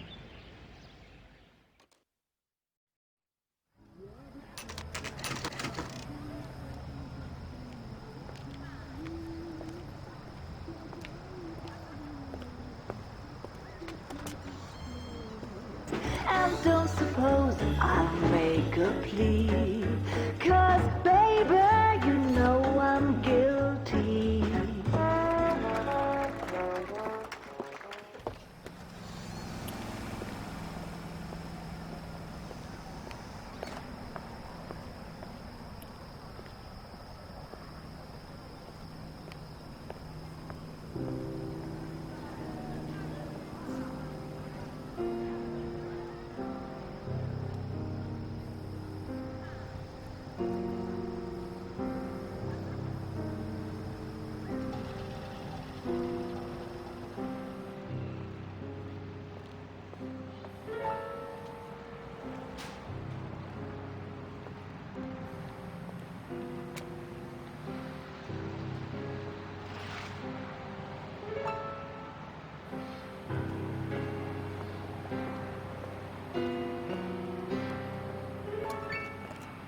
What were you doing with him?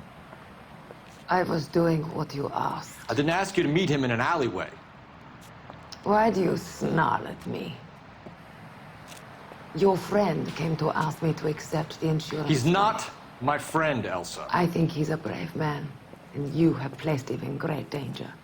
You've involved him in something, and he has no idea of the risk. Can you live with that, Cole? Elsa, I need his help, and he hates my guts. Forget the past, Cole. He deserves a chance to say no. If he helps you, let it be on his terms. I'll go see him in the morning.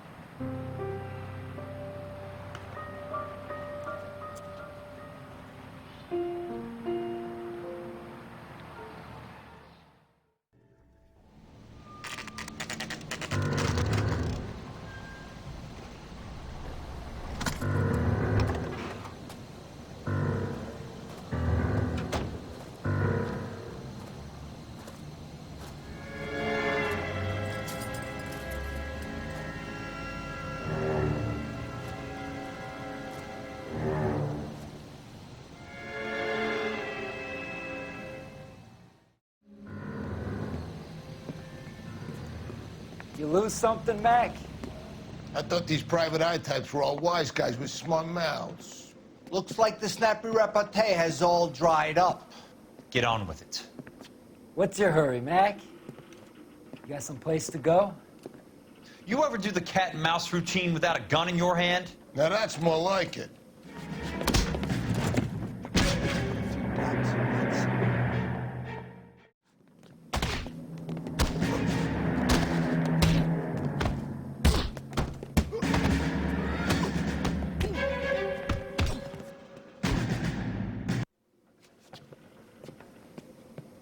You're a worn, tough guy. You should learn to take a hint. Get him downstairs and into the trunk.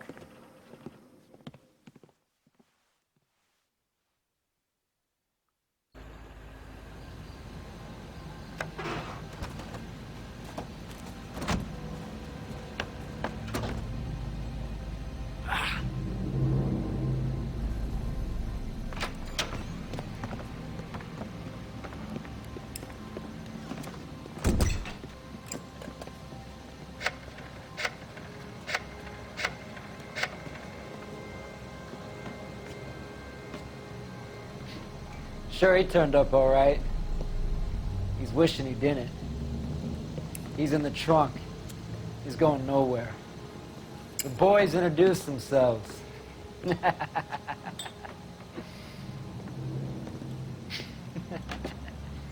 What do you want done with him, Mr. Monroe? Yeah, I know a good place. Pick up a shovel and a pick on the way. It's up in the hills behind Griffith Park. We'll deal with that German bitch next.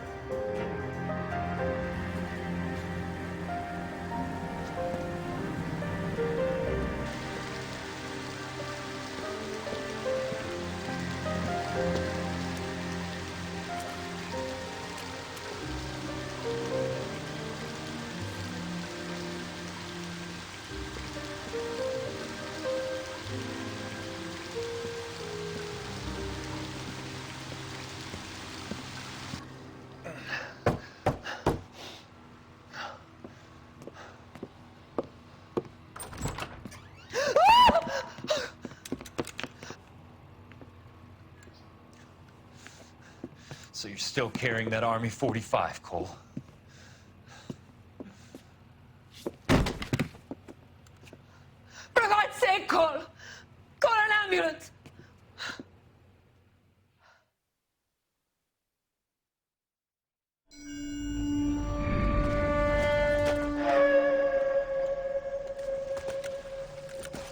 Satchel charges on the cave entrance from above. Covering fire on weapons team. Look for snipers in the trees.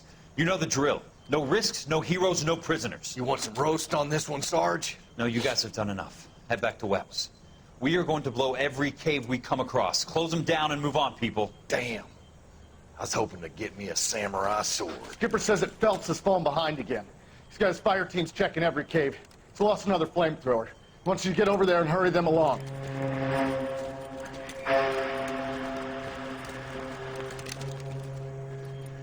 Hoboon, Weapons Company. Sir. We have a major cave complex in front of us, Hogaboom. I want flamethrowers and BAR teams to clean it out. Begging your pardon, sir. But if it's a big complex, why don't we bring the Shermans in? They could pour it in there. We can't wait for tanks to be brought up. I'm already behind. Then blow the cave. No skin off our nose. Bury them. We are going in there and clearing them out. We are doing it by the numbers, Sergeant. Get your team in place. We're moving out. Mount up! First fire team and flamethrowers. Head in!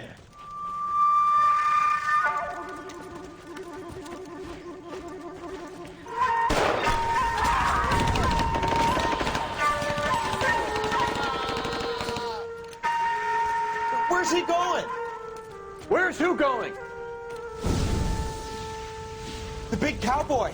He's going in. Who gave that order? You did.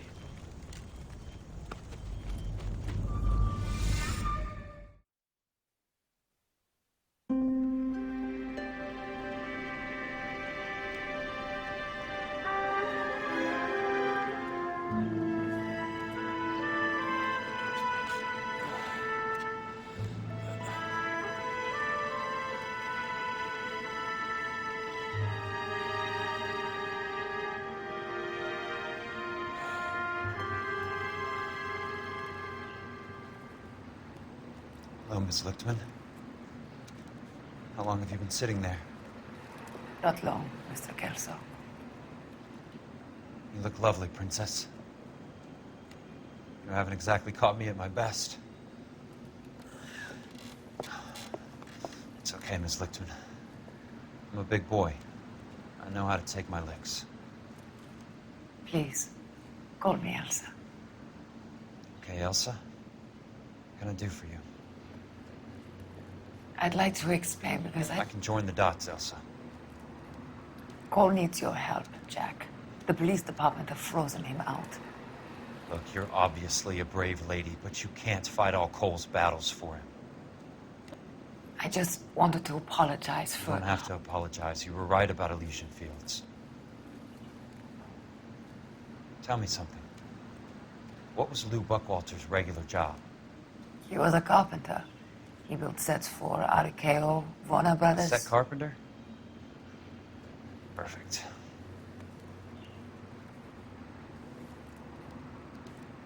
If you don't mind, Elsa, I'd like to get a little rest now.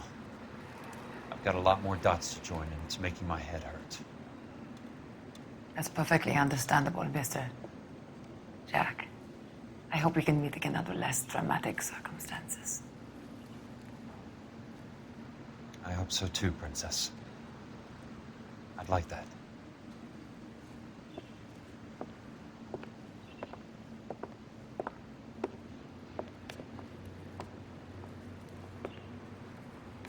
You Kelso?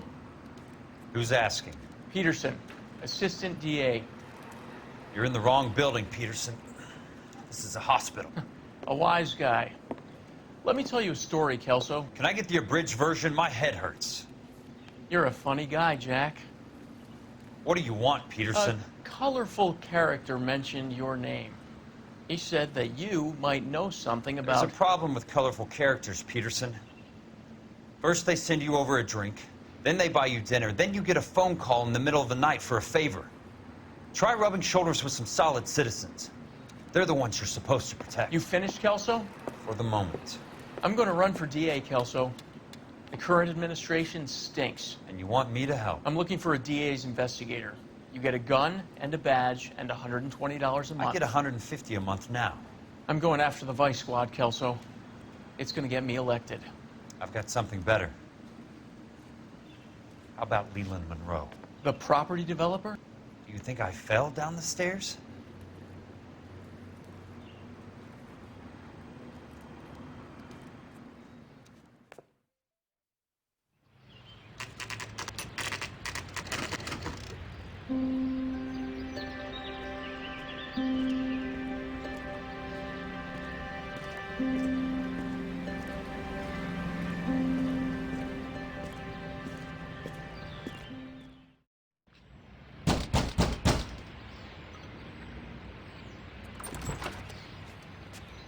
Remember me? Jack.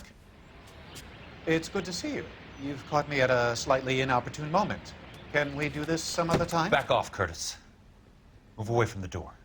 Jack, there's no call for that. You're smooth, Curtis. I'll give you that. You try to get me killed, and you still manage to be polite about it. Jack, how could you accuse me of having anything to do with that? I want to know all about you and Monroe, Curtis. You give it up, or I beat it out of you. Get the fuck out of here, Jack. You're fired. Who do you think you are? Get out of town now while you still have the chance. You have no idea what kind of forces you're dealing with here. I guess we've exhausted the passive options. Sit tight, Curtis. I'm taking a look around.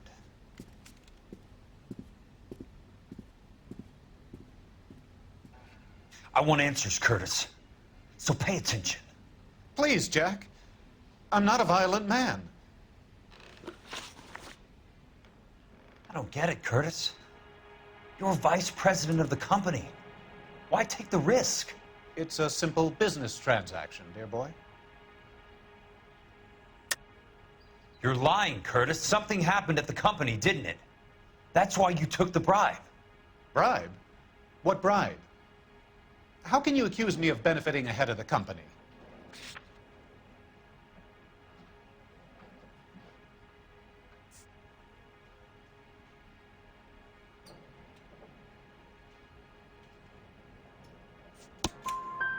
I noticed that the share certificates are in your name, Curtis, not the company's. What did you use as collateral? Those sons of bitches in Sacramento. They passed me over for president. Sent me here because they believed it was a backwater. But they were wrong. Los Angeles will become the capital of the West, not San Francisco. This place will be the city of the 20th century. And I'm gonna get my cut, Jack. You're going to jail, Curtis. You and your cronies. We'll see about that, Jack. Tell me about the Suburban Redevelopment Fund. You're talking about the future of Los Angeles. You cannot interfere with these plans. Information, Curtis. Business people who have joined forces to meet the demand for new homes. You're lying, Curtis. They're going to burn those movie sets they call houses, and you're carrying the insurance on them. And how do you prove that, Jack?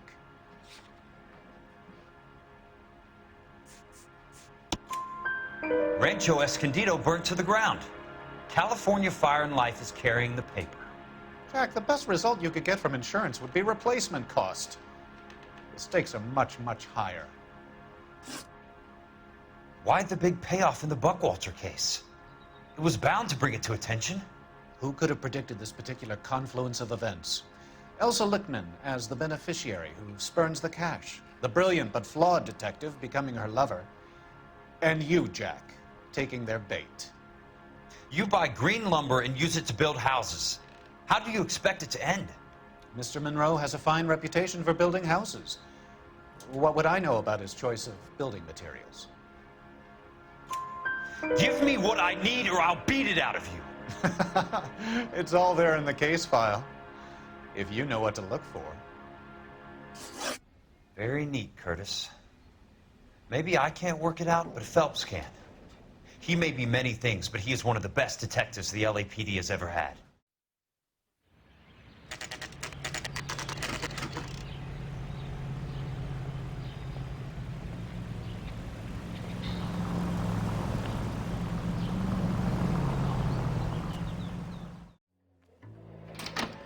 I have a Detective Phelps of the LAPD here to see you. Have a seat, Cole.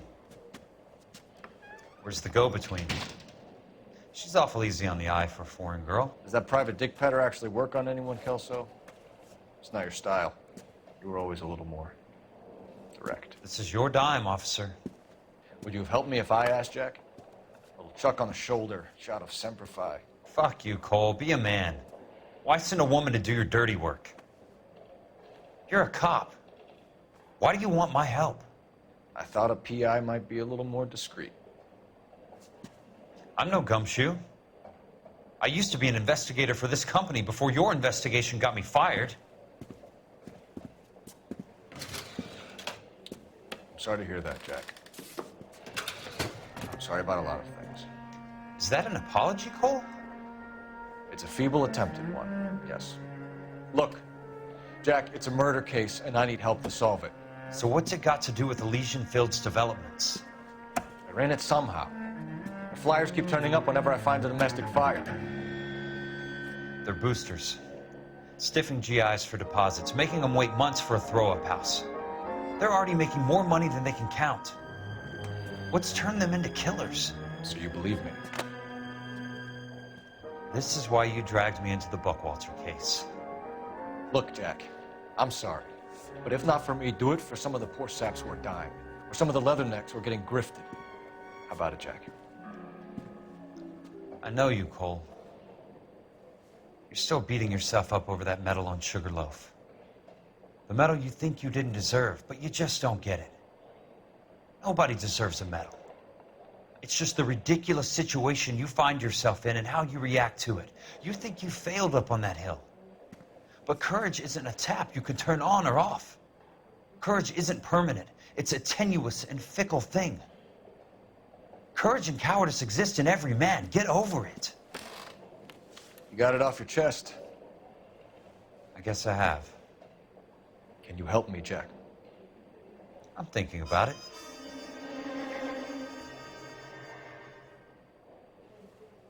The Hall of Records is the place to start.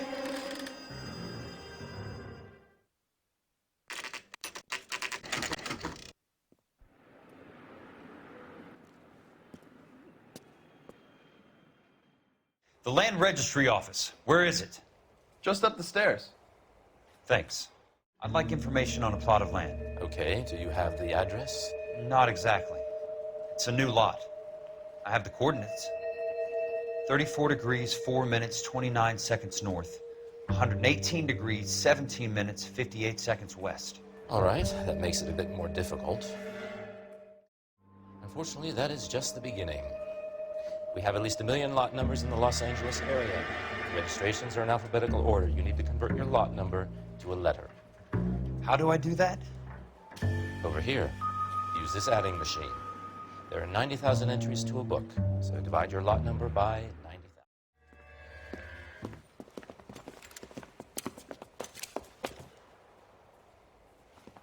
Know why I plumbed for the caddy? The extra trunk space. One thing you learn in the war, boys. You do your talking once the smoke clears.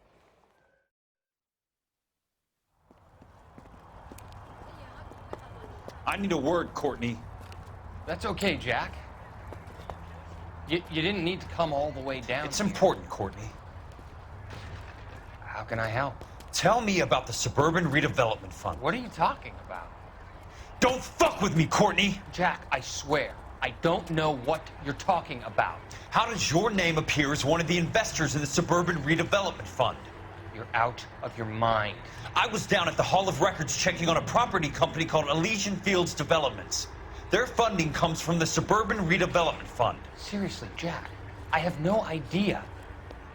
Your name is there, Courtney, with some pretty interesting company. The mayor, the district attorney, some dirty cops, and your buddy, Dr. Harlan Fontaine. Dr. Fontaine? Spill it, Courtney. I want all of it. Fontaine and the rest.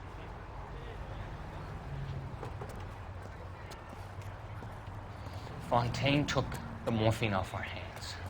Look, Jack, I know you said to get rid of it, but it's okay. I did something good for once.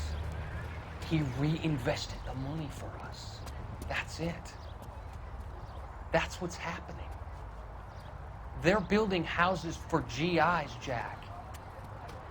I turned a mistake into something beneficial. Something that's going to help out the guys. Courtney, they're building matchstick houses. They're going to burn them for the insurance money. They'll probably stiff the poor bastards for the deposits. Please, Jack.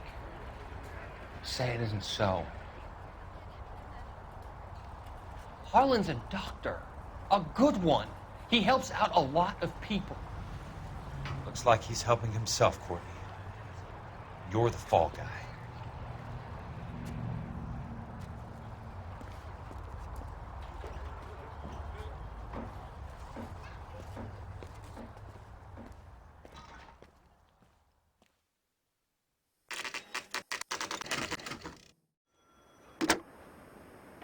Kelso. Who's asking? Leland Monroe. I was wondering when you'd get around to calling. I'd like to meet with you, Mr. Kelso. I bet you would, Mr. Monroe. But I value my skin highly enough to not want to meet with you.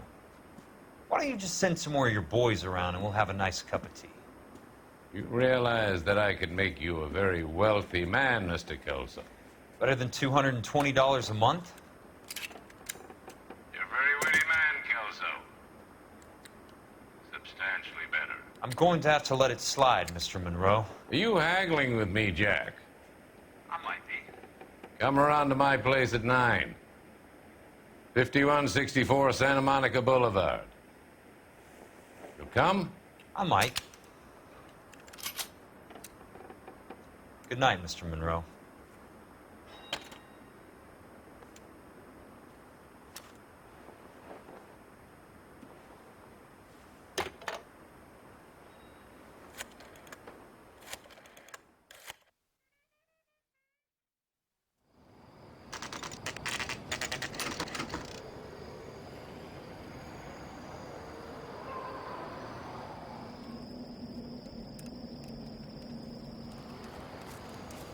I appreciate the help, all of you. We can reminisce later. I want a minimum of noise and no prisoners. No prisoners? This isn't Peleliu, Jack. These guys are grifting GIs. That's what they do for a living. It's okay, Jack. We all feel the same way. Just hasn't turned out quite the way we imagined. Let's get it done. Teams of 2 at the ready.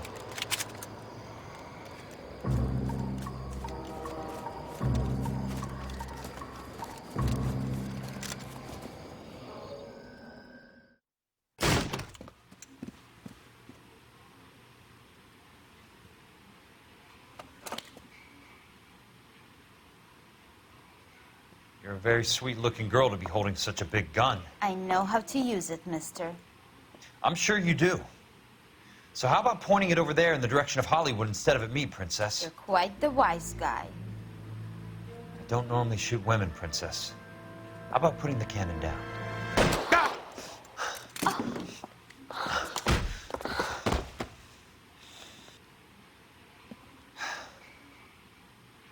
I didn't think you had the guts, sweetheart. I was never very good at reading women.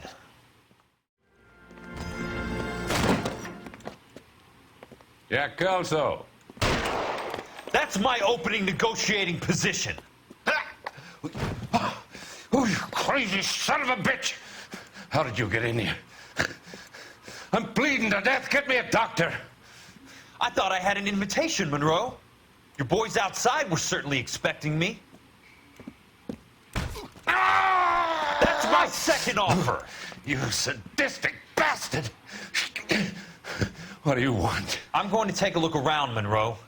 Then I want you to tell me what you know about the mayor and those Trojan houses that you're building.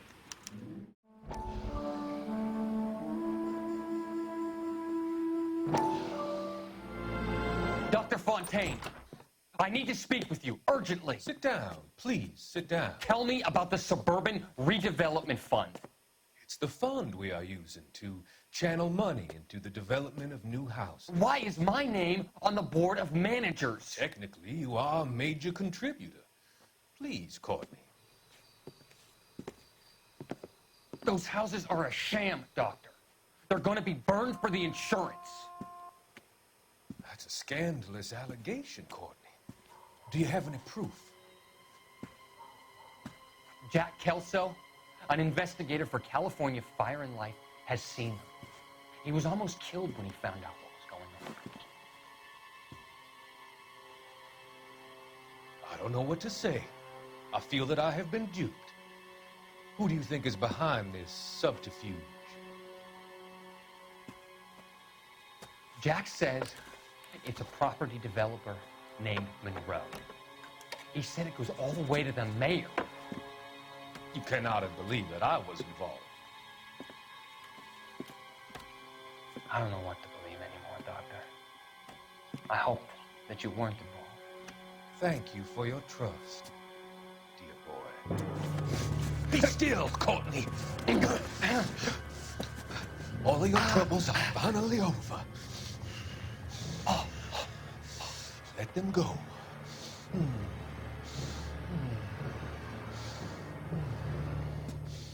Let them drift away.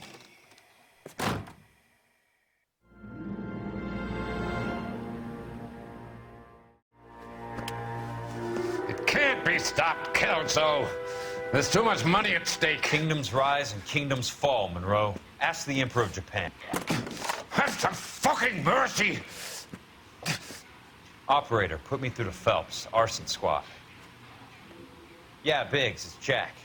I'm at Monroe's. He's in a talkative mood. If you get here in a hurry, you might get something before he bleeds to death. Elsie. Oh, thank God. Where? Fontaine.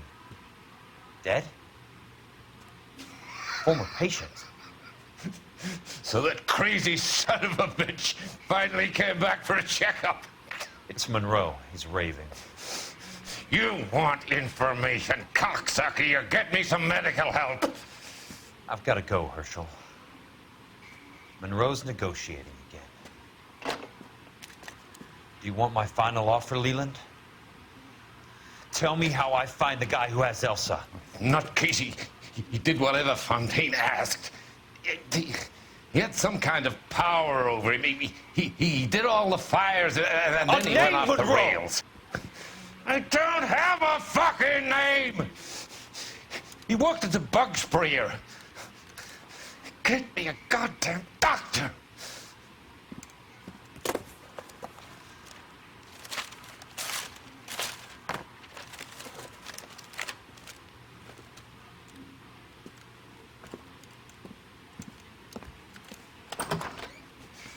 Kelso, you son of a whore! Get me a goddamn doctor!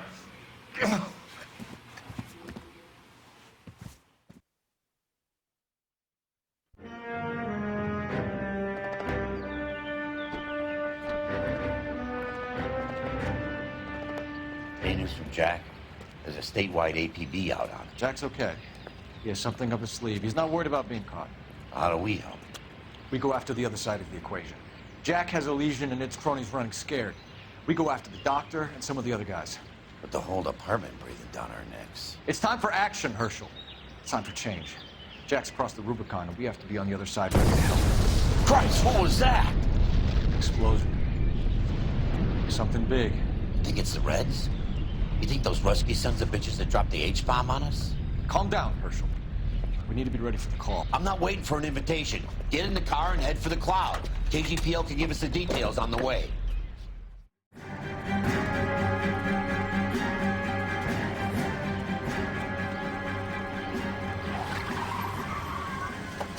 We have looters around the corner. Cuff them or put them down. We need to get this area under control. You don't shoot at cops, you little prick. Get that bastard cold.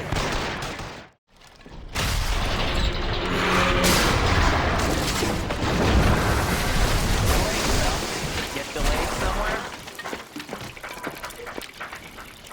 What in God's name happened here? It wasn't nuclear. If it was, we'd all be dead from the radiation. That's reassuring. What's radiation? Everyone inside the factory was vaporized. Look at the size of that crater. What's going on over there? The mayor is going on television, appealing for calm. Television? Who can afford one of those things? Anything to go on? We're looking at the remains of Nicholson electroplating. I have an idea of what might have caused the explosion. I'm only guessing. Have a look around the rubble, see if you come up with it. I'm Fred Nicholson. This is your place? What's left of it. 32 years of work up in smoke. Can you tell us what happened here? Our chief chemist, Harold McClellan, was using this area to test the new process. And what exactly is this new process? That's classified information, son. A lot of people died here, Mr. Nicholson. I'm prepared to go to the press and tell them it was your fault. What is the new process? A way to chemically polish aluminum. It's traditionally done by hand. It's extremely labor-intensive. The process could be worth millions. Who is Tomoko Akamoto? Dr. McClellan's personal assistant. She came highly recommended. Akamoto was involved in industrial espionage. Was she working for you or for a foreign government? That's a ridiculous assertion. How can you possibly say she was a spy? How many of your other employees carry spy cameras in their handbags? Jesus, Mary and Joseph, she was selling me out. If she wasn't a foreign spy, who could she have been working for? There could be other plating companies, but the big customers for the process are the aircraft manufacturers.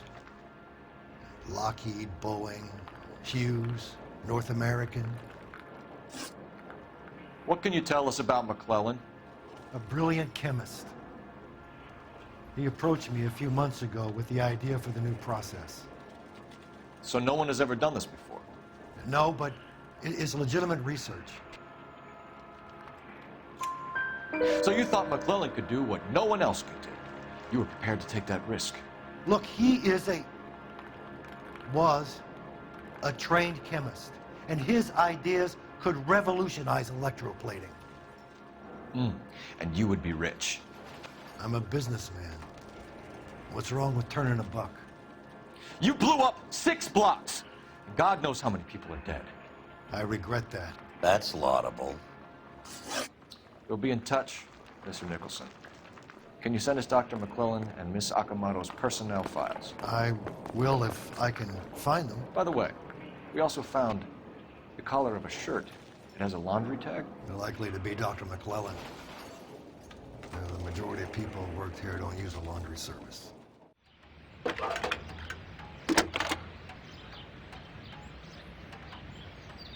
Detective Phelps, badge 1247. How could I help, Detective? Can you speak to someone at the Army Air Force Base for me, please? Of course, Detective. Tell them I have what I believe is an aircraft part. It's polished metal, light for its size. It looks like a cone of some sort. It's stamped on the inside. P&W Wasp Major R4360. I'll get back to you, Detective, when you check in for messages. Anything else? I need an address for Superior Laundry Services. Closest store to your location is in Wilshire, 4766 Melrose Avenue. Thanks for your help.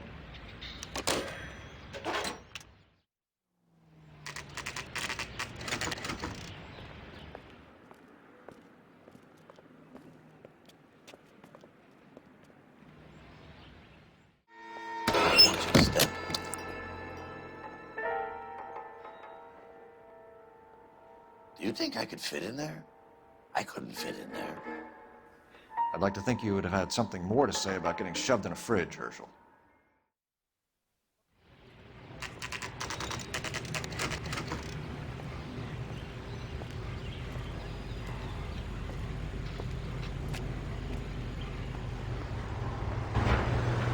What do you need? Phelps and Biggs, LAPD. We have one of your laundry tags. Can you tell us who it might belong to? Are you kidding? I got work to do, Mac. Here's the customer book. Knock yourself out.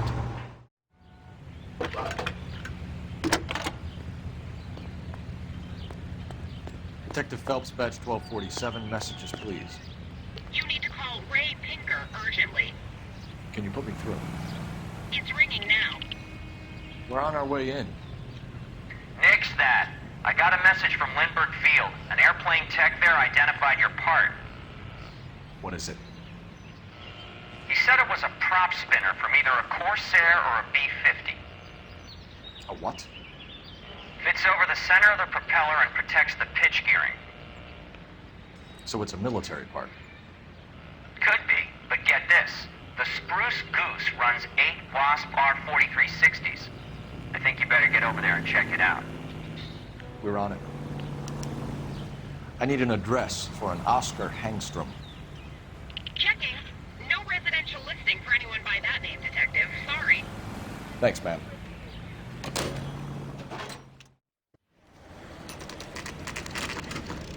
This is a military project, gentlemen. Can you state your business? Detectives, Phelps and Biggs, LAPD. We're investigating the explosion. We have reason to believe there may be a link to Hughes' aircraft. I'm sorry, I can't help you there, Detective. Without authorization from Military HQ, you won't be allowed onto this facility. What seems to be the problem, gentlemen? Hey, Biggs. You're not still with the LAPD. Right so, mates. Can you help us out here? Sure. What seems to be the problem? We're working the big explosion at the electroplating plant. Found a part there that belongs to one of your planes. I work head of security for Mr. Hughes now. I'll take full responsibility. I'm sure we can clear this up. Follow me. It's the big hangar.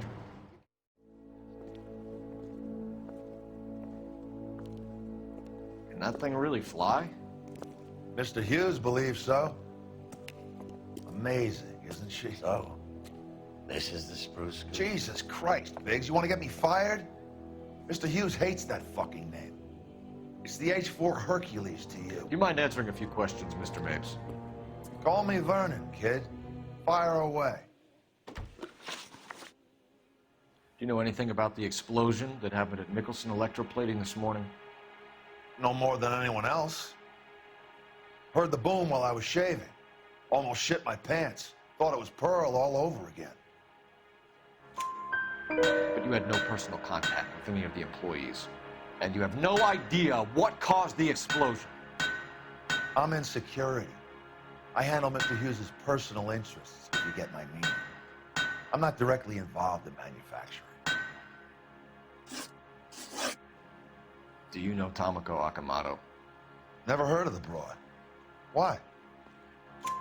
You don't happen to wear an LAPD tie pin, do you, Mapes? Sometimes. I have a couple of them from my days on the force. Do you know the chief chemist at Nicholson Electroplating, a Harold McClellan? I've heard of the guy. He was pitching some fancy process to the company. But we know that you were sending parts to Nicholson for testing. The question is whether you were going through Nicholson or cutting your own deal with McClellan. Interesting theory, kid. How you gonna prove any of that?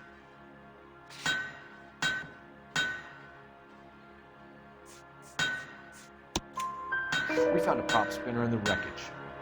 We believe it belongs to this aircraft. We sent them some aluminum parts to test. Howard and the Boffins were interested in this guy McClellan's theories. McClellan was cutting out Nicholson. That's not our problem. Thanks for your help, Mr. Mapes. Do you mind if we have a look around while we're here? Sure. Knock yourself out. Thanks for the tour, Mapes. Always happy to help the department. Hey, don't I know your face from the papers? You're the cop that's stripping that German broad. Nah, I think you got the wrong guy, Vernon.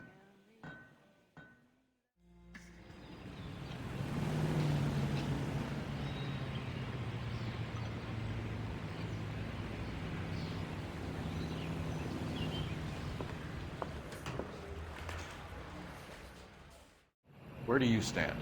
I think you're a good cop, but I try and stay out of politics. Everybody tries to stay out of politics, Ray.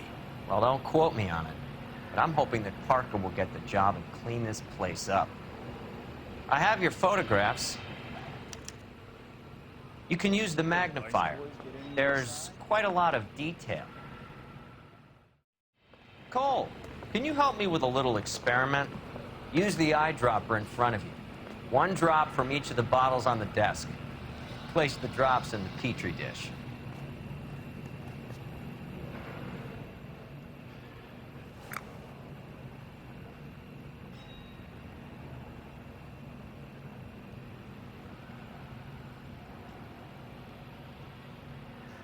I want to make homicide. You've got it made when you get to that desk.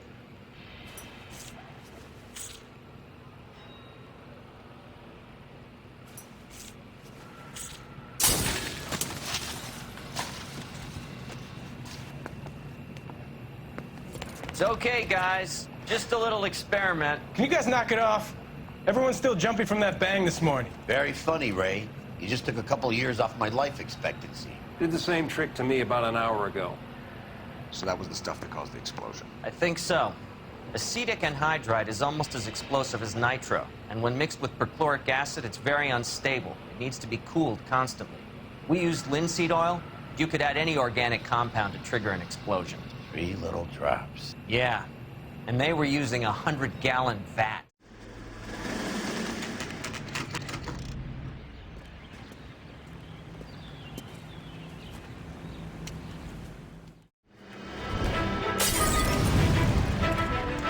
The gas, Cole, the gas! We gotta get out of here right now!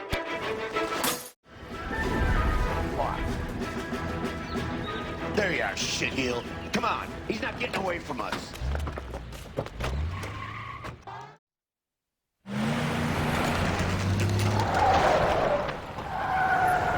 Stop right there. Get out of the car slowly. Fire a warning round. We're gonna have to go through all the security men first. I hope you're ready for a fight, Aim at Cole. the tires.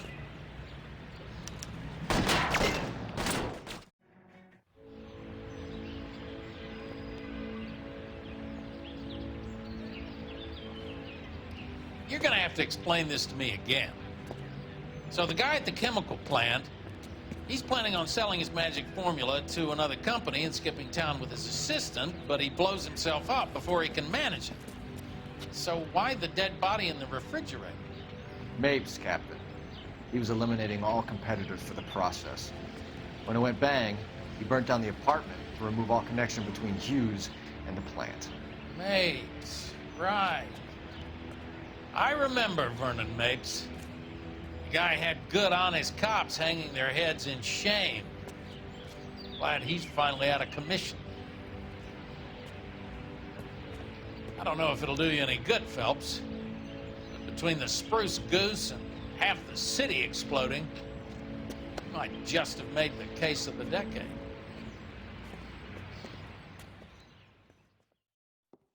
Good morning, Doctor. And a good morning to you too, Elsa. You look radiant. Thank you, Doctor. We haven't been seeing much of you lately, Elsa.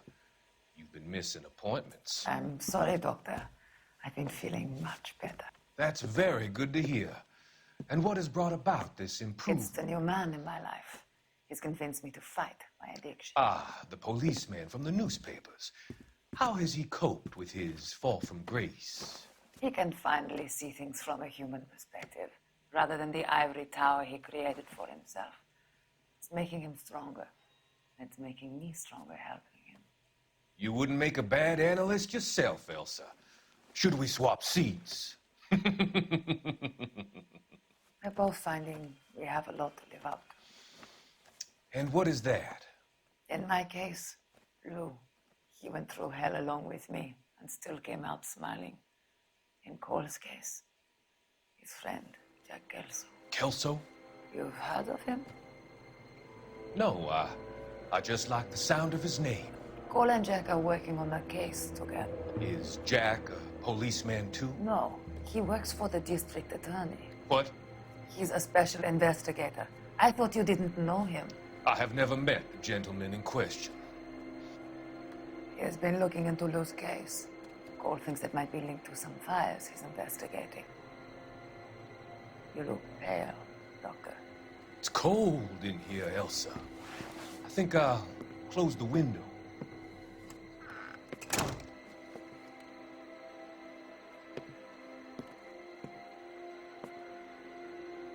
Why are you looking at me like that, Elsa? You arranged for Lou to work at Elysian Fields, Doctor. Your fears are unfounded. I meet many people in my line of work. There are many ways that people can be helped. Finding them work is just one of them. I don't believe you, Doctor. I've seen you with Monroe at the club.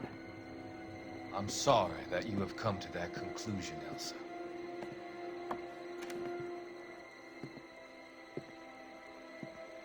I've always so enjoyed our conversations.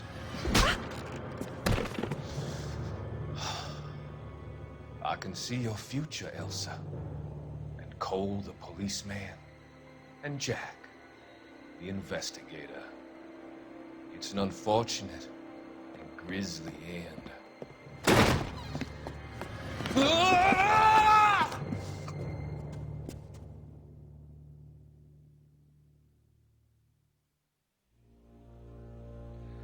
I've come to help you, Doctor. To help you cross over. All your sins will be forgiven in the next life.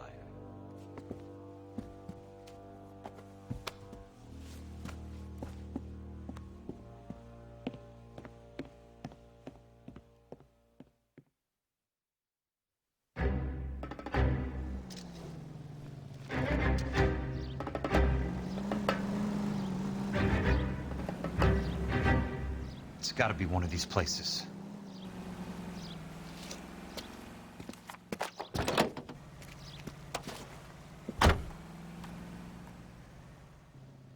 The arsonist's a bug sprayer. He must have worked at one of these joints.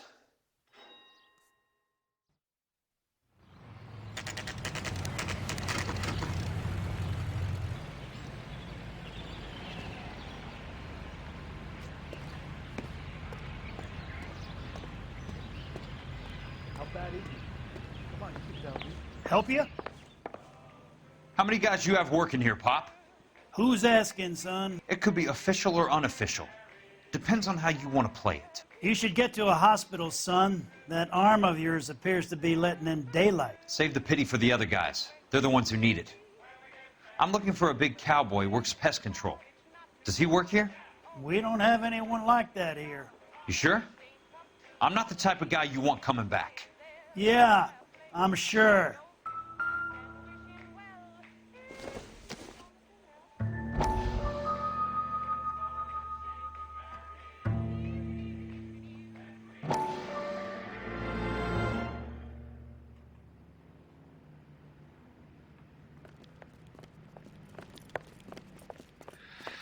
What have you got? Looks like a drug overdose. Get away from him, Phelps. This is my case. Shut your fucking mouth. Since when does a bagman work a case? I knew this creep wasn't on the morphine heist. Victim of his own product. Hey, detective! Can we back it off a notch? This is getting out of hand. A time to talk and a time to shut up. Now is the time to be quiet, son. Courtney Sheldon was a corpsman, Roy. He served his country. He went out with a medical kit and an Army 45 into places that made the Valley of Death look like a picnic. He was either naive enough or dumb enough to get involved in the Suburban Redevelopment Fund, along with the mayor, the DA, Monroe, and a certain crooked cop. He was involved in the morphine heist, but he has a puncture wound in his jugular, which makes this a murder case. He was a better man than you'll ever know. You say one more word about him and I will blow your fucking head off! You finally lost it, partner. I have a pretty good idea why Sheldon is dead. And I know about Monroe. Your vast, corrupt future is draining away as we speak. I got better things to do than argue the rub with you. Stay with him until the coroner gets here. Make sure technical services bags the evidence. If you let this creep anywhere near it, I'll come looking for you. Yes, sir. You know, Phelps, you're not the worst asshole going round. Thanks, Herschel.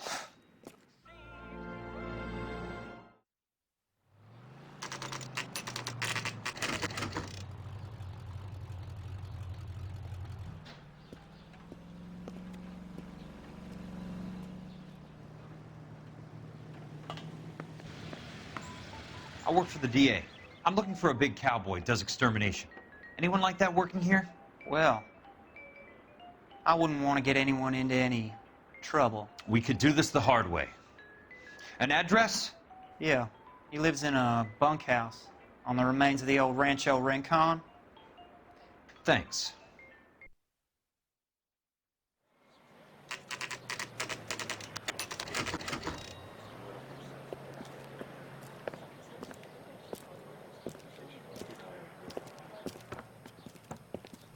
Cole, you made it. What's this got to do with me, Rusty? Dr. Fontaine, prominent shrink, dead in his patient's room. Spine snapped like a twig. The suspect is one of his mental patients. I've met Fontaine. His last patient was Elsa Lichtman, Cole. She's missing. Nurse said that she saw some big Boris Karloff type carry her out of here. The best thing that you can do to help me, Rusty, is let me take a look around. Sure thing, Cole.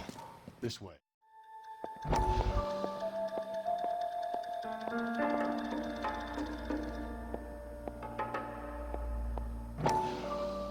That goddamn pet lunatic of yours is burning down our houses. Keep your voice down, Leland. Control is of the essence. Keep your voice down. You know how much these sons of bitches charge for lunch? Fuck them. Leland, we will not solve our problems by announcing them to the general public. We only speed ourselves on our way to the gallows. He's your imbecile, Harlan. Get him under control or get rid of him. Speaking of which, I've had to dispose of our young medical student. What? You certainly are a cold character, Harlan. He has a friend called Kelso who knows all about the development on Normandy Avenue. I know about Kelso. And you thought it unimportant to inform me. I thought I could take care of it. Have you? No, I haven't. Kelso works for Benson. Is he reliable? No, he's totally unreliable. But he has so many pernicious habits, he's got nowhere to run. can you take care of, Kelso? Don't push me, Harlan. Get rid of the fruitcake. It's no longer necessary. I'll take care of Jim Kelso.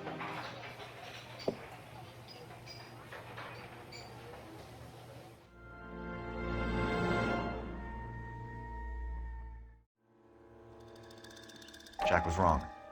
It's not about insurance, it's about eminent domain. What are you talking about, Cole? The government reclaims the land in the path of the freeway and pays the improved value of the land with the new houses sitting on it. What about the stiffs who paid their deposits? Worst case, they get their money back. But the syndicate pockets millions on the improved value of the land. So where does Jack's boss come into it? He's the key. He carries the insurance. The insurance proves how much the houses are worth. And they're worth nothing? Firewood, all of them. That's about as neat a scam as you can imagine. How are we going to prove any of this, Cole? Doctor's dead, and Roll nearly bled to death. If they get Jack... We need the firebug. The Okie cowboy. Get him, get Elsa. Get him, get all of them.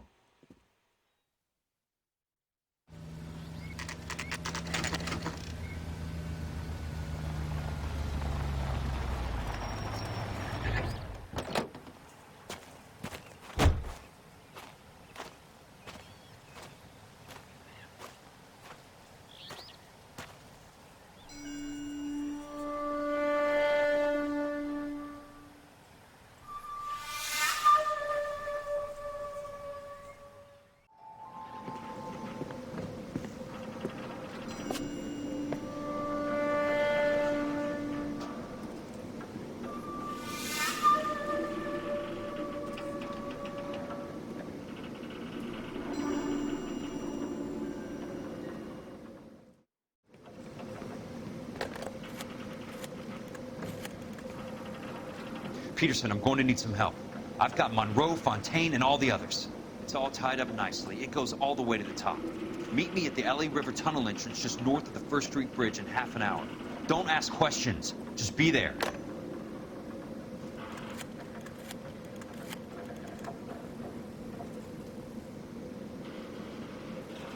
This is DA's investigator, Jack Kelso. I have an urgent radio message for Detective Cole Phelps.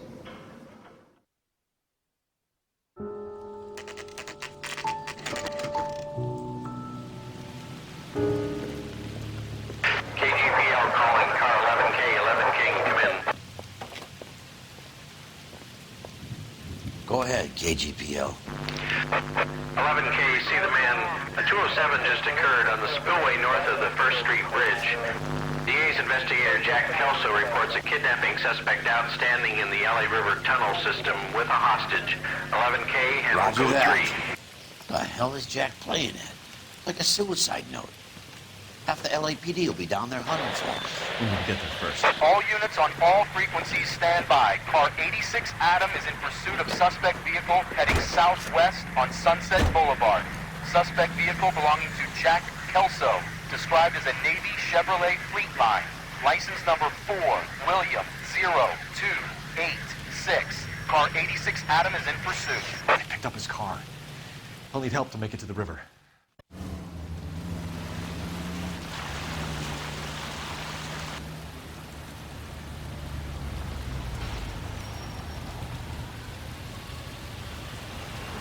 That's Kelso's car. Who is this guy? Peterson, assistant DA. What's he doing? He's here to cover our backs. I'm going in there, Jack. No one's trying to stop you. I found this at the ranch house. He's marked his routes. I'll go in here. Cole, you take the next entrance. Biggs, I need you to take the car and cover this spot here. I think that's his fail-safe exit. Cole, he's one of ours. What are you talking about? Right where you are! Got it? Got it. Peterson, you want to be DA? We'll earn your salt. So, Kelso is your boy, Peterson? Been working with Phelps? A handy lad, that Kelso. Yes, he is, Chief. You can't imagine what those two have uncovered. It could go all the way to the top. I hope you won't be implicated. So, you're the new broom, Peterson? Looks like it. And you think he'll make it out of there alive? I think he might. He's a difficult boy to get rid of. All right, Peterson. I'm listening. What's your offer? Are you okay, Princess? I felt better. He saved me from the doctor. Hi, Tex. Do you remember me? I'm not sure that I do. Have you come here to kill her? Why would I do that, soldier? Isn't that why you're all here? I'm here to get her out. Her. But not me. You haven't come for me. No, not you. It ends here. You were with the 6th on Sugar Loaf, weren't you? I was? And Naha? Yes, I was. You're Sergeant Jack Kelso, aren't you? Where's your uniform, Sarge? At home in my locker, Hogaboom. War's over, soldier. I know that, Sarge. I'm fighting a different kind of war. I fight for God now. We all fight for God, Ira. In our own ways. Not everyone knows it. Elsa! Are you all right? Get away from her! It's all right, Cole. He doesn't want to hurt her. Ira was with us on Okinawa. What? You know this guy? Don't you remember me, Lieutenant? I remember you. No. Don't. You ordered me to burn that cave, Lieutenant. That cave full of civilians. A hospital. What is he talking about? It was war. For God's sake, I can't be held responsible for everything that happened. I don't blame you, Lieutenant. You helped me to help other people. Ira lost his mind on Okinawa, Princess. Sheldon asked the doctor to help him get back. The doctor helped me to find my path. And I helped him to a better life. Elsa's going to leave now, Ira. She will be all right. You've helped her, too. Get her out of here. Biggs will help. His exit is nearby. Jack, I need this guy to make the case. Hasn't this poor bastard given you enough? Get out of here now! For God's sake, Jack! What are you going to do? Don't cry, miss. Sergeant Kelso has come to help ease my way. I was proud to serve with you, Jack. Get out of here, Cole!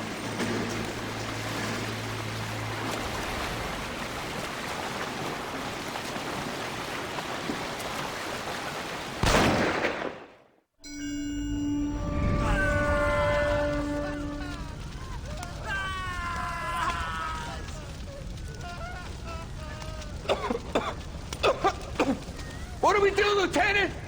Jesus, look at all the kids! The goddamn screaming! I need to think! And how do you expect to do that, you fucking maniac? They're burned to a crisp! Finish them off. Do it humanely. We are leaving this place. You do it, Phelps! Get your own fucking hands dirty! I'm on morphine! Put these people out of their pain. Now! That's an order!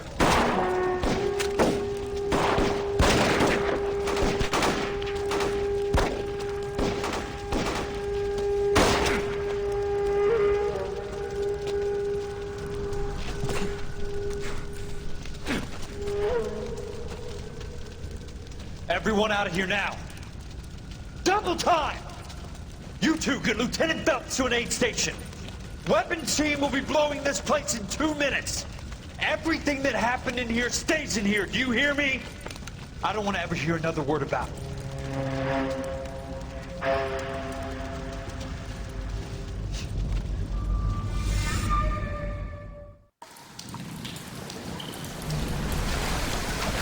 Killed that man! He was doing him a favor, Elsa. Cole, up here! I'll get this grate hurt! The water's rising! You're first. Hand her up! Get out of here! You're not Jack. I'm not arguing. You're wounded, Jack. Let me help. What are you waiting for? Jump, Cole! Jump for it!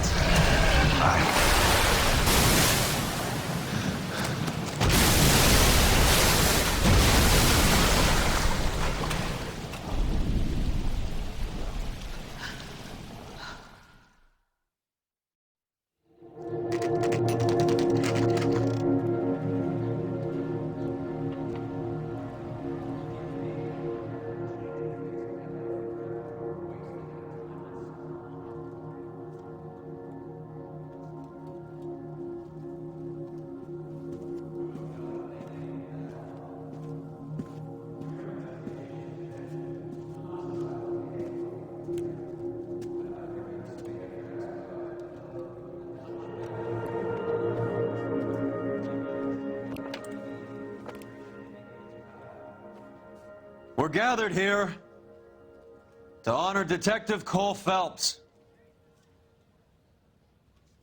Cole Phelps was the best kind of man. Hear, hear. A war hero who led his men with true valor. And through his personal bravery achieved one of his country's highest honors. A cop, wrongly accused, who never lost his faith in the LAPD and the system. Fine! You belittle his memory. Elsa. Get out of my way, Jack. You call yourself his friend. A detective who fought to expose the evil corruption of the murderous Dr. Fontaine and the rapacious property tycoon Leyland Monroe. Go to her. Will you, Herschel? A reformer who We're never his recognized friend, the need Jack. to remove the odd bad apple from a department right. made up of good men. Herschel? A man who never gave up. Yeah, Jack. Who continued never to his fight enemy. the good fight. I think you knew that, Jack. The fight that cost him his own life. A good husband. A good father. And may I say, a good friend.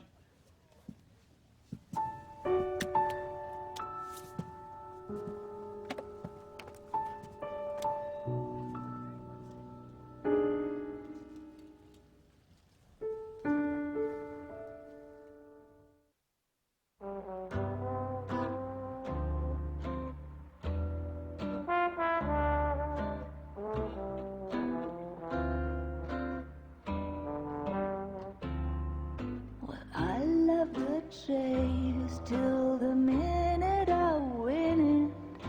A beautiful face till there's love for me in it. Give me your heart and baby I'll bill it. 'Cause I always kill the things I love.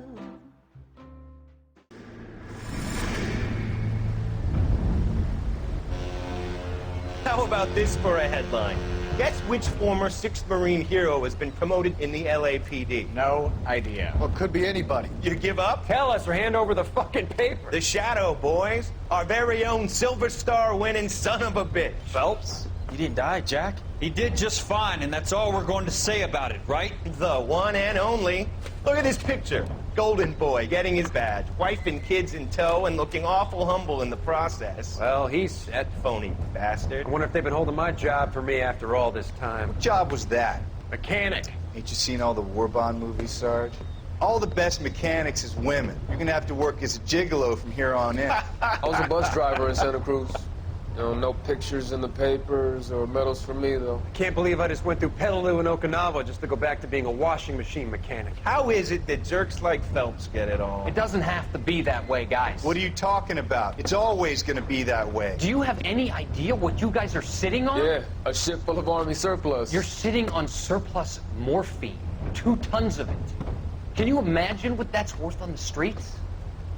Hundreds of thousands of dollars. You're shitting me. I'm not. You're talking about stealing it? Keep your voice down. Do you want to have us all thrown in the brig? God damn it, Sheldon. You want to go into the dope business? No. I want to be in the peace dividend business. What is that supposed to mean? It means I want the guys who fought for a better future to get some share of it. You interested, Jack? Come on, Top. We could all get out from under. Oh, it's the chance of our lives. It's everyone or no one, boys. I'm not having a bar of it, Courtney. You may be the bravest person I have ever met, but I swear to God, trouble follows you around like a pet fucking dog. I thought you wanted to try for medical school. So what do you want, Jack? What's the future got in store for you? You guys were all heroes in the war. Every single one of you. Even if your next door neighbor or your wife never know it and don't give a rat's ass. Fuck Phelps and medals and citations and parades. Fuck the public who are bored with returning GIs. I have nothing but respect for what you guys and the rest of the 6th have done. You go through with this, and you'll be nothing to me.